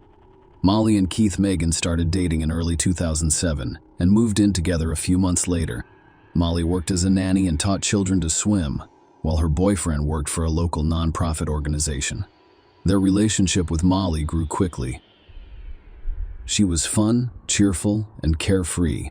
However, they both struggled with mental health issues. Molly had been diagnosed with depression and had informed Keith about her bipolar disorder prior to beginning their relationship. Keith notes that things were fine at first. Medication helped her with her mental health issues. However, she contracted Staphylococcus aureus later. The infection medication appeared to interfere with the effects of the bipolar disorder medication, throwing Molly off balance. Molly experienced migraines and insomnia during this difficult time, as Keith mentioned. She spent a lot of time soaking in the bathtub, occasionally crying while lying on the floor. Molly used to take 16 pills every day. She was unable to continue babysitting and remained at home. Keith took over, fully supporting them both despite his low income. Molly was now depressed, and every time he returned home, he had no idea what was waiting for him behind that door. The relationship grew strained. After a while, she improved. Molly insisted on getting engaged to Keith. He took this step for her, hoping it would improve her condition, but he was mistaken. It didn't help, nor did her desire to have kids. Molly became pregnant with Keith. However, she had an early miscarriage in September of 2007. Molly's condition did not improve in February, so her parents paid for her stay in the psychiatric unit at Emory Hospital in Atlanta. He or she was to be assisted in stabilizing her condition and prescribing the appropriate medication. 4 days later, she returned to Keith, and the two attempted to continue living together. By the end of February, the couple's relationship had deteriorated significantly. Molly simply told Keith one night that she wanted to travel to Europe and work as a live-in nanny. He didn't think she should leave. let alone work with children, because she couldn't even go grocery shopping by herself. Molly soon departed for Ireland, and Keith never saw her again. Molly claims that the babysitting job came at an important time for her. After graduating from university, she struggled with feelings of inadequacy and had no idea who she was or who she wanted to be. She was fortunate to meet Jason, who helped her come to her senses and understand her role in caring for his children. A few months later, Jack and Sarah began calling her mother, Molly, who lived in Ireland, her native land. So, after her engagement, she proposed to Jason that they marry and live in America, and he agreed. Tracy Lynch, Jason's sister, with whom they were always very close, claims that the Molly they knew in Ireland and the one they knew in the States are two different people. When relatives from Ireland arrived in Tennessee for the ceremony, they noticed Molly's unusual behavior. She tried to control everything, was frequently angry, and did not resemble those happy brides awaiting marriage. Sometimes she stayed in bed and refused to speak to anyone. Jason's family began to question whether he should join this American family, and his best friend noticed the unhappy groom in front of him. He even told him to simply leave, board a plane, and return to his home country. But Jason said he couldn't do that. He had already committed. 4 years later, Molly was very close to Jason's children and even considered them her own. However, her relationship with her husband was strained. Tracy claims that Jason had recently, in 2014, planned to return home. He was unhappy here and had started to gain weight. Molly was acting strangely, and he was unhappy with some of the things going on at home. He missed Ireland and said it would be difficult for him to leave. When Molly found out he wanted his children, he contacted her mother, but he refused to let her become their legal guardian. Jason refused to use his wife's citizenship to obtain a visa for himself. That way, she would have no legal basis to seek custody of the children if they later divorced. She later confessed to several of her friends about her husband's abuse, and neighbors began to keep an eye on Jason. Molly's statements were not supported by any visible evidence. According to numerous testimonies, there were no abrasions, bruises, or other injuries, and she did not appear to be a victim of abusive behavior, nor was she withdrawn or haggard. She didn't seem afraid of him. Jason, on the other hand, did not fit the description of a tyrant. He was personable, outgoing, and generous. The courtbed's closest neighbor reported that Molly had said things that did not fit the big picture he was aware of, and were most likely false. She admitted that she may have lied to others in order to make herself look good and avoid embarrassment over her words or actions. Molly answered detectives' questions on August 2, while still dressed in her pajamas from the bedroom fight, and reported that Jason had abused her. She had been to the hospital several times, but never explained how she sustained the injuries. Her husband was abusive, both verbally and emotionally, according to her. He occasionally sincerely apologized to her. Their relationship appeared to be on track to improve. However, the abuse continued, and each time the situation worsened. Despite this, her love for Sarah and Jack prevented her from abandoning him. Molly added that she had never told anyone about her husband's abuse, because the children were not hers, and they were not us citizens. Jason could have taken them away from her years ago, fearing that no one would believe his abuse. Molly began using hidden recording devices at the advice of her attorney, and she claims that many of the recordings she collected have been destroyed or lost, but those that remain have been turned over to prosecutors. For example, in the recording, Jason comes home late in December 2013. He finds the door locked and rings the bell several times. She opens it in 39 seconds and apologizes. "You never intended to do anything, did you?" he asks angrily and mocks her. Molly begs. Multiple smacking sounds can be heard, and she starts to whimper. "I absolutely despise you." She comes to a halt quietly just before the recording stops. She claims Jason had a key but was too drunk to open the door. And, as was often the case in their home, the rage would build up until whatever was going on was completely my fault.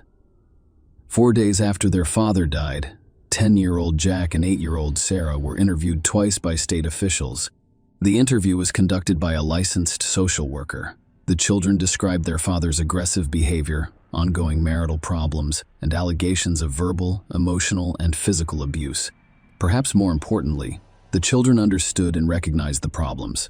In response to questions, Sarah explained that Mom didn't want to wake Dad up because he'd get angry and say, "Why are you waking me up?" Jack witnessed his father's use of physical force. on one or two occasions. The social worker asked a critical question to summarize what had been said. Did anyone teach them or ask them to answer certain questions in a specific way? Sarah answered, "My mother asked me to tell only the truth. Jason had made Tracy the legal guardian of his children a few years ago, in case of his death. She knew Molly would not let them go without a fight. Tracy immediately flew to North Carolina to petition for custody of the children. Molly did the same. Tracy took over as guardian of Jack and Sarah 16 days after Jason's death, and the two returned to Ireland. In January 2016, Tom and Molly were charged with second-degree murder. Tracy believes Molly learned about Jason's plans to return to Ireland with the children. However, without her, a strategy was devised to get rid of him. Molly had always wanted only her children, not her husband. Molly and Tom faced trial in July 2017 for Jason Corbett's murder. The prosecution presented a very different version of events, one that excluded strangulation and self-defense. Prosecutors relied heavily on forensic evidence, including photographs of Jason's body and gruesome signs of a struggle in the bedroom. According to the pathologist's report, Jason was struck at least 12 times in the head. The exact number could not be given because he was hit in the same spot repeatedly. The skull has visible cracks and severe bruising, similar to an injury sustained by someone who has fallen from a great height, been involved in a car accident, or has blood. According to a spatter expert, Jason's head was once 30 or 45 centimeters off the floor, and he continued to be struck. According to prosecutors, Jason was struck first while still sedated in his bed. Toxicology tests confirmed that Jason's system contained a sedative prescribed in Molly's name 2 days prior to the tragedy. Furthermore, Jason's $600,000 insurance policy had been changed about a year ago, and Molly was now the sole beneficiary. The jury was also shown photos of the defendants taken at the station on the night of August 2. Tom and Molly had no scratches on them. It was impossible to engage in the fight Molly described with a man who was larger, stronger, and taller than you without receiving a scratch or bruise. Tom and Molly were probably delaying the 911 call, making up their story for the cops while Jason's body cooled on the floor. This thought occurred after paramedics arrived at the Corbett home and noticed his body's low temperature.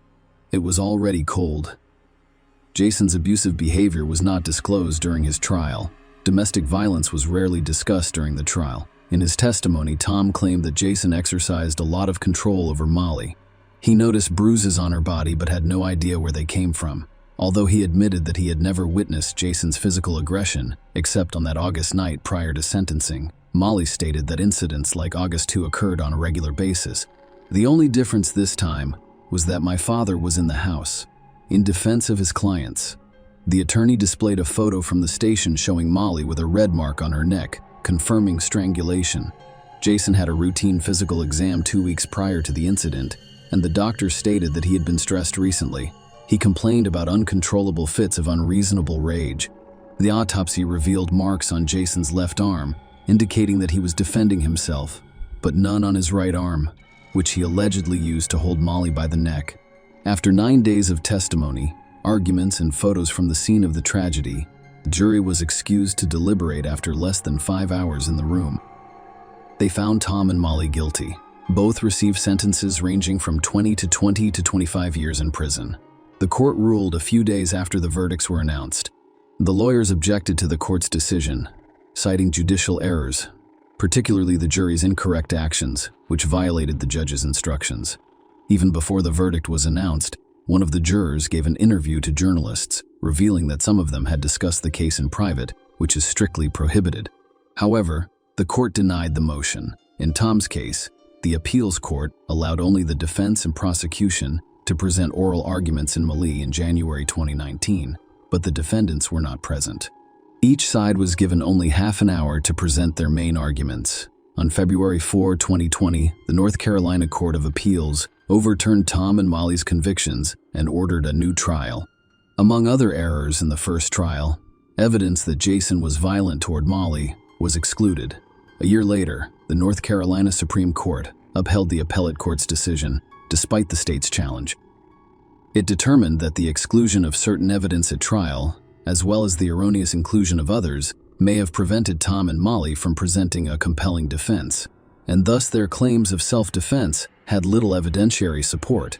As a result, The jury was not fully informed about the evidence, and they were unable to perform their constitutional duties. Molly and Tom were each released on $200,000 bail in April 2021, after serving 44 months in prison.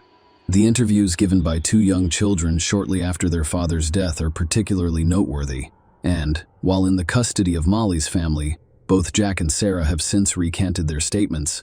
They claimed that they were coached to lie about domestic abuse. They have since informed the Davidson County District Attorney's Office from their residence in Ireland that Molly coerced them into making those false statements, and that Molly was the one who was abusive.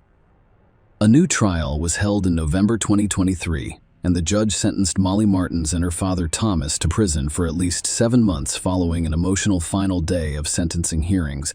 On Wednesday, the power was led out of a North Carolina court in handcuffs after receiving sentences ranging from 7 to 30 months for Jason Corbett's voluntary manslaughter. This is in addition to the 3.5 years Molly and Thomas have already served since being convicted of murder. Share your opinion with us in the comments and subscribe to the channel for more.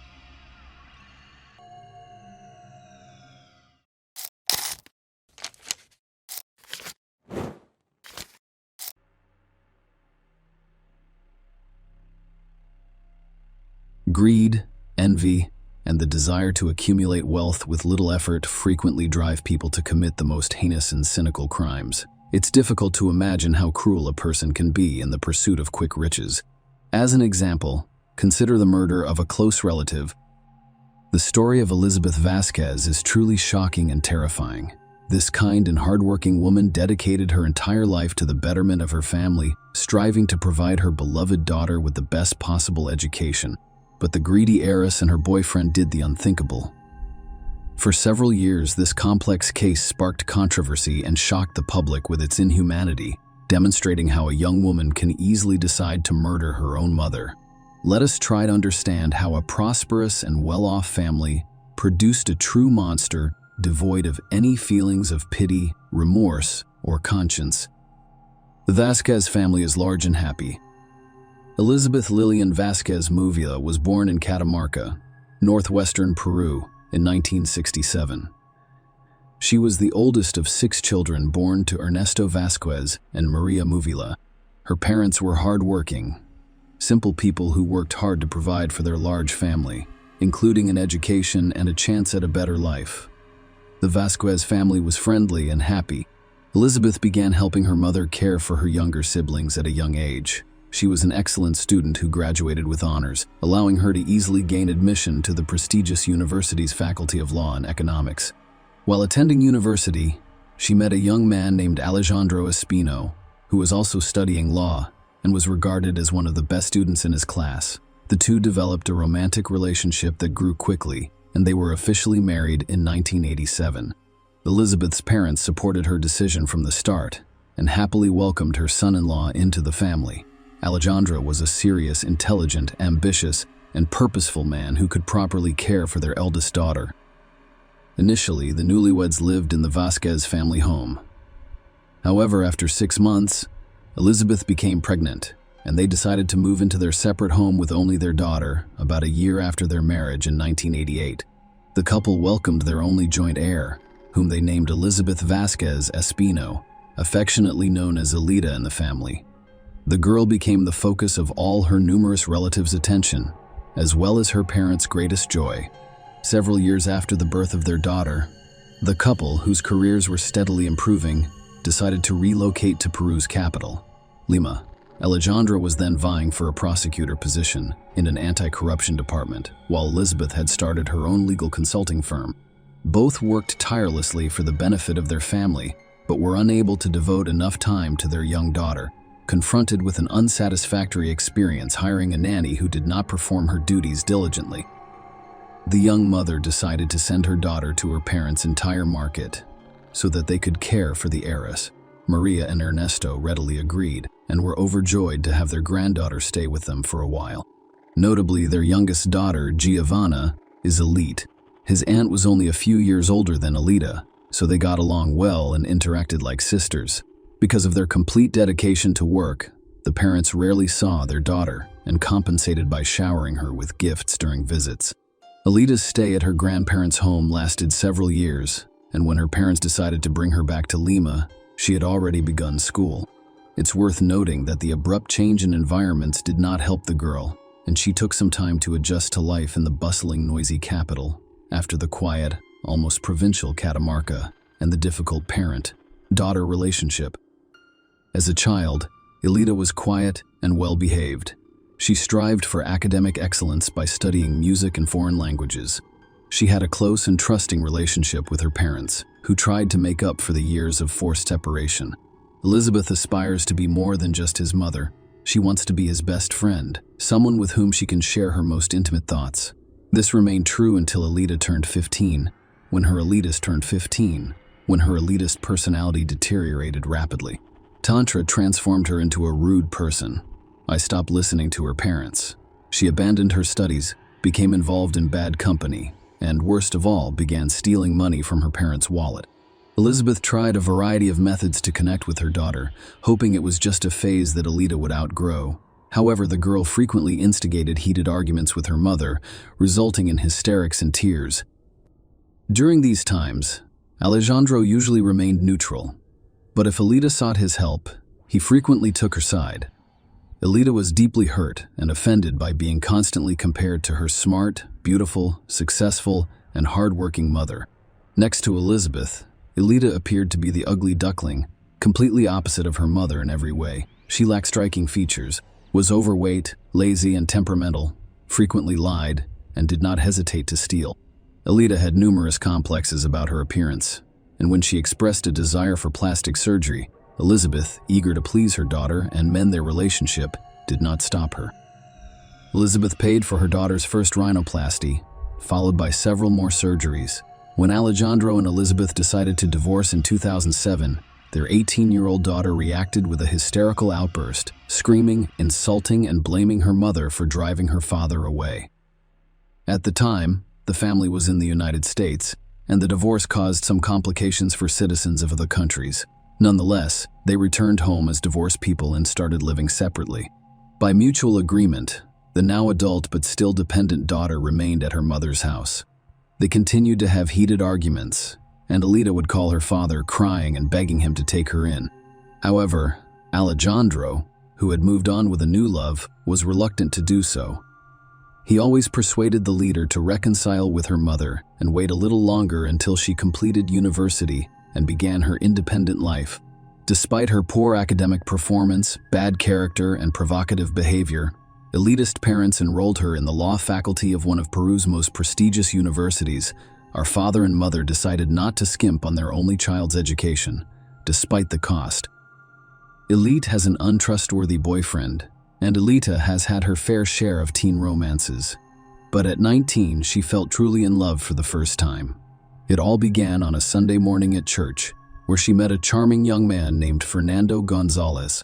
He couldn't take his gaze away from her during the service, and afterward, he approached her to introduce himself to Alita. Fernando appeared like a prince, handsome, attentive, and pleasant in voice. He invited her for coffee and conversation. As it turned out, he had a habit of scouting churches for young, well-dressed girls who arrived in luxury cars, then striking up a conversation, charming them, and playing on their emotions. He'd tell stories about his difficult childhood in a large family abandoned by their father, and how he was now supporting his mother, brothers, and sisters while working multiple jobs.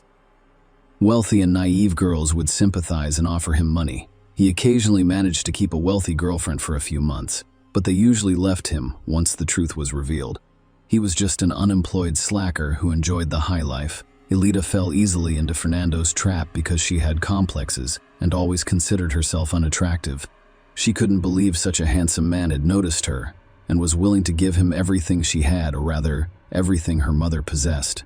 She told her mother everything, resulting in their first candid conversation in years. Elizabeth believed she had a chance to mend their relationship, especially since the leader had met the boy in church, which appeared promising, and assumed he was a good person. Fernando made a good first impression on Elizabeth. He told her his dramatic life story, and she believed him, concluding that such a good boy deserved help.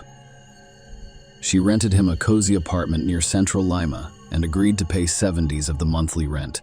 She also paid for his business school tuition, promising him a job with her company later. Fernando appeared to appreciate her generosity and was eager to begin studying. He was not interested in attending boring lectures or working. He only wanted to have fun and spend someone else's money. He gladly moved into the rented apartment but never paid anything for it, claiming to be broke and promising to repay later. It soon became clear that Fernando had only attended a few business school classes before quitting. Following a serious conversation with Elizabeth, he appeared to be sorry. She decided to give him a second chance and hired him as a courier for her company. On his first day, he not only failed to complete a simple task but also betrayed other employees who had trusted him with sensitive documents. Elizabeth finally realized that this young man had charmed her daughter only to exploit her for his own gain. He had no intention of studying or working. She then forbade Elida from seeing him, causing her daughter to become angry and resentful. The leader screamed and cried, accusing her mother of attempting to destroy her life and steal her happiness. She refused to listen to reason and insisted on continuing to see Fernando despite the couple's failed separation attempt. Elizabeth decided to send her daughter to her parents' house for a while, naively believing that if Elida didn't see her boyfriend for a few months, her feelings would subside and Fernando would find another wealthy fool to exploit. But Elizabeth was gravely mistaken. Elida continued to communicate with her boyfriend via phone and social media, and her resentment of her mother only grew. Fernando had to leave the rental apartment because Elizabeth refused to pay for it.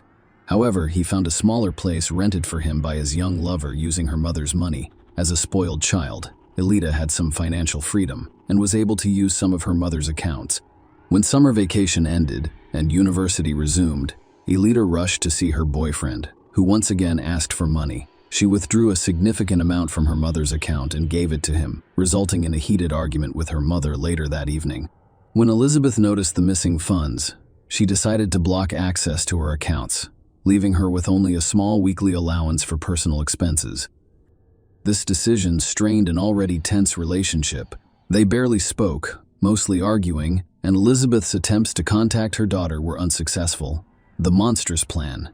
Fernando became enraged during one of their romantic dates when a leader failed to deliver the money he demanded. He cursed Elizabeth, screaming that she had a lot of money but wouldn't give it to her only daughter, and added that if Elizabeth died, adult Elida would inherit all of her wealth and they could live lavishly. This terrible idea took root in the minds of the elitists and grew stronger with each day. She was constantly complaining about how much she despised her mother, blaming her for all of her misfortunes, and fantasizing about how wonderful it would be if she disappeared. The young lovers began to devise a monstrous and cynical plan to eliminate Vasquez, including who they could recruit as accomplices. At the time, Elizabeth had nearly $3 million in her accounts, a successful business that could be sold, a large house in an affluent area of the capital, several cars, and significant life insurance coverage. If she dies, her only child will inherit everything. Elida Elizabeth seemed to sense danger, and she realized she couldn't keep her daughter away from the mercenary and deceitful young man who had a negative influence on her. The situation was escalating and could end in the most unexpected way. Elizabeth, an experienced lawyer, drafted a will stating that in the event of her sudden disappearance or untimely death, all money and property should be transferred to Ernesto Vasquez, her father. She even managed to visit her parents and inform them of her decision.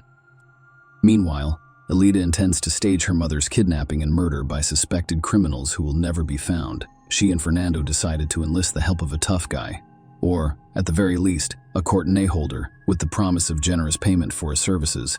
He accepted the offer without hesitation, a crime against his own mother.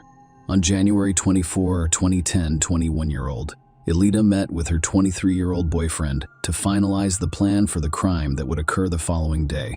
She remained calm and collected, already planning how she would spend the millions she had inherited. The next morning, January 25, Elida chose to stay at home rather than attend university due to illness.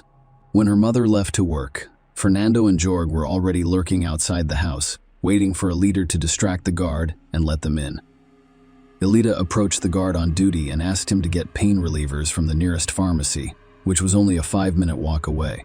This brief absence allowed the young men to enter the house and hide in the master bedroom.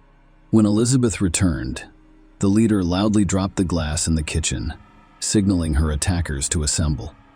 When Elizabeth entered her room, Fernando knocked her to the ground and began choking her, while George held her down. Elizabeth miraculously managed to break free and run into the hallway, where her own daughter kicked her in the head. They restrained Elizabeth while she was conscious. However, their plans were thwarted by Maria Celine, a young servant girl who Alida tricked into another room and locked inside. When Elizabeth regained consciousness, her daughter, boyfriend, and accomplice brutally tortured her in an attempt to obtain the safe code and bank account passwords. Terrified, Elizabeth knew her daughter was in trouble, but she had always blamed it on Gonzalez as a negative influence. She now saw her only daughter's monstrous nature. Elizabeth was able to loosen the restraints and fight back against her daughter, scratching and punching her until Fernando knocked her to the ground. Alida became enraged and kicked her mother, eventually smothering her with a pillow until she stopped breathing. The trio then bound Elizabeth's lifeless body, duct-taped her mouth shut, and placed her in the trunk of her own car. Staging a kidnapping, Alida then dispatched another guard to get medication, allowing her accomplices to drive off the property. She released her to terrified Maria, falsely claiming that she and her mother had quarreled but reconciled, and that her mother had gone to bed. A strange story about a kidnapping during the search for a missing woman. As was customary in the morning, the maid prepared breakfast. But Alida entered the kitchen and informed her that her mother had gone to work early due to an important meeting. Alida then left the house to visit her mother's workplace. She walked into the office of Jessica Hippo, her mother's best friend and accountant, and broke down in tears, reporting that her mother was missing and that she was receiving strange, threatening, and ransom calls. The accountant immediately began blocking the accounts to prevent the intruders from accessing them, reported the incident to the police, and then left the office for a while. When she returned, Alida had left, and the office was in disarray, as if someone was searching for something. Later, it was discovered that Elizabeth's will had gone missing, which Alida had learned the day before by overhearing a phone conversation with a key she had stolen from her mother. Alida had also taken a copy of the will and cash from the safe while her mother was studying. Police arrived and inspected the house, interviewing both the missing woman's daughter and the office staff, but found no useful information. Everyone claimed that Vasquez had no enemies and that no one had threatened her, so no one was initially named as a suspect. The primary hypothesis was that it was a kidnapping for ransom. All that remained was to wait for a call from the criminals to receive additional instructions and demands. A terrifying discovery and the initial suspect. Elizabeth's disappearance was discovered the following day. It was reported that her car had been abandoned in a vacant lot outside of town. The inside was empty, but when law enforcement officers opened the trunk, they were astounded by what they discovered.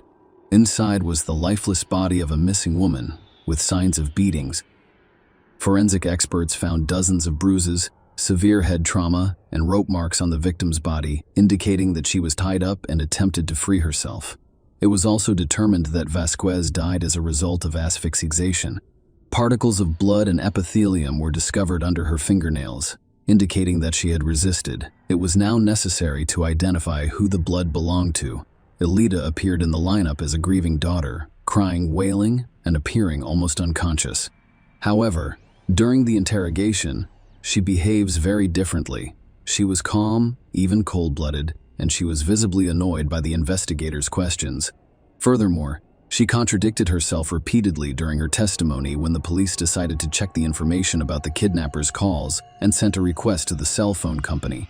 It turned out that Alida had not received any calls. It also turned out that in the days preceding and following her mother's disappearance, Alicia had been in frequent contact with Juan Fernando Gonzalez, whom they also decided to question. However, the young man either insisted on his innocence or remained silent, resulting in irrefutable evidence and an arrest. Elizabeth's maternal grandparents were in charge of her funeral, while Elizabeth herself was unconcerned, focusing solely on how to get out of the situation, remain free, and save money. She called her father, who was already aware of the incident and crying, and told him she was innocent and asked for help. Her father advised her not to say too much and promised to get her out of the situation, despite knowing full well who had committed the crime. However, he did not want his daughter to go to prison because it would have brought shame to Alejandro, who was a powerful and respected man at the time, serving as Justice of the Peace and President of the Supreme Court. Meanwhile, forensic analysis revealed that the blood and skin particles under the deceased's fingernails belonged to her daughter. Elita attempted to claim that she had a serious disagreement with her mother and that they had briefly quarreled before reconciling, but no one believed her. Further inspection of Elizabeth's room with special equipment revealed numerous white traces of blood throughout the house, including in the elitist room, despite her attempts to wipe away the evidence. At the very least, a story that she had an argument with her mother in the evening, but then made up, and that her mother left early for work the next morning and was never seen again, quickly fell apart. She contradicted herself, first claiming that she had not entered her mother's room, and then recalling that the ransom calls were entirely her creation. The testimony of the maid, Maria Solen, was crucial in the case. She described how, on the night of the crime, she was locked in a room where she could hear Elizabeth's screams and sounds of struggle, but could not intervene. After that night, she never saw her employer again, and Elita insisted that everything was fine with her mother, who had simply left for work early. All of this culminated in the arrest of Elita and her boyfriend, the criminal trio, and the battle for the inheritance. Elita was arrested at her mother's home. Her boyfriend was apprehended a few hours later at an entertainment venue. The next morning, George was arrested after Fernando betrayed him by attempting to blame him for the crime. It is worth noting that Gonzalez was the first to testify, in the hopes that cooperating with the investigation would benefit him and help to mitigate his sentence.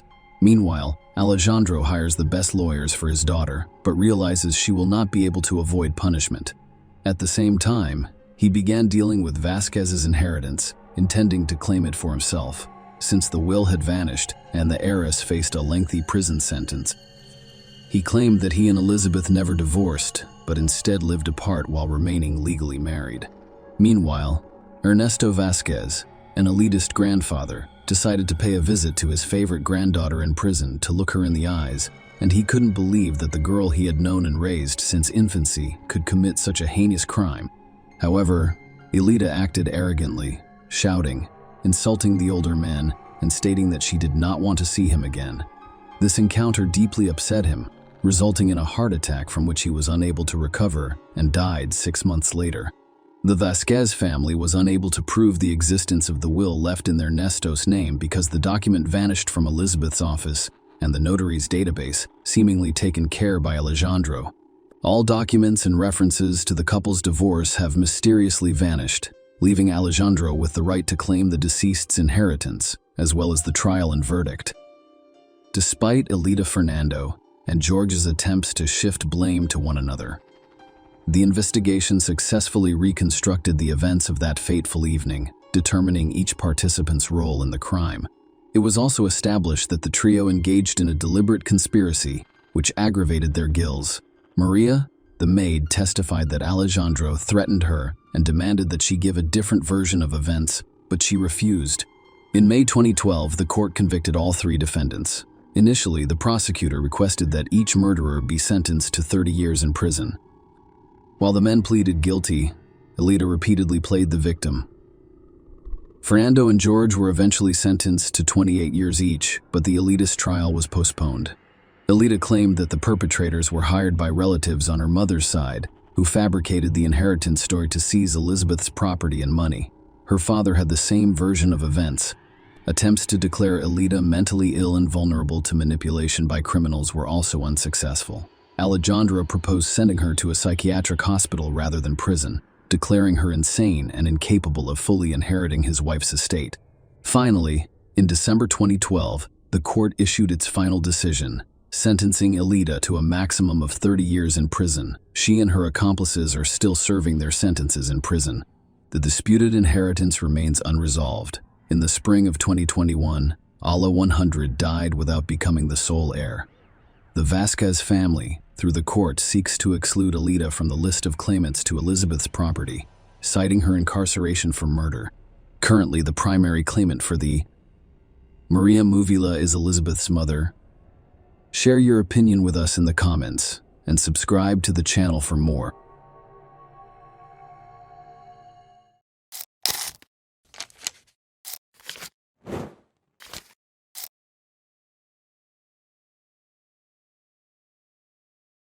The case of Jennifer Sabina. Why would a loving husband mutilate his wife? Many of us have heard about the severe psychological condition known as post-traumatic stress disorder, PTSD, but few have considered what lies behind those three words. The term refers to mental disorders that develop as a result of a single or repeated exposure to a severe traumatic event, violence, accidents, disasters, wars, and so on. This type of disorder is frequently found in military personnel who have been involved in combat and witnessed the deaths of others over an extended period of time. Even after returning home, they have difficulty adjusting to civilian life. According to a World Health Organization report, 1/3 of soldiers returning from conflict zones experience some level of PTSD. Tragically, their loved ones suffer as well, desperately attempting to assist them in overcoming the crisis and resuming their normal lives. The family of Benjamin Sabina, an Iraq War veteran, struggled with this issue for many years. Unfortunately, the disease proved insurmountable, and Jennifer Simon's case shook the peaceful town of Wauwatosa, Wisconsin, with its brutality. Furthermore, this was the first time a police officer was killed in the line of duty in the town's history. Behind it all was a tragic story that lasted nearly a decade and resulted in the death of a young woman. Let's start at the beginning to make sense of the situation and see if there was any way to avoid such a dramatic denemia. Jennifer and Benjamin Sabina, before they met Jennifer Louise Sabina. Nate Miller was born in 1982 in Milwaukee County, Wisconsin. She was the oldest of 2 children in her family and grew up with her younger brother Jacob, with whom she maintained a close relationship. When Jennifer started school, her parents decided to split up and file for divorce, after which her father moved to another state and stopped being involved in his children's lives. Her mother worked hard to provide for the children, but Jennifer was always her primary helper and supporter. She kept the house in order, cooked meals, and looked after her younger brother, while their mother worked tirelessly. Jennifer excelled in school and aspired to a career in law enforcement. Benjamin J. Sabina, also a Milwaukee native, was Jennifer's age and went to the same school. Despite the coincidence, they did not know each other personally. After graduating from high school, Benjamin joined the United States Marine Corps and served 2 tours in Iraq. He was honorably discharged in 2005 after suffering a severe concussion and numerous injuries to his body and limbs, which is how the couple met. While serving in Iraq, Benjamin signed up for Facebook, a new and rapidly growing social networking site. He searched for his hometown and came across the profile of Jennifer, a charming, smiling girl. After looking up her information, he discovered that they had attended the same high school, but he could not remember her. After some thought, Sabina decided to approach the attractive girl. He greeted her, informed her that he was currently serving in Iraq with the Marine Corps, and asked how she was doing. Jennifer did not respond immediately, but did write briefly that she was doing well. It was clear that she was not eager to communicate with a stranger, but the young man was not perplexed. Benjamin began writing to her every day, even when she did not respond. Gradually, he drew the beauty's attention, and they began to talk casually about various topics, remembering the school where they wanted to study together and trying to figure out why they hadn't met before. A mutual liking developed between them, and they even began planning a reunion when Benjamin could return home. Jennifer had graduated from the police academy, had received specialized training, and had successfully passed all of her exams before becoming a police officer in her hometown of Wauwatosa, Milwaukee County, Wisconsin.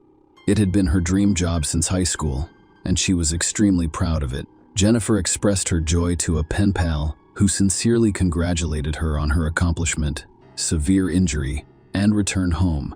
Benjamin was expected to return home in November 2005. However, in February of that year, he and several of his comrades were targeted by mortar fire. Almost all of Benjamin's comrades were killed that day, and he miraculously survived, albeit severely wounded.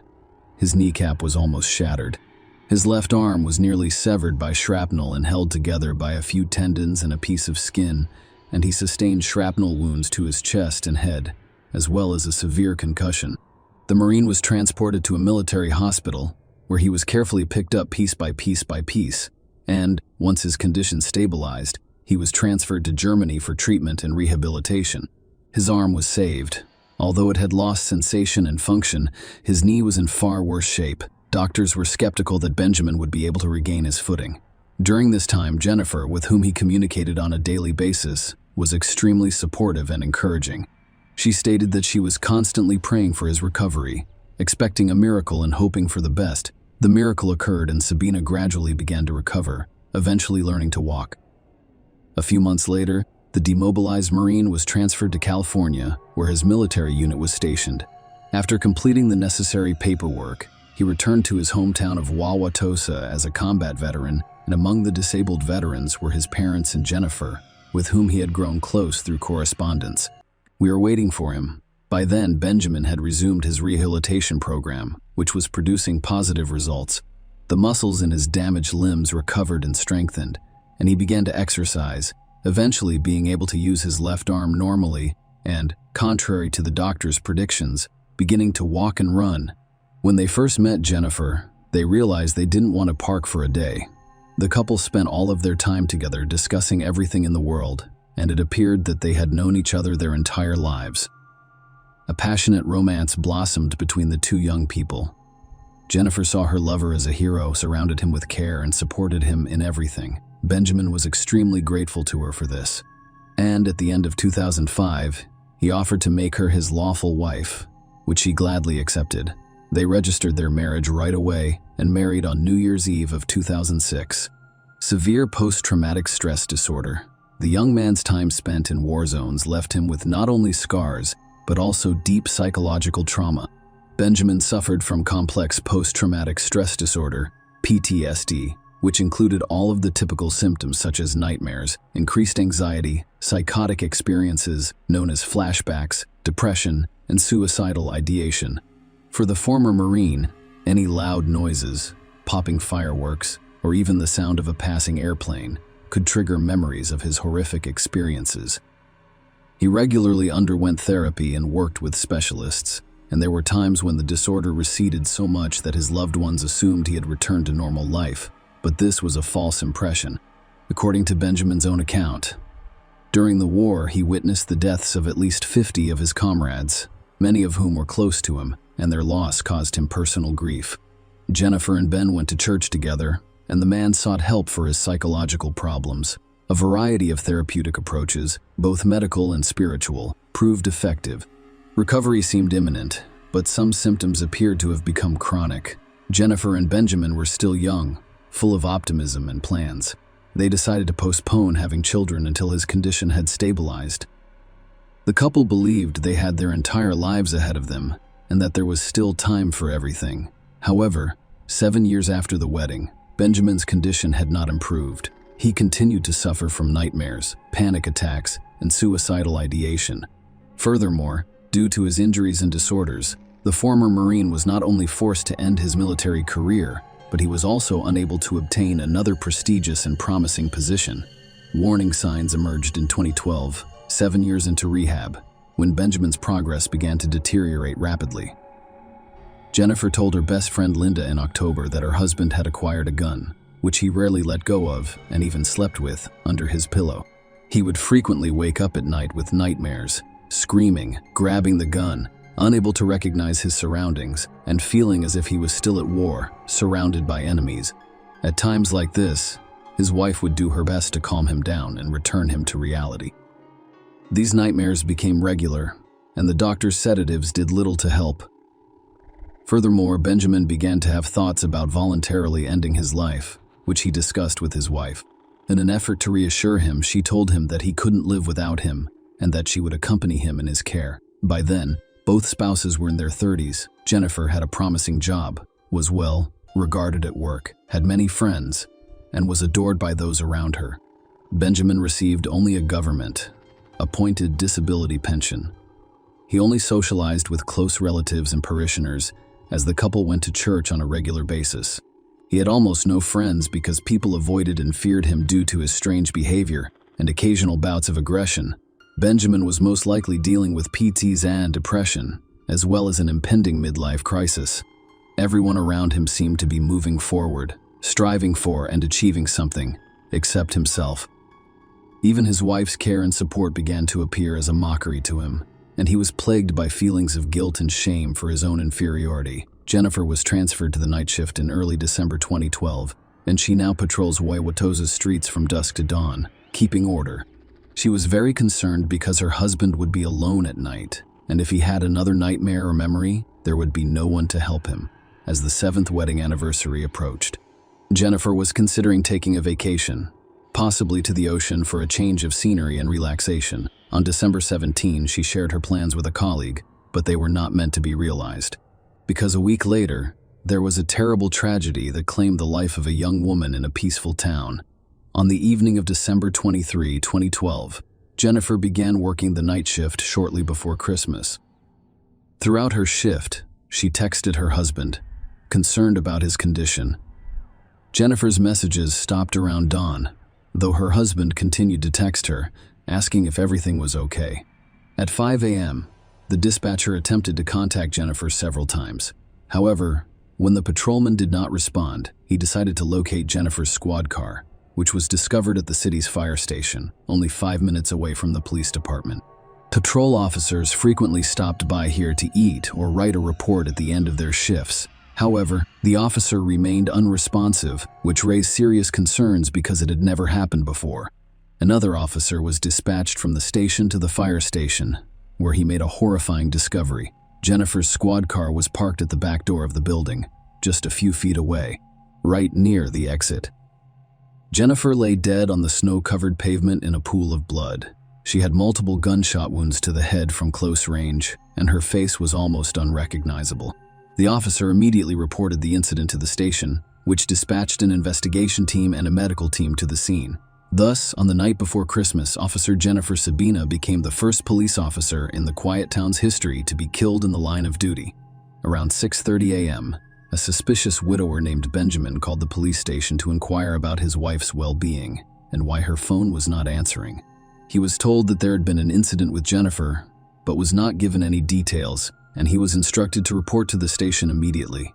He showed up less than half an hour later, looking anxious. Strangely, no questions were asked. Benjamin did not attempt to find out what had happened to his wife, whether she was hurt or still alive. He answered a few standard questions, including what happened the night before and where he went while his wife was on duty.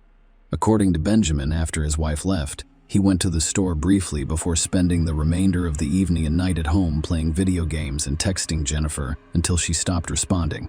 In the morning, he called the station and was told to come in. He was not charged at the time, but he did question standard procedure.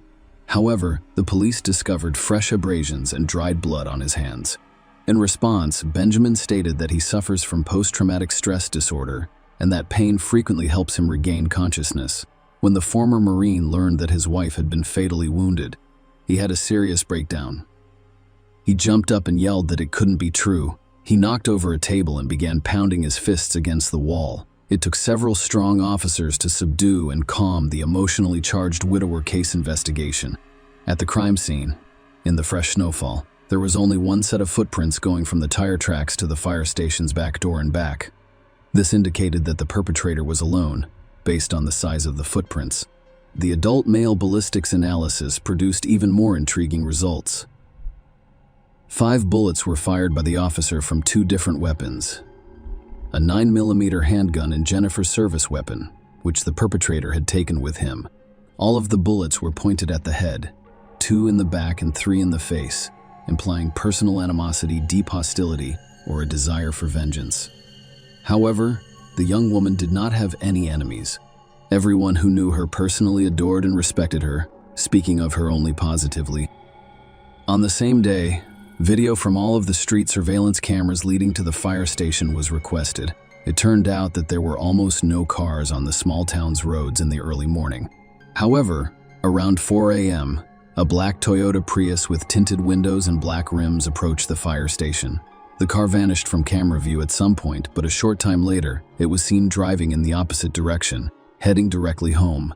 It is worth noting that Benjamin arrived at the police station that morning in the same car for questioning, removing all doubt that he was immediately pursued, arrested as the prime suspect, and his home was thoroughly searched. The first thing that investigators noticed were the holes in the living room wall. The drywall had been punctured, apparently by fifth, and bloodstains were visible around the edges. It was clear that this was where Benjamin had acquired the abrasions on his hands, and it had occurred no later than the night before. The couple left messages for each other on the refrigerator door using colorful sticky notes. Jennifer's notes exuded love and care, whereas her husband's were either dry in one word or so insincere that they read like quotes from romance novels. A shell casing from a 9mm pistol was discovered in one of the dresser drawers, and the weapon was soon discovered in the bedroom, on the side of her husband's bed. The police spent a long time looking for Jennifer's stolen service weapon, but it was eventually discovered in a ventilation duct under the ceiling. Forensics confirmed that it was the same weapon used to shoot Jennifer Benjamin's version. After his arrest, Benjamin initially stuck to his original statement, claiming that he had not left the house and denying any involvement in his wife's death, insisting that he loved her and could not have hurt her. However, when confronted with irrefutable evidence of his guilt, he began to sob and testify. He revealed that he had suffered from various forms of post-traumatic stress disorder for years after returning from the war zone. He was unable to be helped by his wife's love and care, his church, or experienced doctors. He recently began to consider voluntarily ending his life, which he shared with his wife. She continued to discourage him, claiming that she couldn't live without him and would follow him. It is claimed that Ben chose to dispose of his lover out of mercy. He reasoned that they were both religious individuals, and if Jennifer committed suicide, it would be a serious sin, condemning her soul to eternal punishment. So he decided to spare his beloved from eternal agony and bear the entire burden by ending her life and then his own. Benjamin knew that his wife, like her co-workers, came to the firehouse at the end of her shift to write a report. He watched her for days to make sure he knew exactly when and where she parked her car. That fateful evening, he arrived on time, about 15 minutes before his wife emerged. He waited for her at the door, then fired 2 shots to the head with a pistol he had brought from home. He then claimed that she turned around with her service weapon, which he had taken from her, and fired 3 more shots to the head. However, experts believe that the first 2 shots to the head were fatal, and she was unable to turn around or reach for the gun. Furthermore, the entry wounds revealed that the last 3 shots were fired into her body while she lay on the ground. Furthermore, it was unclear why Ben shot her 5 times in the head, severely disfiguring her face and necessitating a closed casket funeral, trial and sentencing. In the end, Benjamin pleaded guilty but blamed his actions on a severe mental disorder, claiming that he was unaware of his actions. As a result, a psychiatric evaluation was ordered, which revealed that despite having severe complex post-traumatic stress disorder, the man was fully aware of his actions. Furthermore, Sabina planned the crime in advance, attempted to cover his tracks and hide evidence, and continued to send messages to his now deceased wife's cell phone to avoid suspicion. Witnesses, including friends and co-workers of the deceased, testified that the husband was jealous of his wife's professional success and frequently took it out on her. In addition, Benjamin was insanely jealous of Jennifer's male co-workers. He believed that his wife could leave him at any time because she is surrounded by young, healthy men who do not suffer from the same physical and psychological problems as he did. His jealousy and suspicion, combined with his anxiety, drove her to despair. Sabina appeared in court in a wheelchair, his hands and feet bound due to his repeated attempts to harm himself. He entered a full guilty plea. Pride apologized to his mother-in-law and promised that if he could go back in time, he would never hurt the woman who loved him, and he loved him, and he loved. Benjamin was convicted of first-degree premeditated murder in June 2013. Despite having serious mental health issues, he was sentenced to life in prison with the possibility of parole in 35 years. Jennifer's mother stated in court that she had forgiven her son-in-law and left his fate in God's hands. The defendant's mother testified that her son returned from military service a completely different person, deeply distressed, physically and mentally broken. And finally, she and her daughter-in-law attempted desperately to assist him, but the darkness in his soul was overwhelming. In addition, Officer Jennifer Seven's death sparked a heated debate about whether her name should be included on a Washington memorial honoring law enforcement officers killed in the line of duty. Initially, the decision was made to exclude her name due to the circumstances surrounding her death. However, following widespread protests and collective petitions from Wisconsin residents, Her name was eventually added to the memorial wall. Share your opinion with us in the comments and subscribe to the channel for more.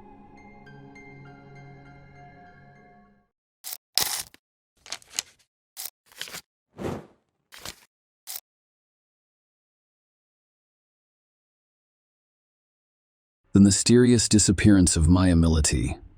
In January 2021, the city of Chula Vista, California, had not been quiet for days. During lunch, office workers discussed city news. By late afternoon, they had consolidated what they'd heard over a family meal. Have you heard that? They stated that a young woman, a mother of 3, had mysteriously vanished, and each of them gave their own version of what had happened, but none of them wanted to be in her shoes personally. Maya Millety, a 40-year-old Filipino-American woman, disappeared from her own home on January 7, 2021. Outdoor surveillance cameras captured my return home. Outdoor surveillance cameras captured my return home around 5 p.m. Following that, the woman was not seen again.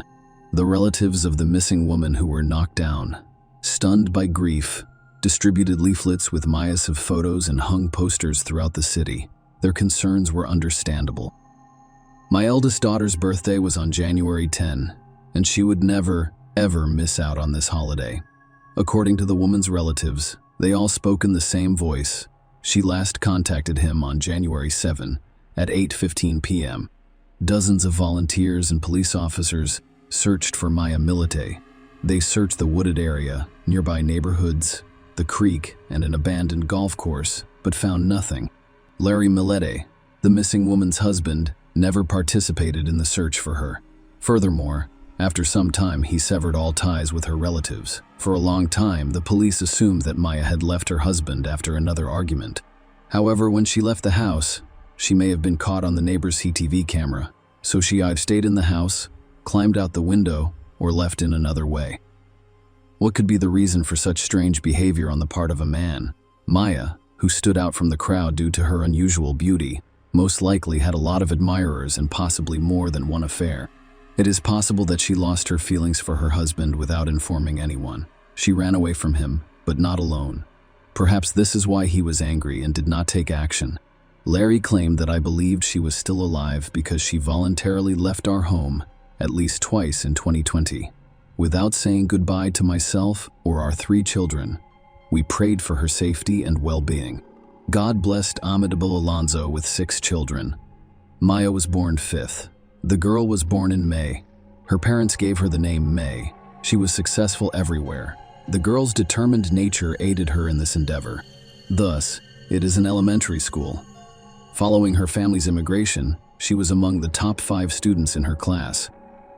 In March 1995, the girl enrolled in Redford High School in Honolulu, Hawaii, and began to express herself.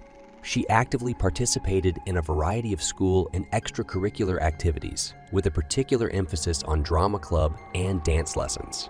After graduating from high school with honors at the age of 17, Maya got a job at McDonald's, where she met her future husband Larry Millety, and they developed a relationship. When Maya turned 19, they married.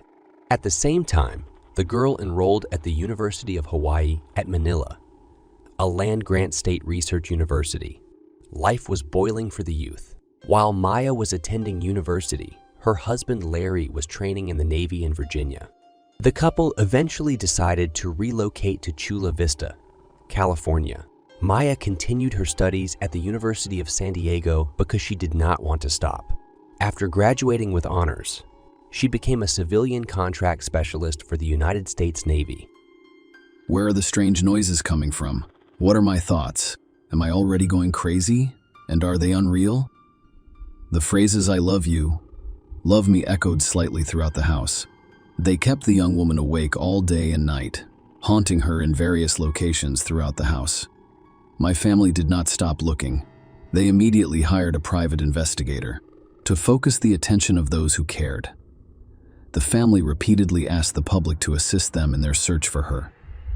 On February 5, 2021, the Chula Vista Police Department and the Millety family held a briefing to encourage as many people as possible to search for her. Soon after, Skeletal remains of Maya Militi were discovered in Orange County. However, this was not the case. It was later claimed that the remains belonged to a man. It was later discovered that the remains were actually animal bones. Good Morning America covered Maya's disappearance on April 6, 2021. The missing person case sparked national attention in April 2021. My sister appeared on Dr. Phil's talk show to discuss the situation, and Maya took everything very seriously. Despite coming from a large family, she had a strong attachment to children. She was in no hurry to get them. She did not want to give birth until she and Mary had a consistent, stable, and high income. That is the American dream. After all, they had to give their children the best possible future in order to make it happen. They had to work extremely hard and diligently. The right moment arrived in 2010. Then my son Larry had a daughter, Laura. A year later, Milani, her second daughter, was born. In 2016, Maya was an excellent mother to her heir son Lazarus, Tristan. She dedicated all of her free time to her children, giving them her all. She attended all of their school events and accompanied them in her SUV. Some women's children become the center of their universe, intelligent, indulgent, and caring. Maya was one of these women. By the end of 2020, the couple's relationship was strained. Larry assumed Maya had a lover. Her husband's jealousy knew no bounds, and while she could previously tolerate these attacks, she could no longer. Later, the DA's office reported that Maya had warned Larry about his anger. Police say Maya texted a friend just 2 days before his disappearance to end their marriage. I informed him that I was filing for divorce, whether he liked it or not. She claimed that I was no longer trying to make peace for the sake of the children. Larry frantically controlled his wife's every move. The jealousy was turning into complete paranoia. Larry could visit her office at any time to ensure that Maya was not alone with another man. Larry was also irritated by the fact that there were so many men on his wife's team.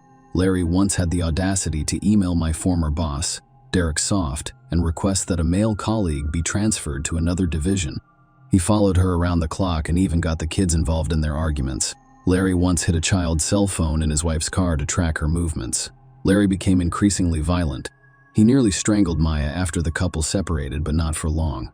Maya moved in with her brother in early 2020, but she and Larry rekindled their relationship after about 6 weeks.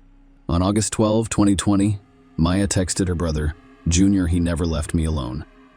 He checks all of my emails, messages, messengers, and Facebook updates.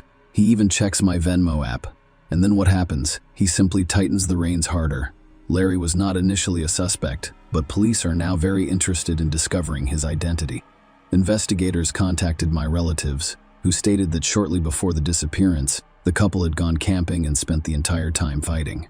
Maya returned from her camping trip and informed her family that if anything happened to her, Larry would be notified. According to the case file, my friend informed police that Maya had made a different statement in December 2020. "I don't think he would hurt me, but I believe he would hurt the kids to get back at me." Prosecutors say the mother of 3 did not elaborate on what she meant at the time. When we fall in love, for better or worse, we only see the object of our adoration in rosy light. Frequently, we project our personality traits and outlook on life onto our partner without noticing the red flags, as they are known in psychology, that may indicate the presence of an underlying problem or a potential threat to the well-being of the relationship. We justify abusers, manipulators, narcissists, and aggressors by citing deficiencies in upbringing and stress, but we should look deeper. Apparently, nature is so laid down that families were created mostly in youth when the whole world is presented in rose-colored glasses, so to speak, for a great, sometimes blind love, so that the human race did not stop. And after a while, having gained the necessary life experience, we see in a partner what was so carefully hidden from us at first glance, and we consider re-educating, smoothing out all the sharp edges in order to reconcile. But you can't change an adult man. It only remains to prevent him from expressing his negative traits. This is the case for jealousy. If a person experiences certain traumatic events, paranoia is not far behind. Returning to the sound Maya heard, it's possible that the woman had developed hallucinations as a result of her family's problems. But this was not the case. The situation took an unexpected turn. Maya remained sane, which is not the case with Larry. A police detective named Lorenzo Ruiz told the public the story of Larry's internet search. releasing screenshots of queries such as subconscious wife training and subconsciously training your wife to give pleasure. Larry began to exert influence over my subconscious mind after we were unable to reach an amicable agreement. By installing various devices throughout the house that produce this sound, Maya discovered Larry's cutting ruse. According to Matthew Grindley, an investigator for the San Diego County District Attorney's Office in late 2020, Maya sent Larry messages demanding that he stop playing audio messages that harm people's mental health. This is a type of influence that causes a person to take specific actions. Maya heard the sounds every day. My sister-in-law, Genesis Tab Alonzo, later told investigators that Larry had independently recorded all of these words and confessed to Genesis about it. Who could have motivated Larry to do such a thing? Perhaps the job specifics and the training he received while serving gave him the idea. The answer will astound many. The investigation discovered that Larry sent over 1,000 messages to various spellcasters and psychics between September 2020 and Maya's disappearance. He spent more than $1,000 with them on approximately 70 spell charms. During a home search, police discovered a book titled Magical Love Spells. Larry sent messages to similar witches and warlocks at least once a day. He requested a spell to cause Maya to suffer some kind of physical injury that would render her unable to move around on her own, possibly becoming disabled in general and completely dependent on her husband. Larry hoped that Maya would appreciate his concern at such a difficult time, as well as the fact that he had not abandoned her in her hour of need. After all, he is a very good man. This is what he wrote in his messages. I'd like a powerful spell to bind my wife, Maya Milite, to me forever, causing her to love me unconditionally as I love her. I hope you can cast a spell that causes bodily harm or maiming, but not killing. Maya was finally convinced of her intentions after witnessing everything that was going on, including Larry's gradual mental breakdown. Maya and her husband decided to divorce in December of 2020. Every life event, including actions, has an initial mechanism known as a trigger. According to police, Larry's desire to lose his beloved grew stronger with each passing day. On January 7th, the day authorities believe Maya contacted a divorce lawyer, he was desperately trying to overturn my spouse's decision to file for divorce. I'm shaking inside, ready to snap, he wrote to one of the spellers earlier in the day. Maya contacted a divorce lawyer. By the way, attorneys reported that Maya planned how she would serve Larry with divorce papers because she was concerned about his reactions. She considered moving elsewhere, then suing him, and even made a backup plan to stay in a friend's vacant apartment. However, Maya did not want to leave her children behind. When the defendant learned she was seeking a divorce, she did not want the children with him, according to prosecutors. Larry's extreme behavior, triggered by jealousy of his spouse, could also be attributed to the man's mental health issues, which had been dormant for some time. Perhaps he always behaved differently than others. Larry, on my end, did not put out the trash. Larry's behavior was increasingly reminiscent of a psychopath. Larry has an absolutely horrible temper. Maya sent a text message in June, according to the case file. In his own home, he built a small altar in the center of which he placed a joint photo with his wife. Larry smeared his own blood on the photograph and surrounded it with 4 candles. On January 23, police officers obtained a search warrant for the Millet family's home. They discovered 16 firearms in Larry's home, 2 of which were illegally possessed. Larry's 4 licensed guns were missing. When police officers asked where the weapons had gone, the man explained that he had loaned them to his friend and uncle. Larry received a restraining order for the weapons in May 2021, and he was required to surrender them to the authorities. This was justified by the fact that police discovered peace chairs and Larry's young son surrounded by guns in his home. It was possible that the children had access to it, so the court issued the order the day after my disappearance, around 6:45 am, out of fear that they would harm themselves. A neighbor's surveillance camera captured the Millet family's black Lexus GX 460 SUV. Larry drove the man home at around 6 p.m. Where he had been all that time is unknown. Another suspicious moment, the car was originally parked in such a way that the back of it was not visible to the neighbor's security cameras. As we mentioned at the beginning of this story, my family was planning a birthday party for her oldest daughter on January 10, 2021. So when Maya stopped answering calls and texts, one of her siblings went to Chula Vista to make sure everything was fine. When my brother met with Larry, the latter informed him that the night before, Following their argument, his wife went to one of her rooms, locked herself in, and was not speaking to anyone. Larry took his son to Solana Beach, a coastal town in San Diego County. When he returned, Maya remained in the locked bedroom on the second floor. On January 9, Larry repeated the story about the locked room to my relatives, but no one believed him. The relatives demanded that Larry give them access. My family entered the room, and it was empty. Maya was nowhere to be found inside the house. However, her car was parked outside the house. Only her credit card and driver's license were missing.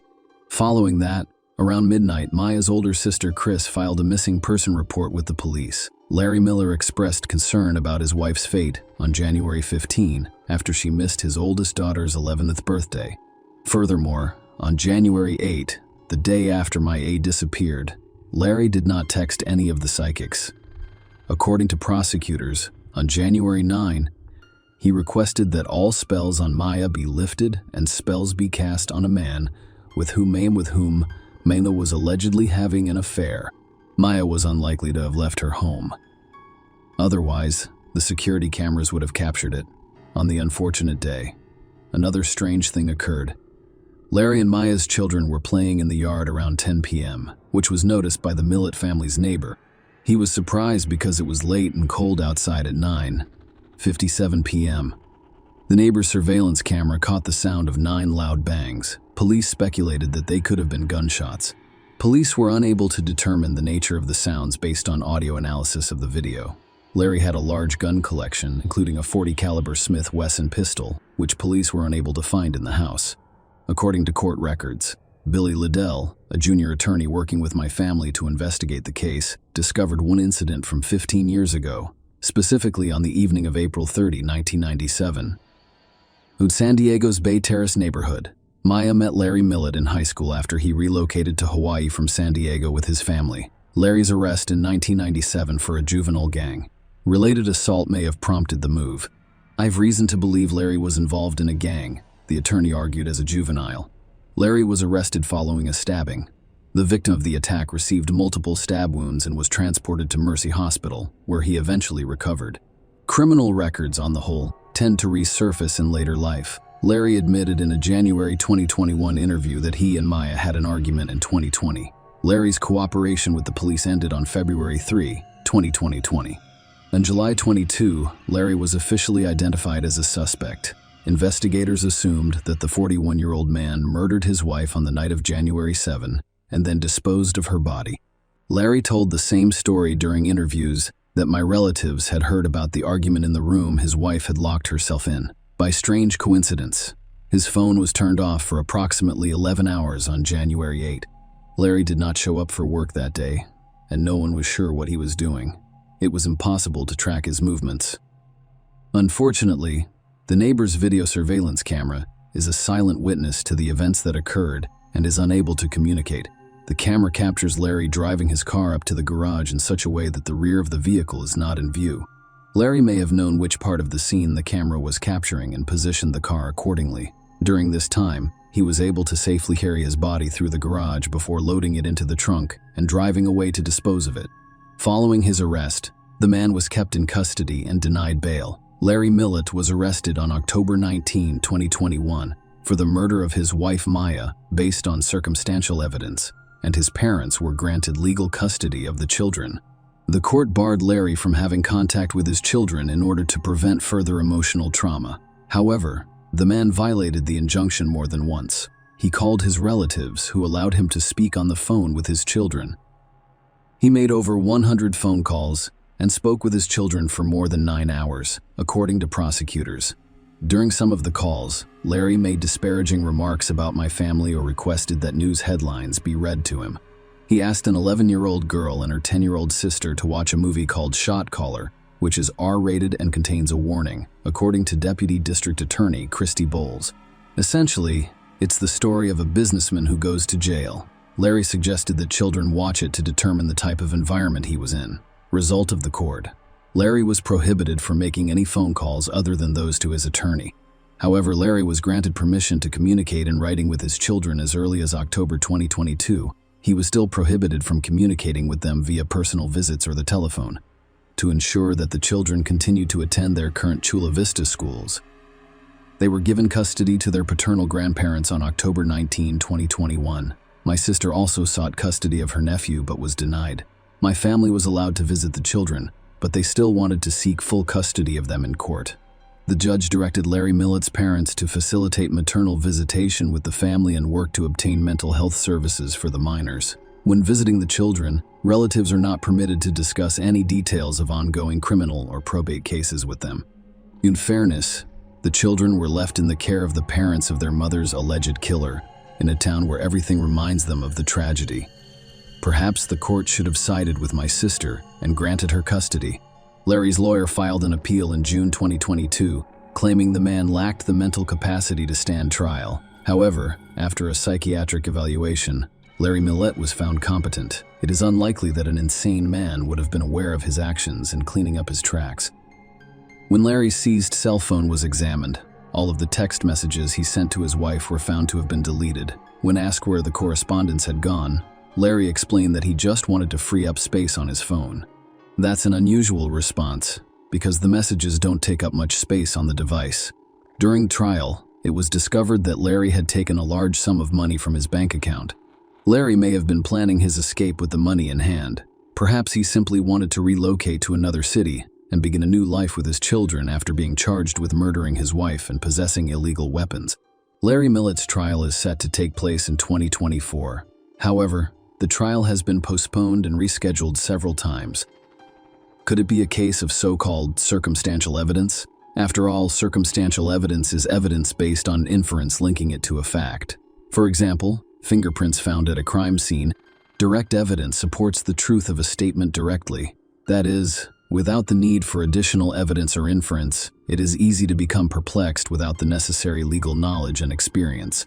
In any case, the situation is unfolding before our eyes and picking up speed. One thing remains constant and tragic. The seemingly prosperous family is destroyed. The mother has vanished and is presumed dead. The father is in prison and appears to be the perpetrator of the atrocity. The 3 kids are left without parental love. 3 innocent souls permanently traumatized, left to live in a society that will repeatedly remind them of what happened, whether in reproach or out of pity, breathing the wound. Share your opinion with us in the comments and subscribe to the channel for more.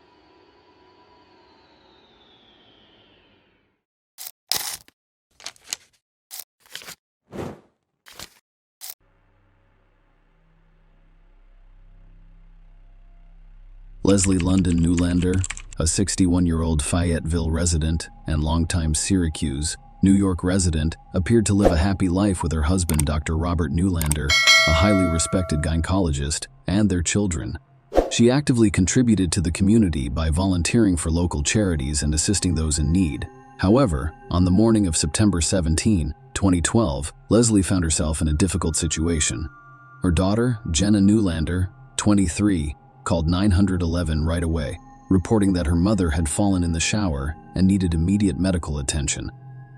Jenna described her father's plea for help, stating that he discovered Leslie bleeding on the bathroom floor. Paramedics arrived quickly at the couple's spacious home, where they discovered blood in several areas of the master bedroom, including pulling on the rug and spattering on the wall near the bed. Surprisingly, Leslie was discovered approximately 60 feet away from the reported fall site, as Robert had carried her there to administer CPR despite Janice's objections.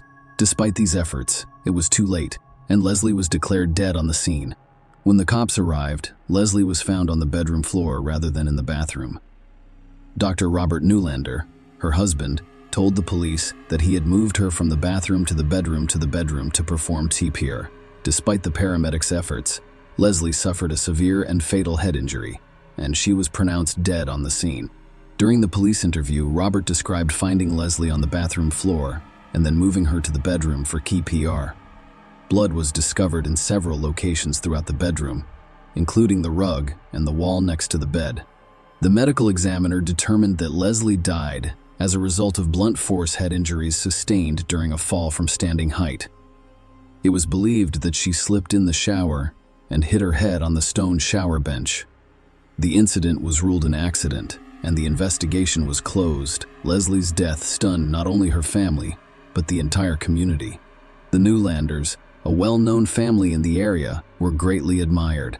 Robert, a gynecologist and obstetrician in Syracuse, had earned the trust of many residents who used his services. He and Leslie spent 28 years together raising 4 children, Emily and Brian, from Robert's previous marriage, were joined by Robert and Leslie's children, Ari and Jenna. The Syracuse community was well aware of Newlander's extensive philanthropy, as they generously donated their time and resources to a variety of charities. Leslie's untimely death was a tragedy for those who knew her. After Leslie died, Robert sold the house and moved into a new one. Despite the fact that the case was closed and Robert had relocated, people in the community began to talk. Rumors circulated that there was a lot of blood in the house and that Leslie's injuries were far worse than those expected from a slip and fall in the shower. Was Leslie's death truly a result of an accident? Other rumors circulated as well. There were whispers that the Newlander marriage was not as stable as it appeared, with one person even claiming that Leslie had planned to lease a new apartment on the day she died. The police also received an anonymous letter containing the following information. There are doubts that he is the good guy everyone believes he is. Leslie was trying to get away from this guy, Dr. Gamlick, the county's former chief medical examiner, until she retired in 2009. Had a close friendship with the Newlanders. However, some mutual acquaintances approached her and questioned whether she thought Leslie's death was truly accidental. Dr. Jumbleleek became concerned when she read the medical report. Realizing the full extent of Leslie's injuries, Leslie had sustained a deep, penetrating wound to the back of her head, which had resulted in blood accumulation in her eye. This type of injury is commonly linked to incidents such as car accidents or heavy object beatings. Dr. John Belux informed the police that, in her professional opinion, Leslie's death was a homicide caused by blunt head trauma sustained during an assault. Following Dr. John Belux's assessment and the anonymous letter, the police reopened the case. Subsequent investigations confirmed the marital problems, with Leslie and Robert sleeping in different bedrooms at the time of her death. Furthermore, it was revealed that Robert's once thriving medical practice was facing financial difficulties and no longer achieving the same level of success. Despite Robert's sale of the house following Leslie's death, the police returned to the scene, this time looking for evidence of homicide rather than a simple slip and fall. The second search revealed previously overlooked details such as blood at the back of the bed's headboard and blood spattering on the blinds behind it. The police then approached Robert and asked him to answer a few questions, to which he agreed. When asked about the rumors circulating about marital problems, Robert acknowledged the issues but insisted that there was no animosity and that they still had a good relationship. He mentioned this the night before Leslie died. They had even gone out to dinner with their children, Ari and Jenna, recounting in detail the morning of Leslie's death. Robert described his daily routine as a jog at Green Lakes followed by a coffee stop for Leslie. Robert stated that when he returned, Leslie was already in the shower. An hour later, at 8:25 a.m., he opened the bathroom door to check on her and found her on the floor. In response, he called Jenna and told her to call 911.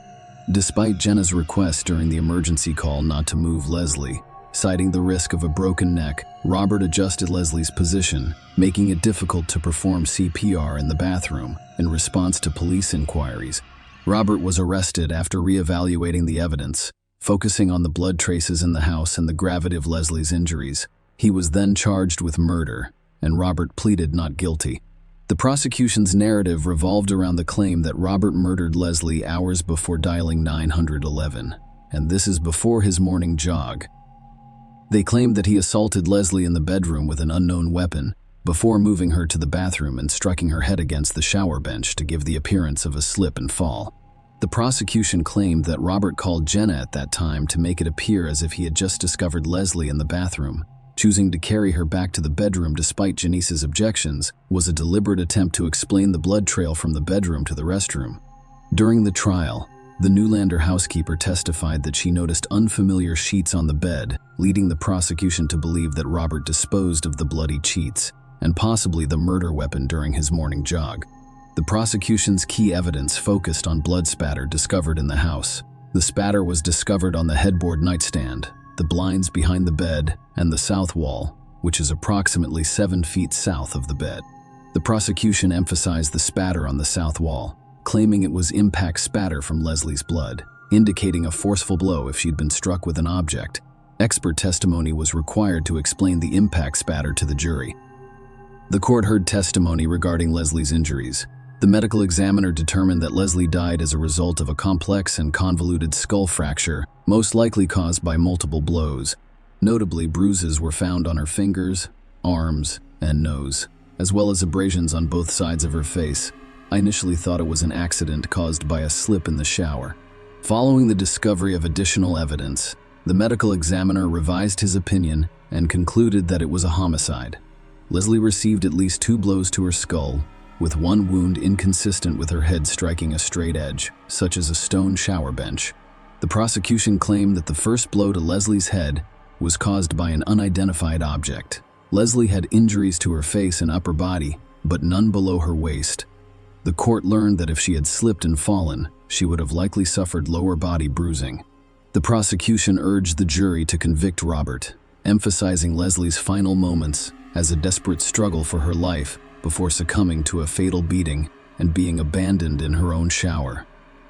The defense press isn't the argument that Leslie's death was accidental, emphasizing her struggle with vertigo or a dizziness, causing disorder. Leslie's personal trainer testified that her vertigo had recently worsened, a condition that her sister Joanne London Leslie also admitted to having. The defense responded to the prosecution's argument that the blood spatter indicates that Leslie was attacked in the bedroom. It was their contention that if there was a lot of blood spatter, the paramedics could have caused it by removing their gloves. The first responders' hands were probably covered in blood, and the gloves had simply peeled off, and in doing so, blood flies from the gloves, leaving you with a cast off rather than an impact. Furthermore, the defense suggested that Robert, while performing CPR, may have contributed to the blood spatter by removing his blood-stained shirt. They argued that the investigation's lack of professionalism made it difficult to accurately interpret the speech. The court was informed that there were insufficient close-up images of the blood, and that some of the blood found behind the headboard and blinds was collected months after Leslie died. Even after Robert had left the premises, Dr. Daniel Spitz, a medical examiner testifying for the defense, maintained that Leslie's head wound was the result of a fall in the shower where she struck her head on the stone bench. Robert did not testify, but his daughter Jenna did. She described her 911 call and the events of that fateful morning, revealing that she had stayed with her mother until 2 a.m. Jenna refuted the housekeeper's claim about the sheets, insisting that they had remained unchanged since the police arrived. Jenna testified to seeing her father remove a blood-stained shirt during CPR in the bedroom.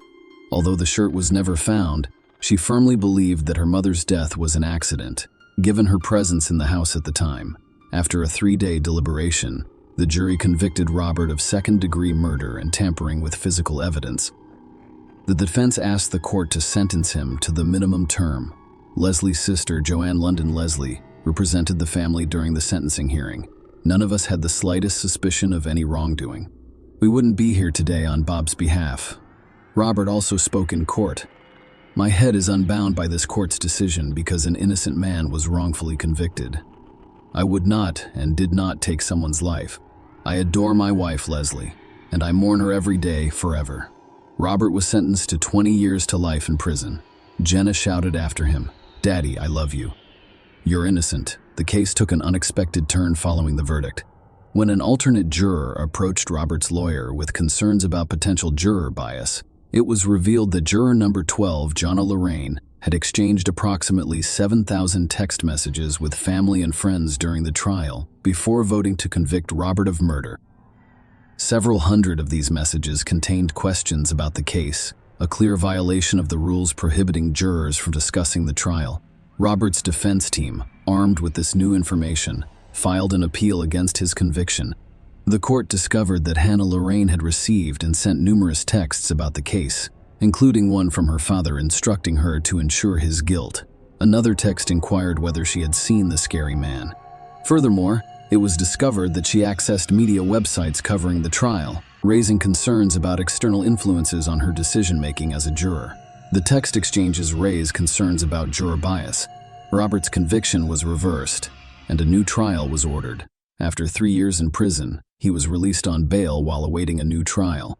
However, the new trial scheduling was repeatedly delayed by the Germans, which was attributed in part to the challenges posed by the coronavirus pandemic. The prosecution suffered an early setback in the new trial when one of their key witnesses, the medical examiner, died. This is a significant loss, especially given the importance placed on Dr. Lisma's testimony during the first trial. The fact that the jury in the initial trial requested Dr. Lisma's testimony to be read back to them during deliberations indicates the importance of the attribute that led to the testimony in determining Robert's guilt.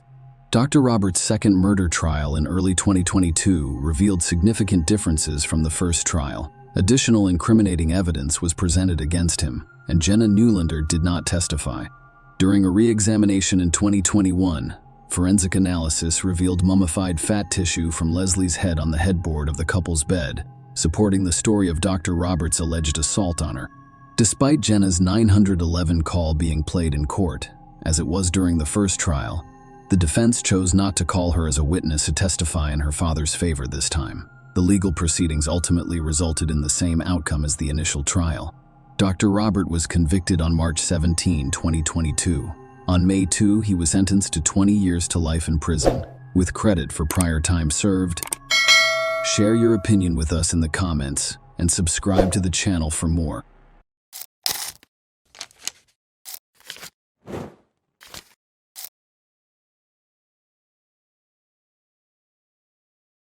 Michelle Despain was at work on Wednesday, August 24, 2011. However, she informed her colleagues that she would be leaving in the afternoon to attend to some bills at home. Michelle lived in Jonesboro, Arkansas, USA, with her 34-year-old husband, Mark Despain. They were married for 15 years and had 2 young sons. Michelle also had a teenage daughter from a previous relationship whom Mark loved and helped raise despite their current affluent lifestyle. Their beginnings were humble. When they first met at the ages of 18 and 19, Mark's parents, Tiana and Jack Despain, helped them by providing a trailer to live in, while Mark worked for the family real estate company. After a few years, Mark started his own business as a property investor and real estate appraiser, which led to significant success and wealth. This success enabled them to upgrade from their original trailer to a luxurious home complete with a swimming pool. Mark and Michelle worked hard to give their children everything they wanted, including annual vacations to Jamaica and Cancun. Michelle handled the bookkeeping for Mark's company and also worked at a local bank. On August 24th, after finishing her work at the bank around 3 p.m., Michelle returned home to find the rear door unlocked. To her dismay, the entire house had been thoroughly ransacked. Drawers were left open, belongings were strewn across the floor, and broken glass was everywhere. The chaos had spread to the bathtub, where clothes had been thrown haphazardly, and the bedroom, where a jewelry box had been opened. As Michelle moved through the chaos, she made a heartbreaking discovery. Mark's lifeless body lay on the kitchen floor, the result of a fatal gunshot. Michelle rushed outside, overcome with fear, and immediately called 911, expressing her concern for her own safety. When the police arrived, they assumed they were dealing with a failed burglary. However, a more thorough investigation raised concerns about the circumstances surrounding the incident. After inspecting the items left behind, the police began to doubt the traditional burglary narrative, noting that many valuable possessions remained unharmed in the home. The peculiar circumstances surrounding Mark's death heightened their suspicions. His fatal injuries included a gunshot wound to the left side of his chest and another to his head, both of which were delivered from close range. The police believed the incident was a premeditated attack. According to their theory, Mark returned home that day, entered the kitchen, placed an ice cream container on the counter, and was shot twice by someone approaching from behind. This led investigators to believe that the assailant had already entered the home when Mark arrived. The general belief was that the intruder's intention was not theft, but rather a targeted assassination of Mark. The perplexing question remained: why would anyone want to kill him? During their investigation, the police interviewed all of the neighbors on the street and discovered that an unknown African-American man had been seen in the area on the day of the incident. There were also reports of a blue Mercedes car circling the neighborhood. As part of their investigation, the police sought to learn whether Mark had any known adversaries.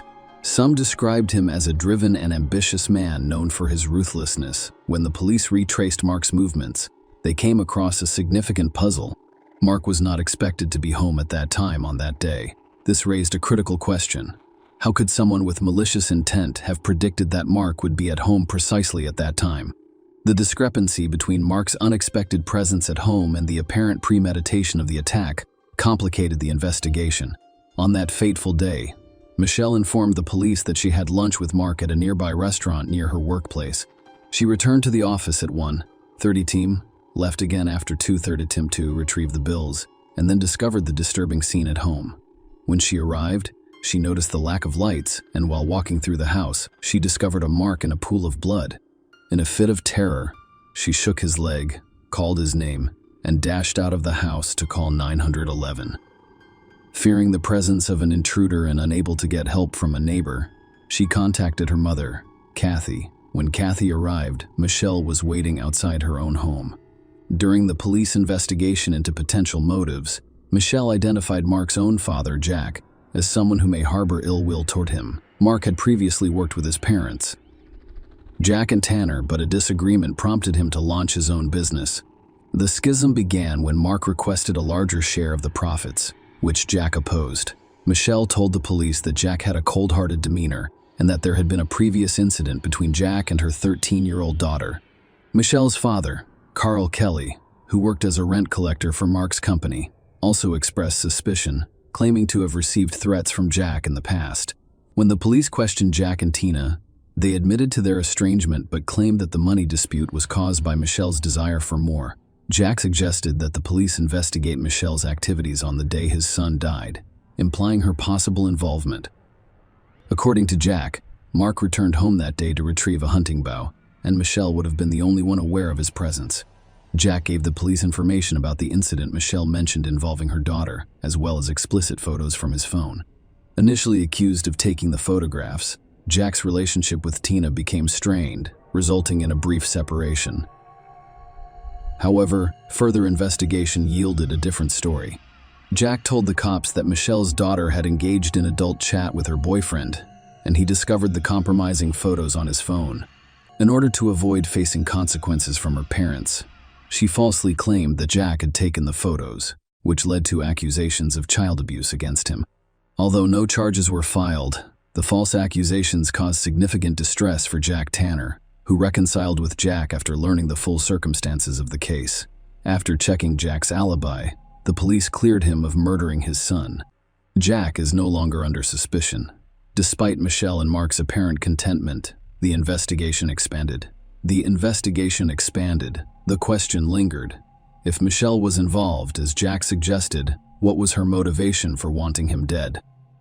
The police quickly discovered that Michelle was far from the grieving widow they had assumed.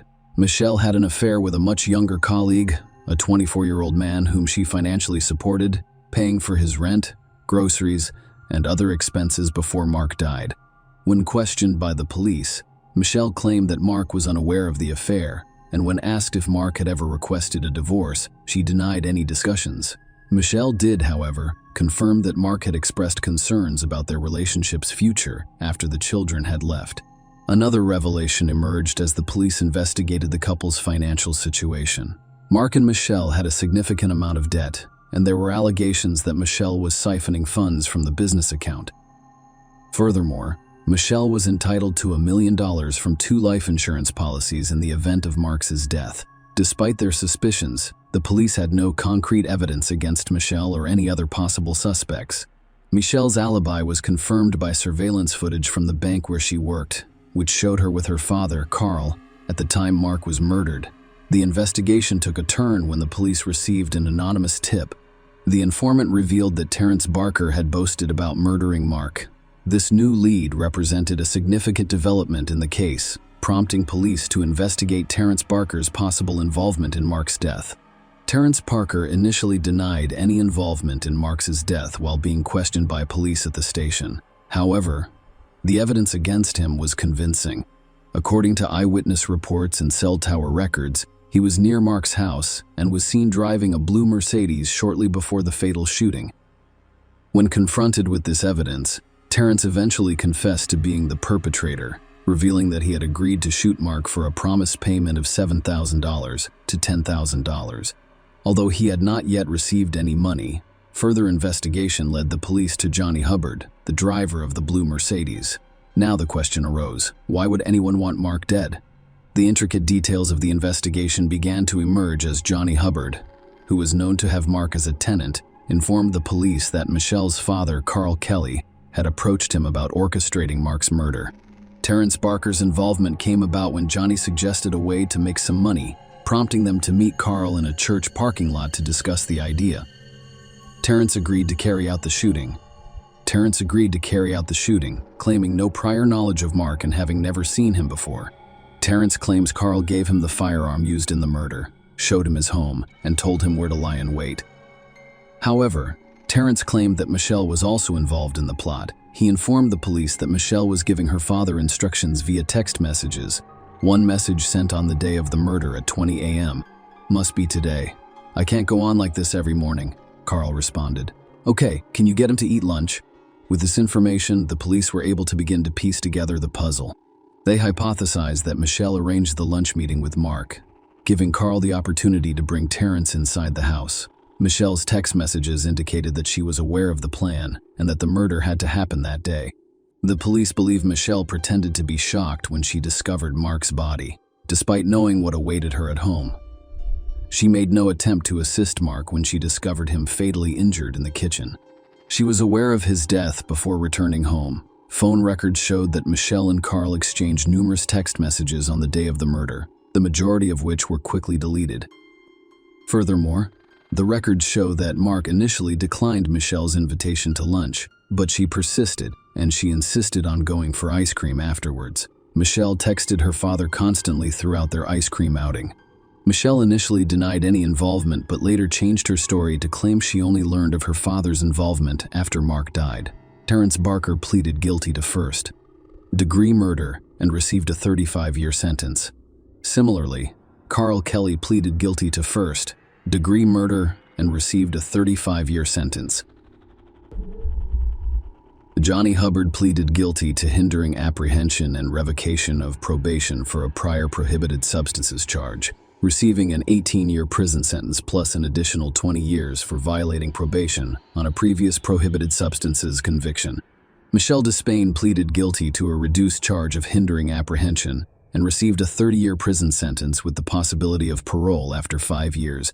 In a negotiated plea, she pleaded guilty to 3 counts of obstructing the investigation and prosecution of capital murder, avoiding a capital murder charge. As part of the plea agreement, she waived her right to appeal, fearing a not guilty verdict. If Michelle went to trial for Mark's murder, Mark's parents would accept the deal to ensure she served some time in prison.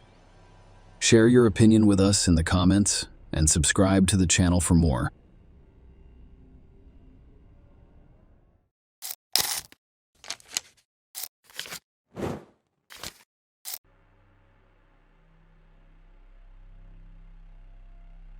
Christine Rossum was born on October 25, 1975, in Tennessee, USA, but grew up in California and Virginia because her father's job required them to relocate frequently. Christine had 2 siblings, and in her early teens, she attended an all-girls boarding school where she began to engage in behaviors such as drinking beer and smoking cigarettes. Christine had started using methamphetamine when she was 17 years old in 1992. In 1994, she enrolled in a university, hoping to break free from illegal substance use. However, following a relapse, she dropped out and moved to San Diego. Her life changed in 1995. When she met Gregory DeVillers, she appeared to have overcome her problems with illegal substances and was on her way to starting a family. Kristen married Gregory in 1999 after graduating with honors from San Diego State University in 1998. She became a toxicologist and worked for the city's medical examiner's office. Despite initial difficulties, it appeared that Kristen had successfully turned her life around and was on a positive path. However, not all endings are happy. Christine Rossum, a 25-year-old woman, made a distress call to 911 at 9:22 p.m. on November 6, 2000, a Monday, from her home in San Diego, California, located in the United States. In her call, she reported that her 26-year-old husband, Gregory DeVillers, was not breathing and allegedly committed suicide. The emergency dispatcher instructed Kristen to perform CPR, but despite her efforts and the arrival of paramedics and police, Gregory was declared dead. Christine and Gregory had only been married for about 17 months.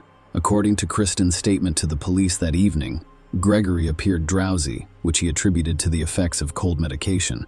Kristen went on to say that she took a bath and came out to find Gregory lying on the bed, not breathing. Gregory was found on the bedroom floor, surrounded by scattered rose petals, which puzzled the police. A wedding photo was near his pillow, and Kristen's crumpled diary pages were strewn across the floor.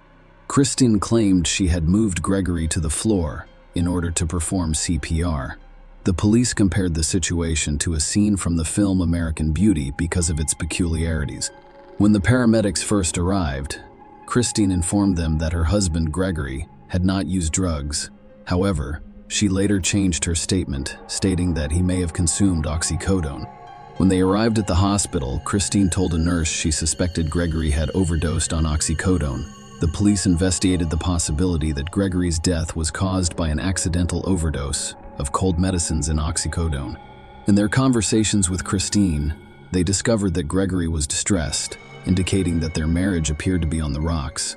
This led Kristen to initially suggest to the police that he had committed suicide, and as an additional avenue of investigation, the scattered rose petals surrounding Gregory's body were remnants from a bouquet he had given her for her birthday on October 25.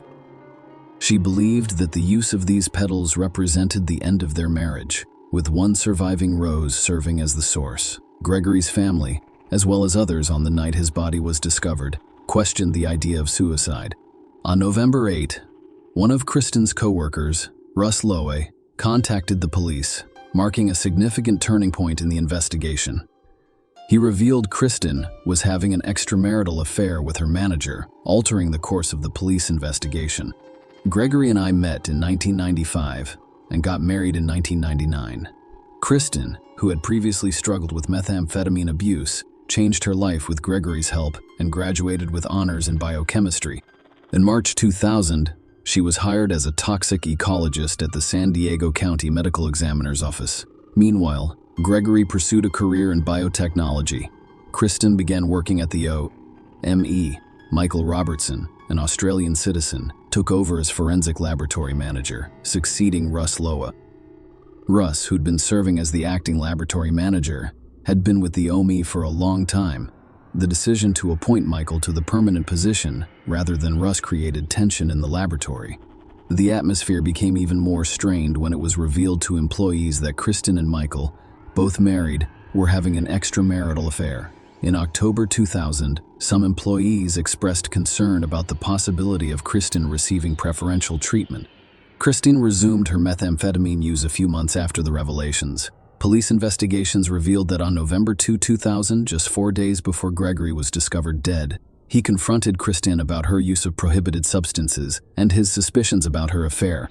Gregory insisted on her resignation from the OME, threatening to reveal her use of prohibited substances and the affair to her employer if she refused.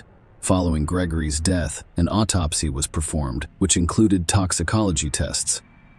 The medical examiner, Dr. Blackburn, determined that Gregory died of acute fentanyl intoxication. The toxicology results showed that Gregory's autopsy specimens contained extremely high levels of fentanyl, as well as smaller amounts of clonazepam and trace amounts of oxycodone. When asked about the source of the fentanyl, Kristen claimed ignorance. However, the police were aware that Kristen had access to fentanyl as a toxicologist. The police speculated that Kristen may have secretly administered the fentanyl to Gregory, resulting in his poisoning. They developed a case based on medical and toxicological evidence. Kristen was charged with first-degree murder and pleaded not guilty. During the trial, Kristen's parents, Ralph Rossum and Claremont McKenna, mortgaged their home to secure her $1.25 million bail. However, their financial commitment prevented them from affording a private attorney. As a result, the court appointed a public defender to represent Kristen, and the prosecution claimed that Kristen murdered Gregory because he threatened to expose her use of illegal substances and affair with Michael Robertson to her employer. The prosecution claims Kristen poisoned Gregory with fentanyl, a potent synthetic opiate that is 80 times stronger than morphine. They speculated that she may have initially tried to harm him with clonazepam. But when that failed, she turned to fentanyl. The prosecution also claimed that Christine staged the bedroom suicide by tearing pages from her diary and strategically placing petals and a wedding photo around Gregory's body. The court learned that Kristen, who has a degree in biochemistry, allegedly used her knowledge of prohibited substances and chemistry to carry out the poisoning. The prosecution claimed Christine attempted to persuade her colleagues at the medical examiner's office, where she worked, that Gregory's death was a suicide. However, due to a conflict of interest, the case was transferred to another laboratory to conduct the toxicology tests, as the medical examiner's office is normally responsible for determining the cause of death in unusual cases. The prosecution described Kristen's activities on November 6 to the jury. She informed Gregory's employer of his absence and then went to work. Her co-workers reported that she was seen crying in Michael's office about an hour after arriving at work around 9 a.m. The apartment complex manager where Christine and Gregory lived testified that she returned to her apartment at 12:10 p.m. He was seen rushing inside. Later, at 12:41 p.m., she went to a local grocery store and purchased a few items.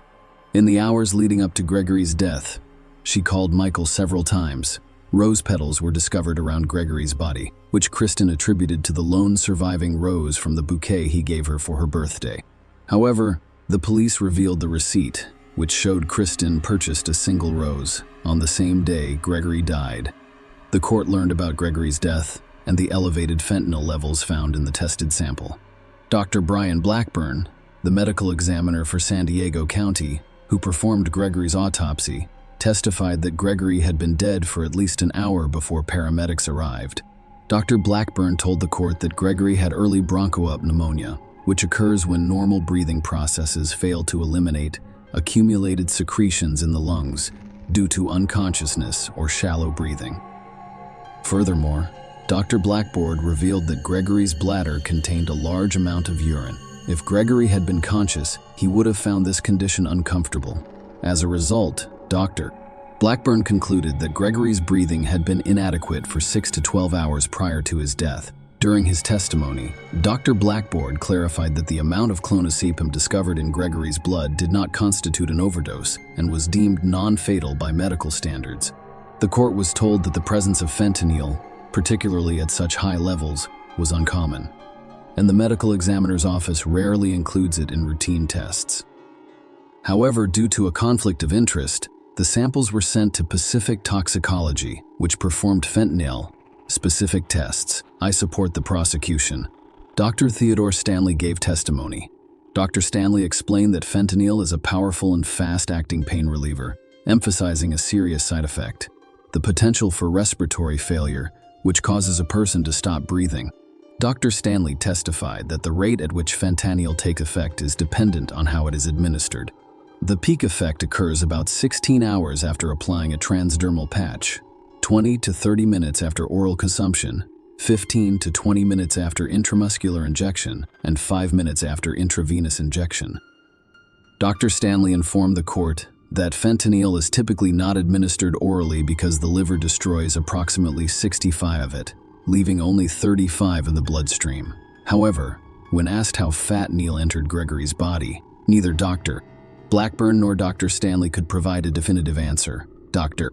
Stanley proposed that the Gregory system's varying concentration levels, combined with evidence of him being unconscious and breathing shallowly for an extended period of time prior to his death, indicated that fentanyl may have been administered to him multiple times. The prosecution, while unable to provide a definitive explanation for how Kristen poisoned Gregory, suggested that she may have applied fentanyl patches to his arm while he slept. The court was informed that following Gregory's death and the discovery of fentanyl use, the Office of the Medical Examiner performed an audit of its impounded drugs and drug standards. This audit discovered the disappearance of 15 fentanyl patches and 10 milligrams of fentanyl standard.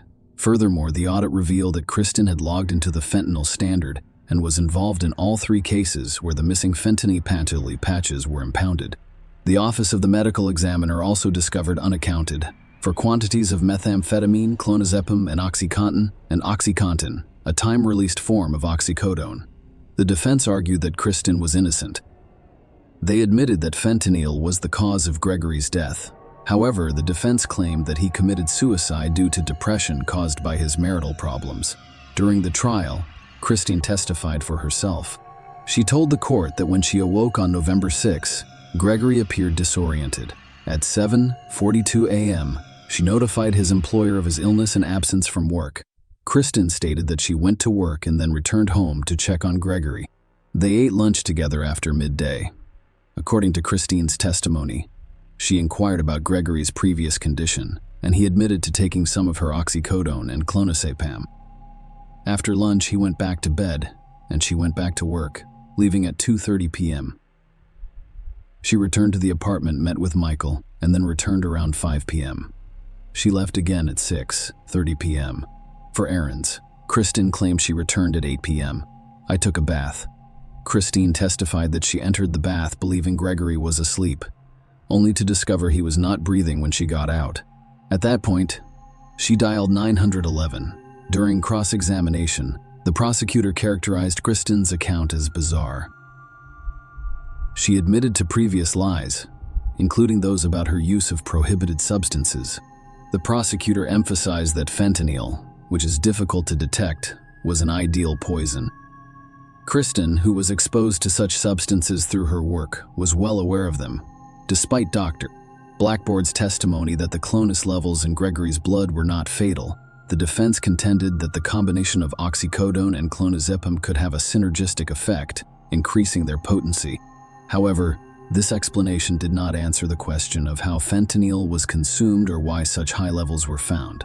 After 8 hours of deliberation, the jury convicted Kristen of first-degree murder and murder under special circumstances due to the use of poison. She was subsequently sentenced to life in prison with no possibility of parole. Christine appealed her conviction. During the appeals court proceedings, it was revealed that her own defense team had made errors. Her lawyers admitted that, while they acknowledged fentanyl as the cause of death, they did not request testing for fentanyl metabolites in the autopsy samples. This test could have determined whether Gregory ingested fentanyl or if the presence of fentanyl in the samples was due to laboratory contamination after his death. If the fentanyl had only been found in the samples and not in Gregory's body, the prosecution's claim that fentanyl caused his death would have been false. The question is, how can fentanyl be present only in the samples? Is there a risk of laboratory contamination if the medical examiner's office sends the samples to a different lab for testing? The appeals court discovered that there was a break in the chain of evidence involving the samples. The appeals court discovered that the samples designated as specimens extracted from Gregory's body were stored in an unsealed cardboard box. The intended procedure was for immediate transportation to the sheriff's office, followed by transfer to an external laboratory. However, because the designated recipient was not available at the sheriff's office, the box containing the samples was kept in the medical examiner's office instead. Approximately 36 hours later, it was transported to the sheriff's crime lab. The central argument presented to the appeals court was that during this time period, when the samples were stored in the OMA, anyone with a key to the building could potentially access them. This raised the possibility that fentanyl had been added to the samples posthumously, casting doubt on the theory that fentanyl caused Gregory's death. Kristen contended that there was a motive to contaminate the samples and frame her for murder, citing personal relationships and tensions among OMI employees. Christine cited an incident on November 8, 2000, in which Michael, one of the individuals connected to the OMI, allegedly told a toxicologist at the OMI that he had examined a sample of Gregory's stomach contents. Kristen's trial lawyers made a mistake by failing to challenge the prosecution's claim that her husband died of a fentanyl overdose, according to a 3-judge panel of the 9th U.S. Circuit Court of Appeal. They claimed that her legal team should have tested the autopsy samples for fentanyl metabolites rather than accepting the prosecution's story. However, they did not overturn the conviction, but instead returned the case to federal court for a hearing to determine whether the defense error could have changed the trial outcome. Nonetheless, following a subsequent decision by the U.S. Supreme Court emphasizing federal court deference to state court decisions in such matters, the appeals court panel declined to order the hearing in Kristen's case. As a result, her appeal was denied, and she remains in prison. Michael Robertson, who was identified as a co-conspirator during Kristen's trial, returned to Australia and founded a forensics consulting firm. Share your opinion with us in the comments and subscribe to the channel for more.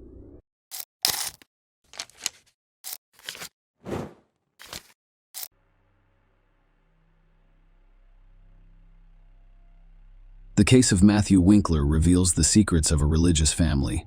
Sometimes the most horrific and unpredictable crimes are committed by seemingly perfect families. Of course, even in the most prosperous unit of society, a crisis can arise that goes unnoticed by others, but literally poisons the lives of all family members, eventually leading to tragedy. Many people in Selma thought of the Winklers as a model family. The young pastor, his wife, and their 3 daughters appeared content, having everything they needed for a comfortable life, being healthy and successful, but in a quiet pool, as they say. In this case, many questions remained unanswered because we only heard one version of what happened, and the story itself became the subject of the book, The Sex and Murder Secrets of a Pastor. On March 22, 2006, the small town of Selmer, Tennessee, Chuck received terrible news. Matthew Winkler, a 31-year-old pastor, was brutally murdered in his own home, along with his wife Mary and 3 daughters. Patricia, 8 years old, Maria Eliza, 6, and Brianna, 1, went missing without a trace. That day, the Church of Christ preacher failed to show up for the evening service, which he was supposed to attend with his family. This situation appeared strange and suspicious, as Matthew was always very responsible and could not miss the planned event without informing anyone. Even more disturbing was the fact that none of the family members answered the phone. Alarmed community members decided to visit the Winklers' home to find out what had happened and if they needed assistance. From the outside, the house appeared normal. The windows and doors were intact, and nothing unusual was visible. Inside, there were lights on in several rooms, and they could hear a television playing loudly in one. It gave the impression that the house's owners were busy with their own affairs. The front door was locked, but no one responded to the knock. Phone calls also went unanswered, and through the curtain windows, it was impossible to see what was going on inside or who was present. Despite the strange nature of the situation, no one was in a hurry to call the police. Instead, they called an elder in the religious community, who advised them to look for a spare key and open the door themselves. It took an additional hour and a half. When members of the community were finally able to enter the house, they discovered an eerie scene. Everything in the house was properly organized. There were no signs of intruders, but the owners were also not present. Everything appeared normal until the visitors looked into the marital bedroom. There on the floor, the pastor's body rested in a pool of his own blood. There was a large hole in his back from a gunshot wound. Blood splattered everywhere, and bloody foam dried on his face. By then, the body had cooled and stiffened. Matthew had clearly been lying there for many hours, and was most likely killed in the morning because he was dressed in pajamas. Only after that did the police receive a call. By the time the cops arrived, a large crowd of neighbors, churchgoers, and passers-by had gathered in and around the house, curious about what was going on. All of these individuals had left fingerprints at the crime scene. They left fingerprints and shoe prints, as well as erased or trampled potential evidence, making investigators' jobs much more difficult. Police took the pastor's body for forensic examination and discovered that he was killed by a single shot in the back fired from a large caliber weapon. He died a few minutes after the wound from massive blood loss. Unable to summon help, it was simply impossible to determine whether there were any strangers in the house at the time, because those who arrived before the police arrived had completely destroyed all traces of them. The picture of the crime was strange, and those who could shed light on what had happened vanished. The fate of the murdered man's wife and daughters remained unknown. The police assumed the woman and children had been kidnapped or killed. In addition, the Winklers' family minivan vanished from the garage. A massive search was launched throughout the state, prompting a yellow alert. This meant the children were missing, and all citizens were asked to remain vigilant and help with the search. But first, let us start at the beginning of this story. Matthew Brian Winkler was born on November 21, 1974, in the picturesque country town of Henderson, Tennessee, as the youngest of Dan and Deanne Winkler's 3 sons. Our hero and his 2 older brothers, James and Daniel, were raised in a conservative Christian family. Their parents were deeply religious and raised their sons with strictness and obedience. It is worth noting that Matthew became a church minister during the 5th generation. His father, great-uncle Michael, grandfather Wendell, great-grandfather Merlin Winkler, and great-great-grandfather Merlin Paul Winkler Sr. We were all gospel preachers at one time, and the father, on top of everything, ran the local preacher school and was well known and influential in his hometown. In their youth, the Winkler brothers attended Sunday school and participated in church activities. Furthermore, in high school, Matthew was very interested in soccer, and everyone who saw him play on the field noticed that he had talent and could easily become a world-renowned athlete. However, the young man eventually decided to forego a promising athletic career in favor of Bible study and church ministry. Because the family head's preaching activity required frequent travel, his wife and children almost always accompanied him. Because of this, Matthew attended several schools throughout his childhood, but the active, communicative, and friendly child quickly made friends and gained authority everywhere. When the boy finished school, he and his family moved to Austin, a small city in Texas. Matthew was a creative person with a magnetic personality, but he could not boast of any outstanding academic achievements. Following his high school graduation, he enrolled in and graduated from Freed-Hardeman College. In parallel, the young man began to consider a career as a pastor. His father carefully guides him. Matthew was the youth minister at the Central Church of Christ in McMinnville. He was later appointed to preach at the 4th Street Church of Christ in Selmer, Tennessee. Mary Carol Winkler, maiden name Freeman, was born in December 1973 in Guides Township, Tennessee, as the oldest of her parents' 2 daughters. She was also raised in a highly religious family with strict guidelines. For many years, the family's head pastored the Christian church, where the girl attended Sunday school. Several years later, the family welcomed a second daughter, Patricia. Unfortunately, the girl was born prematurely and suffered from a variety of serious medical conditions, including cerebral palsy, encephalitis, epilepsy, and mental retardation. For many years, the parents refused to accept the child's disappointing diagnoses and worked tirelessly to treat her, even agreeing to experimental therapy. However, it did not result in any significant improvement. Mary adored her younger sister, always treating her with affection and doing her best to care for her. However, in 1987, when Patricia was 10 years old and bathing in the bathtub, her older sister was only a minute away, taking something from the bathing accessories, and at that very moment, the girl had another epileptic seizure. When Mary returned to the room, her sister had stopped breathing, and all attempts to resuscitate her had failed. For a 13-year-old girl, it was a huge shock and the first loss in her life. She blamed herself for the tragedy and was on the verge of a nervous breakdown. Teachers who saw the deplorable state of Mary sent her to the school psychologist, working with whom she helped, but her father, learning about what was happening, made a scandal and forbade his daughter to go to the sessions, saying that such problems are discussed only within the family. In reality, the girl never received genuine moral support from her parents. She tried to avoid any conflicts, and after her younger sister's tragic death, she became withdrawn because her father refused to let her seek help from a specialist. The trauma over the years has caused serious psychological issues. Following Patricia's death, the parents decided to adopt Charlotte, a little girl from a dysfunctional large family. Soon after, the couple was granted custody of Charlotte's 2 brothers and sister, allowing the family to reunite in their new home. Mary was once again the older sister, caring for the younger children while assisting her mother Matthew and Mary Winkler in their daily lives. The future spouses met soon after Matthew graduated from high school. The guy was prominent, handsome, athletic, and enjoyed great popularity with the opposite sex. But to spin novels right and left, he did not allow a strict religious upbringing. The young people developed an immediate liking for one another, which quickly turned into love. It was the first strong feeling either of them had ever experienced. After a few months, they met each other's parents and, with their approval, began planning a wedding.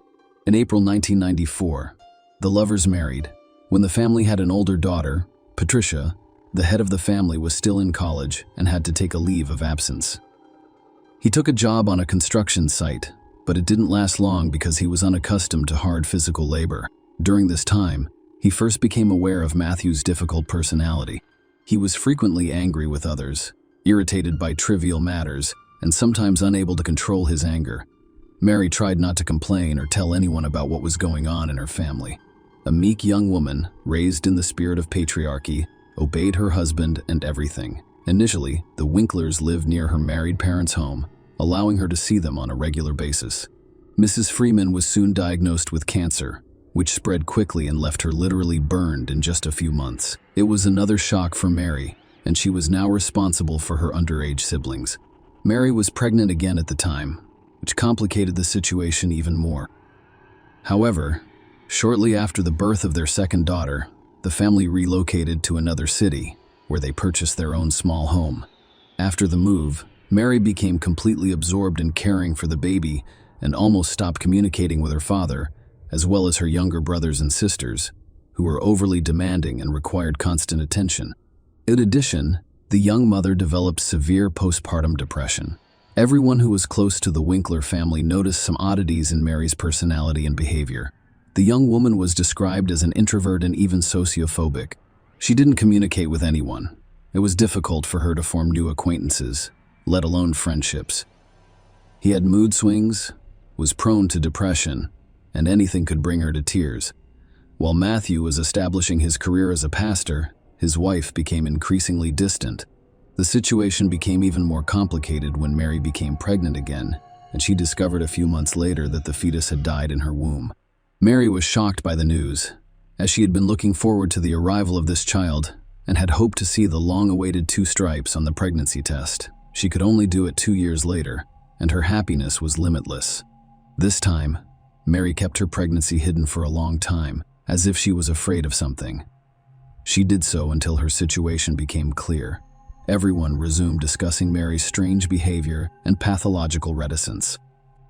Mrs. Winkler's strange behavior was linked not only to the severe psychological trauma she experienced as a child, but also to an extremely unhealthy environment within her own family, which exacerbated her already unstable nervous system. The head of the family was a man of authority and demanded unconditional obedience. Despite the fact that in public, the Winklers appeared to be an ideal married couple, with trust, mutual respect, and harmony. In reality, their neighbors have repeatedly heard the husband yell and snap at his wife for no obvious reason. Nobody could have imagined that a respected pastor would touch his wife, until one day Mary had a huge black eye. Despite the fact that she denied the fact of domestic violence and said that it was an accident. The city quickly spread rumors about a young preacher who brutally beats his children's mother. In addition, Matthew at some point developed an irresistible urge to experiment in bed. He offered his wife to diversify their intimate life with role-playing games, adult toys, and so on. But for Mary, brought up in strictness, with conservative views, such was unacceptable. She strongly restricted her husband in this, which infuriated him, and he repeatedly tried to get what he wanted by force. One day, after another abuse in bed, Mary called her only close friend in tears and complained to her about the situation. The friend, who promised to keep her secret, immediately blabbed about everything, which provoked a new wave of rumors and gossip about the unacceptable behavior of the clergyman. At that time, Matthew was up for promotion and aspired to be a local church leader, but he was rejected because of rapidly spreading unpleasant rumors about him. Moreover, he was also removed from his position in the Sunday school, where he had brought God's word to the children and was in good standing. This was requested by the parents, who had also heard about the pastor's peculiar predilections. All this forced the family to leave their residence and move to another city, where they planned to start over. They huddled in Selma, where they quickly gained the love and respect of those around them. Matthew took a job as a church pastor again, and his wife found a part-time job to make a small contribution to the family income. And although the family was still not smooth, their neighbors, as well as the congregation of the church where Matthew preached, considered Mary and Matthew an ideal couple in their family, a model. Next door to the Winkler family lived a young married couple with whom the couple quickly became friends. They often visited each other, celebrated holidays together, shared news and secrets. A few months before the tragedy, during a joint dinner at the pastor's house, Mary bragged to the neighbors that her husband had bought her a gun for self-defense and had already taken her to the shooting range several times to learn how to handle it confidently. Mary turned out to be quite a capable student, quickly mastered all the subtleties and accurately shot at target. Moreover, it turned out that the Winklers already had firearms in the house, which had been purchased by the pastor earlier, also for self-defense. The guests wondered why the pastor and his wife needed all this because they live in a quiet town where they have no enemies, and everyone around them loves and respects their family. Following another move, the couple's financial situation left much to be desired. Mary was looking for part-time jobs and decided to pursue a medical degree so that she could work in a clinic and help sick children.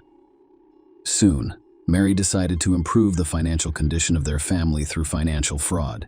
She herself later claimed that she did not realize that she was doing something illegal and was going to pay back all the money as soon as she got back on her feet. Mary was essentially artificially inflating account balances. Mrs. Winkler also received checks from unspecified sources and then deposited them into a bank account she and her husband own. She then changed the address of the account so that all communications would be routed there. The total amount of checks he received was almost $17,000, which aroused certain suspicions of the bank employees who decided to invite the couple to the office branch to clarify the circumstances and resolve the situation. But the pastor and his wife never showed up at the bank, and this aroused even more suspicion. It was assumed that Matthew was not aware of what his wife was doing at all. However, after Matthew's death, his wife tried to prove in court that the whole story of fraud was his idea, and that it was he who forced her to make dubious transactions, while he himself remained in the shadows without arousing suspicion. Where has Mary disappeared to when Mr. Winkler was found murdered in his own home? His wife and daughters were put on the wanted list, fearing for their lives. Initially, the meek, shy, and homely Mary was initially viewed solely as a possible victim of the crime. However, after speaking with neighbors and receiving information from the bank about financial fraud, she became the primary suspect in her own husband's murder. It was critical to find out where Mary had gone and where the children were as soon as possible, and if they were okay. They, along with their family car, were added to the wanted list. Attempts were also made to trace transactions made with Mary's bank card and find her location using her cell phone signal. Mary was discovered just a day later in an Alabama resort town, where she and her children were having fun at a nearby amusement park. It was as if the mother wanted to throw one last party for her children, knowing that she would soon be in prison and would see her daughters again. When the family was taken to the police station to testify, the two older daughters confidently recounted the same events. According to them, intruders broke into the house and injured their father, so their mother grabbed a gun to protect them. They were eventually forced to flee for their lives. According to the girls, their father was still alive and in the hospital, and they planned to visit him before returning home. Patricia and Maria Eliza did not witness what happened in the house and only learned about it through their mother's words. They only heard a gunshot and saw their father lying on the floor before their mother put them in the car and drove away. Mary almost immediately began to confess, but she claimed that she couldn't recall the entire chain of events from that day due to the temporary blur. Her spouse, she claimed, had abused her for years, humiliating her and forcing her to engage in two forms of intimacy she did not want. Mary insisted that it was he who had initiated the financial scam she had perpetrated. Matthew demanded total obedience, easily lost his temper, and once gave the will of his fist. This was confirmed by Matthew's secretary at his previous place in employment. The woman repeatedly witnessed the pastor insulting his wife, who had carefully brought him lunch to church, but he was always unhappy with something. The evening before the tragedy, there was another scandal in the family because of which the spouses went to bed in separate rooms. Mary cried all night, and in the morning she did not realize how in her hands with a shotgun with her husband kept loaded. She entered Matthew's room and shot him in the back while he was still lying in bed. Matthew collapsed to the floor, bloody foam oozing from his mouth and nose. According to Mary, her husband, while still alive, whispered, "Why?" She replied, "I'm so sorry." Mary then took her daughter and left the house, while her husband, according to experts, attempted to reach for the phone to call for help but ran out of strength. By the way, the criminal's weapon was discovered in the trunk of the car Mary drove away with the children in. She took it with her for what purpose? Mrs. Winkler also couldn't respond. At the trial, the role-playing costumes found in their home were presented as evidence of the pastor's humiliation and moral abuse of his wife. Upon seeing them, Mary turns pale and then became hysterical. Despite the fact that she confused her testimony and told several different versions of what happened, the court agreed that she was the victim of a domestic tyrant and the murder was the result of years of anger, resentment, and pain. However, Mary was not absolved of responsibility for her actions. In April 2007, the court rendered its final decision in this complex and perplexing case. Mrs. Winkler was found guilty of involuntary manslaughter, but her mental state raised serious concerns. It was originally expected that the young woman would be sent to prison for at least 6 years, but in the end, she was given a sentence of less than 1 year. She spent 2 months of her sentence in a psychiatric hospital, where experts were determining whether she would be able to regain custody of her children upon release. Mary was given sole custody of her daughters in the summer of 2008, who'd been living with their paternal grandparents up until then. This situation deeply upset Matthew's parents. They believed that their daughter-in-law had deliberately killed their son and received little punishment for it, and now their granddaughters have full custody of her. However, all of their previous attempts to file appeals had failed. The fraud case never went to trial. The bank never filed formal charges, and the entire case was dropped. Share your opinion with us in the comments, and subscribe to the channel for more.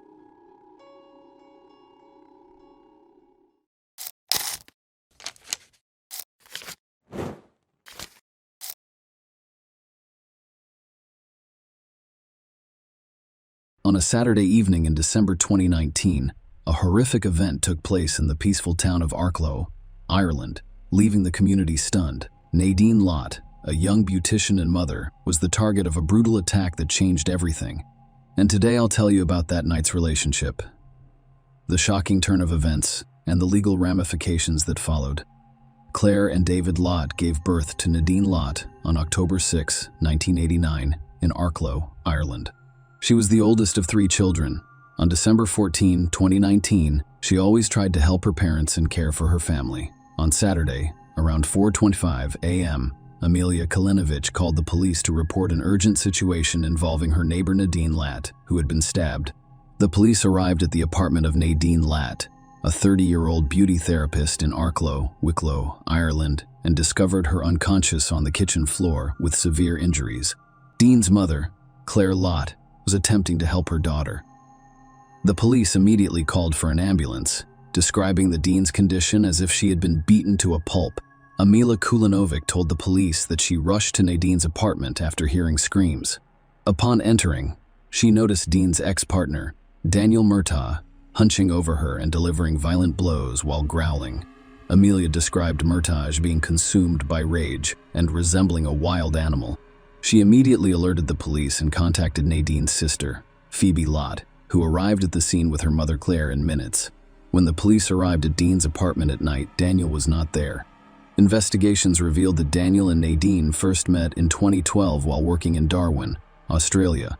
Nadine enjoyed her job as a beauty therapist in a salon, but she returned to Ireland after a year there. Daniel moved home a few months after Nadine. Initially, the couple intended to keep their relationship going, even considering moving in together. However, the relationship eventually faltered. Nadine and their daughter Kaya then moved to an apartment in Arklow, while Daniel moved to Dublin to live with his parents. On the night of December 13th, police discovered that Daniel had gone to Arklow and spent the night in Nadine's apartment while out celebrating her aunt's birthday. What happened when Nadine came home? When paramedics arrived the next morning, Nadine was quickly transported to the hospital. A few hours later, Daniel was arrested. At 7:30 a.m., Daniel collided with a tree while driving his Volvo, causing the vehicle to end up in a ditch. Laura was crossing Bookie's Bridge when she noticed the car in the ditch, and Daniel standing by the side of the road. A concerned passerby stopped to offer help. Daniel confessed to him that he had murdered my wife because she was with a friend. Daniel was then taken to the police station for questioning, and as the interview progressed, some harrowing details about the violence perpetrated on Nadine emerged. When initially questioned by police about Nadine's condition, Daniel claimed he had no recollection due to intoxication. He initially claimed that he had slapped her following a confrontation sparked by his drinking and smoking in her apartment. However, after further questioning, he admitted to delivering 5 or 6 forceful slabs, acknowledging that some were applied with significant force. Dean's injuries were too severe to be attributed solely to a few slaps. The police persisted with the questioning. Daniel, a trained boxer, then admitted to repeatedly pounding and punching Nadine. He continued saying, "I knew she was with a lad in Arklow, and I was just trying to get it out of her." When asked about the apparent lack of damage to his hands, Daniel explained that his knuckles had been conditioned over years of boxing. Despite his shock and fear at seeing blood coming from Nadine's nose and lips, he insisted that she was still alive as he left the apartment. Nadine sustained a stab wound on the right side of her neck. When questioned about the knife found near her, Daniel claimed it was simply a butter knife he had used the night before to cut up a burger and a battered sausage. When asked about the location of the assault, Daniel stated that everything happened in the living room. However, when the police discovered Nadine in the kitchen, he speculated that she must have walked into the kitchen on her own after he left and possibly collapsed there. The police responded by informing Daniel about apparent drag marks leading into the kitchen. Despite this evidence, Daniel maintained that he had only assaulted Nadine in the living room, which contradicted the physical evidence at the scene. When the police asked him what he used to attack Nadine, he initially stated that he used his fists. Daniel then told police he beat her with a tire pump charger and a wire wrapped around his knuckles. Daniel also admitted that he may have used a cigarette charger in a hammer motion. He denied using the mirror found in the Dean's apartment. When police entered the apartment, they found broken glass in the living room, hallway, and kitchen. Part of the mirror's frame was discovered in the kitchen. In his final police interview, Daniel described waking up on the sofa to the sound of Nadine screaming and shouting. "I slapped her, and she returned to the ground beside the cabinet. Standing over her, he began pounding her, only realizing the gravity of the situation when he noticed the blood." Daniel claimed he never intended to harm Nadine, expressing his love for her and asserting that it was reciprocated. He told the police that if he wanted to kill Nadine, she'd be gone. Tragically, 3 days after the assault, Nadine succumbed to her severe injuries, never regaining consciousness, and died in the hospital. Daniel was subsequently charged with murder. Daniel pleaded not guilty to murder, but admitted guilt to manslaughter. He acknowledged that he was solely responsible for Nadine's death. He argued that he lacked the necessary intent to be charged with murder. Daniel contended that the use of illegal substances and alcohol on the night in question played a critical role in the tragic assault on Nadine. The jury's central question was whether Daniel intended to kill or seriously harm Nadine. At the start of the trial, Daniel's attorney admitted that he had unlawfully taken Nadine's life and that he alone was responsible for the injury she sustained. The judge instructed the jury that murder is a crime of specific intent, which occurs when one person unlawfully kills another with the intent to cause death or serious injury. Despite admitting guilt to manslaughter and accepting responsibility for unlawfully causing the Dean's death, Daniel claimed that he lacked the necessary mental state. During the acts, he used the defense of intoxication. The judge explained to the jury that intoxication could be used as a defense for crimes with specific intent, potentially reducing a murder charge to manslaughter. The prosecution claimed that this case clearly constituted murder. According to their argument, Nadine was attacked violently and repeatedly in her own home by a man she knew. The prosecution claimed her ex-partner beat and stabbed her out of jealous rage. During the court proceedings, it was revealed that in the weeks preceding Dean's death, the nature of their messages indicated Daniel's desire for a relationship, despite Nadine's clear reluctance. Despite not being in a relationship, Daniel consistently referred to Nadine as his girlfriend and future wife. The prosecutor emphasized this point to the jury, claiming it was coming from his head. Check out the WhatsApp app exchanges. They are unambiguous and unequivocal. She makes it clear that she has no further desire to interact with him on that level, simply because they fell for each other in Australia. He somehow believed he had the right to control her life and decide who she would date. The court learned that just under 2 weeks before her death, Nadine explicitly messaged Daniel, warning him not to threaten her and emphasizing that nothing will ever happen between us again. I'd like to make that clear. These messages served as proof of Nadine's unequivocal position on their relationship in court. Amila gave testimony about Daniel's condition when she saw him assault Nadine. She described how he had his hands around Nadine's neck and shoulder. His mother, Claire Nadine, also testified, expressing shock at the sight of her own daughter. When Claire arrived, Nadine was unconscious but making gurgling and gasping noises. Claire sat beside her, assuring her that they could handle the situation. Despite administering CPR, Dean's injuries were so severe that it seemed like their efforts were futile.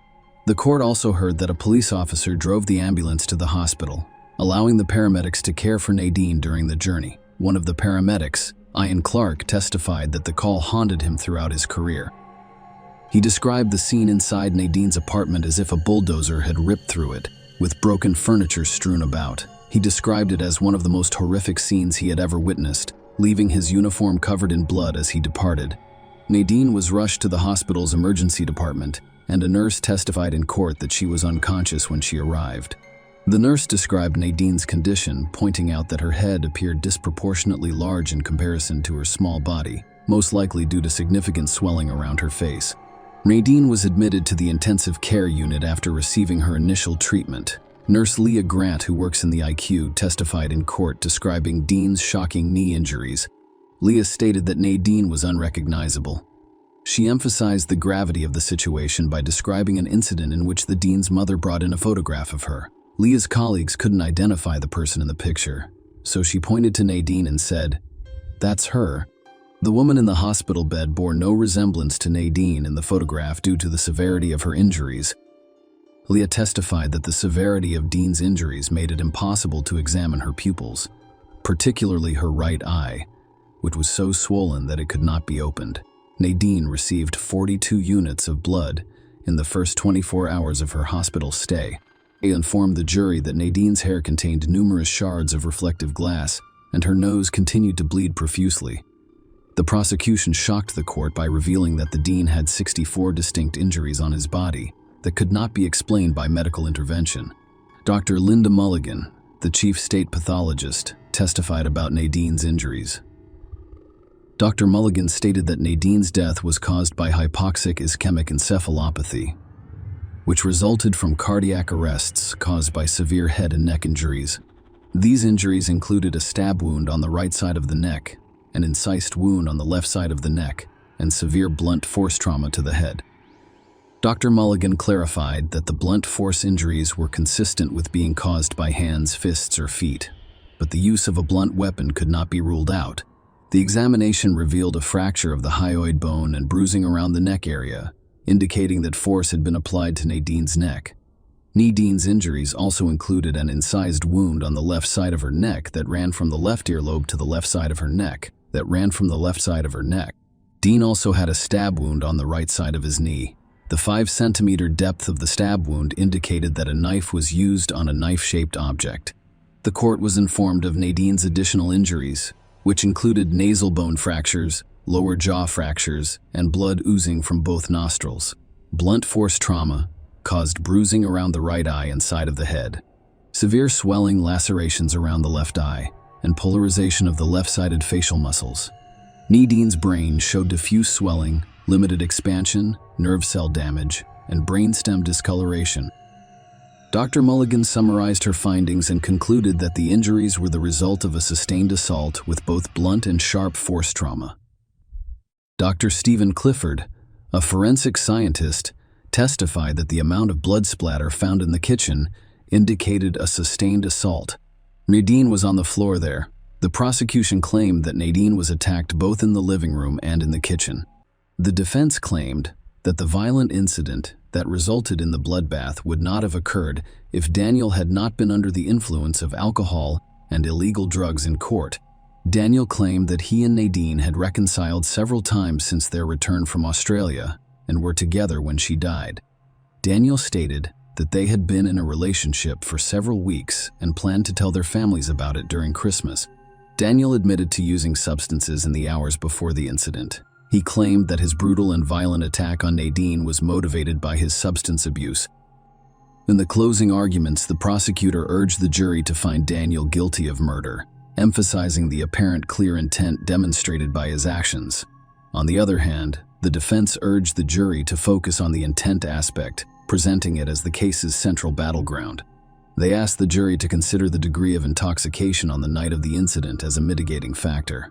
On August 5, 2021, a jury at the Central Criminal Court unanimously convicted Murtaugh of murdering Lot, rejecting his defense after nearly 6 hours of deliberation over 2 days. He was then sentenced to life imprisonment on October 4, 2021, as required by law. Claire Light delivered a victim impact statement during the sentencing, describing how the Latz family has been haunted by Nadine's terror, fear, and panic during the prolonged and evil attack that fateful night. She emphasized that the family is now dealing with traumatic counseling rather than hobbies, experiences, night terrors, and sleepless nights, and that life is being replaced with mere existence. Murdash also had 9 prior convictions, one for threatening and abusive behavior in 2011, which was revealed during the sentencing hearing. Nadine's funeral service was held on December 22 at St. Mary and Peter's Church in Arklow. Nearly 1,000 people attended the church ceremony, and hundreds more gathered outside afterward. She was laid to rest at St. Gabriel Cemetery. Share your opinion with us in the comments and subscribe to the channel for more.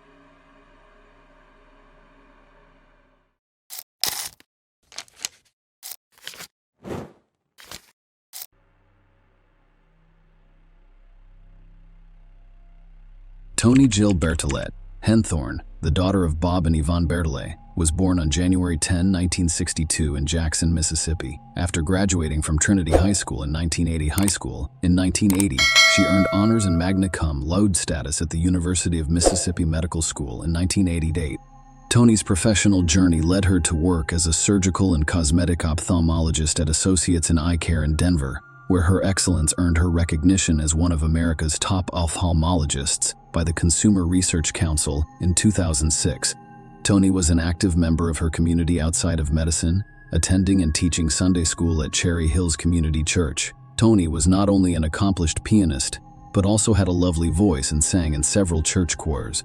Her dedication to her faith was evident in her insightful contributions to God Questions, org, where she shared her Christian perspectives on a regular basis. Harold and Toni Henthorne met online in 1999 and married after just 9 months.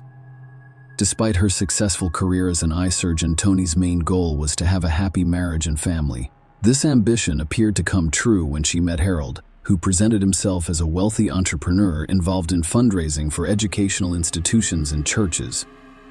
Harold persuaded Toni to move to Colorado from Jackson, Mississippi during their meeting. Despite the difficulties of leaving her family and friends in Mississippi, Toni is excited about starting a new life with her husband. Their family culminated in 2005 with the birth of their daughter Haley on September 29, 2012. Toni Henthorne and her husband Harold Henthorne went hiking in Colorado's Rocky Mountain National Park on Saturday to celebrate their 12th wedding anniversary.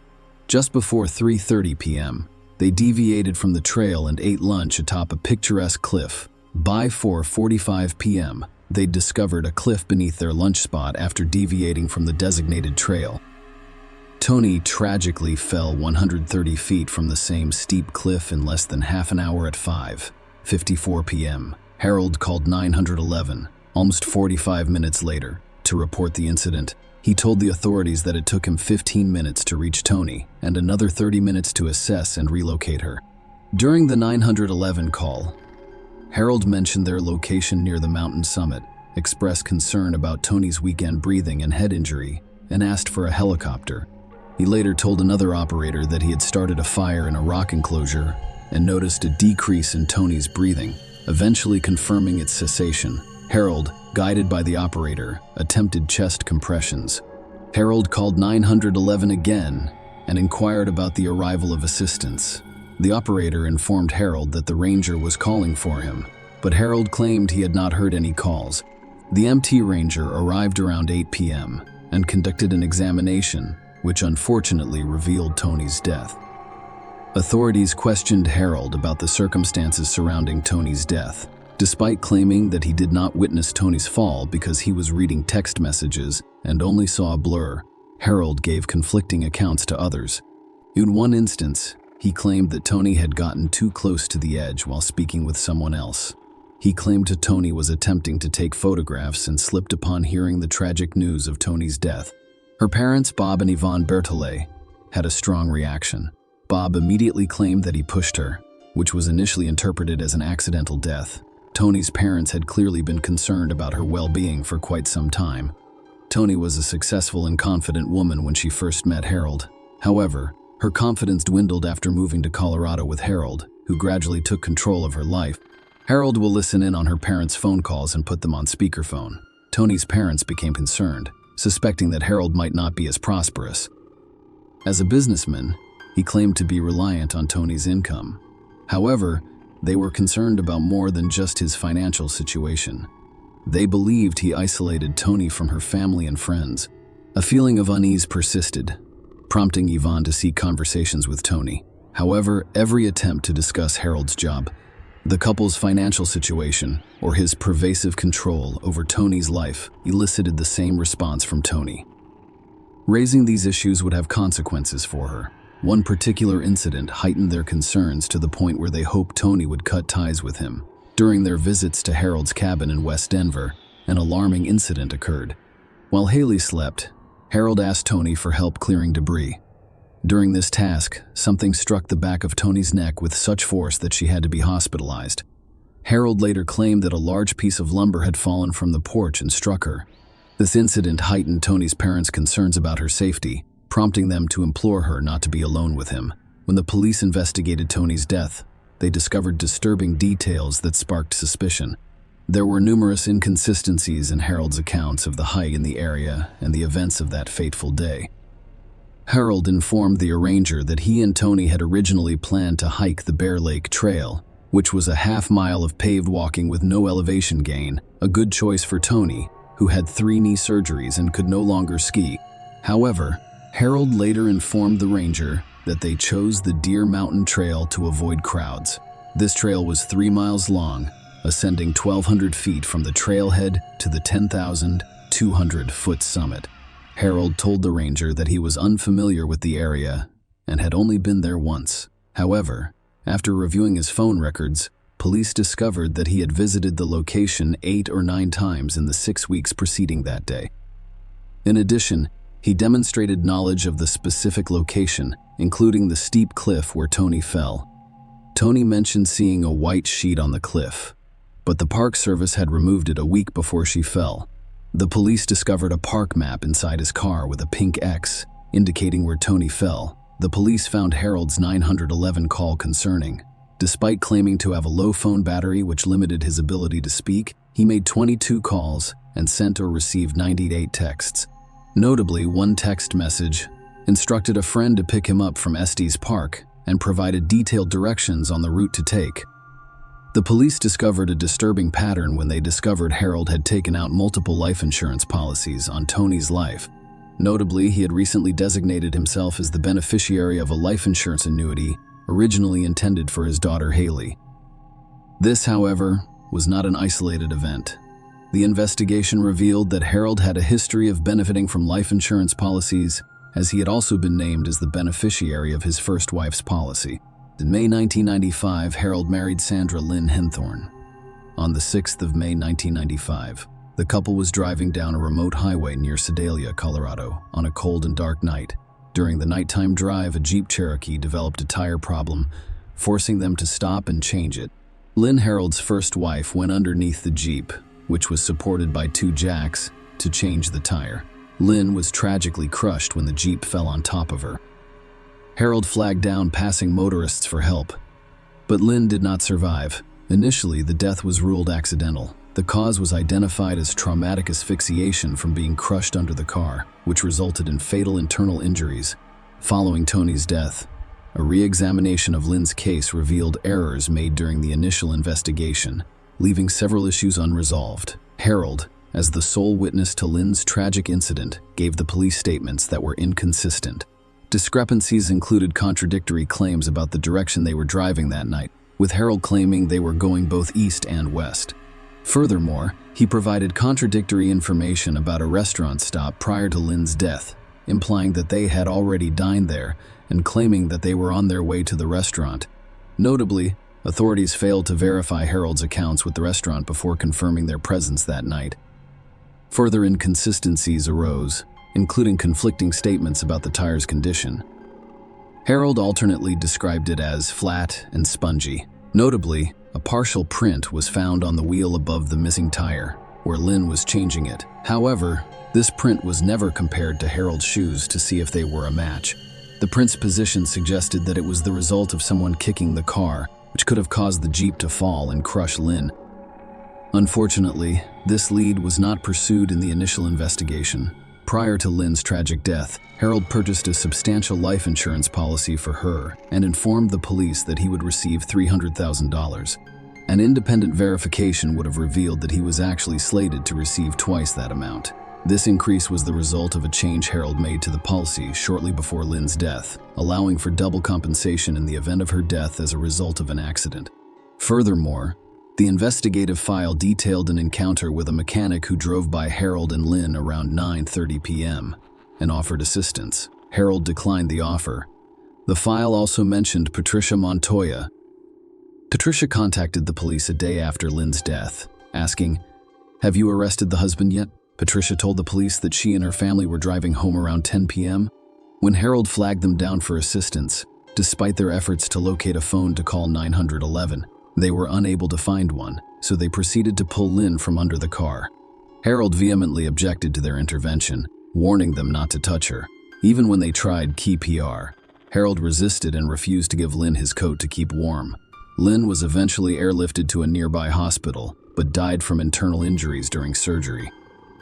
Curiously, no charges were brought against Harold in connection with Lynn's death. However, in Tony's case, Harold was charged with first-degree murder. The prosecution claimed that he deliberately and purposefully pushed Tony over the cliff to her death. To support their case, the prosecution presented a map with a marked X indicating the location where Tony fell. The jury also heard about phone records showing Harold visiting the park several times in the weeks leading up to Tony's death. Given Tony's remote location with poor cellular service and no nearby aid stations, the court looked into the 911 call in greater detail. Despite the fact that the call was placed around 6 p.m., help did not arrive until 8 p.m. The prosecution claimed that Harold did nothing meaningful to assist his wife during this critical period. To back up this claim, the prosecution called Julie Sullivan, the emergency services dispatcher, to testify that she followed a standardized protocol when guiding people through CPR over the phone, and that she had handled approximately 240 similar calls before speaking with Harold. Julie explained that her conversation with Harold was unusual. "In my experience, when I perform CPR with someone guiding me through it, even experienced people, nurses, or other people on the scene are extremely out of breath. I thought it was strange that he wasn't letting me know when he finished an instruction I'd given him. As many of you are aware, on every other call I have taken, the person wants to know what to do next right away. Okay, I completed my 30. What do I do next? What shall I do next? What shall I do next?" That was highly unusual, and it didn't feel like he was performing key PR. Most people do it due to the physical exertion of performing CPR, compressions, and breathing. It's extremely exhausting. I need to know when you're finished with it so we can move on to the next step. And he wasn't letting me know when he finished every instruction I gave him, so I asked him to let me know. Also, we had an open line. I can hear them doing compressions on the patient on all of the other SPR calls I've done in my career because there is so much breathing. The breathing is labored. It's extremely exhausting, and it's difficult to even get out and speak back. They have difficulty talking to me because they're out of breath from the exertion. The emergency services dispatcher, Julie Sullivan, testified in court that, based on her experience, she did not believe Harold was performing key PR during the 911 call. The medical examiner's findings further undermined Harold's claims. There were no signs of CPR-related abrasions, contusions, or anterior rib fractures. In fact, there was no evidence of any PR attempts. Tony's fall had been partially broken by a tree at the base of the cliff, causing her scalp and tissue to tear away from her skull. Tony's extensive injuries were detailed by the medical examiner, who discovered severe brain hemorrhaging, a fractured neck, blunt force trauma to the chest, abdomen and pelvis, broken ribs to form a chest, lacerations and bleeding in the liver and lungs, and pale skin, indicating significant blood loss. The prosecution presented the case to the jury, drawing parallels between Tony's death and the unusual circumstances surrounding Harold's first wife, Lynn. The court allowed the prosecution to present Lynn's case because of the striking similarities. Following the same principle, the prosecution revealed the incident Tony described to her mother at Harold's cabin. The jury was shown another disturbing incident involving Tony that occurred in May 2011. Tony sustained a neck injury when she was struck in the back of the neck and upper back with a large wooden beam, similar to previous incidents. This occurred in a remote and secluded location around 10 p.m. That night, Harold was cleaning the deck of their cabin and asked Tony to help him, which resulted in the unfortunate incident with the beam. Harold gave various people different accounts of what happened. He initially told paramedics he threw the beam, but later admitted to a doctor that it had fallen off the deck. Another version was shared with a friend in which Harold claimed he dropped the beam on Toni after slipping from the ladder she was holding, adding to the complexity of the situation. A nurse's note in Toni's files indicated that she was beneath the deck when the beam fell. The prosecution based its case on a clear motive for financial gain from life insurance policies. Harold had three $1.05 million life insurance policies on Toni, as well as a $205,000 annuity, making him the beneficiary of more than $4.07 million when Toni died. Toni died a month earlier, in April 2011. Harold designated himself as the beneficiary of a $205,000 life insurance annuity purchased by Toni's parents for their granddaughter Haley. The defense made a strategic decision not to call any witnesses to provide evidence, believing that the prosecution had failed to establish its case. However, this gamble did not pay off. After 10.5 hours of deliberation, the jury convicted Harold of murder and sentenced him to life in prison. A disturbing pattern emerged when it was revealed that Harold had Toni and Lynn's bodies cremated immediately after their deaths, scattering their ashes in the same location. Share your opinion with us in the comments and subscribe to the channel for more.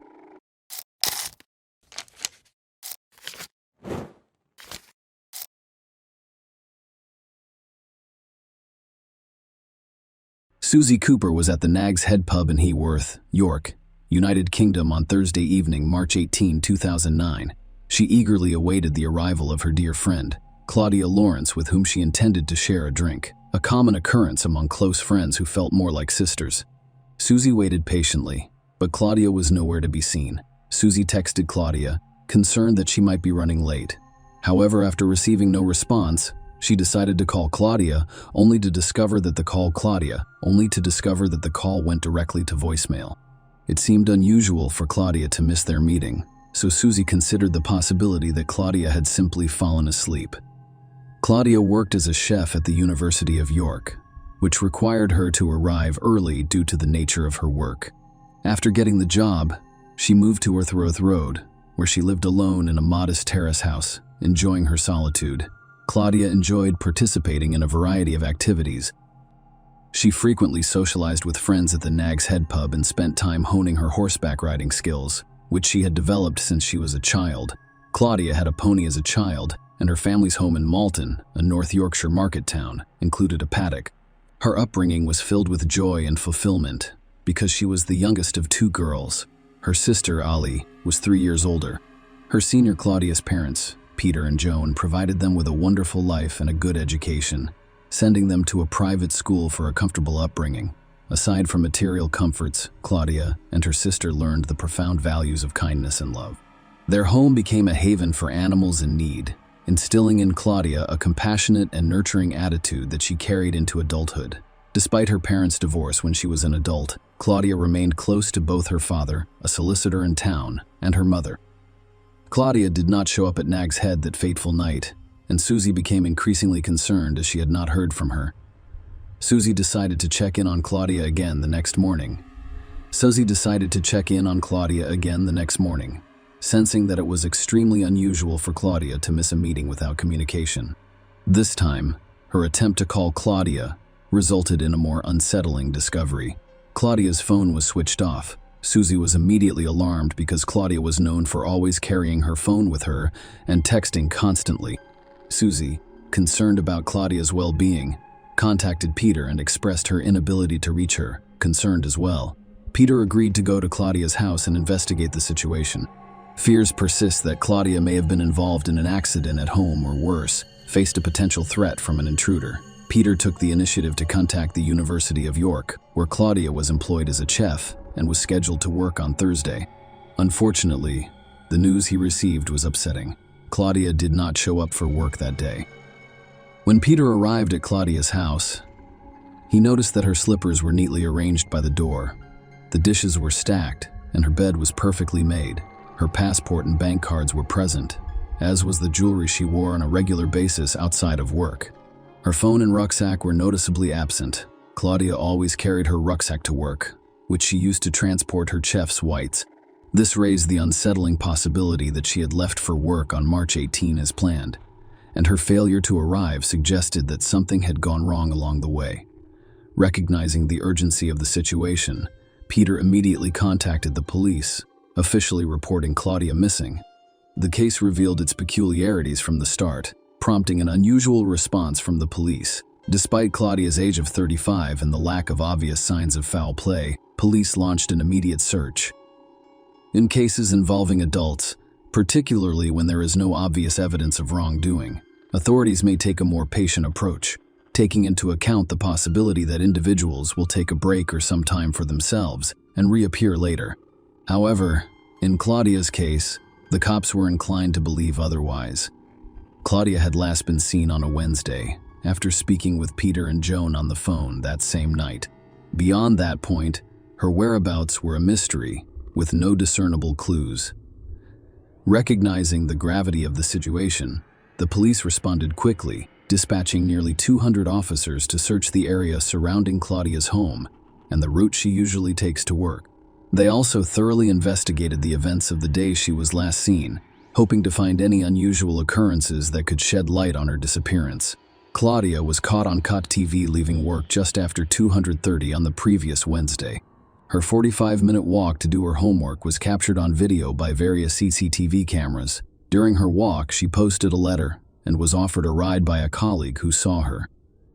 Claudia declined the offer, returned home shortly before 3 p.m., briefly went inside, and was seen walking towards her house again 15 minutes later. Later that evening, Claudia made a routine phone call to her father, Peter, and then another to her mother, Joan. Both conversations were unremarkable, with no alarming or distressing content, and followed the usual pattern of their interactions. Claudia mentioned during the call with Joan that she was going to bed soon to prepare for an early morning shift that started at 6 a.m. They talked about how they were watching the same TV show, location, and plans for Mother's Day. Claudia ended the call with a casual goodnight, a seemingly routine exchange that tragically marked Joan and her daughter's final conversation. Claudia texted at 8:23 p.m. Claudia did not respond to a text message sent about an hour later by a friend from Cyprus.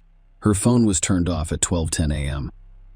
According to the police investigation, Claudia most likely awoke as planned the next morning, ready to leave her house with her backpack and phone. Law enforcement believes that an incident occurred on March 19th between Heworth Road and Goodright College. A cyclist reported seeing a woman resembling Claudia conversing with a man near the Melrose Gate electricity substation at 5:35 a.m., which provided important information. This time coincided with Claudia's usual presence at that location, as the bridge was only a 10-minute walk from her house. The man identified by the police as a left-hand smoker was the focus of this sighting. Although this account appeared significant, the CCTV camera at the Melrose Gate shops, a little further along the route, did not capture any images of Claudia during that time period. Another witness reported seeing a man and a woman arguing on the grass verge beside a parked vehicle on University Way. Around the time Claudia was supposed to start work, despite police efforts, including searches of the area and public appeals for information, no one came forward with irrelevant information about the sightings. The investigations revealed nothing about Claudia's fate. There was no identifiable crime scene, and it remained unclear whether Claudia had been missing since Wednesday night, or if she actually left for work on Thursday morning. The mysterious circumstances surrounding Claudia's disappearance became more complex, leaving investigators and those concerned for her in a state of uncertainty. Several mistakes in handling the Claudia's case hampered the search efforts. One notable error was the distribution of a photograph of Claudia with blonde hair on the internet and through news agencies. Claudia had dark hair when she went missing, though. This misrepresentation may have caused confusion for those attempting to identify her. Claudia did not own a smartphone and had no social media accounts, which exacerbated the situation. The lack of digital traces made it difficult for the police to track her last movements, limiting their ability to establish a comprehensive timeline of events leading up to her disappearance.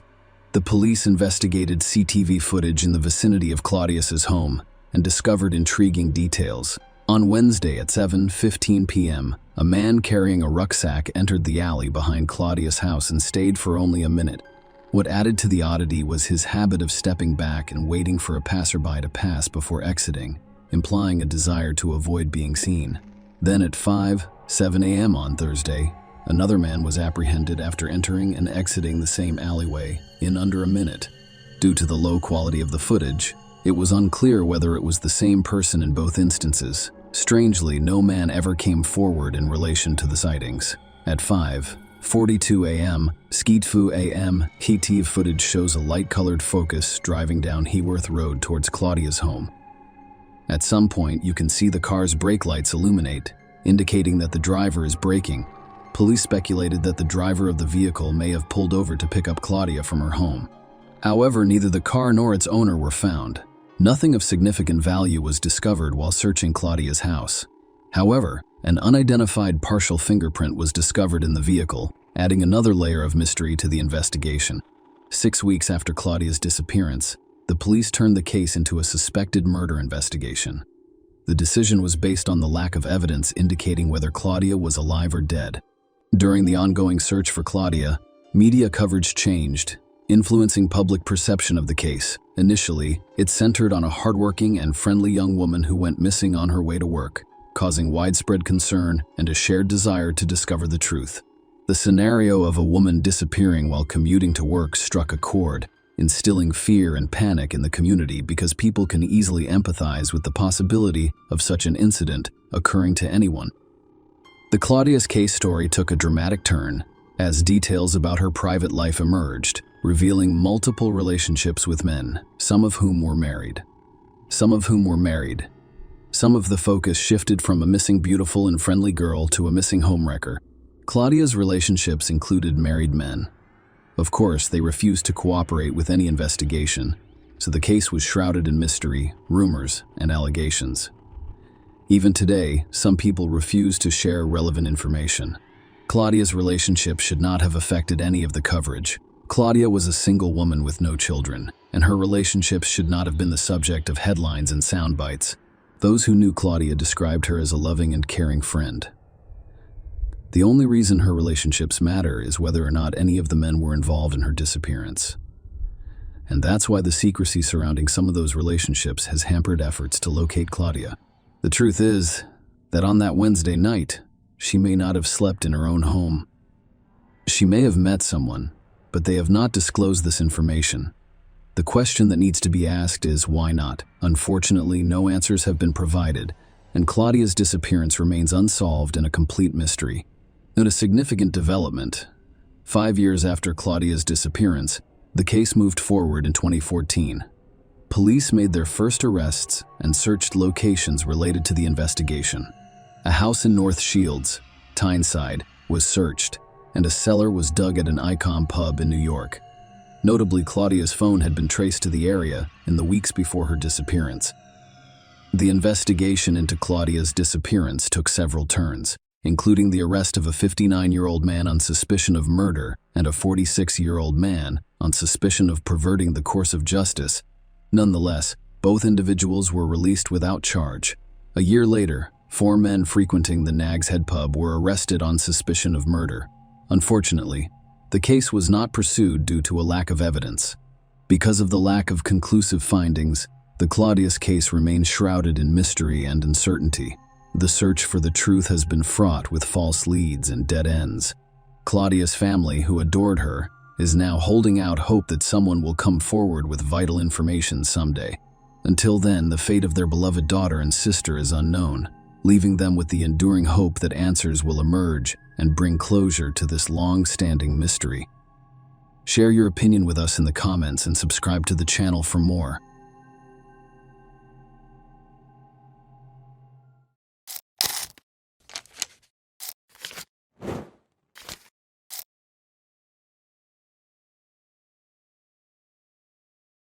On Friday, June 9, 2017, Yingjing Zhang, a 26-year-old from Nanping, China, was on his way to meet with the manager of an apartment complex to inspect a prospective residence.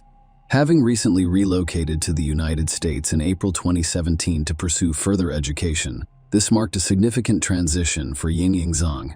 She had never been to the United States or traveled outside of China before. In her home country, she lived with her parents and younger brother, and she meticulously planned her life, including an engagement and plans for an October 2017 wedding when she returned to China. Yang Yingjing's trip to the United States was inspired by an invitation from the University of Illinois, where she had previously earned a degree in China. The university invited her to visit as a scholar to continue her crop science research, with a focus on photosynthesis in soybeans and corn. Her long-term goals included earning a doctorate and returning to China to teach. Yang Ying moved into an on-campus apartment at the University of Illinois and lived independently at first. However, she planned to move to a different apartment on the opposite side of campus in order to get a lower rent and possibly find a roommate. The timing for apartment hunting was ideal, as many students were in the process of relocating, with some having finished their classes and others returning home for the summer vacation. As a result, by June 9, only a few students remained on campus. Yingjing Zhang spent the morning working before returning to her apartment for lunch. She had planned to meet with Ron Treadstone, the marketing manager for the One North apartment block, around 1:30 p.m. to secure a new residence. Yingjing Zhang texted Ron Treadstone about a delay and said she'd meet him at 2:10 p.m. 5 minutes later, she left her apartment and boarded the Tuline Miti bus. Because she did not drive, she chose to take the bus from the south to the north side of campus. The bus route took her from the orchard to her on-campus residence at Springfield and Matthew Streets. Yingjing Zhang disembarked there with the intention of connecting to the 22 Limited, which would take her to the north. However, when she got off the bus, she found herself on the north side of Springfield rather than the south side, where the connecting bus was located. Consequently, she missed the connection. Even though I waved and ran after the bus, it did not stop. She chased it to the next block, but her efforts were futile. Yingjing Zhang then proceeded to the next bus stop, Clark and Goodwin Avenue, to wait for the next bus. At 2:10 p.m., Ron Treadstone waited for Yingjing Zhang, but she did not arrive. Concerned, he tried to contact her but got no response. Later that day, her professors attempted to locate her without success. Eventually, Professor Guan reported Yingjing Zhang as missing to the police. Following the last sighting of hangings on campus, police collected CCTV footage from the surrounding area. The video shows Yang running after the bus and later waiting at the bus stop. However, before she could board the bus, she got into a black Saturn Astra that had pulled up alongside her. The driver's identity remained unknown, as the license plate number was not visible in the footage. However, investigators discovered that only 26 cars of that specific model were registered in Champaign County, and only 18 of those were hatchbacks, which matched the car scene captured on Cox TV. This reduced the number of people the police could track down the following Monday.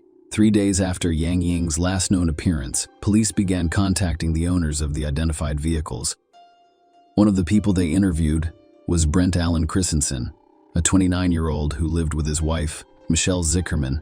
Brent had previously attended the University of Wisconsin at Stevens Point and the University of Wisconsin at Madison before being admitted to the University of Illinois' doctoral program in physics.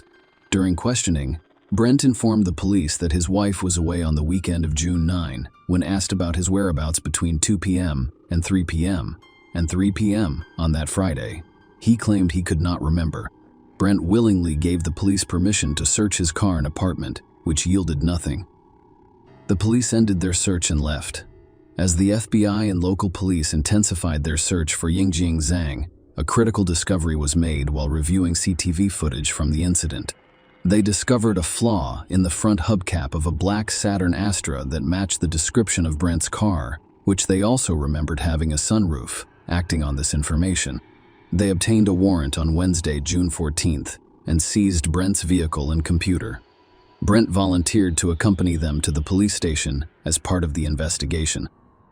During questioning at the station, Brent initially claimed to have spent the entire day playing video games on that particular Friday. However, the FBI confronted him with evidence indicating that he had picked up a girl. Brent's demeanor changed visibly, and he began shaking. He then admitted that he may have confused the days, but insisted that if he did pick up a girl, it wasn't Yingjing Zhang. According to Brent, the girl he gave a ride to appeared distressed, spoke in broken English, and asked for transportation to a location a few blocks north of where they were. Brent claimed that after making a wrong turn, the girl panicked and exited the car, and he had no idea where she was afterwards. A search of Brent's apartment uncovered 3 stains on his mattress, and further investigation with luminol revealed an additional stain on a baseball bat. These items were sent for DNA testing, which revealed that, despite her marriage to Michelle Brent, she had a girlfriend named Tara Bullis. Law enforcement asked Tara to record Brent, and based on that recording and the evidence gathered during the apartment search, Brent was charged with kidnapping, which resulted in Yang Jiang's death, as well as making false statements to the FBI. Despite the FBI's belief that Yin Zhang had to meet her fate, her remains remained undiscovered at the time, until December 2016. The prosecution portrayed Brent as a highly intelligent and accomplished individual. When they argued, he began living a double life. According to their argument, Brent developed an unsettling obsession with serial killers, particularly Ted Bundy, around that time. They specifically mentioned his interest in the novel American Psycho, which features a protagonist who lives a double life as a serial killer. The prosecution claimed that Brent's descent into criminal planning began in the spring of 2017. They presented evidence from his phone searches, which included queries about serial killers and downloads of images of women in bondage. Brent was discovered to have visited websites about kidnapping, abduction, and consensual abductions. The prosecution claims that by June 9, Brent's marriage had completely disintegrated. He had abandoned his doctoral studies and was struggling with heavy drinking and prescription drug use. The jury was informed about his troubled marriage, which led Brent and Michelle to opt for an open relationship, with each having their own romantic interests. In March 2017, Brent sought counseling for the dissolution of his marriage. During this session, he admitted to having dark and troubling thoughts, including plans to abduct and kill someone. While acknowledging that these thoughts were more like plans, he claimed to have moved on from them. The prosecution argued that Brad's story about overcoming his dark thoughts was fabricated. Instead, they claimed that on June 9, he actively pursued making his fantasies a reality. According to their case, Michael left her apartment early that morning to spend the weekend with her boyfriend, providing an opportunity for Brent to carry out his plans. Before 8 a.m., Brent stopped by the Schnucks grocery store near his apartment and bought a bottle of Admiral Nelson spiced rum. Around 9:30 a.m., Brent approaches Emily Hogan, a graduate student, near a campus bus stop. He claimed to be an undercover cop, showed her his badge, and asked her to answer a few questions. When he asked her to get into his car, she declined because she felt suspicious. Emily reported the incident to the police and issued a warning on Facebook, warning other students to be wary of a man impersonating a police officer. Or later, at 1:30 p.m., Brendan drove around campus once more. I saw Yinjing Zhang running after the bus while driving in the opposite direction. He turned around and pulled up alongside her at the bus stop, yanking Zhang into the car, and she was never seen again. Notably, Yang Yingying's phone was disabled at 2:28 p.m., highlighting the gravity of the situation. The court heard chilling details as Brent recounted the horrifying events surrounding his disappearance, while being recorded by his girlfriend Tara during a memorial walk for Yinjing Zhang on June 29. Despite being questioned by authorities after Yinjing Zhang was reported missing, Brent attended the memorial walk in terror and unintentionally shared the shocking account during their conversation. In the recorded conversation, Brent described Yang Yingxing's fierce struggle for her life, describing her refusal to surrender as valiant and almost supernatural.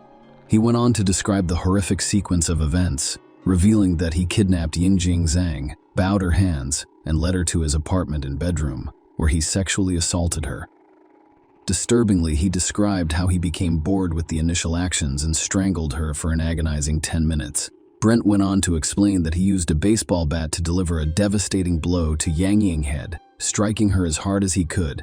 He then carried her into the bathroom and placed her in the bathtub. In a grisly turn of events, Brent revealed that he stabbed Yinjing Zhang, who attempted to defend herself by grasping the knife. He killed her with the same knife. The court proceedings revealed more disturbing details, including the fact that Brent meticulously cleaned the apartment after committing the heinous act against Yinjing Zhang. On Sunday, June 11th, he purchased cleaning supplies such as Drano and Swiffer pads in an attempt to erase any traces of the crime. He disposed of her hanging belongings, including her clothes and backpack, and continued to tell Tara that she was missing and would never be found. In the recorded conversation, Brent shockingly claimed that Yinjing Zhang was not his first victim. claiming that he started killing women at the age of 19 and that she was his 13th victim. However, despite police and FBI investigations, no evidence supporting Brent's claim of previous killings was discovered. Despite Brent's efforts to thoroughly clean the apartment, a forensic examination revealed traces of yang blood on a variety of surfaces, including the mattress, baseball bat bed, baseboard drywall, and underneath the bedroom carpet. The prosecution urged the jury to convict Brent of seeking the death penalty. They claimed that his actions, combined with his revealed thoughts during counseling, the recorded conversation with terror, and his activities on the website FetLife, where he detailed plans for abduction and assault, constituted a premeditated kidnapping. Notably, just 3 days before Yingyang Zhang went missing, Brent ordered a large green duffel bag from Amazon, and it was delivered to his apartment. The defense's argument revolved around the admission that Brent was responsible for Yang Ying's death, which they stated clearly in their opening statement. However, they argued that the prosecution's case did not provide a complete picture of the events or Brent's mental state. Their goal was to present a more complete picture to the jury during the trial, emphasizing Brent's life was at stake and arguing against the death penalty. The defense focused on Brent's mental state, urging the jury to consider it during their deliberations. They informed the jury that Brent was heavily involved in alcohol and Vicodin use, and that he was dealing with dark thoughts. They emphasized his academic decline, which ranged from receiving top grades in the first 3 semesters of university to failing all subjects in the 4th. His personal life was in disarray, with his beloved wife Michelle filing for divorce after meeting someone else, Ryan Vela. During the trial, the defense revealed that Michelle was Brent's only confidant when they moved to Champaign. They revealed that Michelle had given Brent an ultimatum to stop drinking or face her departure. In response, Brent sought counseling right away, motivated by the prospect of losing his wife. During the counseling sessions, he admitted that alcohol and prohibited substances had a negative impact on his life, leading to negative thoughts about himself and others. The defense also mentioned Brent's participation in a counseling session on March 30, which resulted in a referral to a local addiction treatment center. During the trial, Brent's family and friends described him as a highly intelligent individual with a bright future. However, over the course of a few months, his life changed dramatically, and he frequently expressed feelings of failure. The defense emphasized his mental health issues. Although the mental illness defense was eventually dropped before the trial began, the defense made a passionate appeal to the jury, imploring them to recognize that the Yang Ying murder, while unquestionably horrific, was only one tragic incident in Brent's otherwise bright and promising life. They asked the jury to spare his life. Although the jury convicted Brent of kidnapping and making false statements to the FBI, they were unable to reach a unanimous decision on the death penalty.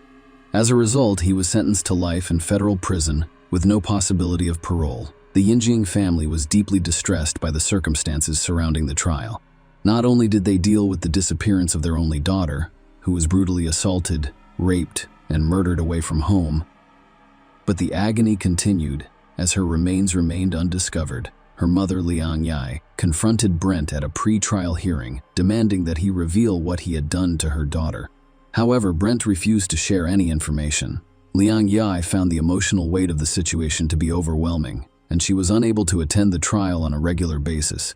Following Brent's sentencing, as the family stood outside the court, Liang Yai struggled to stand unaided and needed assistance from a relative. The brutality inflicted on her daughter and their family had a huge toll, and the grief was palpable. All the Yingying family wanted was to find her and bring her back to China. In November 2018, Brent admitted to putting hanging dismembered bodies in 3 garbage bags and dumping them in the dumpster outside his apartment. Unfortunately, the dumpster's contents were collected and transported to a landfill in Vermilion County. The sheer scale of the search makes it highly unlikely that her remains will ever be discovered. The area is approximately 50 yards wide and has at least 30 feet of garbage. Share your opinion with us in the comments and subscribe to the channel for more.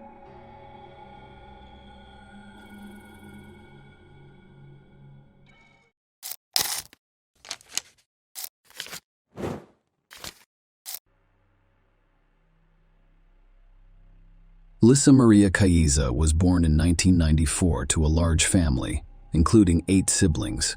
It was a large but not particularly prosperous family. Parents were preoccupied with their own problems and did not express love and care for their children. Furthermore, rumors circulated that abuse and violence were common in the family.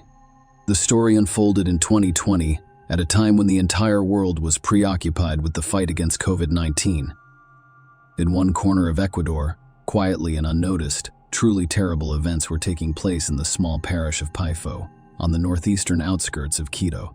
The tragic story's protagonist is Lisa Maria Caza, a woman with an enigmatic gaze whose life became a true Ecuadorian nightmare. On the unfortunate Tuesday, October 27, 2020, Lisa sent several messages to her children's father, David. They were depressing words because their paths with David had already nearly parted. Along these lines, she confessed her love for him as well as her unexpected pregnancy. However, in subsequent messages, Lisa stated that life was losing meaning for her and that the decision to terminate the pregnancy was unavoidable. Throughout the night, Lisa begged David to come to her, but his refusal was firm. His parents also urged him to stay at home, and David followed their advice. In the early morning hours of October 28th, Lisa's neighbors heard a faint cry for help. When they looked out the window, they noticed a woman lying on the floor, clearly vomiting. The neighbors rushed to help her right away, calling emergency services. When doctors and police arrived, they discovered Lisa in critical condition but still alive. She was admitted to the hospital right away after receiving first aid. Her children, a 5-year-old girl and a 9-year-old boy, were discovered unconscious inside the house.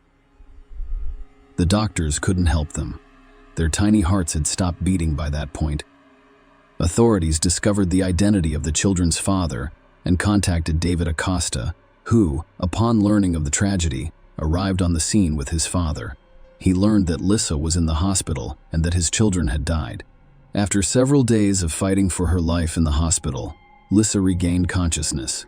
By that point, the investigators had presented the prosecutor's office with enough compelling evidence to issue an arrest warrant for this mysterious woman. When she was released from the hospital, she was immediately taken to a social rehabilitation center. The authorities insisted that Lisa undergo a psychological and psychiatric evaluation, as her mental state necessitated additional investigation as part of the upcoming trial. Lisa ended up in a rehabilitation center, where doctors and psychologists resumed their work after speaking with a criminal psychologist. Lisa spoke openly about her difficult childhood, in which her parents fought and abused each other and their children. Her childhood had a significant impact on her mental state and moments of conflict, and her parents' divorce became ingrained in her memory. Such a childhood forced Lisa to work from the age of 11, be able to study. The girl aimed to break free from her dysfunctional family and create a new future for herself. The expert report also stated that Lisa was abused. She described how, after several years of marriage, her husband, David, changed drastically. He began to humiliate his spouse before raising his hand against her. On the day of the children's tragedy, investigators on the scene discovered several glasses with liquid residue on the table. These findings later revealed traces of one of the children's epilepsy pills, as well as other chemicals that needed to be identified. After noticing a strange odor in the kitchen, police officers thoroughly searched the house and discovered a suspicious area beneath the utility room. They broke down the barrier and discovered a lifeless body wrapped in a blanket, with telltale signs of being there for a long time. Later, further investigation revealed that the discovered body belonged to Jaime Aquino, a 28-year-old who had communicated with Lisa. According to Rosa Santiagueno, Jamie's family reported him missing days prior to the gruesome discovery. James' sister. He was last seen on October 18. Rosa told investigators that after her brother disappeared, Lisa called several times to inquire about him. Lisa claimed to have received a text message from James, in which he described how some illegal substance traffickers were holding him hostage and demanding a ransom of $8,000. She strongly advised James' family not to contact the police. It became a focal point in a complex investigation that required detectives to not only solve the tragedy, but also determine whether there were any other hidden victims in the story. During her interrogation, Lisa stated that she met Jaime Aquino in 2020 while working at a cookie factory. He'd become nothing more than a friend, she claimed. Lisa wanted to return to her husband, who was allegedly planning to blackmail James for money. David told his wife that if she didn't help him, he would divorce her. Later, David handed Lisa a white powder and instructed her to place it in Jamie's food. Once the task was completed, James fell asleep and never awoke, realizing what had happened. Lisa tried desperately to reclaim her husband, but she was unsuccessful, so she swallowed the same poison and gave it to her children. However, it did not have the expected effect on her, and Lisa turned to her neighbors for assistance, hoping to save herself from the same horror that had struck her children. Following her testimony, investigators launched an investigation, but no evidence of David's involvement in the events was discovered. Nobody close to the couple could have predicted that Lisa, Maria, and David Acosta's fate would lead them through such a harrowing experience. When they met, Lisa was 16 years old and still in high school. She was a dreamy, romantic girl, whereas David was a strong, determined young man. Soon, their friendship turned into strong feelings, resulting in Lisa's unexpected pregnancy. Although the young people's families did not approve of their relationship, David's parents were always supportive of their son and welcomed Lisa into their family during difficult times. David's family became a true supporter of the young couple, inviting Lisa to live with them. They made every effort to ensure she completed high school. When Lisa turned 18, the lovers married. 2 years later, the young family awaited the arrival of their second child, a little daughter. David's parents decided to provide the young couple with their own home. They gave Lisa and David their own apartment, which became a haven for the family, but the couple's relationship deteriorated over time. It was obvious that both spouses had sinned by cheating, resulting in mistrust and disappointment. Boundless love, which appeared unshakable, began to wane. To make matters worse, Lisa complained of psychological abuse from David, prompting her to seek assistance from the police. She eventually obtained a protective order, and David was forced to leave the family home. At this point, Lisa began to use her position to blackmail David, demanding money for the right to see their joint children. The beginning of September 2020 brought Lisa an unexpected challenge that drastically altered her daily routine. The young mother discovered that her oldest son was having seizures and, in desperation, went to Baca Ortiz Hospital's emergency room. After stabilizing the baby's condition, the doctors decided to run a battery of tests, which revealed a focal form of epilepsy, a serious disease that affects a specific part of the brain. The doctors urged Lisa to have more tests, including MRI scans, and to see specialists as soon as possible. However, the mother, seemingly ignoring the gravity of the situation, chose not to follow these recommendations. A month later, the scenario was repeated. Lisa was back in the emergency room, this time with her son, who was experiencing similar symptoms. After reviewing the boy's medical history, the doctors discovered that the mother had failed to follow the prescriptions given to her previously. No tests had been performed, no consultations with specialists had occurred, and it appears that the son did not receive the necessary treatment. The doctors concerned about the child's well-being reminded Lisa of the importance of following medical advice. They warned her that ignoring the doctor's advice could result in legal ramifications, as she could endanger her son's health and well-being. However, this time, Lisa ignored the doctor's warning. A few weeks after learning of her son's illness, she decided to call David. The serious tone in her voice concerned David. She told him that a social worker would be visiting her shortly to discuss their son's diagnosis and retirement. David arrived for his appointment, but the social worker had already left. To make the wait more enjoyable, Lisa offered him a drink. However, as David drank the drink, he suddenly felt ill. His condition was deteriorating, and the social worker had not arrived, so David decided to go home and get something to relieve his discomfort.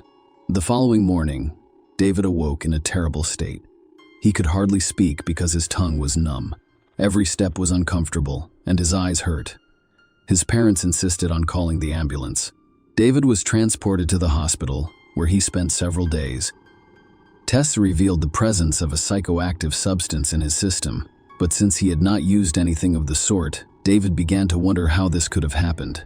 He eventually speculated that someone had deliberately slipped him something in a public place. David was grateful for his life and realized that what had happened could have been far worse. In early October 2020, Lisa decided to hire a nanny for her kids. Her cousin Patricia recommended her friend Bertha, a responsible 48-year-old woman seeking employment.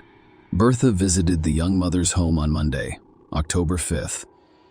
Lissa urged her to take a pill that she claimed helped prevent infection with the COVID-19 virus, which was at its peak at the time, claiming that it was a highly effective natural cure. Lissa persuaded Bertha to take the medication and enter the house. They sat down to discuss the babysitter's childcare responsibilities. Bertha started feeling sick a few minutes later. She felt a headache, her stomach became upset, and she eventually vomited. Patricia arrived shortly afterwards. She'd called her cousin several times, but Lissa did not answer. Alerting Patricia, she decided to investigate what had happened and went straight to her house.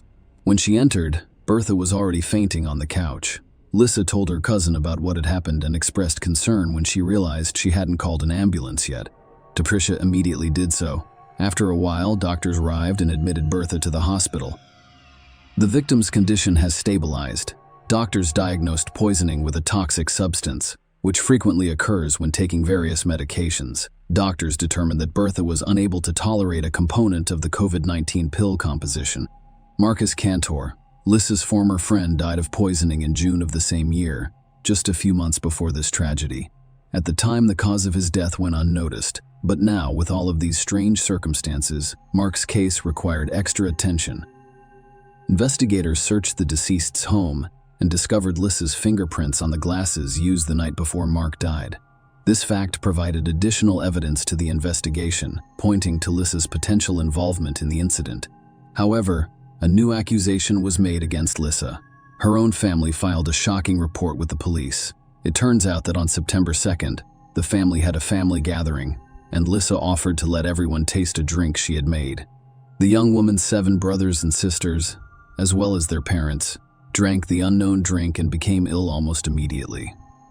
Fortunately, no one died, but the 56-year-old mother experienced a stroke. Lissa's father claimed that while the relatives sought medical attention, his daughter stole $1,300 from the house. The investigation now includes not only crimes against children and a former boyfriend, but also an incident that endangers the lives and health of her own family. That wasn't the only strange event that investigators encountered. In May of that year, Jose Luis Arazo, Lissa's friend, was discovered dead in his home. Jose had vanished unexpectedly a few days prior, and neighbors quickly detected a rotting odor, prompting them to contact the authorities. An examination of the body initially revealed nothing suspicious and was diagnosed as a heart attack, but one of Josie's sisters suspected something strange and concealed a bottle of alcohol discovered in the refrigerator. In addition, Josie's family discovered that some items were missing from the home. It turned out that Lissa and Jose were friends, and when the man died, the alleged murderer called his relatives and sounded distraught. She stated that Josie owed her a large sum of money and that she needed to contact his family to repay the debt. This cunning plan failed, and Lissa called Jose's family again shortly after, changing her voice to conceal her identity and identifying herself as Jose's friend. She claimed she was pregnant by him and had to file for child support. Although Jose's family did not believe the stories, Lissa was not about to give up and made a third attempt to deceive them. She claimed to know who was responsible for Jose's death and offered to meet to discuss the details. If she hadn't been arrested on charges of murdering her own children and James, the list of victims might have been longer. When the media reported Lissa's arrest after poisoning 3 people, Jose's relatives understood. They immediately reported their suspicions to the authorities, and Jose's body was exhumed for forensic examination to determine his true cause of death. The relatives weren't mistaken. Traces of poison were discovered in the deceased's remains on December 22, 2020. Lissa Maria Caiza and James Santiagueno faced a hearing for the murder of their 2 children, whose identities and photos were kept private. Due to COVID-19 virus spread restrictions, the trial was conducted virtually. Lissa had contacted us from a social rehabilitation center. According to the prosecutor's statement, Lissa administered a toxic mixture of insecticides and anti-epileptic drugs to her children. During interrogations, she claimed that she had become desperate and was unable to leave her children with her husband David, who did not care for them. In fact, she admitted she wished they were dead. At the conclusion of the hearing, the judge granted the defendant a court pass and ordered her remanded in custody pending trial. The children's trial resumed in 2021. At the Pichincha Provincial Court, the prosecutor presented a collection of evidence to prove Lissa's guilt. Among them were statements by David, who revealed the contents of messages sent to the wife on the eve of the tragedy. In one of the messages, she stated that she would take what belonged to her. Referring to the children, she stated that she had no idea where her children and herself would go, heaven or hell, but she now felt as if she was in hell. Lissa went on to say that she doesn't expect her husband to forgive her because she knows he hated her before and will hate her even more after this. David also discussed his unstable relationship with his wife. During the hearing, the defendant's reconstructed testimony was presented, claiming that she took 2 pills that day, called for help, and then passed out. According to the prosecutor's office's reconstruction, the daughter died while still in bed, and her older brother attempted a few steps to call for help before falling and dying. The forensic medical examination yielded an extremely clear conclusion. The children died as a result of a planned crime. The deaths were caused by pulmonary edema, induced suffocation, and intoxication from a combination of epilepsy medication and other unspecified substances, most likely insecticides and disinfectants. The prosecution also charged Lissa with the death of James Yanchakweno, whose body was discovered bricked up in the kitchen. The perpetrator was also accused of attempting to murder David and members of her own family. The hearing addressed Lissa's irresponsible attitude toward her son's health after he was diagnosed with localized epilepsy. The mother disregarded instructions for additional tests and follow-up examinations, and when the boy was hospitalized again, his condition was worsened by her own mother's negligence. Medical professionals' warnings did not change her attitude toward her son's treatment, which resulted in a threat to terminate her parental rights.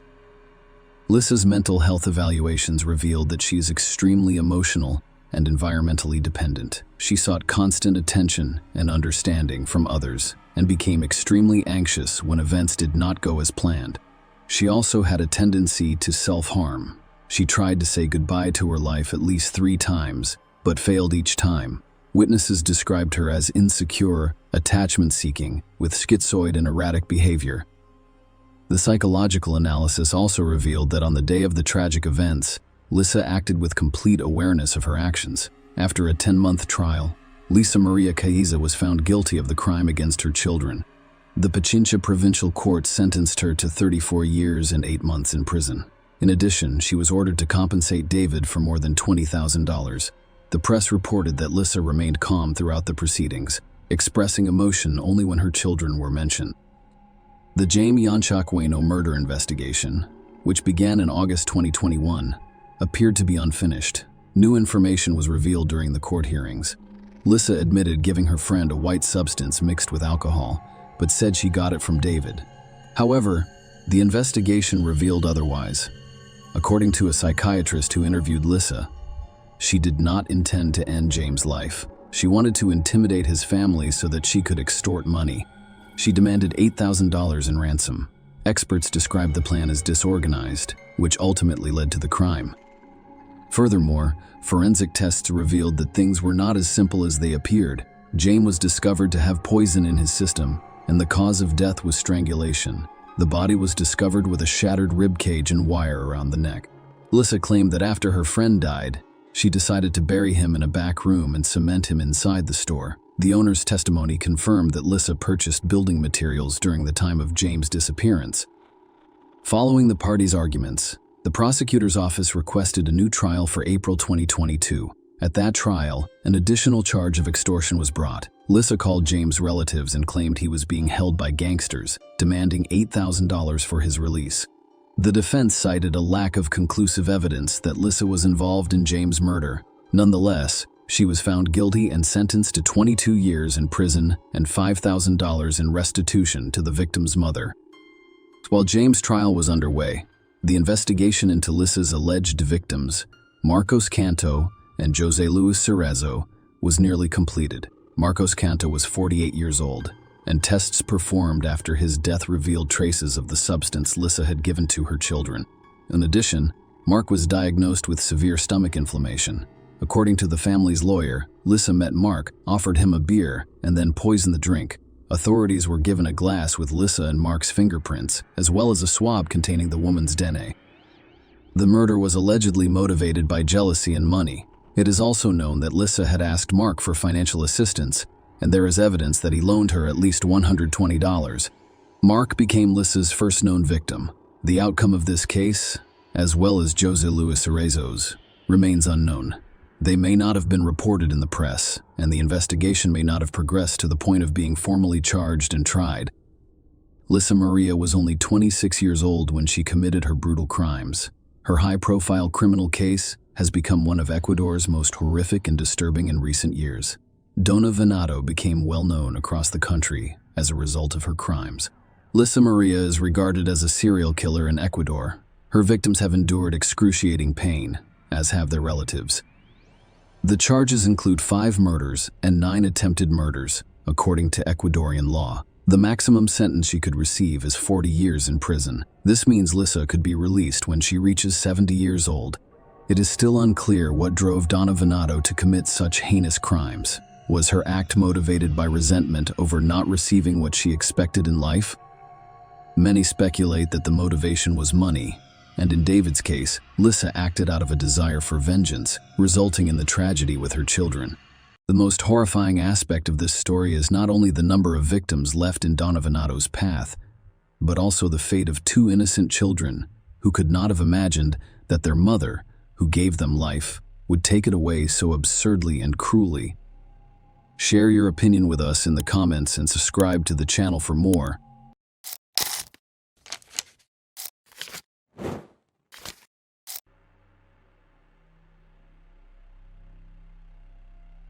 On November 16, 2012, the dispatch center in Lake County, Ohio, received a distressing 911 call. The caller, a highly agitated adolescent girl, struggled to communicate due to her distress. It soon became clear that she was reporting that her older sister was attacking their mother. Law enforcement officers quickly arrived at the residence, where they encountered the frantic caller.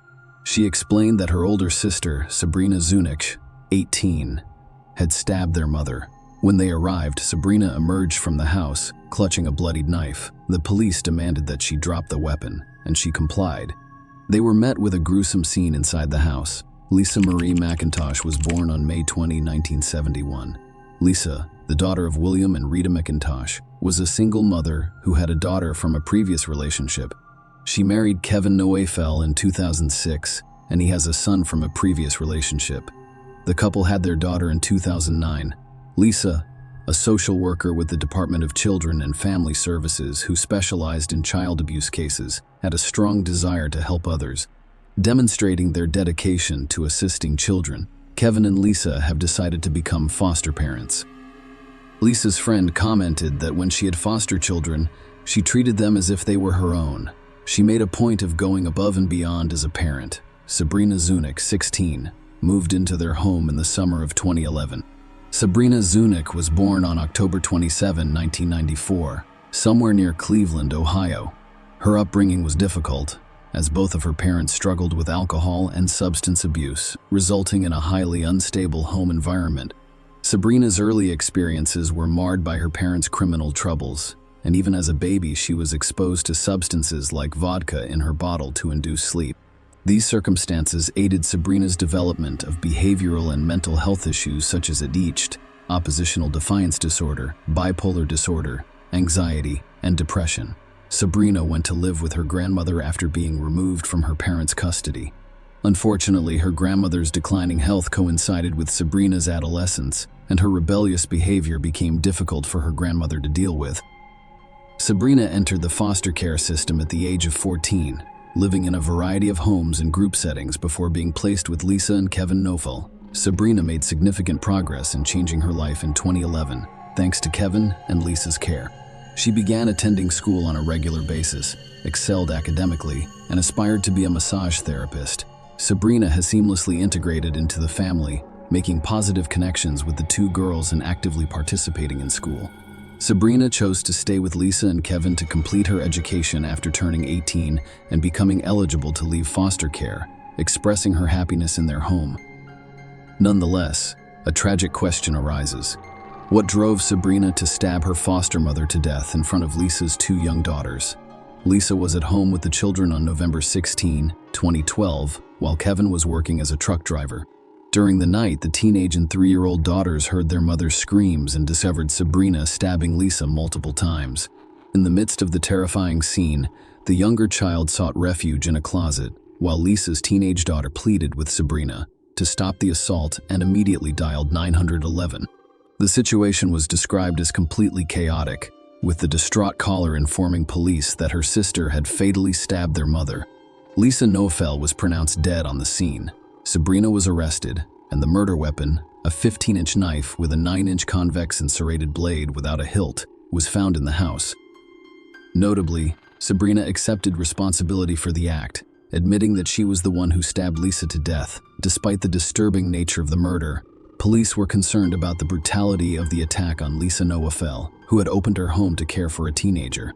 The assault resulted in almost 200 stab wounds, indicating a vicious and violent act. The police informed Lisa's husband, 42-year-old Kevin Nofel, who worked as a truck driver and was away in Michigan at the time, about her death.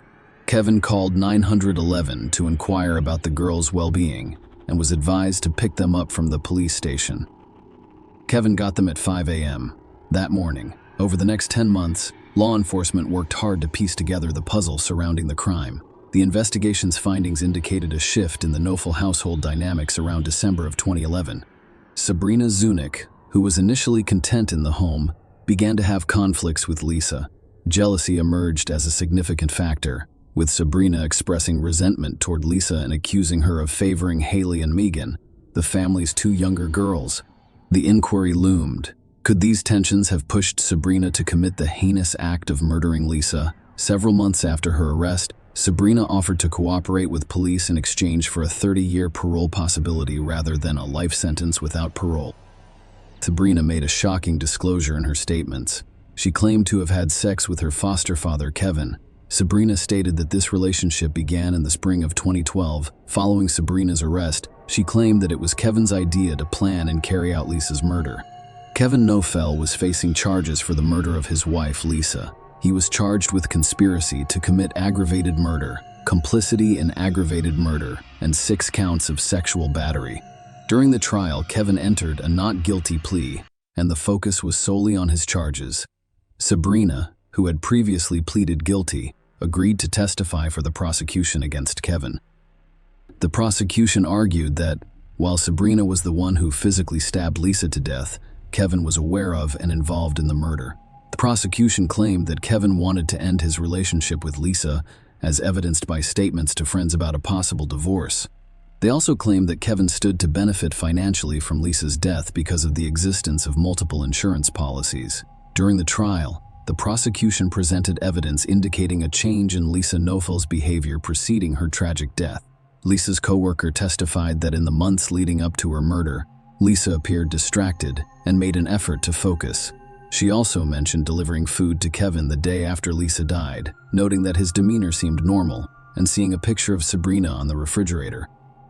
Kevin's apparent lack of emotional response was accentuated when she saw him at Lisa's funeral and described him as emotionless. Another coworker stated that Lisa underwent a significant change in 2012. Lisa began taking private phone calls away from her desk, which appeared to upset her. When she spoke with Kevin the day after Lisa's murder, he mentioned that recouping Lisa's $50,000 salary would be difficult. The prosecution called witnesses to testify about Kevin's behavior after learning of Lisa's death. Kevin was described as calm by the police officers involved in the case. Patrolman who met Kevin in the police station lobby a few hours after Lisa's death reported that he appeared relatively calm during the encounter.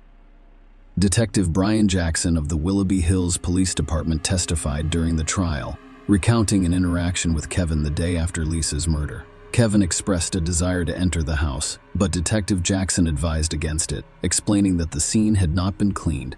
Despite the gruesome circumstances, Kevin showed no emotion and insisted on seeing the scene for himself, claiming that he had been in similar situations before. The prosecution presented evidence about the insurance money, revealing that Kevin had collected insurance funds following Lisa's death. Testimonies focused on Kevin Swift's actions on the morning of Lisa's murder. Kevin called Lisa's workplace to inquire about the paperwork required to file a claim on Lisa's life insurance policy with the union. Jill Reynolds, a benefits specialist at Gordon Food Services where Kevin worked as a transit driver, testified that on the day Lisa was killed, Kevin contacted her to report Lisa's death and stated that he planned to file an insurance claim. This information was critical in establishing a timeline of Kevin's actions and decisions in the immediate aftermath of the tragedy, which helped to shape the prosecution's narrative about the financial implications of Lisa's death.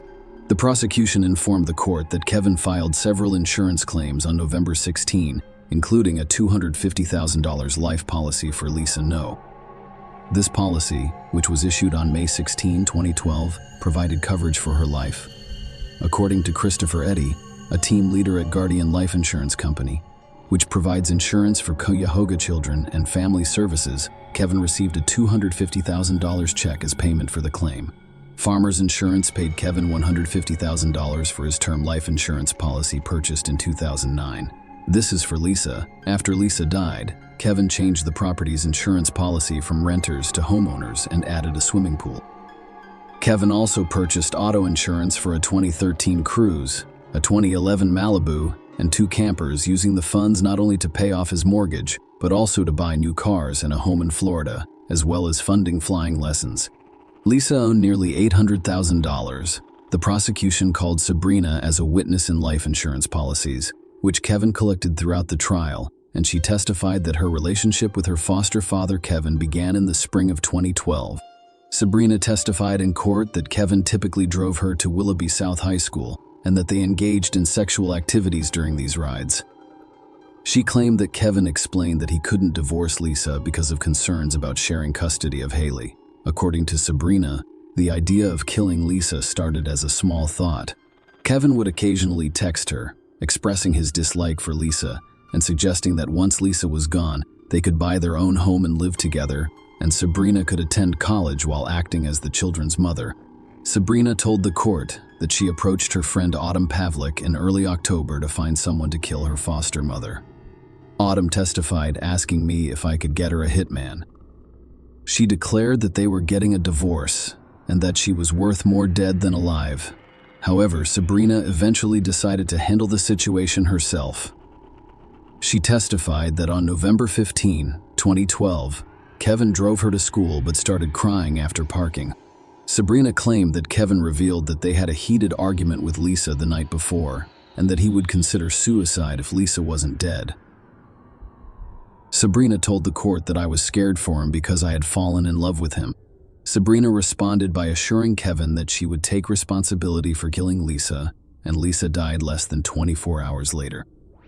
The prosecution called Dr. Joseph Andrew Philo, a forensic pathologist at the Cuyahoga County Medical Examiner's Office, to testify about Lisa's severe injuries.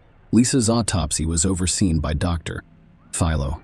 According to Dr. Philo's testimony, Lisa died as a result of a mandible jaw injury that penetrated deeply enough to sever the carotid artery connecting the brain.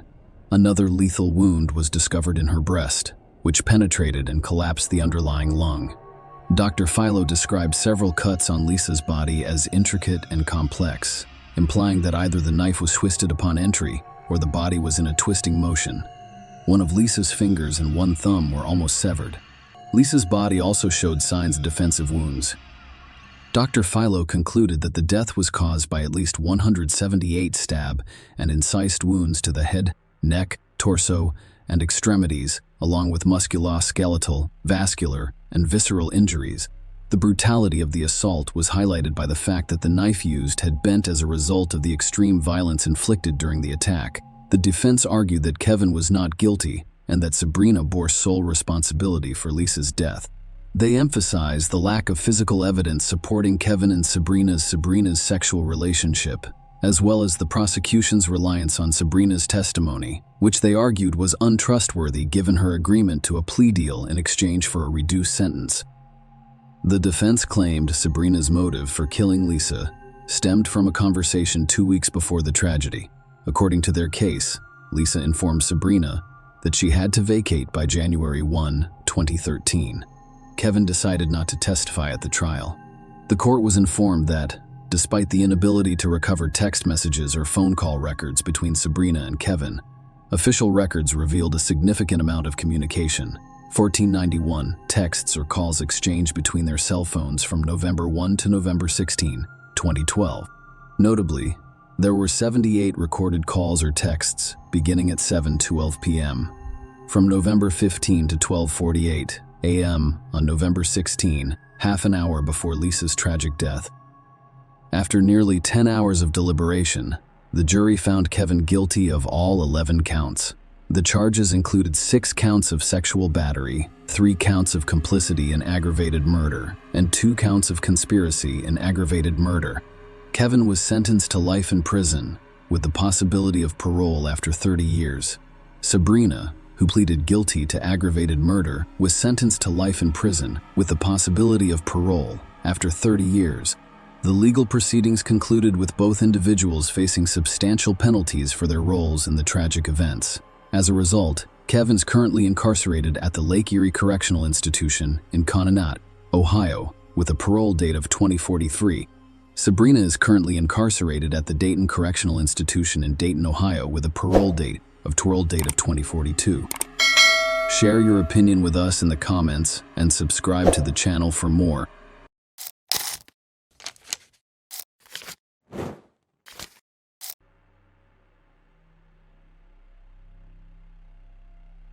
The Beverly Liggett case exemplifies madness by inheritance when a favorite son becomes an executioner. Unfortunately, genetics is inextricably linked to a wide range of inheritable diseases. These include some mental illnesses. However, an existing predisposition is only a risk and probability, not a guarantee that the child will inherit this or that disease. Naturally, every parent hopes that his children will inherit only the best, and that diseases will avoid offspring. Many experts believe that there are no specific genes for the transmission of mental illness, meaning that no single gene is necessary or sufficient to cause the disease. Nonetheless, mental illness is often passed down through families. This is precisely the issue confronting our heroine today, Beverly Liggett, who sincerely believed that her children would be unaffected by such a condition. And while Beverly, his daughter, grew up to be a perfectly healthy and balanced woman, the son appears to have suffered a double blow, which he blamed solely on his mother. It should be noted that this man's intelligence was unaffected by his mental disorder. On the contrary, Beverly Liggett was very clever and calculating, which makes his atrocities even more sickeningly creepy. Beverly Liggett was born on October 1, 1956, in Colorado's capital, the picturesque city of Denver. She was raised with her older brother Stephen and sister Martha in a typical family of Barbara and Edwin Liggett, who spent their entire lives in their hometown, rarely leaving its borders. Beverly attended a local college after graduating from high school, but was unable to attend university for a variety of reasons, including her health and drug use. The girl worked as a salesperson but married at the age of 26 and had 2 children. She devoted herself to her family for many years and was solely focused on raising heirs and building a home in 1988. Beverly gave birth to her long-awaited firstborn son Ra, followed by a daughter named Libby a few years later. The young woman genuinely didn't care about her heirs and lived for them. However, her marriage ended in the latter half of the 1990s.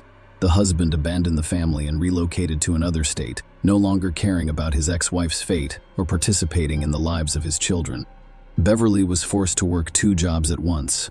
However, thanks to her diligence and determination, the family of 3 did not require anything. She and her children relocated to the suburbs of Denver, a small and relatively new town founded in 2001 for the town's centennial, where they rented a cozy, spacious home. In the mid-2000s, Beverly met a man named Seth Miffy on one of the dating sites and began corresponding with him, which eventually led to a romantic relationship. He inspired her lover to finally pursue her dream of higher education. Liggett chose medical school because he'd had always wanted to help people and felt that helping others was her calling in life. At the time, she was over 50 years old, and she was twice the age of her classmates. However, she quickly found common ground with them and is remembered as a sociable, attentive, and responsible miniature brunette nicknamed Caring Angel. Beverly's incest romance lasted approximately 5 years before the couple decided to officially legalize their relationship. For the 2 of them, the step was serious, but they were prepared. Beverly was overjoyed because she finally had a college degree, a higher-paying job, and was about to marry the man she loved. Her children had reached the age where they could live independently. However, her son's area was a source of genuine concern and apprehension, and there were several good reasons for this. A hereditary disease. The Liggett family had a sensitive issue that they tried to keep hidden from others and never discussed with outsiders. Beverly and her sister Martha were diagnosed with bipolar affective disorder at a young age, which is characterized by frequent mood swings from manic to depressive states. The disorder occasionally worsened. However, Martha experienced minor discomfort associated with this disorder, and the prescribed medication quickly produced positive results. Beverly occasionally required hospitalization because she was on the verge of committing suicide. This was the reason she was unable to attend university at the time, and it was also the reason her marriage with her children's father ended. It's also worth noting that her mother, Barbara, suffered from long-term depression, but she had this problem in her 40s. After that, no one provided qualified assistance to the woman at the time. As a result, she spent almost her entire life fighting her illness alone. Beverly was certain that the mental disorder in their family was passed down exclusively through the female line, because the disease manifested itself in her mother, herself, and her sister, while her brother, Stephen, remained completely normal. In this regard, Beverly feared for the health of her daughter, Libby, but just the daughter of the disease bypassed, hitting with redoubled force on Ra, the special child from early childhood area with a rather strange withdrawn boy prone to tantrums at the age of 5. He was diagnosed with autism, and later a whole host of other mental disorders and abnormalities were added. He could withdraw into himself and completely abstract from what was going on around him. But Sue, he was particularly fond of chemistry and physics. The boy solved complex problems quickly, performing the majority of his calculations mentally. His intelligence was above average, but his social and communication skills were virtually non-existent. Flatmates avoided or mocked the strange and unsociable Pierre. Ari had no friends, was uninterested in learning about the world around him, and was aggressive and violent, resulting in animal cruelty and attacks on other children. The boy was repeatedly hospitalized and given medication to treat his condition. However, at home, he frequently stopped taking the prescribed medication and quickly returned to his previous state. His parents attempted to persuade him to take the necessary medications, but as he grew older, it became more difficult for him to ask or speak calmly, and he always got his way with tantrums. The boy could isolate himself and not speak to anyone for weeks, but he could talk for hours to himself or to an imaginary interlocutor. When things get bad, he became dangerous to others, and his relatives occasionally insisted on his mandatory hospitalization as a dangerous teenager. As a teenager, I learned that his mother and grandmother also had mental health issues, and his mother had to be hospitalized on occasion. During that time, Barry despised his mother and blamed her for all of his problems. He believed she had given him a disease that was ruining his life. The young man grew increasingly uncontrollable. He threatened his loved ones with violence and was constantly perplexed as to why his own sister's family curse had been ignored. Being with him under the same roof became dangerous, and the first couldn't stand the head of the family. He filed for divorce and literally fled. Despite his diagnosis, Ra was able to enter university with a high passing score. However, he was expelled in his first year after bringing a homemade firearm to campus and threatening a fellow student with death. At the time, he was arrested for the first time, but was only sentenced to an educational talk, the confiscation of the weapon, and expulsion from the university. Beverly contacted the police about a year later and requested that they come to their home right away to apprehend her son, who was threatening to kill her and her daughter, and appeared to be very serious.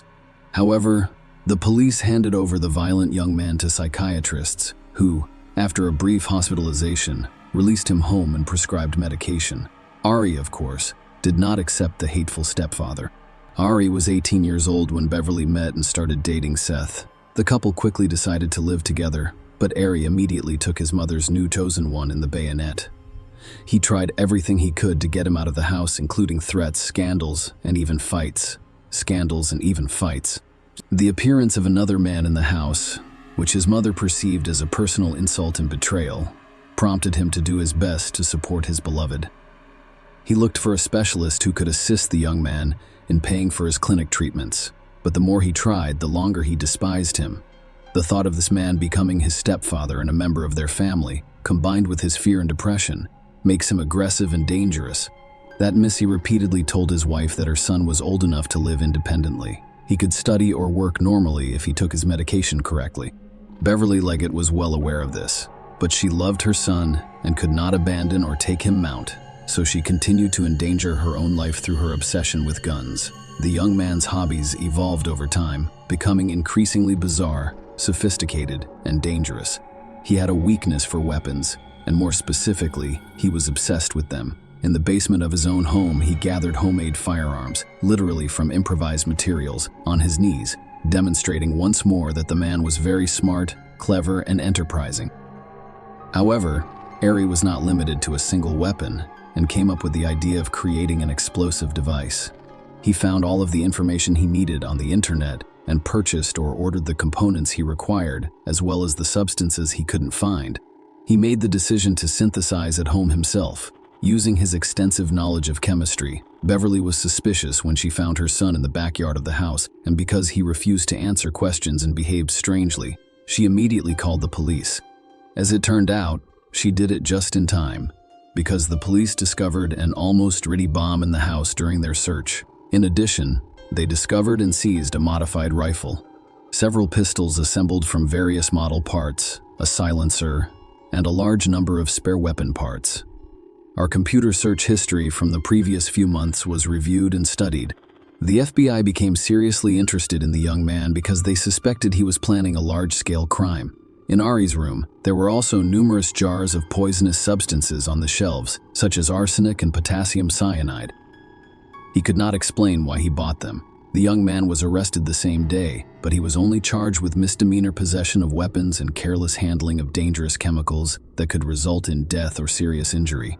However, he pleaded guilty, cooperated with the investigation, and received only a 1-year suspended sentence, after which he returned to his home and resumed terrorizing his mother and sister, citing the threat of reprisal and the medical profession's indifference. Ari became enraged and hateful following his arrest and suspended sentence. Not a day went by without him threatening to kill his family in their sleep or burning down their home after locking everyone inside. He was then hospitalized again, this time for 3 months, in a psychiatric hospital. In addition to previous diagnoses, doctors found signs of schizophrenia and acute psychosis in the young man. Following another course of treatment, the young man became quiet for a while before returning to himself. He didn't talk to anyone, spent most of his time in his room on his computer, and appeared to take his prescribed medication faithfully. However, only a month later, he had another breakdown, triggered by the news of his mother and Seth's impending wedding. Ari also overheard his mother and stepfather discussing their plans to buy a house in another state, relocate, and restart their lives. Libby's sister had already moved out with her boyfriend, leaving Ari on his own. The 25-year-old man was upset about it. The young man went completely crazy. He threw a tantrum at his mother, screamed her, waved a knife in front of her, threatened to kill her, and ensured that the body was never discovered. Beverly immediately called the psychiatric hospital, told them everything, and asked for her son to be forcibly hospitalized again. But the attending physician dismissed her request, believing that there was no reason to do so and that the previous course of treatment had yielded positive results. So he did not believe that Ari posed a threat to others. Beverly had one last conversation with Seth that evening, who was working in another city and couldn't get to her right away. Beverly Hill's mystery disappearance occurred on October 14, 2012, less than 2 weeks after the woman celebrated her 56th birthday. She failed to report for hospital duty that day, which had never happened before. Colleagues were the first to sound the alarm after failing to call his lover and receiving no response to his numerous messages. Sat dialed Libby's number to find out when she last spoke with her mother. As it turned out, Libby had been attempting to call her unsuccessfully since the morning. He called the house phone and was horrified by what he heard. Ari picked up the phone and unsuccessfully attempted to imitate his mother's voice, pretending to be her and claiming that she was fine. Seth immediately called the cops and asked them to send a unit to their house as soon as possible. When the police arrived, they discovered that no one was home and that there was no reason to break in at that time. Therefore, the only attempts made that day were to trace Beverly's phone signal and check her bank card activity. Beverly's car had also gone missing, prompting a statewide manhunt, and it was the vehicle that led to a lead just 2 days later when a patrol officer saw it in a Denver suburb and decided to check the paperwork to see if it was the right car. A creepy discovery in the boot. Even before checking the license plate number to ensure it belonged to the missing woman, the police officer noticed something strange about the car. When the last outs were gone, the police officer approached the driver and requested identification. The driver was a young man whose long hair partially obscured his face. He was visibly nervous, and when asked to show his documents again, he simply pushed the gas pedal to the floor, accelerated, and sped down the road at full speed. The police officer began pursuing the fugitive and radioed for assistance. But only a few minutes later, while attempting to make a sharp turn at high speed, the car skidded, veered off the road, and struck a tree. The driver was wearing a seatbelt, and the airbags deployed, leaving him unharmed as he attempted to flee, but was thrown to the ground by police officers as soon as he exited the car. Upon inspecting the vehicle, the police discovered several large sealed plastic containers in the vehicle's boot, which they opened with shock and horror. Inside were fragments of a dismembered female body covered in a strange-smelling murky liquid, the interrogation and the carrogation, and the killer's attempts to avoid responsibility. When Ari was brought to the station for questioning, he revealed that he had schizophrenia, autism, psychosis, and bipolar affective disorder, which his psychiatrist confirmed. He also stated that due to his diagnosis, he was unable to distinguish between right and wrong, and thus had no idea what he was doing. He then inquired about whether he would be tried if his diagnoses were confirmed, and what punishment he would face if he refused to plead guilty. During interrogations, he would refer to himself as a god or claim to be possessed by demons and needed an extra fist. At times, his speech became incoherent, as if he was talking to an invisible interlocutor while completely ignoring the police. The psychiatric examination confirmed that the accused suffers from a variety of mental disorders. However, it has been demonstrated that he is capable of providing an account of his actions. During the interrogations, the psychiatrist who observed the man's behavior concluded that even when he was talking to himself, he listened carefully to what was said to him and what questions were asked. This was evident in his reactions, clarifications, and abrupt mood swings. Ari's main motivation for displaying his insanity in such a vivid and demonstrative manner was to avoid severe punishment and minimize his responsibility before the law. He was clever and intelligent enough to attempt to confuse the investigation and persuade others of his insanity, the investigation, and the unexpected results of the search. Despite the fact that everyone knew he had committed a terrible crime from the start, his guilt had to be proven. This required hard evidence. It was decided to begin with a search of their family home, where, as expected, the murder occurred. The police discovered washed-up traces of blood on the kitchen floor, corridor, and bathroom. A bloody hacksaw was found in the dishwasher, which the young man had apparently used to cut up his mother's body. The bathtub, with its jagged edges, served as the setting for this heinous act. Beverly was poisoned with potassium cyanide, according to the expert examination, and her body was dismembered with a hacksaw before being packed into a container. Vials containing the aforementioned poisonous substance were discovered in the kitchen of Ari's room, as well as in the basement of the house, where the man had a sort of chemical laboratory. In addition, under the bed in his bedroom was the corpse of Beverly's favorite cat, which had also been poisoned. This implied that the perpetrator had practiced on the animal before killing the mother. Remember the strange liquid in which the dismembered body's fragments were placed. As it turned out, it had a special chemical composition that can accelerate the process of tissue decomposition. The killers had already found the recipe on the internet and decided to literally dissolve the corpse and hide the bones in the mountains so that they would never be discovered. Based on all of the evidence found, the following picture of the massacre emerged. On the eve of the tragedy, Ari had a heated conversation with his mother, threatening to kill her again. He was so convincing, but Beverly, terrified for her life, called her son, the psychiatrist, with a request to immediately hospitalize him. However, the specialist ignored the request, believing that his patient posed no threat to others. In the evening, after testing the poison on a cat, the young man poisoned his mother, took her body to the bathroom, and began cutting it up with a hacksaw. It's still unclear how he got his mother to take potassium cyanide.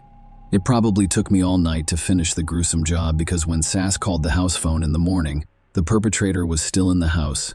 Aries and carelessly cleaned up the blood stuffed into the saw into the dishwasher and packed the body into several chemical-filled containers. He placed the containers in the boot of his mother's car, which he used to leave the house. The following events are already known to you. When this version was presented to the defendant backed up by hard evidence, he began to justify himself and change his testimony. He claimed that his mother committed suicide by voluntarily ingesting the poison and that he only discovered her lifeless body. According to the guy, he was terrified of being left without a source of income because he did not work and lived at her expense. He then decided to dispose of the body so that she could be considered missing. According to his plan, he would continue to live in the house and use the deceased's bank cards and accounts. The young man's story sounded crazy, and no one doubted that he was mentally ill, but it was also clear that he had meticulously planned the crime in advance. It was not a temporary insanity, a state of affect, or an outburst of rage. He had carefully planned each step and carried it out. Arias's possession of chemicals that accelerated the decomposition of the body, which he had purchased in advance, was one of the most compelling evidence that the crime was premeditated. Furthermore, according to his search history, he thoroughly researched them months before the crime, trial, and sentence. As I previously stated, the psychiatric examination confirmed our diagnoses. However, experts concluded unequivocally that he was aware of his actions and had carefully planned the massacre of his mother. He continued to insist on his insanity, despite realizing that it was pointless to pretend to be insane. The trial was held in November of that year, a month and a half after the crime that shocked the entire state. Lawyers worked tirelessly to demonstrate that the defendant cannot be held criminally responsible due to his illness and requires treatment. Ari claimed that his mother hated him and therefore passed on the hereditary disease to him, whereas his sister was completely normal. He also described himself as a victim of crazy Beverly and blamed all of his problems on his parents. Seth testified in court, saying that his late lover and he were both afraid of Ari because they didn't know what to expect from him. He was extremely cruel to others, exhibited sadistic tendencies, and refused to take prescribed medication to control outbursts of aggression. He also stated that Beverly's fear for her son had evolved into her fear of her own son.